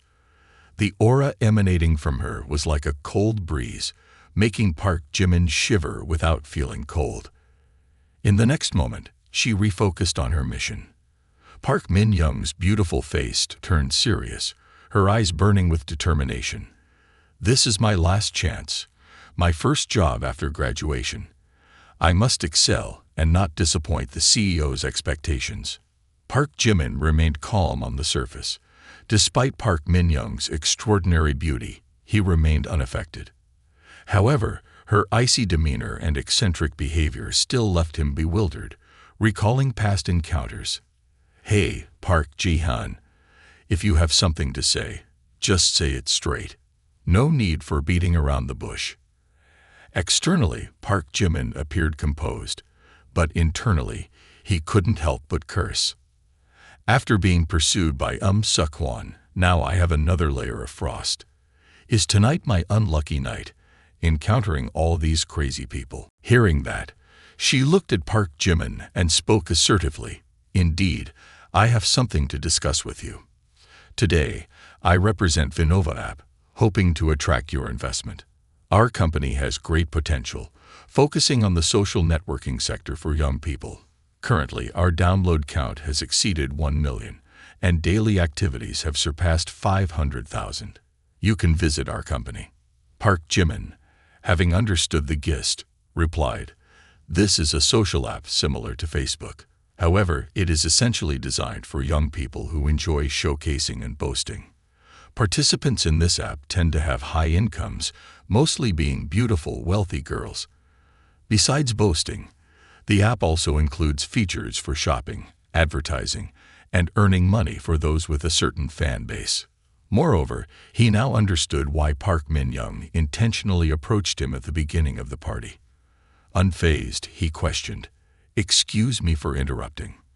If I'm not mistaken, you're seeking my assistance, right? While it can be said so, I believe your investment in us would be a success because we genuinely have great potential." Park Jimin added provocatively, "So you're asking for my help, right?" Park Min-young momentarily choked, rendered speechless. Afterward, she exclaimed, "Yes, I'm asking for your assistance. I'm begging you, all right. Are you satisfied?" Having spoken, a sense of injustice welled up within Park Min-young, causing her to silently curse in her mind. "Damn it, with money, one can do anything. Treat me like this just because you have it." Observing the once proud Park Min-young now having to humble herself, Park Jimin couldn't help but smirk. His gaze became more ruthless. "No need to act so high and mighty. Do you think you're worth a lot? Sometimes you have to beg me like this to know what it's like to beg." The more he thought this way, the more Park Jimin wanted to tease her. He leaned in close to Park Min-young, lifted her hair, and with a mocking glint in his eyes, he taunted, "Miss Park, when you beg someone, you should do it with the right attitude. Sometimes, to achieve something, you have to sacrifice something. Do you understand what I mean?" When Park Min-young faced Park Jimin, she could sense his breath and the faint fragrance of shampoo on him. She blushed slightly, furrowing her brows, and a sense of unease surged within her. The chauffeur, who had observed everything through the rearview mirror, understood upon hearing this. Park Jimin is indeed a scoundrel. He's trying to take advantage of this opportunity to dominate that beautiful girl. This scene made him feel sorry for the girl and silently cursed Park Jimin in his mind. This guy is truly despicable, a disgusting, low-life scumbag. Meanwhile, Park Min-young couldn't help but nurture resentment towards Park Jimin. Just a while ago, she thought Park Jimin seemed to have depth and a profound soul. Little did she know that his character was so despicable. Suddenly, Park Min-young turned and slapped Park Jimin's face, exclaiming, "Park Jimin, you are truly a destructive person. You even want to sleep with me. Do you realize how wrong that is towards Kim Jisoo?" Park Jimin just wanted to tease Park Min-young a bit, but her reaction was so intense that it caught him off guard. However, what he didn't expect was that she could come up with such dark thoughts. Fortunately, his reaction was quick and sharp, surpassing that of 3 ordinary people, so he managed to stop that thunderous slap. Despite successfully blocking the slap, Park Min-young's goodwill towards him continued to decline. Park Min-young's friendliness subtracts 5. Park Min-young's friendliness subtracts 5. Park Min-young's friendliness subtracts 5. When the system notified, Park Jimin was at a loss for words. This woman really doesn't know how to joke. He had to change his attitude towards her. "Sleeping with you is a laugh, Miss Park. You've overestimated yourself. I have no interest in such cold-hearted women like you." Upon hearing Park Jimin's words, Park Min-young suddenly felt that she was no longer a beautiful woman, but just an ordinary woman sitting next to him. This made her widen her eyes in astonishment. Subsequently, Park Min-young suddenly became more reserved. However, the tone still carried a fierce reprimand. "Park Jimin, you don't want to sleep with me. Then what do you mean?" Park Jimin looked at Park Min-young with a cold and indifferent gaze, then slightly smirked with a hint of sarcasm. "Do you think the world revolves around you? If you want an investment, I have to invest in you. We've only met twice, not that close. And the last time, you misunderstood me, never even apologized. Do you ever respect me?" Park Jimin's words choked Park Min-young. wanting to respond but hesitating, unable to put her thoughts into words. I didn't. Tonight I clearly. After uttering a few words, Park Min-young's voice suddenly diminished, almost unable to speak any longer. She bit her lip, trying to suppress the rising anger within her. But just a moment later, she couldn't bear it any longer, angrily exclaimed, "Fine, I understand your point. I'll bear the humiliation for myself. I'm leaving. Driver, stop here." After speaking, Park Min-young suddenly turned her attention outside. She saw that outside the car window, instead of the tall buildings of the city, there were desolate fields and a smaller road resembling the outskirts. At this moment, Park Min-young felt a bit anxious and looked up at the driver, asking, "Where are we? Isn't this the way to Havert?" Finishing her sentence, Park Jimin also furrowed his brows while looking outside. He noticed something was amiss too. Park Jimin glanced at the rearview mirror, directing a cold gaze towards the driver. The driver, wearing a brimmed hat, tall and muscular with hands marked by numerous scars, had a square jaw but exceptionally cold and unfriendly eyes. Immediately, Park Jimin realized that in the midst of arguing with Park Min-young, he had neglected to be cautious. The taxi driver hadn't inquired about their destination. Instead, he just started the engine and drove off. The taxi was going the wrong way, deviating from the direction of Havert and venturing deeper into deserted roads. Thinking this, Jimin could only bitterly smile. No matter how you go with her, it never turns out well, running into robbers like this. Hearing Park Min-young's words, the taxi driver abruptly slammed on the brakes. The taxi came to a stop in the middle of the desolate road. Shortly after, two vans from behind rushed forward, and simultaneously, another van appeared in front, blocking the taxi's path, preventing the driver from escaping, anticipating that the other party might try to control the driver and flee. From three vans emerged over a dozen robust men, holding ropes and bags, fully equipped for a criminal act, prepared for a kidnapping. Among them was a hotel staff member in uniform, displaying a calm face but with intensely cold eyes. Leading the group was the imposing taxi driver, wearing a brimmed hat. He stepped forward, looking at Park Jimin and Park Min-young with a malicious gaze. Witnessing the scene, Park Jimin's expression turned serious. Certainly, this is an organized criminal gang with a purposeful plan, even having a hotel staff member hiding among them. This is a purposeful and well-organized kidnapping. It seems tonight won't end well. While Park Jimin was still contemplating a plan, Park Min-young was already in a state of panic. She knew that with her martial arts skills, she could handle only 2 or 3 thugs. But in this situation, they were all potentially dangerous criminals, armed and ready. If she were to act, it would be genuinely perilous. Unsure of what to do, she turned to Park Jimin and asked, "What should we do, Park Jimin?" Park Jimin, one side appearing abnormal, the entire facade of strength seemingly dissipating. "There's no other way. Only acceptance remains.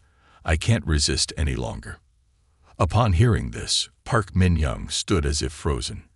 Her complexion suddenly turned pale, her eyes reflecting desperation. Recalling a previous kidnapping, she felt a flood of fear. Every thought of what the thugs could do to harm and humiliate her made her contemplate embracing death rather than enduring it once again. The intruders, holding the captive's head, blossomed a satisfied smile, their eyes exuding pride. Surprisingly, success came so easily. "Your idea is truly magnificent." The servant also expressed happiness and flattery. "Listening to you, I truly admire it. The idea might be mine, but it's only through your guidance that the strategy became robust." While they conversed, Park Jimin hastily clasped his hands, pleading, "Big brothers, please spare compassion, don't escalate. You only want money. I can give you as much as you want. As for this girl, do whatever you want. I have no objections. We can negotiate everything." In this perilous moment, Park Min-young finally saw the true nature of Park Jimin. Park Jimin, turns out, is a weak and cowardly individual. To protect himself, he's willing to push her into danger. Seeing the two individuals not resisting, only accepting their bound fate, he, holding the restraining ropes, smirked, his voice resonating with satisfaction. "All right, you've been obedient, so I won't make things difficult for you. When tying you up, I'll loosen it a bit." As the leader of the bandits menacingly approached, Park Jimin also wore a gentle smile. However, just a second later, his actions became more resolute than anyone expected. He delivered a powerful kick directly to the head of the bandit leader. The kick showed no mercy, unleashing full force. The bandit leader was sent flying, in pain to the point of unconsciousness. Other bandits, witnessing this, were astonished to the point of gaping. "Boss, boss." Despite having subdued the bandit leader, Park Jimin did not ease up. These people are clearly well-trained, not your average thugs, but armed robbers. Thinking so, he didn't dare to linger. While they were still in shock, and before they could react, Park Jimin swiftly unleashed a second kick, followed by a third. Each kick was as powerful as a sledgehammer, sending the other bandits flying 10 meters away, completely unconscious. Seeing that, they all rushed towards him in unison. "Dan Dog, kill him," charged together. The chaotic scene of battle became extremely fierce. Park Jimin was like a gust of wind, swift as lightning. Every kick was as powerful as a sledgehammer. Alone, he could take on the entire gang of thieves. Even the second elder couldn't help but feel terrified. He was adept at the deadly skills of combat, capable of taking a life with a single blow. He had trained in survival combat for over a decade, participated in battlefields in Africa, and had killed more than 20 people. Although his speed and physical strength were not on par with Park Jimin, he relied on experience and tactics to resist against Park Jimin. However, at this moment, with just a few basic moves, he was punched straight in the face by Park Jimin. The punch was so powerful that it left him dazed, his mind spinning, almost losing consciousness. At this moment, all of them couldn't believe that they were being overwhelmed by a young man who hadn't even shed blood in battle. This kid has explosive strength and an incredible speed, even stronger than the elite special forces. The only flaw in this kid's ability is the lack of diverse combat experience. At this moment, the guy in the service uniform raised an alert. He pointed towards Park Min-young and shouted loudly, "Old 3, lead a few guys to restrain that guy over there. The 4th and I will go capture that woman. If we have her in our hands, this guy will obediently surrender." Upon hearing this, the two robbers swiftly darted towards Park Min-young like lightning. Seeing only two robbers daring to rush towards her and even calling her a woman, Park Min-young immediately boiled with anger. She gritted her teeth, her eyes flashing red as if about to spew fire. "Just these two pathetic robbers dare to look down on me, huh? They want to die." Clearly, they thought she was a weak and vulnerable girl, easy to capture. In reality, Park Min-young was well versed in martial arts. She had trained for many years to be able to defend herself. Not only had she mastered the 18 Arhat hand techniques, considered the 18 masterful moves of Shaolin Kung Fu, but she had also practiced the 9 Yin White Bone Claw, the most renowned technique of the Ngamai sect. The attacking techniques targeting the opponent's pressure points caused severe injuries. In just a few moves, the guy in the service uniform also received a few kicks from Park Min-young. The scene from the outside became even more frightening. She was like a female tiger roaring loudly, echoing throughout the deserted street. "You people really don't know how to write the word death. Go die. Damn it." The guy in the service uniform fell to the ground, blood dripping from his nose, his mouth swollen, teeth scattered around. He looked at Park Min-young with eyes full of resentment, cursing incessantly. This woman is good at fighting too. At this moment, although Park Jimin had confidence, seeing Park Min-young in a confrontation with two thugs, he couldn't help but worry. "I can handle all of them alone, but I'm afraid Park Min-young can't endure it." No, I have to quickly end the fight. Enhancement system. 10 points strength, 10 points physique, 20 points agility. Ding. Successful enhancement. Name. Park Jimin, 21 years old, height 181 centimeters, weight 72 kilograms, strength 45. Physique 45, spirit 30, agility 55. In an extremely robust state. Enhancement completed in the blink of an eye. Park Jimin felt that his speed and strength had been elevated to a new level. In this moment, in Park Jimin's eyes, the criminal's attack speed seemed to have slowed down. However, it wasn't that they had slowed down, but rather his own speed had increased. In the midst of the battle, he felt as if they were moving in slow motion in a peculiar way. 1 strike, 2 strikes, 3 strikes, 4 strikes, 5 strikes, 6 strikes, 7 strikes. At that very moment, in the eyes of the criminals, Park Jimin was like a lightning flash, appearing and disappearing in the blink of an eye. They all saw him unleash a strike, but fundamentally couldn't react in time. Immediately afterward, all those surrounding him were punched far away, lying unconscious on the ground. The guy in the service uniform also exclaimed in astonishment, "Sir 5, Sir 6. However, a second later, he was struck by Park Min-young, sending him tumbling down, meeting an ignominious end. "Look at what's happening. You're still here daring to look around. The man doesn't know his own strength." The service personnel, the last remaining adversary, displayed a ruthless glint in his eyes.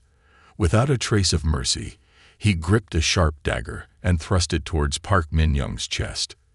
"You wretched woman, I'll show you what respect means. Die, you despicable woman." A scream echoed. Instinctively, Park Min-young turned around, but when she saw the dagger approaching, it was already too late.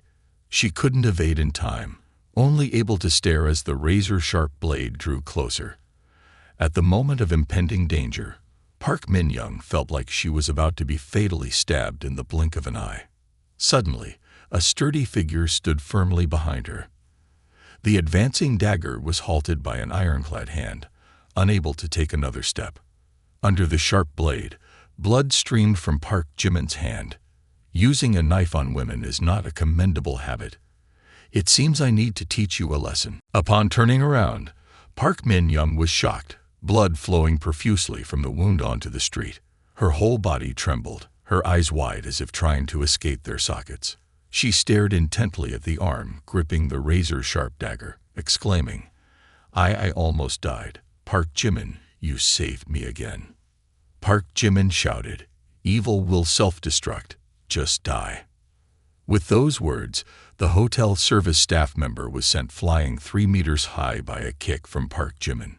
This kick carried a force equivalent to 4 to 5 ordinary people, combined with robust physique and astonishing speed. The area struck practically turned into minced meat, leaving him only able to cry out in agony before falling to the ground. After rolling around on the ground for about 10 turns, he lay motionless, taking his final meal right there.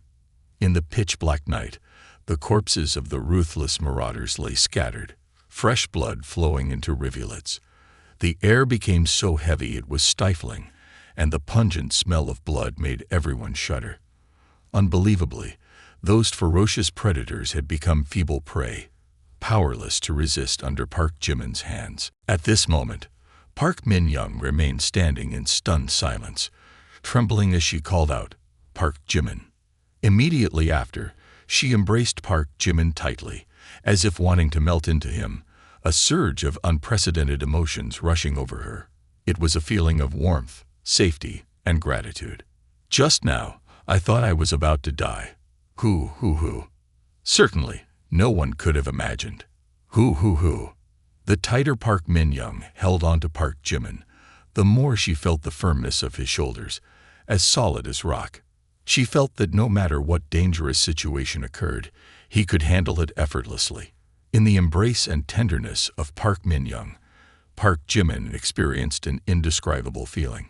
He sensed love, comfort, encouragement, and sharing from her.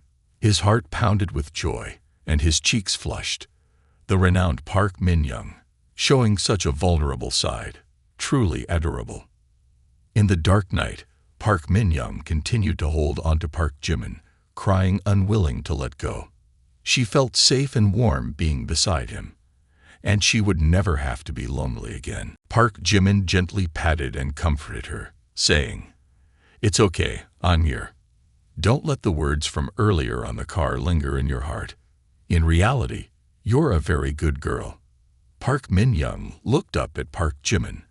Her eyes held a vulnerability and sweetness, far from her usual cold demeanor. Then she trembled slightly, asking softly, with a hint of pleading in her eyes, as if wanting Park Jimin to affirm it once again. "Really, do you think so?" Seeing her soft and flowing expression made it difficult for Park Jimin to absorb, so he quickly changed the topic. "Oh, about the investment in the Manhwa app you mentioned. I will consider it. In a few days, I'll visit your company for a survey." Those words from Park Jimin left Park Min-young in awe. In her sparkling eyes, complex thoughts emerged. Park Jimin, truly a person with a sharp tongue, but a golden heart. Unlike other men, he always appears indifferent, but he is stronger and more decisive than anyone. Surprisingly, in this world, there is a man who can defy everything to protect me when I am in danger. Park Min-young gently cradled Park Jimin's injured, bloodied hand against her cheek. She could feel the warmth emanating from his hand, along with the pain he must be experiencing. In that moment, her typically resilient, steel-like inner self was flooded with intense emotions and profound fluctuations. Park Jimin, he is my hero. Park Min-young's likability increases by 30. Park Min-young's likability increases by 30.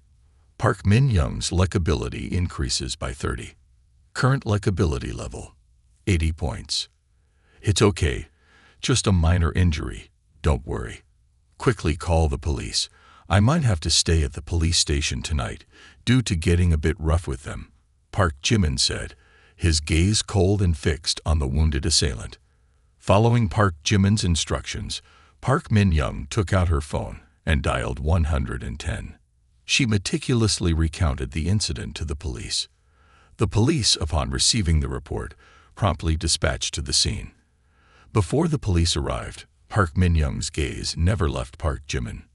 Park Min-young, originally believing she disliked men due to past experiences witnessing the atrocities men were capable of during captivity, always felt uneasy when a male approached. However, leaning against Park Jimin's chest, she felt remarkably safe and serene. She couldn't tell if it was because of his determined gaze or his distinctive demeanor, but she found Park Jimin truly captivating. In this moment, she realized something. If a man is good enough, then anything he does will become perfect. The wailing sirens of the police car cut through the silent night air. The police swiftly arrived at the scene, sealing off the area to prevent public access. The injured individuals were rushed into ambulances. All of them were in critical condition. The ringleader and a few lightly injured accomplices were immediately handcuffed and taken to the police station. The number of casualties caused by Park Jimin surprised the police, showcasing his formidable capabilities. While the police were taking statements from Park Jimin and Park Min-young at the crime scene, Park Jimin's face remained expressionless. However, a voice spoke up beside him. "Park Jimin, trouble found you again within a few hours." Park Jimin turned back, somewhat startled. "Why is it you?" Suk-won, arms crossed, nonchalantly remarked, "Why not me?" About 30 minutes later, the police concluded their investigation at the crime scene. All relevant traces and evidence were meticulously collected, including signs of violence, such as bloodstains, bruises, and scratches. The police also examined the individuals who received the lunchboxes, covering them with cloths to protect their identities. What puzzled the deputy police chief was, on the bodies of the robbers who received the lunchboxes, there are injuries from punches and kicks, with no signs of any weapons. The more I look at Park Jimin's figure, the more I find it hard to believe that he could defeat so many robbers. The hypothesis is formulated. Park Jimin was accompanied by an SSS-level bodyguard who helped him defeat the robbers and then escaped under his orders. After double-checking, he returned to report to Suk-won. "Captain I have examined the crime scene. Aside from the 7 severely injured robbers who were taken away, there are signs of a fierce battle at the scene, resulting in the death of 7 robbers. Among them, 8 of the robbers were on the international wanted list, and one of them, Bin Chamu, even had a beard and a hat, classified as an S-level international criminal. Fortunately, the 7 severely injured robbers were timely treated and saved. If delayed a bit, the significant blood loss could have been life-threatening." Upon hearing this, Suk-won was truly shocked. A tsunami of thoughts surged within her. She then looked around the crime scene and cast a scrutinizing glance at Park Jimin. Furrowing her brows in analysis, 8 wanted criminals, an organized and planned robbery gang. Yet he managed to counter-surveil and defeat the 7 attackers who had incapacitated the other 7. Even a formidable FBI Special Task Force, equipped with state-of-the-art weapons, failed to apprehend these criminals over the past 3 years. Yet he alone can conquer them all, rendering them helpless. He's not just an ordinary guy who plays the violin and dances. How can he be compared to a Special Forces warrior? The more Suk-won analyzed, the more she appreciated Park Jimin. As she analyzed, she found him to be flawless. At this moment, her eyes carried not only determination, but also a hint of desire. No wonder he's the man I've been noticing. His martial arts skills are on par with the urban military king. Park Jimin, she couldn't help but feel uncomfortable. She tried to reassure herself, thinking, it's just that he's too attractive to women. But the more she thought that way, the more jealousy and anger welled up within her. Yet, he's too flirtatious. Oh Young-sil has just left, and a new person has arrived. It's unsettling. Suk-won regained the demeanor of a police captain. Then she stepped forward to face Park Jimin and Park Min-young, making a serious proposal. "Both of you, please cooperate with us and come to the police station to give statements." Park Jimin and Park Min-young got into the police car, and he didn't seem contradictory. Given the magnitude of the incident, going to the police station to provide a statement was following the legal procedure. Moreover, with multiple homicides, Park Jimin couldn't help but worry. Will my actions be considered self-defense or intentional killing? By 3:30 in the morning, Park Jimin and Park Min-young were brought to the police station to give their statements. The criminal investigators here were quite courteous, expressing politeness and respect in their words. Perhaps because they had heard that Park Jimin was the president of Baekhyun, or maybe due to genuine respect for his martial arts abilities, Park Jimin felt quite reassured. Park Jimin and Park Min-young were interviewed separately, mainly providing meticulous answers regarding the reasons and progression of the incident. After a preliminary investigation, the case was concluded as follows. During the first aid process, 2 injured robbers received their just desserts at the scene. The remaining 5 robbers sustained severe injuries, including 2 with fractured ribs, 1 with 6 fractured ribs, 1 with 7 fractured ribs, and the last one with severely shattered limbs. Currently, all 5 robbers are in critical condition. After treatment, they will need an extended hospital stay. Furthermore, the identities of these individuals have been confirmed, and they are suspects in the kidnapping and robbery case, with some of them currently being wanted. Once their injuries stabilize to some extent, a more in-depth interrogation will be conducted. At 6 a.m., the assistant police officer cheerfully approached Park Min-young to deliver the news. "Miss Park, you can leave now. The investigation is basically clear, but if the police summon you in the future, you need to cooperate immediately." Hearing this, Park Min-young still felt a bit uneasy. She hastily inquired with a voice tinged with concern and urgency, Yes, officer. Can you please tell me how Park Jimin is doing? Can he leave?" In response, the assistant police officer shook his head with a bitter smile. Him. No, he can't leave. The captain is currently instructing him. Having stayed awake all night, coupled with the challenging interrogation, Park Min-young was physically exhausted and desperately wanted to find a place to rest. However, when thinking about Park Jimin still being questioned, she couldn't find peace of mind. She feared that something might happen to him. After a moment of contemplation, with a determined look, Park Min-young said, "No, if he's not leaving, I'm not leaving either. I'll stay here and wait for him." Hearing this, the assistant police officer sighed helplessly. "Well, fine. You can wait then." Within the police precinct, Park Min-young received excellent treatment. Not only was she provided with water and light snacks, but there was also a comfortable resting place for her to wait in contentment. This demonstrated the power of beauty. Wherever one goes, beauty is admired. Even though the investigation had concluded, the assistant police officer still found it puzzling. It's strange. The captain not only wanted separate statements but also instructed me to turn off the camera. Does she want to do something secretive? Park Jimin sat in a special interrogation room. Physically exhausted, his eyes reddened from tiredness, and his soul uneasy. He yawned widely, feeling restless. "Oh my, what is Suk-hwan doing? Making me sign a statement with my hands cuffed. Could it be she's upset with me for calling her a rain sister?" Suk-hwan, feeling uneasy, checked if the camera had been turned off. Then, she didn't forget to buy an additional breakfast for Park Jimin. As the door to the special holding room opened, Suk-hwan entered, carrying a breakfast tray.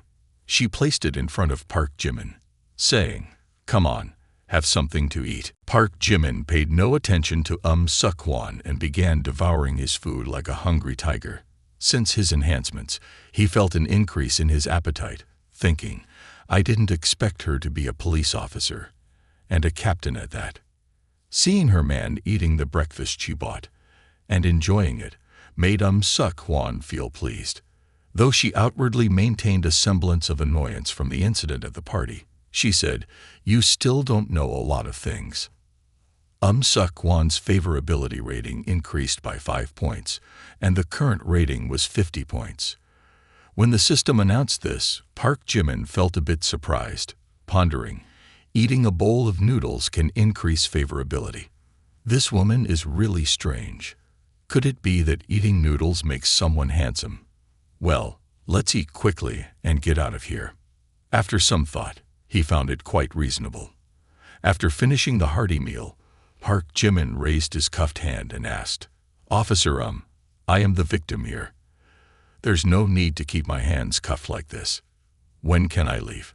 Suk-hwan noticed that Park Jimin still paid no attention to her. She approached, leaned in close, lifted his chin, and asked, "Don't you want to stay with me? You're the victim, yes, but you've also killed someone. Besides, what's the deal with that girl Park Min-young?" Despite her provocative actions, Park Jimin remained indifferent. He shifted his gaze away and reluctantly answered Suk-hwan's question. "She's also a student at Harvard, my senior. She was at the party last night representing the Manwha app, inviting me for investment. We took a taxi together, and unexpectedly, this happened." Immediately, Suk-hwan understood. Apart from Oh Young-sil, Park Min-young is not an ordinary person either. Both of these women actively approached you for money, and furthermore, the beauty of Park Min-young is extraordinary. Suk-hwan felt a bit uneasy. Thinking so, Suk-hwan entertained a wild idea. She firmly grabbed his uncuffed hand and forcefully ripped off his white shirt, revealing a robust physique marked with bruises. Seeing this, Park Jimin's expression darkened, and he asked, "Officer, what are you trying to do?" Since the charity event last night, Suk-hwan had been impressed with Park Jimin. However, as she got to know him better, her fondness for him grew even stronger. Her current actions displayed a deep affection for him, considering him as her treasure. However, she still couldn't express her feelings in front of him. Angry, Suk-hwan took out a box of ointment and placed it forcefully in front of Park Jimin, saying, "What kind of ointment are you using? Show the strength of someone who fought so many people, Let me see your injuries." Suddenly, Suk-hwan pulled out a box of ointment, leaving Park Jimin surprised. He looked at her, wondering why she cared so much about him. Right at that moment, a loud voice echoed, bringing Park Jimin back to reality. "Park Jimin, what's your attitude? You're an adult now, scared that I might snatch your tofu." Hearing that, Park Jimin felt embarrassed and awkward. He quickly waved his hand with a bitter smile. "No, nothing at all. The police department is a bit strict today, avoiding any unnecessary intimacy between men and women. Or maybe I should do it myself. You've been on duty all night, can't disturb you." Despite verbally refusing her, deep down, he felt utterly helpless. A man on the outside must surely protect himself well. But in this situation, encountering a tough and imposing female police officer like her is indeed a difficult challenge. While still contemplating this, Suk-hwan directly pressed him onto the table. Her actions seemed very serious and caring. "Don't move, young man. If your hands and feet are clumsy, it may cause infection to the wounds. Listen to me." Suk-hwan's coercive ointment application made Park Jimin feel violated and extremely disappointed. Eventually, Park Jimin could only remain silent as Suk-hwan applied the ointment for him. Growing up handsome is also a kind of trouble. Excessive attention is not always a good thing. However, right after that, Park Jimin felt that something was off. He looked at Suk-hwan with a wary gaze. "No, this woman wants to tempt me. We've only known each other for less than a day, and she must have a personality that enjoys probing into others. Oh my, a low-grade trick, effective only on my past. Suk-hwan, you are very nice, but I'm sorry. This girl employs a seduction tactic that is all too familiar. Initially, she treats you with utmost care and genuine concern, making you sink into her gentleness unknowingly. As you start pursuing her, she becomes ambivalent, oscillating between warmth and coldness, progress and retreat, leaving you in profound agony and emotional imbalance. From a strong and confident man, you gradually transform into a vulnerable, timid individual, enduring bitterness and waiting for her. Eventually, you lose your initiative and become a submissive follower. To my unsuspecting friend, never fall into the traps set by women. It's evident that Park Jimin is a young man who appears quite seasoned and will never succumb to such foolish mistakes. He can only watch as Suk-hwan tends to his wounds without any resistance. However, after Suk-hwan finishes bandaging him up, Park Jimin not only fails to express gratitude, but also adopts a cold and indifferent attitude, stating, "Officer, I believe it's better for us to maintain some distance. Moreover, we've only known each other for a day." Park Jimin's words made Suk-hwan feel uncomfortable. However, this discomfort only fueled her desire to conquer him. Things easily obtained are often underestimated, while the unattainable becomes more coveted. Furthermore, her investigation had proven Park Jimin's character. Later, Suk-hwan looked at Park Jimin with a submissive gaze. "What are you doing? People saw you injured, so I wanted to bandage you up a bit. Are you still mad?" Park Jimin cleverly explained, "I'm not mad. I already have someone I like. I don't want you to misunderstand. You are a very nice girl. If we had met earlier, I might have boldly pursued you, but life doesn't offer many ifs. If I were a fickle man, you would probably hate me, right?" Park Jimin's thoughtful explanation did not make Suk-hwan angry or disappointed. On the contrary, the more she looked, the more enamored she became. This guy, with his carefree appearance, turns out to be a loyal love warrior. Oh my, he perfectly fits my taste. Having uttered those words, the two did not delve further into the matter. Park Jimin stepped out of the police station. It was already noon. Over a day without sleep had left him exhausted and drowsy. Fortunately, the police station was close to the Vinholm's villa. He decided to call a taxi to get there for a much-needed rest. Standing on the higher floor, Suk-hwan followed Park Jimin's silhouette until it disappeared. Park Jimin, We still have the whole day ahead. If you want to push me away, don't even try. A fantastic man like you shouldn't let those wicked women take over." As Park Jimin left, Park Min-young was still fast asleep. She was indeed waiting for Park Jimin, but her waiting was only in dreams. Hoo-hoo, Park Jimin. Over 10 minutes later, Park Jimin arrived at the Vinhomes villa. As he got out of the taxi, he sighed. "A whole day and night. I'm dead tired. I smell awful all over. Need to take a shower and get some sleep." Park Jimin knocked on the door, but there was no response. Seeing this, he decided to enter by inputting the passcode since the mansion had been in his possession for a while. Moreover, 2 days ago, Kim Ji-soo had changed the passcode and informed him. Her special respect for him carried a deeper meaning, indicating that Kim Ji-soo had no qualms about living together with Park Jimin, and there might even be a hint of anticipation. As Park Jimin entered the room, he heard the sound of rushing water from the ensuite bathroom. Oh, Kim Ji-soo is home. Although he had expected it, he discreetly approached and peeked through the glass door. Vaguely, he saw a graceful silhouette bathing inside. Immediately, Park Jimin's heart raced, and his body heated up. He couldn't contain the excitement. The blood in his veins began to surge. Kim Ji-soo, she's using this to challenge me. She trusts too much in my determination. Park Jimin stood before the glass door, observing Kim Ji-soo bathing inside. The vital fluid in his veins began to boil, and after a few minutes, even a nosebleed ensued. At this point, he almost couldn't control his own will. 2 conflicting thoughts echoed in his mind. Should I enter? Kim Ji-soo probably wouldn't mind. But no, I can't risk disappointing my beloved. Just go in. Take a bold step. As the dark thoughts began to overshadow reason, Park Jimin approached the bathroom door, his hand ready to push it when suddenly the bathroom door swung open unexpectedly. The abruptness startled him, leaving him rooted in place, unsure of what to do. Stepping out of the bathroom, he was captivated by a beautiful figure. The person was not clothed, only wrapped in a bath towel, exuding a seductive charm. Wet hair cascaded gently down the shoulders, and the skin was as fair as porcelain. The individual stood there, smiling at Park Jimin, their gaze tender like the morning sunlight.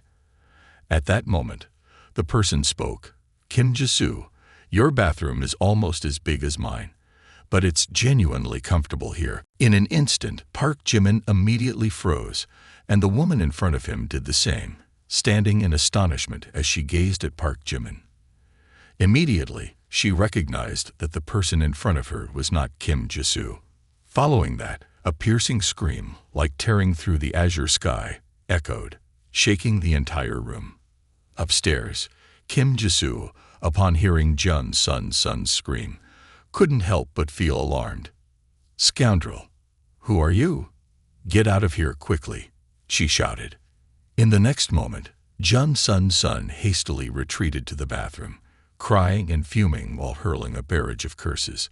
Park Jimin, equally agitated, retorted, "Why should I leave?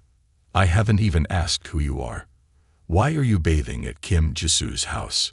In the bathroom, Jun Sun-sun sobbed loudly, tightly wrapping the bath towel around herself, attempting to conceal her nudity. She then realized her clothes were still outside, and the unfamiliar man made her shiver. At this point, Kim Ji-soo rushed down from upstairs, looking at Park Jimin with a bit of astonishment. After putting on her clothes, Jun Sun-sun went outside and immediately embraced Kim Ji-soo, crying uncontrollably, "Oh, Kim Ji-soo, save me. There's a pervert here. He peeked at me while I was bathing, and I'm so embarrassed. I wish I could disappear. Kim Ji-soo, you have to help me. Oh. Kim Ji-soo also embraced Jun Sun-sun, comforting her while explaining, "Oh my, Sun-sun, please don't cry anymore. It's all just a misunderstanding." Park Jimin looked at Jun Sun-sun and said, "Kim Ji-soo, help me explain a bit. I went to shower first." Hearing this, Jun Sun-sun angrily yelled at Park Jimin, Misunderstanding. What misunderstanding? This man is truly a scoundrel. He saw my body and didn't even apologize. Kim Jisoo, what's the relationship between you and him? Kim Jisoo knew that Park Jimin's actions were somewhat inappropriate, but when confronted by her best friend, she put on a composed expression and explained in a calm manner, "Oh, he's just a friend of mine." Jun Sun, upon hearing Kim Jisoo's words, immediately sensed something was amiss. Without hesitation, she questioned, "Friend?" Then she began to ponder, "Not okay. Really not okay." Kim Jisoo, for the first time, protecting a man like this. Could it be that there's something between you and him? Her intuition was becoming more accurate, and she realized that her best friend was hiding something. Subsequently, she reiterated her question, "Who is he?" Immediately, Kim Jisoo's cheeks flushed red. She stammered and hesitated, almost unable to articulate her words. Jun Sun angrily exclaimed, "Kim Jisoo, you have to make yourself clear. You're now a little aristocrat yourself, so stop hanging out with those lower-class guys. It's embarrassing." Upon hearing this, Kim Jisoo's face immediately darkened. She raised her eyebrows and responded irritably, "Lower class? Who are you talking about? Is it him?" Kim Jisoo, look at yourself now, living in a grand mansion, making a decent income as a streamer. You're part of the elite. How is a mediocre guy like him worthy of you? When it came to Park Jimin, Kim Jisoo's angry expression turned somewhat embarrassed, and her cheeks flushed. She hesitated as she looked at Jun Sun and said, Sun, he is Park Jimin. Park Jimin is a really good person, and he is genuinely excellent, not like what you might think. When I invited Sun to my house, I may have been a bit too boastful, making her think I actually bought this mansion. In this society that values resources and social status, his excellence can easily be translated into wealth. He's still very young. He has to seize the opportunity for a proper marriage. At yesterday's auction, a tycoon directly spent 500 million to buy a piano, probably as a romantic gift for his lover. Isn't that sweet? You need to find a man like that. Someone romantic is my ideal choice. He is my crush. Having said that, Jun Sun angrily decided to go upstairs to find Park Jimin for revenge. At this moment, outside the mansion's flower garden, a sudden doorbell echoed. Simultaneously, a voice resonated. "Hello, is Miss Kim Jisoo here? Your delivery has arrived. Please check and accept the package." Upon seeing the tall delivery man, impeccably dressed, Jun Sun couldn't resist her curiosity and asked, "Kim Jisoo, what did you order online?" Upon hearing the question, Kim Jisoo recalled Park Jimin's call from the previous night and replied, "Oh, it's Park Jimin. He mentioned last night that he wanted to give me a gift. Seems like it's a piano." Upon hearing this, Jun Sun's eyes filled with even more disdain. She arrogantly walked outside, loudly proclaiming, "A piano? I want to see what kind of piano that lower-class guy can give Kim Jisoo. Just don't let it be a piano model." Kim Jisoo, infuriated, retorted from behind, Sun, you better stop talking. I'm getting angry." As they opened the door, both girls were startled as they looked up at the sky. A helicopter was flying at a low altitude, emitting a deafening sound, and the wind blew down, making their hair flutter. From the airplane, a voice emanated from the loudspeaker. "Alert, alert, this is the police. The cargo has arrived at the scene, and there's no abnormality." In front of the two girls stood a colossal truck carrying a piano, weighing up to 15 tons. The truck was constructed from robust steel and thick tempered glass, capable of withstanding the impact of explosives, bullets, and various other weapons. Even the truck's cabin was equipped with applications to counter chemical and biological weapons. Furthermore, the Cargo Protection Force was armed with heavy weaponry, ensuring strict security and readiness to handle any emergency situation. The sight before them caused both girls to tense up in fear, accompanied by skeptical expressions. Damn, to gift a piano. Do they really need to mobilize such a large force? Oh my God, could this piano belong to Seo Sui? As the careful staff placed the grand piano in the mansion's living room and positioned it in the center of the space, the instrument remained shrouded in a red cloth, adding an air of mystery and allure. Kim Ji-soo and Jun Sun-sun stood beside it, gazing at the piano with intense curiosity. Park Jimin, what kind of piano did you buy? Having it checked by security, I feel like we've received a national treasure, remarked Kim Ji-soo. Hearing Kim Ji-soo's comment, Jun Sun-sun suddenly felt anger rising within her. In her thoughts, she mused, Park Jimin, a low-class nobody. The gift surely won't amount to anything. It was just a show to win over Kim Ji-soo. Jun Sun-sun approached the piano, grabbed the red cloth, and forcefully pulled it while exclaiming loudly, Hemph, it's just pretending. Probably an actor hired by the store. The less confident a man is about his gift, the more effort he puts into wrapping. Let me see what this is all about. The cloth fell away, revealing a translucent glass piano intricately engraved. Under the reflected light, the piano sparkled brilliantly, almost blinding to the eyes. Reacting quickly, Jun Sun-sun covered her eyes and exclaimed, What is this? It's too dazzling. Before the two girls stood a transparent glass piano, resembling a giant crystal block. Every detail on the piano was intricately engraved, with the instrument's body designed in a soft rectangular shape, as gentle as the curves of a young woman. The piano keys were made of white glass, reflecting dazzling light. On the piano's surface was a transparent glass panel, allowing a view of the strings inside, made of stainless steel and shining like a mirror.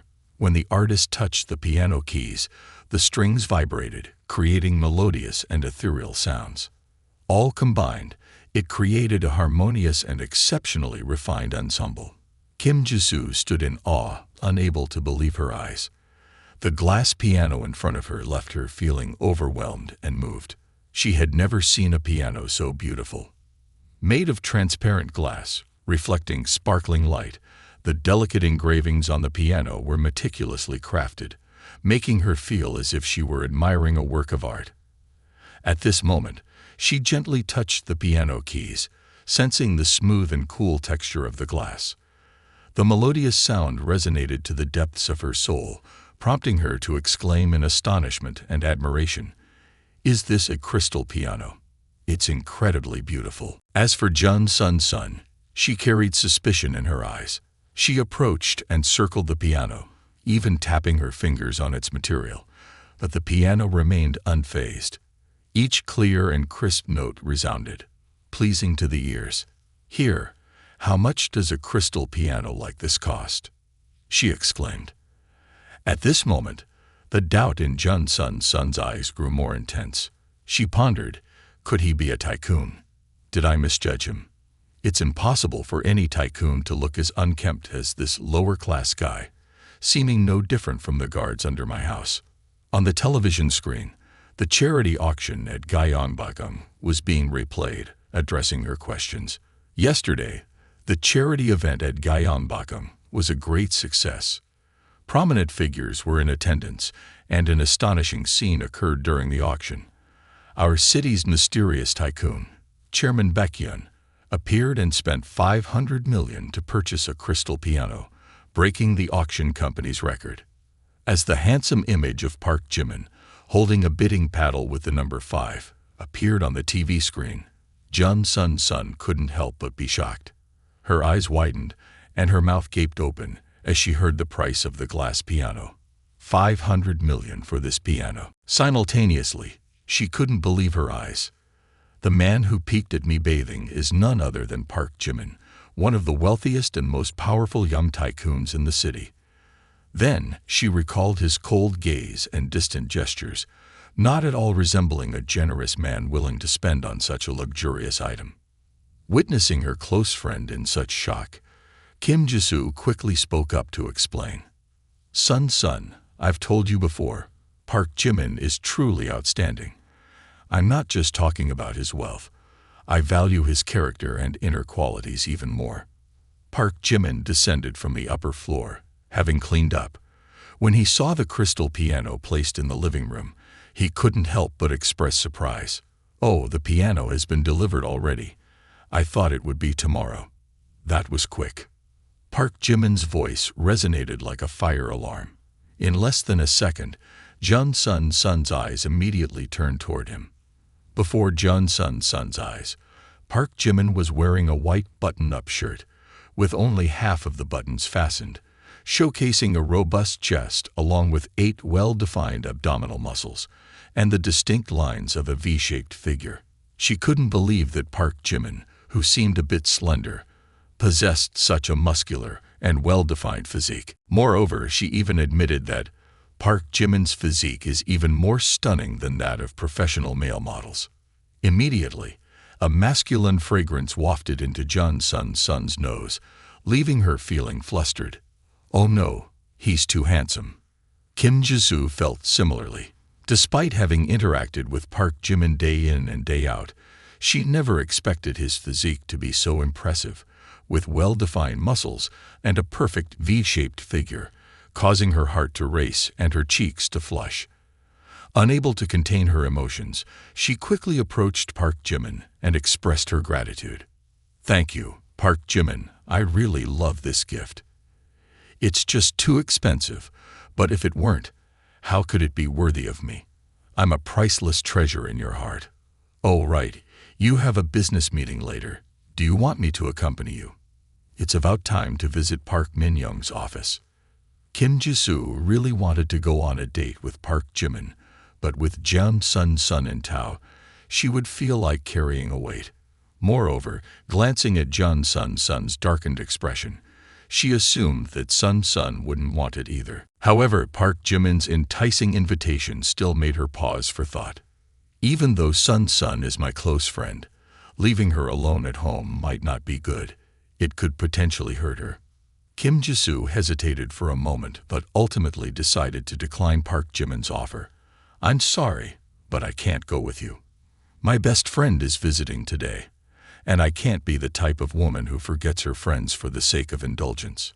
As Park Jimin stepped out of the mansion, he muttered to himself the words Kim Ji-soo just said, "forgetting friends for the sake of indulgence." At that moment, an announcement from the system unexpectedly echoed in Park Jimin's mind. Ting. Kim Ji-soo's favorability level +1. Kim Ji-soo's favorability level +1. Current favorability level 98 points.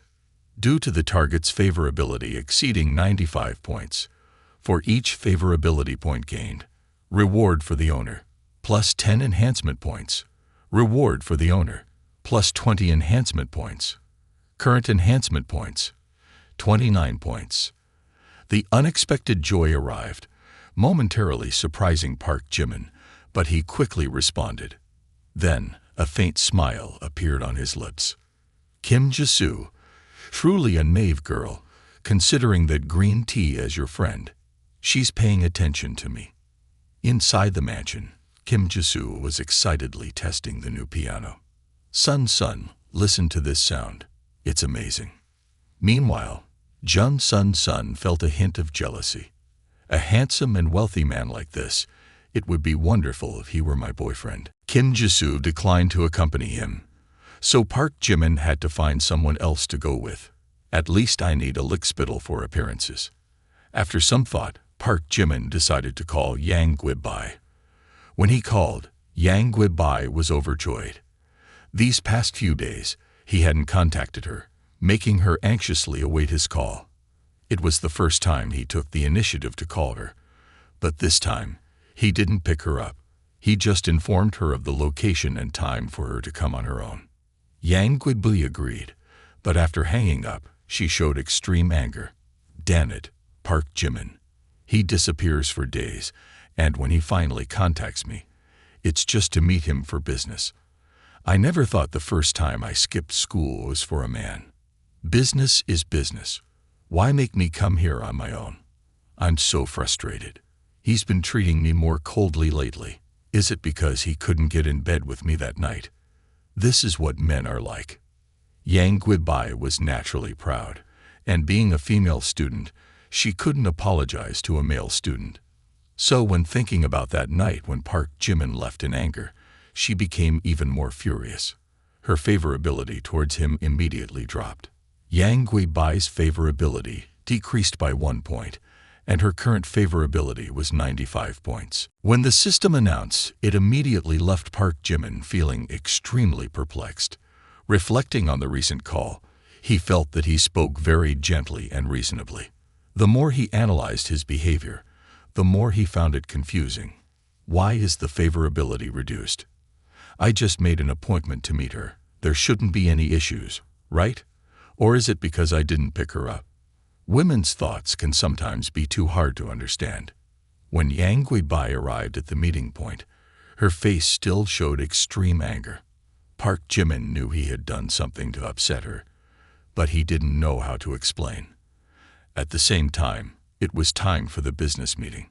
Park Jimin had to hold Yang Guibai's hand and lead her without asking for her opinion, heading towards the high-rise building. While walking, he called Jo Ju-eun. "Hello, Ju-eun, I'm about to arrive at your office. Please send someone down to pick me up." "All right, President Baekhyun, you can rest assured." Park Jimin's tone was extremely domineering, and he didn't even bother to consider Yang Guibai's feelings, making her feel extremely unjust. She wasn't happy, but she didn't complain or ask anything. She just felt more and more unappreciated by this man. If he doesn't truly love me, doesn't genuinely care about me, please don't hurt me like this. While waiting for Jo Ju-eun, Park Jimin contemplated a solution. "I acknowledge my mistake. Please forgive me. I may apologize verbally, but my true thoughts remain a mystery. If I fail to recognize my fault, would kneeling and apologizing make any difference? Yang Gui, please don't be angry. It's truly troublesome. I cannot let a woman's mood affect me. Starting with admitting fault and apologizing is no different from groveling. Furthermore, whether apologizing or consoling, both are futile and might only provoke the other person further. A man must maintain composure and a firm attitude. If she's not happy, the most effective way is to spend money to resolve the issue. If she doubts my concern, showering her with gifts bought with money might be the only way for her to accept being pampered." Upon learning that Chairman Baekhyun had arrived, Zhou Hai and his son went to welcome him. On the way, Zhou Hai couldn't help but express his doubts to Jo Ju-eun. "Son, does Chairman Baekhyun truly have such a background? Is it worth receiving him in this manner?" Hearing this, Zhou Ju-eun patted her chest, confidently pointing to her own face and said, "Trust me, Dad. I can judge people accurately. My assessment of Chairman Baekhyun is spot on. His presence and financial prowess are remarkable. He could buy our entire building if he wanted."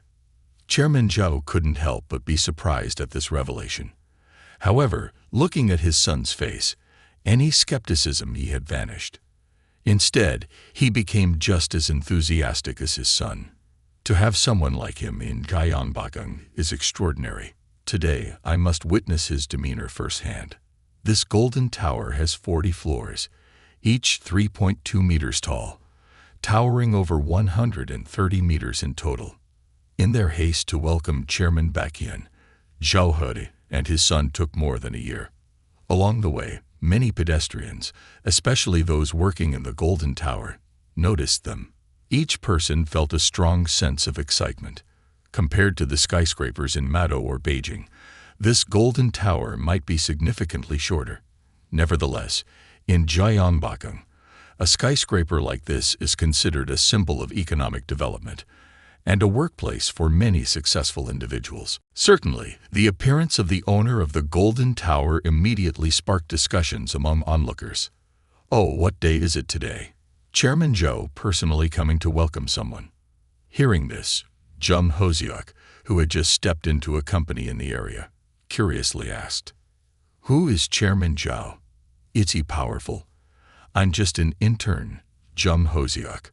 Our entire building belongs to Chairman Joe. Although I have my own company and consider myself somewhat wealthy, last year's income didn't even reach $1 million. But in front of Chairman Joe, it's not worth mentioning. Jung Hoseok looked at her insecure boss bowing to Chairman Joe in such a manner, leaving her astonished. This is the world of the wealthy. Last year's income of $1 million is nothing compared to a dog in front of Chairman Joe. At this moment, Jung Hoseok couldn't help but widen her eyes, seemingly unable to believe what she saw. Before her was a handsome young man in a stylish suit. Next to him was an incredibly beautiful woman, flawless in appearance, causing anyone who saw her to be in awe. The two slowly approached alongside Chairman Joe. Oh, this person seems familiar. It's him. At this moment, Jung Hoseok stood frozen in place, feeling as if all three of her souls had departed. Despite knowing that Park Jimin had become wealthy recently, she never imagined that he would be this affluent. The owner of a high-rise building in the heart of Gyeongbokgung and the entire staff in the building were welcoming Park Jimin. Chairman Baekhyun, greetings. I am Zhao Hai, the owner of this golden tower. My son has spoken highly of you for a long time. Welcome, welcome. Chairman Zhao is being too kind, personally coming to welcome you. It's truly an extravagant gesture. Chairman Baekhyun, come this way, come this way. I'll introduce you.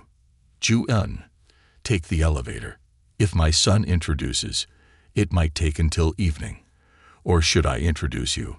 Ha ha ha ha ha ha. You two are really amusing. This scene immediately left Jung Hoseok astonished and terrified. She stood still as if petrified, her stack of papers in hand uncontrollably falling to the ground. Oh my, why is Park Jimin here? Chairman Zhao personally welcoming him. Park Jimin and Yang Guib followed the father and son Zhao for a tour. In half an hour, they still hadn't finished exploring the first 3 floors of the Golden Tower. The actual area was overwhelmingly vast. Everyone in the building knew Chairman Zhao. When they saw him leading guests on a tour, each person warmly greeted them. Park Jimin, in particular, also spotted Jung Hoseok. However, he remained silent and didn't bother to greet her. In the past few days, Jung Hoseok hadn't approached him either. It seemed that Park Jimin was indifferent, making her feel embarrassed and lacking the patience to continue their ambiguous relationship. After the somewhat boring tour, Zhao Hai began to give a general introduction to the Golden Tower. Chairman Baekhyun, this building started construction in 2011 and was completed in 2012. It's been 9 years now. Currently, there are around 300 companies leasing space.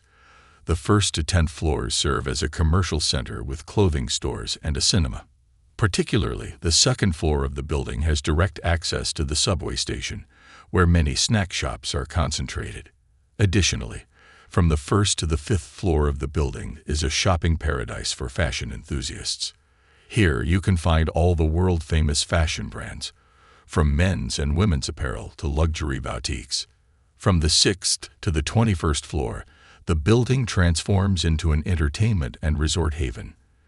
The 6th floor hosts a modern cinema with a large screen and surround sound, providing viewers with a perfect cinematic experience.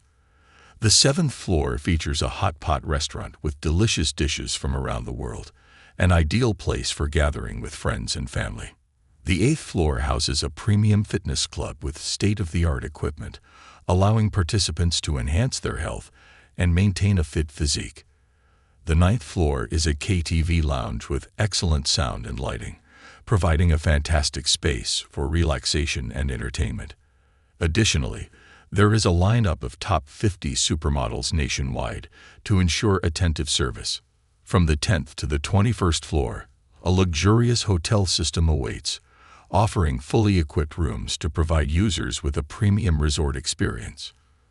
From the 22nd floor and above is the commercial office area, where companies from various fields converge. Financial management firms, gaming companies, agencies, and Win Media offices are all present. It is a vibrant and bustling area, a gathering place for successful entrepreneurs and ambitious young individuals. Chairman Zhou persisted in his introduction, even though his voice was hoarse. Although the retail sector is experiencing a downturn, the building's location is excellent, so business remains vibrant. Park Jimin and Yang Guibai followed along, glancing around as they walked, with no time to thoroughly inspect each floor. Yang Guibai, feeling a bit suffocated, grumbled, her mood dampened. "It's boring. If it's just about business, there's no need to drag me out here," calling me out and then ignoring me. The more she thought, the more frustrated she became. "I skipped school for you, and you treat me like this. It's infuriating." At this moment, Zhao Hai strained his voice a bit too much, his throat hoarse. He waved for Zhou Juan to come and assist. "Chairman Baekhyun, how about I personally guide you through each floor? No need to hurry." After saying this, Park Jimin looked at Yang Guibai, her expression visibly displeased, and asked, "Yang Guibai, how do you find this building?" Yang Guibai instinctively replied, "Oh, it's quite good. Well, good enough for me. I've bought this building.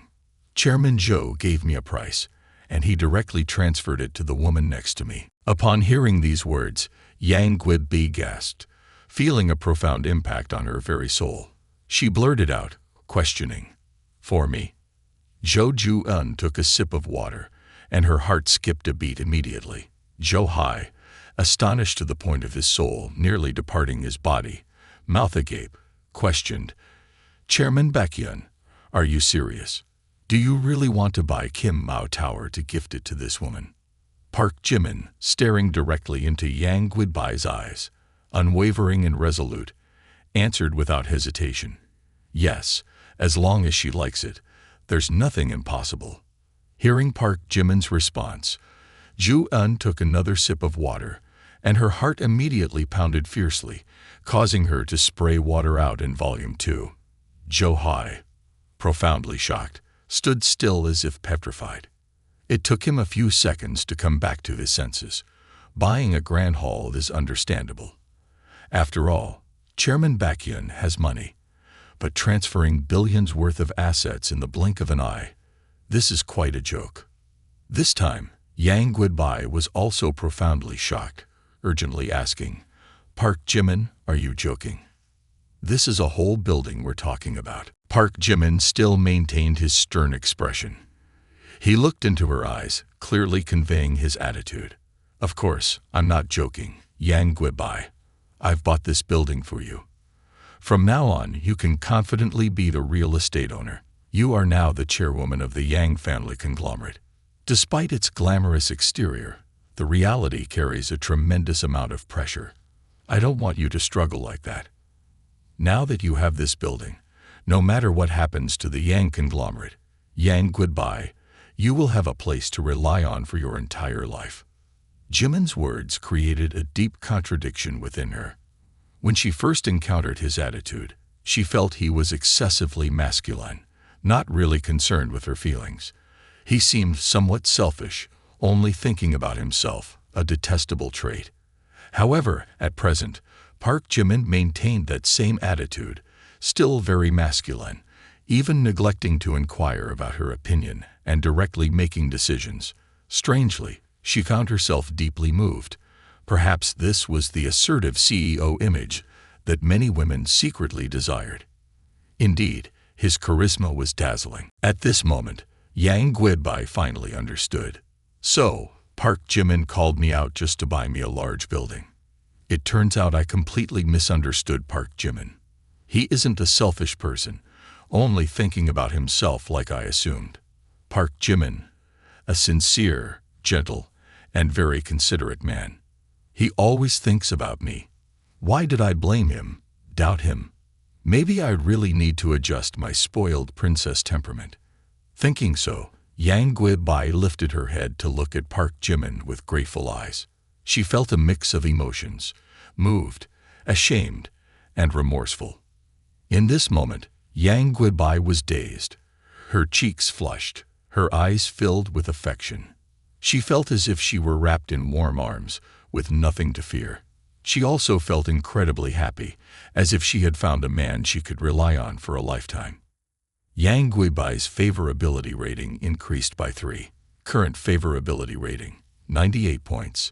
Yang Guibai's favorability rating broke through to 98 points, rewarding the owner with a bonus of 20 points, and the remaining owner with a bonus of 49 points. While Yang Guibai and Park Jimin were immersed in each other's gaze, the detestable old man Xiaohui appeared, shattering the romantic atmosphere.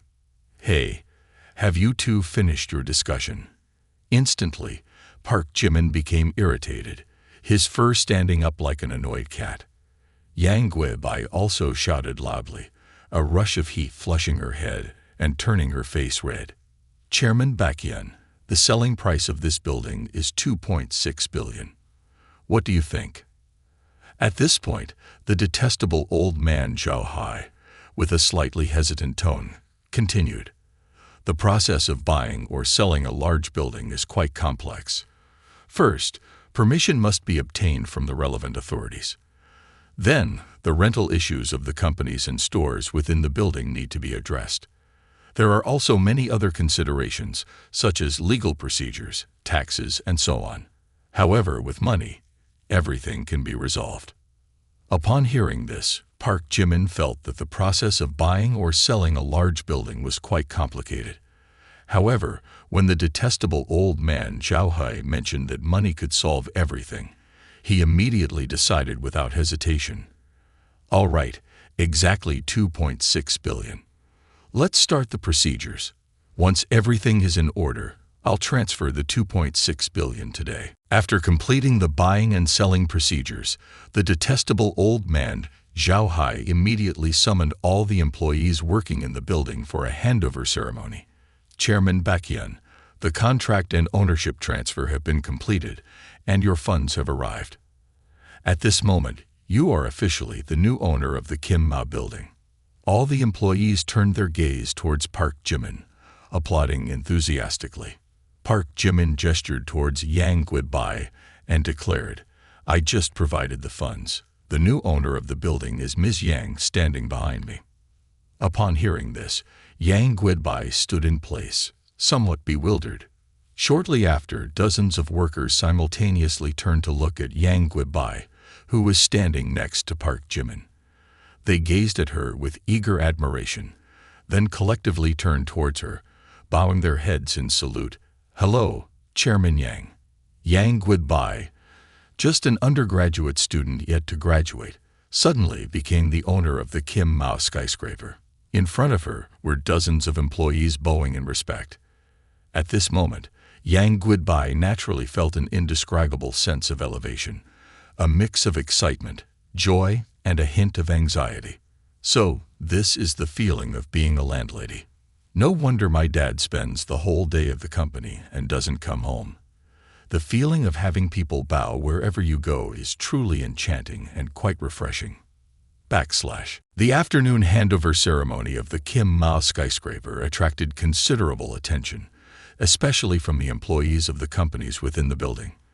Upon realizing that the new owner of the building was a young and beautiful girl who hadn't even graduated from university, everyone was immediately astonished. Some admired her, others felt jealous, and there were even those who thought fate was unfair. At the same time, Jung Hoseok and her colleagues from the company happened to pass by. Initially, she paid little attention, but when she saw the crowd gathering, she became curious and asked, "Hey, why are there so many people from that building? Don't you know? The owner of the Kim Mao building has changed. The current owner is a 20-year-old girl, and rumor has it that someone spent over 2 billion to buy the entire building and gift it to her. Oh my, what a player. Even romantic novels wouldn't dare to depict such a plot." Immediately, Jung Hoseok recognized that the girl was the one who had accompanied Park Jimin. She nearly fainted on the spot, but her surprise quickly turned into indignation. Spending over 2 billion to buy a skyscraper, and Park Jimin is giving it to her. The afternoon handover ceremony of the Kim Mao skyscraper attracted considerable attention, especially from the employees of the companies within the building. Upon realizing that the new owner of the building was a young and beautiful girl who hadn't even graduated from university, everyone was immediately astonished. Some admired her, others felt jealous, and there were even those who thought fate was unfair. At the same time, Jung Ho-seok and her colleagues from the company happened to pass by. Initially, she paid little attention, but when she saw the crowd gathering, she became curious and asked, "Hey, why are there so many people from that building? Don't you know? The owner of the Kim Mao building has changed. The current owner is a 20-year-old girl, and rumor has it that someone spent over $2 billion to buy the entire building and gift it to her. Oh my, what a player. Even romantic novels wouldn't dare to depict such a plot." Immediately, Jung Ho-seok recognized that the girl was the one who had accompanied Park Jimin. She nearly fainted on the spot, but her surprise quickly turned into indignation. Spending over $2 billion to buy a skyscraper, and Park Jimin is giving it to her. However, his explanation sounded so insincere that she couldn't help but burst into laughter. "I think so too. Today is truly a meaningful day." But before the ripples settled, another wave crashed in. "Hey, do you know Oh Young-sil, Park Jimin?" Yang Guidbai suddenly asked, catching Park Jimin off guard, causing him to freeze momentarily. He felt like a thief caught red-handed. Oh Young-sil, she's an actress, right? What's up?" Park Jimin tried to maintain composure, but inside, he felt like he was on fire. Has she found out something? "Park Jimin, don't panic, stay calm. Not only has she been having many arguments with the On family director recently, isn't it a hot topic? Especially since Soo Jung-yu followed the On family for many years. Today, she spoke out against the On family's unspoken rules. Weibo is exploding today." Hearing this, Park Jimin breathed a sigh of relief, as if a 1,000-pound burden had been lifted. "Oh really? Ha ha ha ha, I don't care about online gossip, ha ha ha. It seems like she's just blabbering, scared to death. If she knew about me and Oh Young-sil, she'd probably explode." Thought he had escaped, but unexpectedly, Yang Guidbai continued. "It's true that the recent online topics are all boring. A few days ago, I saw a hot search about some stupid tycoon spending $500 million to buy a crystal piano." Hearing this, Park Jimin hastily asked, "Did you click to see it?" "Of course not. What's the point of such useless news? Spending $500 million on a piano, there must be something wrong with their head. And I wonder who they're giving it to." Park Jimin received a series of heart-piercing comments, making him sweat profusely. Yang Guidbai looked at him worriedly and asked, "Hey Park Jimin, why are you sweating so much?"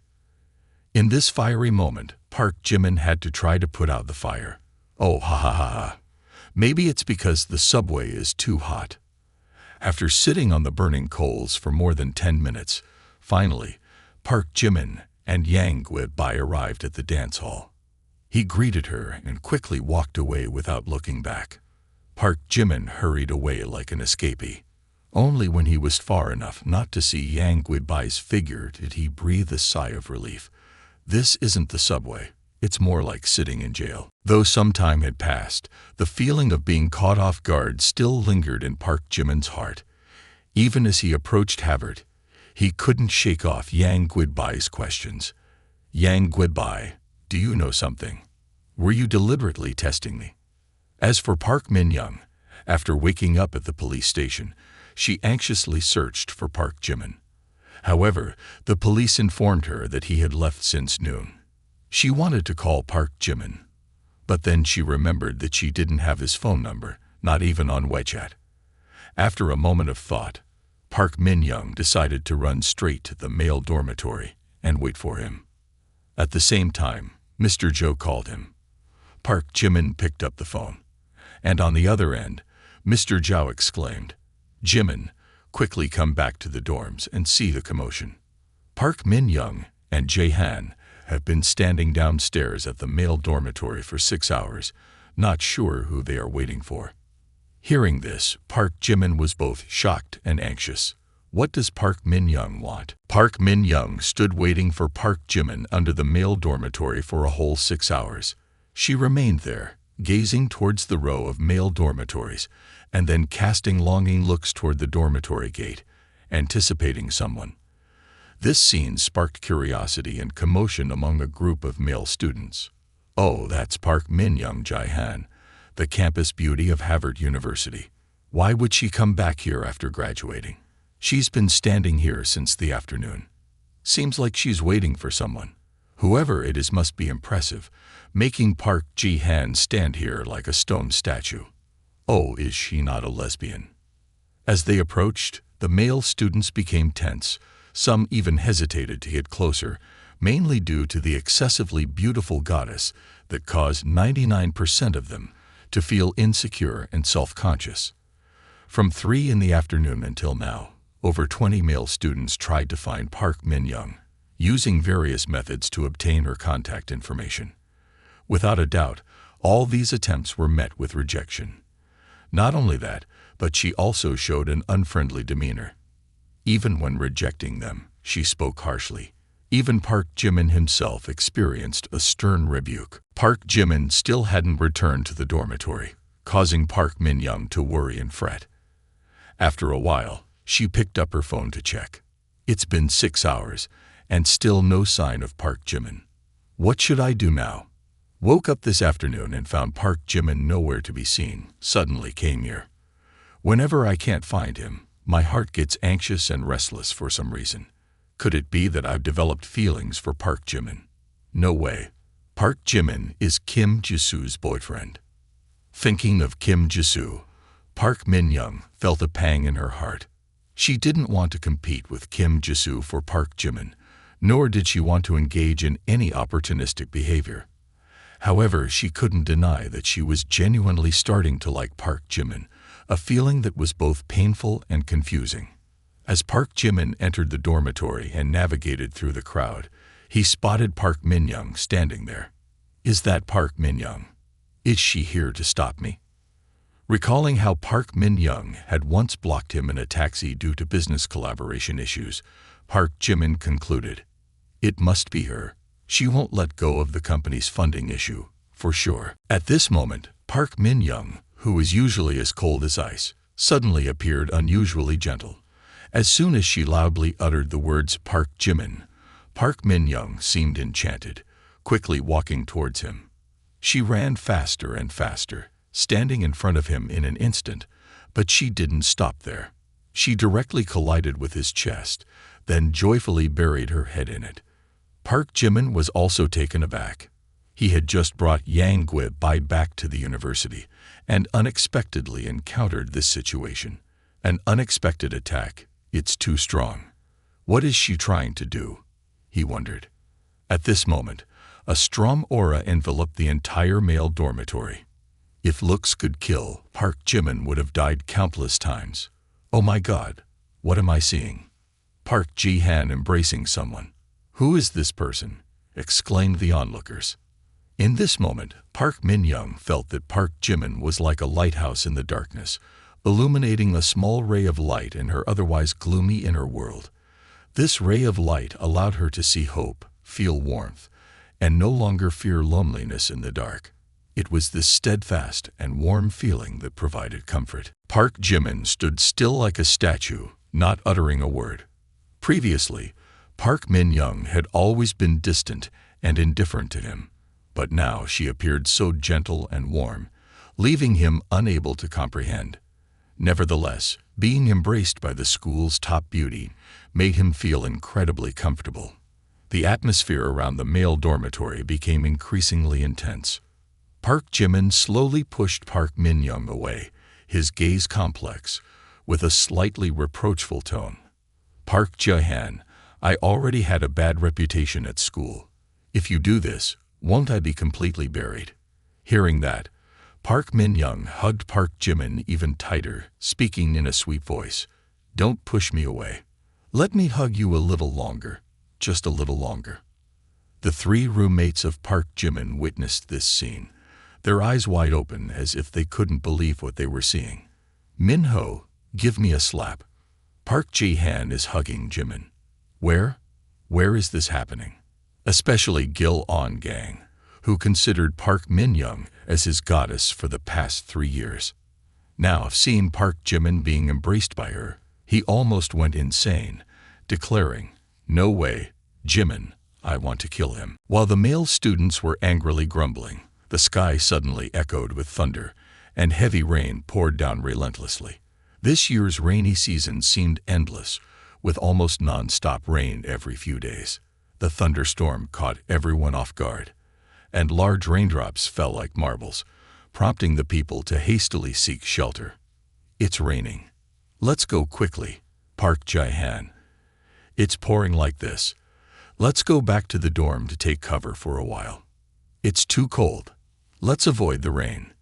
Having no choice, Park Jimin reluctantly took Park Min-young back to dorm 503 to escape the rain. On the 3rd floor, Park Jimin's roommates felt extremely tense seeing him bring a girl. Inside the room, dirty clothes and smelly socks were scattered all around. Without anyone reminding them, the 3 roommates took the initiative to clean up. In just a moment, the room became neat and tidy. After Park Min-young arrived at 503, Park Jimin politely said, "Park Ji-han, feel free to sit. I'll make you a cup of tea." Hearing that, Park Min-young obediently complied.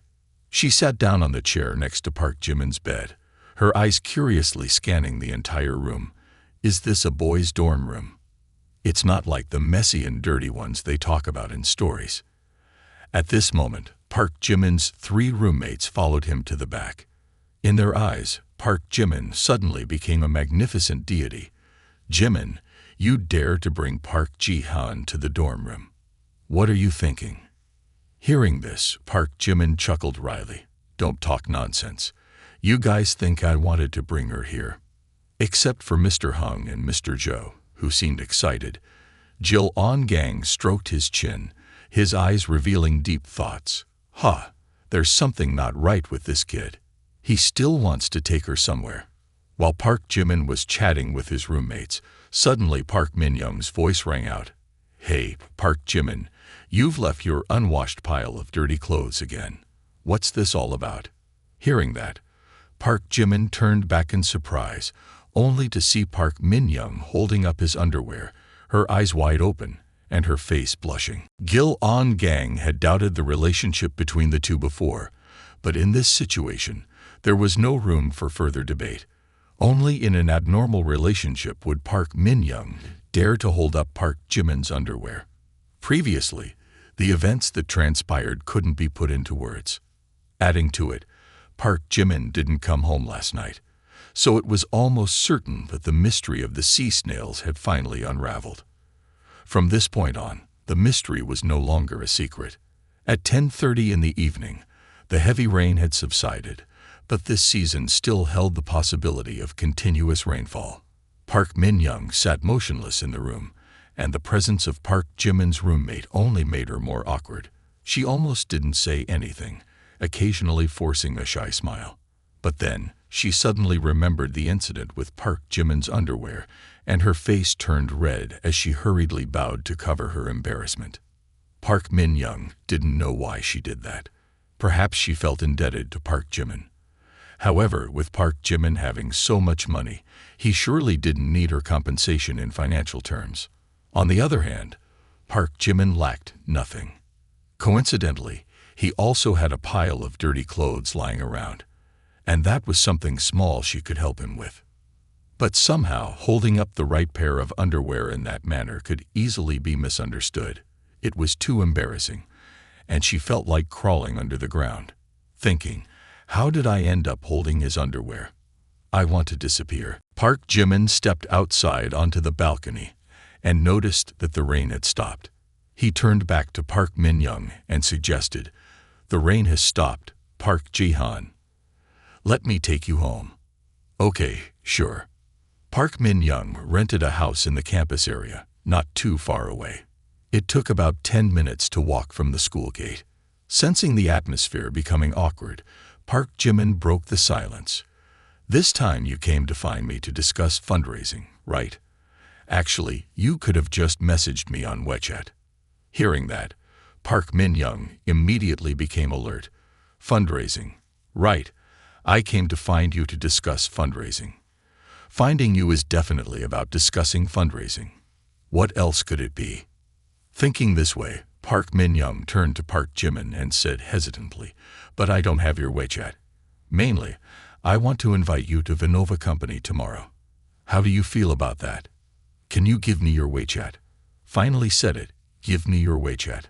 Seeing Park Min-young's blushing face, Park Jimin couldn't help but think, waiting for me under the 6th floor for this matter.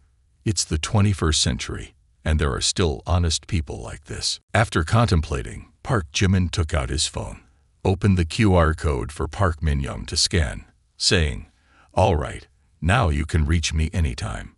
After adding Park Jimin's WeChat, Park Min-young seemed quite cheerful. "Really? I can find you anytime then." Immediately after, she realized she might have been too excited and hastily explained, "What I meant was about fundraising. You can find me anytime for fundraising. Feel free about the fundraising. Tomorrow morning, you can take me to survey Manwha Company. I'll go ahead, say goodbye, and go home early to sleep." As Park Jimin left, Park Min-young continued to watch him, feeling confused.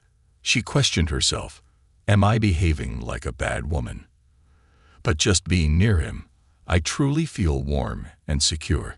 Yet he is still someone else's boyfriend, Kim Jisoo's. What will he think of me? Thinking this way, Park Min-young knew that a romantic relationship between her and Park Jimin was impossible. If I continue to hold on to unrealistic hopes, I will only become a disruption in someone else's relationship.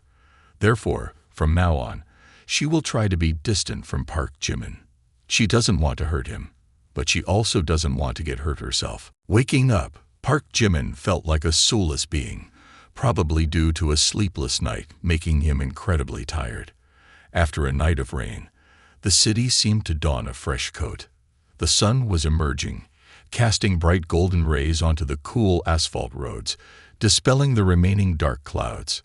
The bustling street, now quiet, only had a few slow-moving cars passing by. At 9:30 in the morning, Park Jimin walked out of the school gate, managing his time as he strolled. Simultaneously, Park Min-young left the campus as well. She walked and contemplated the business collaboration between Manwha App and Park Jimin. Later, they took a taxi together to Manwha App. On the ride, a message from Yangui popped up. "Park Jimin, today the Kim Ma building is available for rent. Can you accompany me? It's my first time. Oh Yangui, I'm the president now. Don't handle everything by yourself. Wouldn't it be better to assign this to an employee? I have some business to attend to today." At this moment, Park Min-young turned to look at Park Jimin, wearing an uncomfortable expression. "Are you happily chatting with some girl? Not Kim Jisoo, is it?" As soon as Park Min-young started to distance herself from Park Jimin, she seemed to transform into a different person. No longer gentle and shy as before, she became cold and distant. Park Jimin keenly sensed the change in Park Min-young's attitude. He couldn't help but feel confused and worried. Did I offend her again?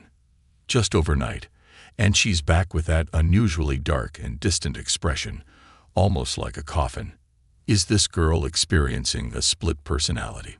On the other side, Park Min-young kept reminding herself, no matter how enamored I am with his sense of security, he is still someone else's boyfriend. I can't be the third party destroying someone else's relationship. Besides, this guy is not surrounded by just one woman. Hey, President Baekhyun will be here in 10 minutes. Yes, President, I will pay attention. Half an hour later, the taxi stopped, and it was nearly 10 o'clock. Get off, Park Jimin, we have arrived. As Park Jimin stepped out of the car, he felt a bit familiar with the place, but then the towering building in front of him struck his eyes, making him feel dizzy. Your company is not in this building, right? Is there an issue on the 39th floor? Park Min-young replied, leaving Park Jimin even more stunned. He truly couldn't believe it. Not in a million years. Gyeongbokgung has so many office buildings. Why is it this place? This is too coincidental. If I run into Yangui, my life is over. Thinking so, Park Jimin dragged Park Min-young to the elevator, heading straight to the 39th floor. He didn't want too many people to recognize him because there was a secret he didn't want anyone to know. In just about a minute, the elevator opened with a creaking sound. Right after that, he suddenly saw a familiar figure appear before his eyes. The figure was so elegantly beautiful, unmistakably familiar. Park Jimin was shocked, unable to believe his eyes. Could it be such a coincidence? Then that voice echoed, making Park Jimin even more astonished. "Oh, Park Jimin, why are you here? Didn't you say you had something to do this morning?" Entering the elevator, Park Jimin found himself sandwiched between Yangui and Park Min-young, immediately causing a sense of panic. His heart raced, and his mind felt struck by lightning. Now, absolutely no panicking. Stay calm. Panicking will only make things worse. In unexpected situations like this, staying calm is the best approach. No signs of unnatural behavior. Thinking so, Park Jimin took a deep breath, trying to regain his composure. Then he turned to Yangui with a composed expression. "Yangui, let me introduce you. This is Park Min-young, the former student union president at Harvard University, currently working at Vinova Software Company. I'm here this time to discuss collaboration with their company." Seeing Park Jimin acting as if nothing happened only deepened Yangui's suspicions. She knew. Park Jimin and Park Min-young have an unusual relationship. Otherwise, how could they meet here? Especially when Park Jimin lied to her about being busy this morning. This makes it even more likely that he is hiding something. After that, Park Jimin turned to Park Min-young to continue the introduction. "Park Jae-han, this is Yangui, my high school classmate. Now, she's the owner of this Kim Mao skyscraper, the building we're in." Hearing Park Jimin's introduction, Park Min-young couldn't help but feel astonished. The alluring and beautiful girl who looks like she's in her 20s is the owner of this Kim Mao skyscraper. She's so young and already wealthy. Vinova app, where I rent an office in this skyscraper, costs $1 million a year. Just the rent for a year is already such a considerable amount, and this large building is truly an astronomical figure.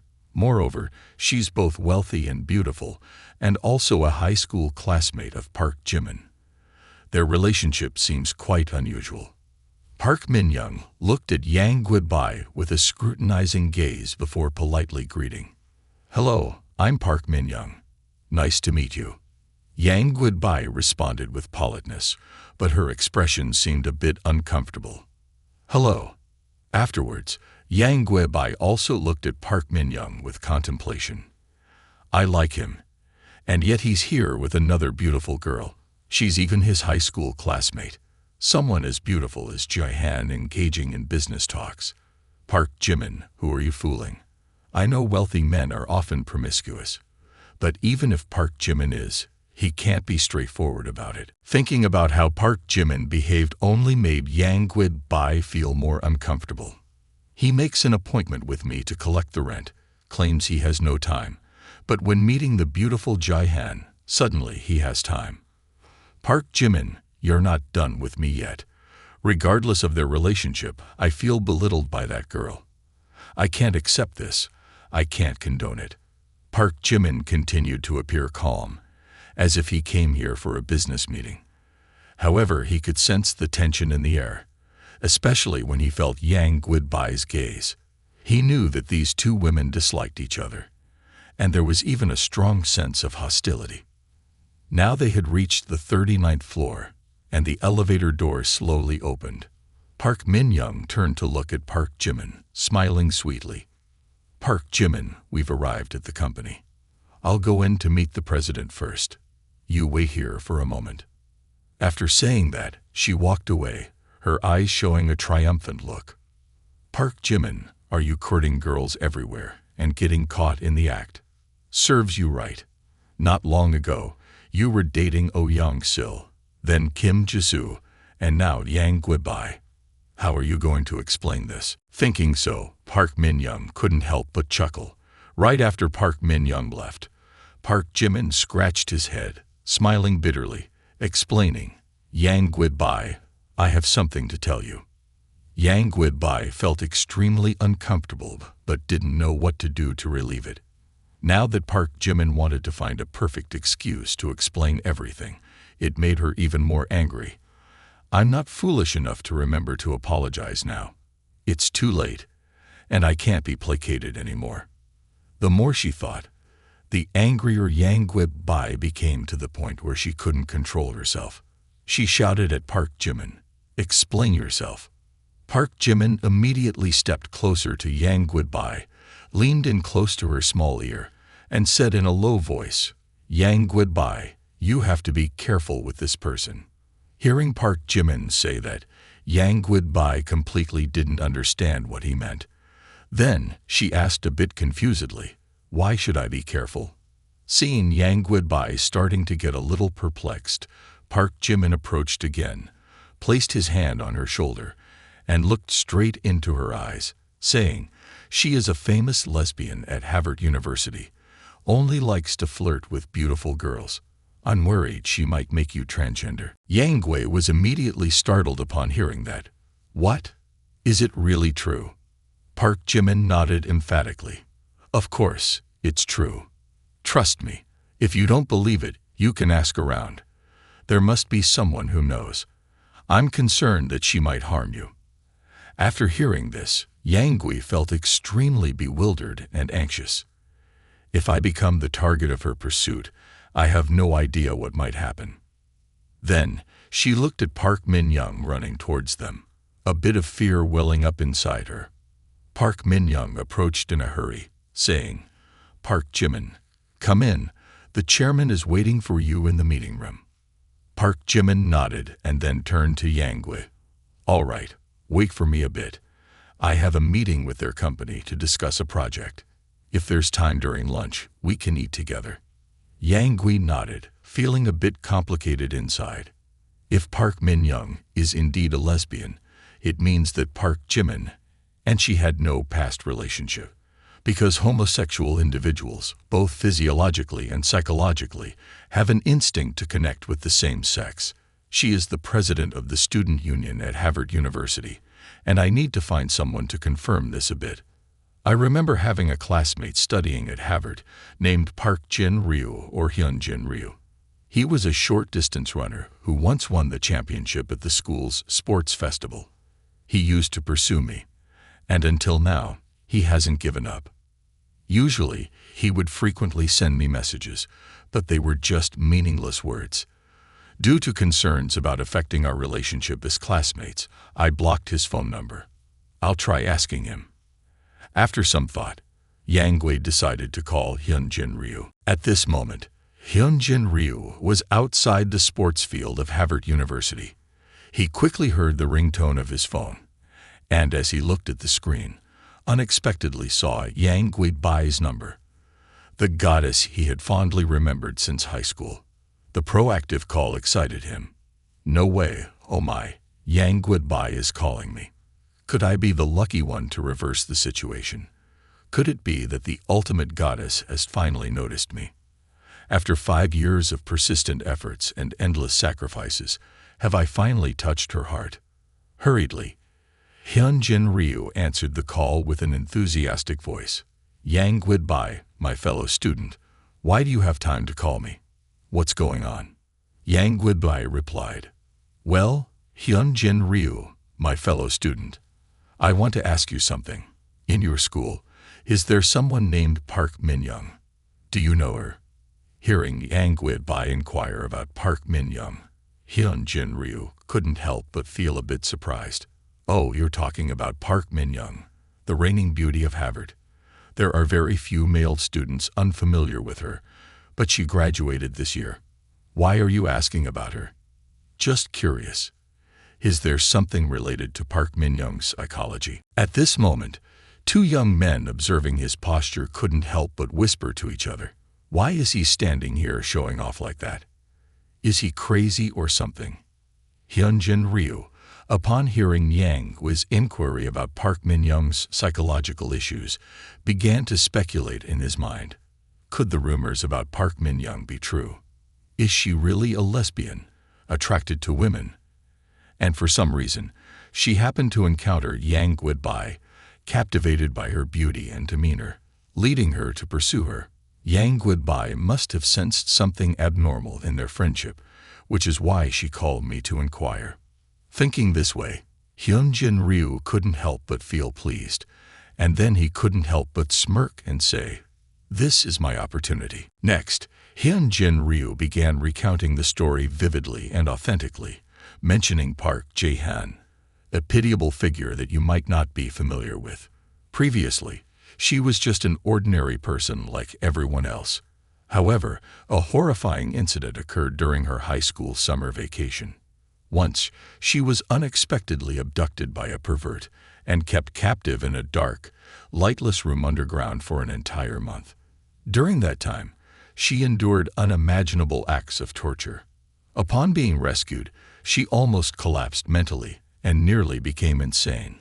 Although her condition showed positive progress afterward, she started to distance herself from everyone, especially from men. She developed a heightened aversion towards all males. Despite her gradual recovery, she became more reserved and unwilling to interact with strangers, particularly men. She maintained a high level of psychological guard, and as a result, Park Min-young became a lesbian, exclusively attracted to girls and harboring no interest in boys. She has captivated many female students in the school, and there are some girls who simply need her to hold their hands, as the rest is entirely up to her decision. In fact, she has promoted several female students to the student council, turning the entire student body into her own harem. Yang Gui felt relieved after hearing Hyunjin Ryu's explanation, realizing that she had misunderstood Park Jimin. She expressed gratitude to Hyunjin Ryu for clearing her doubts and said, "Thank you, Hyunjin Ryu, my classmate, for turning out to be such a good person. Park Jimin, he truly didn't deceive me. He's kind-hearted. It seems there's nothing between him and Park Min-young." "Park Jimin, why did you mention him like that, my classmate?" Yang Gui paused for a moment, and then continued, "Is it Park Jimin, right? Tell me, I was worried that he might be tempted by her, so I called him. But now that I know the truth, I feel more at ease. Thank you, Hyunjin Ryu." After saying this, Yang Gui immediately hung up the phone. When Hyunjin Ryu heard Yang Gui's words, he couldn't help but feel a sense of irony. He thought Yang Gui had feelings for him. But unexpectedly, she had feelings for Park Jimin. If he had known about this earlier, he would have exerted all his effort to expose Park Jimin, not allowing him to live peacefully, regardless of the cost. However, what was he doing now? He was helping Park Jimin clear his name, supporting him in pursuing Yang Gui, the one he secretly admired for a long time. Thinking this way made him extremely angry. Park Jimin, that scoundrel, is currently pursuing Yang Gui and at the same time chasing after Park Min-young. But suddenly that scoundrel encounters misfortune. After that, he came up with a way to solve the problem. He told Yang Gui that Park Min-young is a lesbian. "No, I have to make her see his true face," he thought. "Oh, why is she blocking me now? Yang Gui, listen to me. You absolutely should not trust Park Jimin's words. He's just deceiving you. He's a playboy who spends his days flirting with girls. Do you know that not only Park Min-young, but also many other female students in the school have fallen for his tricks? Even his ex-girlfriend was stolen by this flirtatious Park Jimin." Hyunjin Ryu tried to explain, hoping that Yang Gui would see the true nature of Park Jimin. However, unfortunately for him, Yang Gui added him to her blacklist, and his messages couldn't be sent. This made him feel like he was going crazy. At this point, Yang Gui seemed to have her own judgment. "Well, it seems that Park Jimin didn't deceive me. As for Hyunjin Ryu, when he first talked to me, he knew nothing about the situation. Maybe he was telling the truth. But when he heard that Park Jimin and I were dating, He immediately changed his tone. This Hyun Jin Ryu, talking bad about a girl behind her back and pretending to be happy, surely can't be a good person. Well, let's just block him. While Yang Guidbai and Hyun Jin Ryu were having a conversation, Park Jimin followed Park Min-young into a luxurious office, elegantly decorated. Do Ji-sung, the CEO of Manhwa, sat in the office on the 39th floor of the building, offering a panoramic view of Gyeongbokgung, the capital. The splendid scenery unfolded before Park Min-young, making her feel like she was dominating the world. Chairman Baekhyun, if you don't mind, could you take a look at our company's financial report? We launched the Manwha app in 2018, and in less than 3 years, we have over 30 million users. The daily activity figures are around 5 million. This achievement ranks at the top among all internet startup companies. In the future, we will continue to develop new technical features. I believe with these features, we will be able to dominate the market even more. Park Jimin glanced over the numbers in the report, but he didn't understand their significance. Oh my, so boring. It's putting me to sleep. Just talking about things I don't understand. Unable to patiently listen any longer, Park Jimin tossed the report aside, leaned back in his chair, and appeared indifferent. All right, Chairman Do, I've heard what you said. Just go ahead and name your price. What do you think our company is worth? Park Jimin acted in such a way that Do Ji-sung couldn't resist commenting. Based on President Baekhyun's demeanor, it seems he has already investigated my company. If he has nothing to hide, then I don't need to pretend anymore. Why not quote directly? With his background, he indeed has unconventional power. The value of my company is 1 billion. But the last time we tried to raise capital, the other party only wanted to offer 100 million. I hope President Baekhyun won't lowball the price too much. After careful consideration, Do Ji-sung also spoke frankly. President Baekhyun, let's be straightforward. Our company is valued at 1 billion. Park Jimin frowned upon hearing Do Ji-sung mention the price of 1 billion, and his expression made Do Ji-sung worry. It seems the opening price is too high. Park Jimin, adopting a lazy demeanor, said, just 1 billion. And you keep beating around the bush. Just say it straightforwardly. Upon hearing this, Do Ji-sung was astonished to the point of gaping. Just 1 billion. Before she could gather herself, Park Jimin continued, like this, I'll buy 49% of your company for 1 billion, but I have one condition. Do Ji-sung pushed his golden glasses up and inquired tactfully, condition, President Baekhyun. If you want to set a condition, what condition is it? Do Ji-sung appeared calm, but her emotions were extremely stirred. Having been in business for many years, Do Ji-sung had encountered numerous successful entrepreneurs who always fought for every percentage of ownership, unwilling to yield an inch. They were ready to employ any means, even cunning strategies, to secure their own interests. Therefore, when Park Jimin proactively offered money to Do Ji-sung, she implicitly understood his intentions. Especially when Park Jimin approached her, she had a tacit realization. Could it be that he wants that? It can't be. I'm 10 years older than him. But it seems that some wealthy individuals have more peculiar preferences, that intricate thing. Simultaneously, Park Jimin, fearing that Park Min-young might overhear and reject him, had to lean close to Do Ji-sung and whisper, my condition is to transfer the shares to Park Min-young. Do Ji-sung narrowed his eyes, revealing a mysterious smile. I understand. President Baekhyun, let's collaborate happily. Over 10 minutes later, Park Jimin stepped out of Do Ji-sung's office. At the same time, Park Min-young, holding a cup of coffee, was about to enter. She paused upon seeing Park Jimin coming out. Is it done already? That was fast. Then, Park Min-young quickly approached and asked, Park Jimin, how was your conversation with my boss? Park Jimin looked at Park Min-young, his eyes sparkling slightly, then nodded in satisfaction. It's fine. Just keep up the good work. With your talent, it won't be long before you get promoted and receive a raise. Park Min-young laughed nervously and continued, I'm not thinking about promotions and raises. I want to ask about your intentions. Upon hearing that, Park Jimin furrowed his brows slightly. Intentions? What do you mean? Park Min-young suddenly asked seriously. The girl outside. Yang goodbye. Don't think I don't see the relationship between you two. I'm asking you, who do you choose between Yang goodbye and Kim Jisoo? Kim Jisoo seems genuinely interested in you. Park Min-young uttered those words, attempting to suppress her emotions towards Park Jimin. Her rationality told her, you can't have any relationship with him. But her subconscious always remembered him, creating a sense of contradiction and entanglement within her. What are her intentions? Isn't this question also asking herself about her feelings for him, for Kim Jisoo? However, Park Jimin's next words made her change her thoughts. Why do I need to choose? Everything is mine. Park Min-young was stunned by Park Jimin's statement.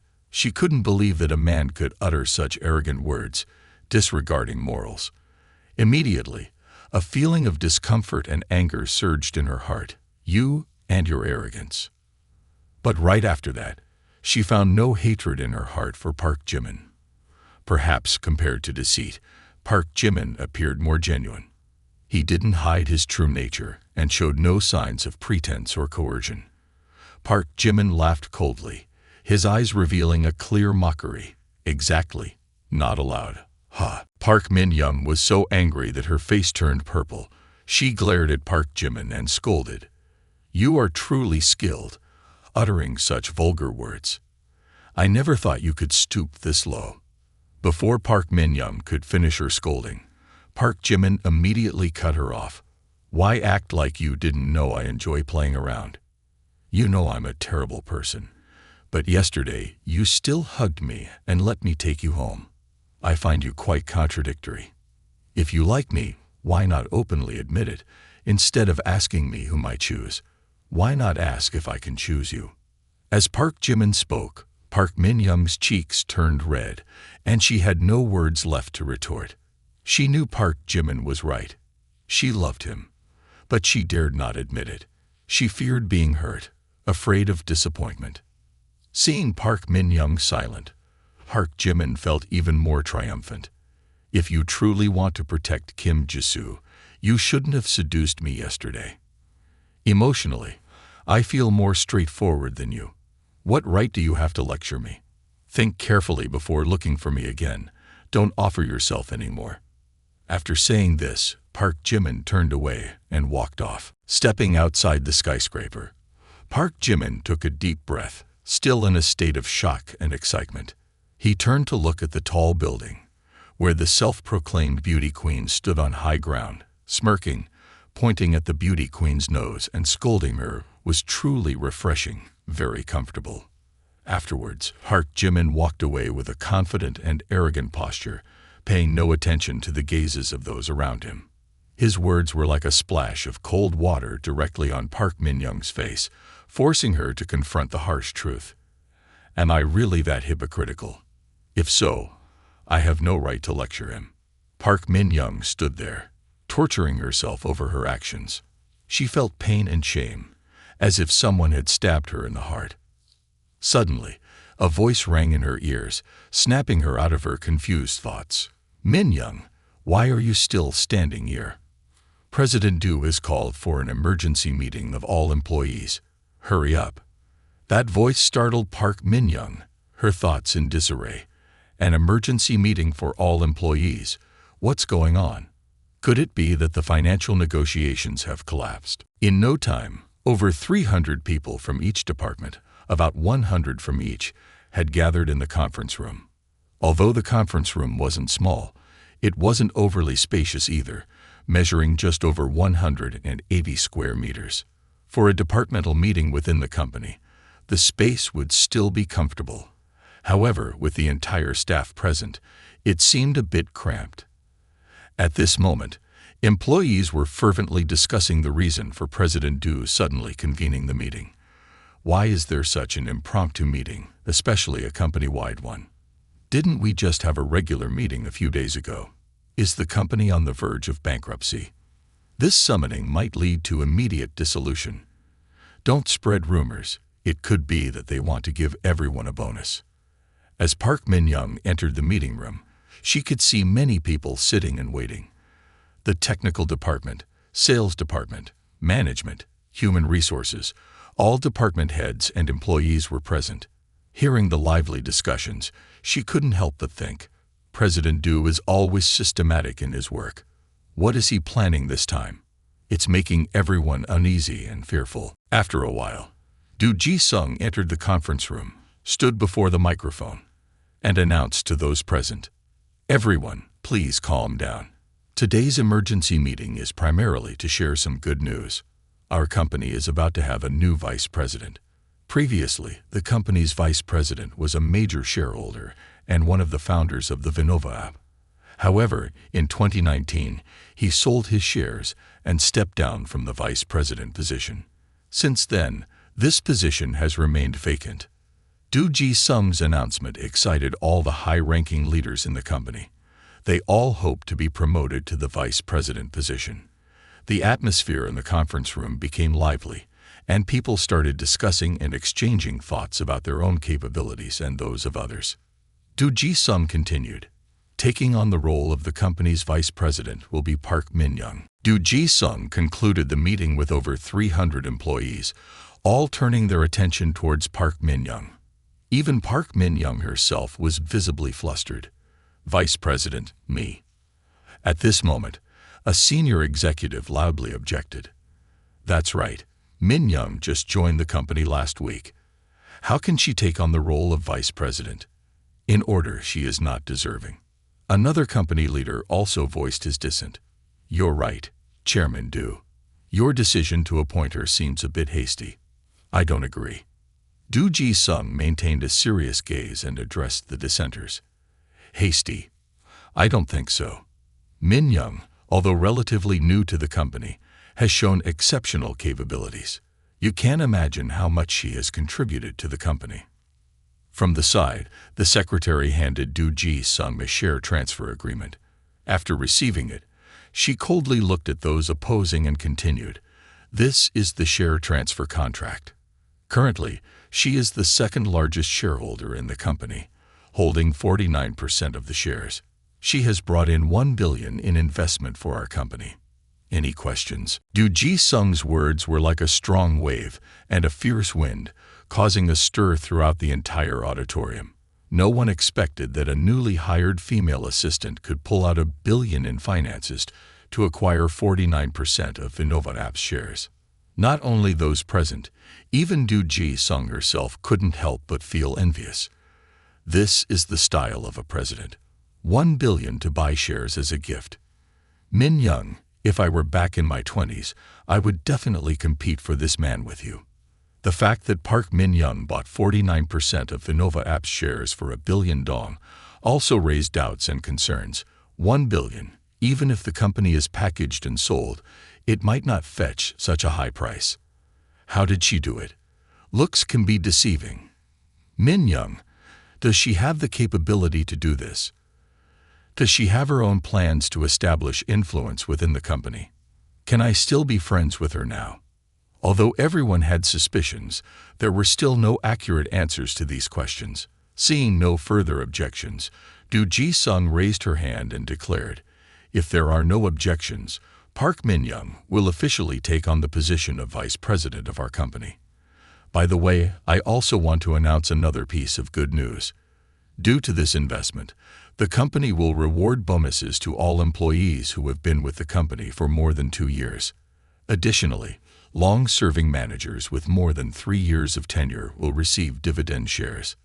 Let's give a round of applause for Min-young. As soon as Du Ji-sung finished speaking, applause echoed continuously. This was indeed a promising pledge, and they believed that a bright future lay ahead for them. Park Min-young remained in a daze, no longer hearing the discussions around her. She seemed lost, her emotions incredibly complex. $1 billion and 49% of the shares. Thinking about it, there's only one possibility. Park Jimin. Why would he do this?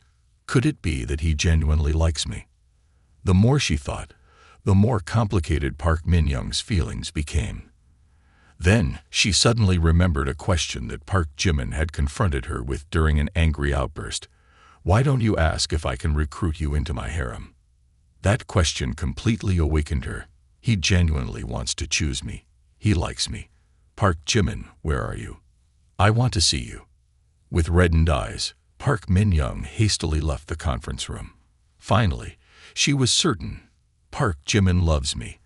This guy has silently sacrificed everything for me. At this moment, Park Min-young's tears welled up, and she couldn't contain her emotions any longer. The suppressed feelings that had been building up for so long finally burst forth. Park Min-young's favorability score has increased by 5. Park Min-young's favorability score has increased by 5. Current favorability score, 95 points. Target of licks. Dog number 8, Park Min-young. For the owner, successfully breaking through the favorability score to 95 points. Congratulations to the owner for a successful reversal. The target of licking has spent a total of 1 billion dog licking coins, rewarding the owner with 100 million. Park Min-young has successfully transformed into the owner's dog licker, rewarding 35 strengthening points. Congratulations to the owner for acquiring the masterful combat skill. Remaining strengthening points, 84. At this moment, Park Jimin was on his way to meet Yang goodbye when a continuous stream of system notifications suddenly echoed in his mind. Park Jimin furrowed his brow. Even though he had left the Manhwa app, he could deduce the reason for Park Min-young's increased favorability score with him. Indeed, the tables had been turned. A billion truly held such immense power, and it was evident that a well-thought-out strategy could be much more effective than directly spending money, especially for Park Min-young. Achieving this through Do Ji-sung to gift her shares seemed strategic. This way, she wouldn't feel repulsed or coerced. On the contrary, she might think that he was quietly paying the price for her. Indeed, in the eyes of women, emotions were of utmost importance. However, spending money recklessly only made people feel domineering and insincere, whereas a strategic use of money, through a planned approach, made them feel that one was silently paying the price. Park Jimin was strolling, feeling that this unexpected visit was quite reasonable, gaining experience in spending money wisely. At that moment, the familiar ringtone echoed. Because of my perseverance and the transformation of bad habits. Taking out his phone, Park Jimin found a call from Oh Young-sil. Oh Young-sil, why is she actively calling me? He wondered. As soon as he answered, Oh Young-sil burst into tears. Boo-hoo boo-hoo, Park Jimin? Am I really foolish? Hearing this, Park Jimin couldn't help but feel confused, and then he inquired with concern. What's wrong? Why are you crying? And what's the situation? Isn't everything going smoothly? Upon hearing his question, Oh Young-sil cried even more intensely. While sobbing, she explained, public opinion has turned against me. Some prominent actresses have come out to support Director Ho. Now, everyone online is cursing me. Boo-hoo, but I am clearly innocent. Boo-hoo boo-hoo. Especially on the web, there's a shocking piece of news in the entertainment industry about the renowned actress Toang Ji-yen. Toang Ji-yen boasts over 60 million fans and has collaborated with Hollywood superstars worldwide. According to some estimates, her acting fees for a single film have reached up to 300 million. Currently, she owns her own media company, and the market value of the company has exceeded 6 billion. Since Toang Ji-yen spoke out in support of director Ji-ho, many figures in the entertainment industry have also voiced their support for Ji-ho. Public opinion has flipped, and Oh Young-sil has become the target of criticism. Her account has been frozen, and she has to face various troubles. Upon hearing this, Park Jimin also became visibly angry. It's turned upside down. Even with 200 million spent, the tables have been turned. This is no different from playing League of Legends, getting counter-jungled in the bottom lane. All right, stop crying. I'll help you sort this out.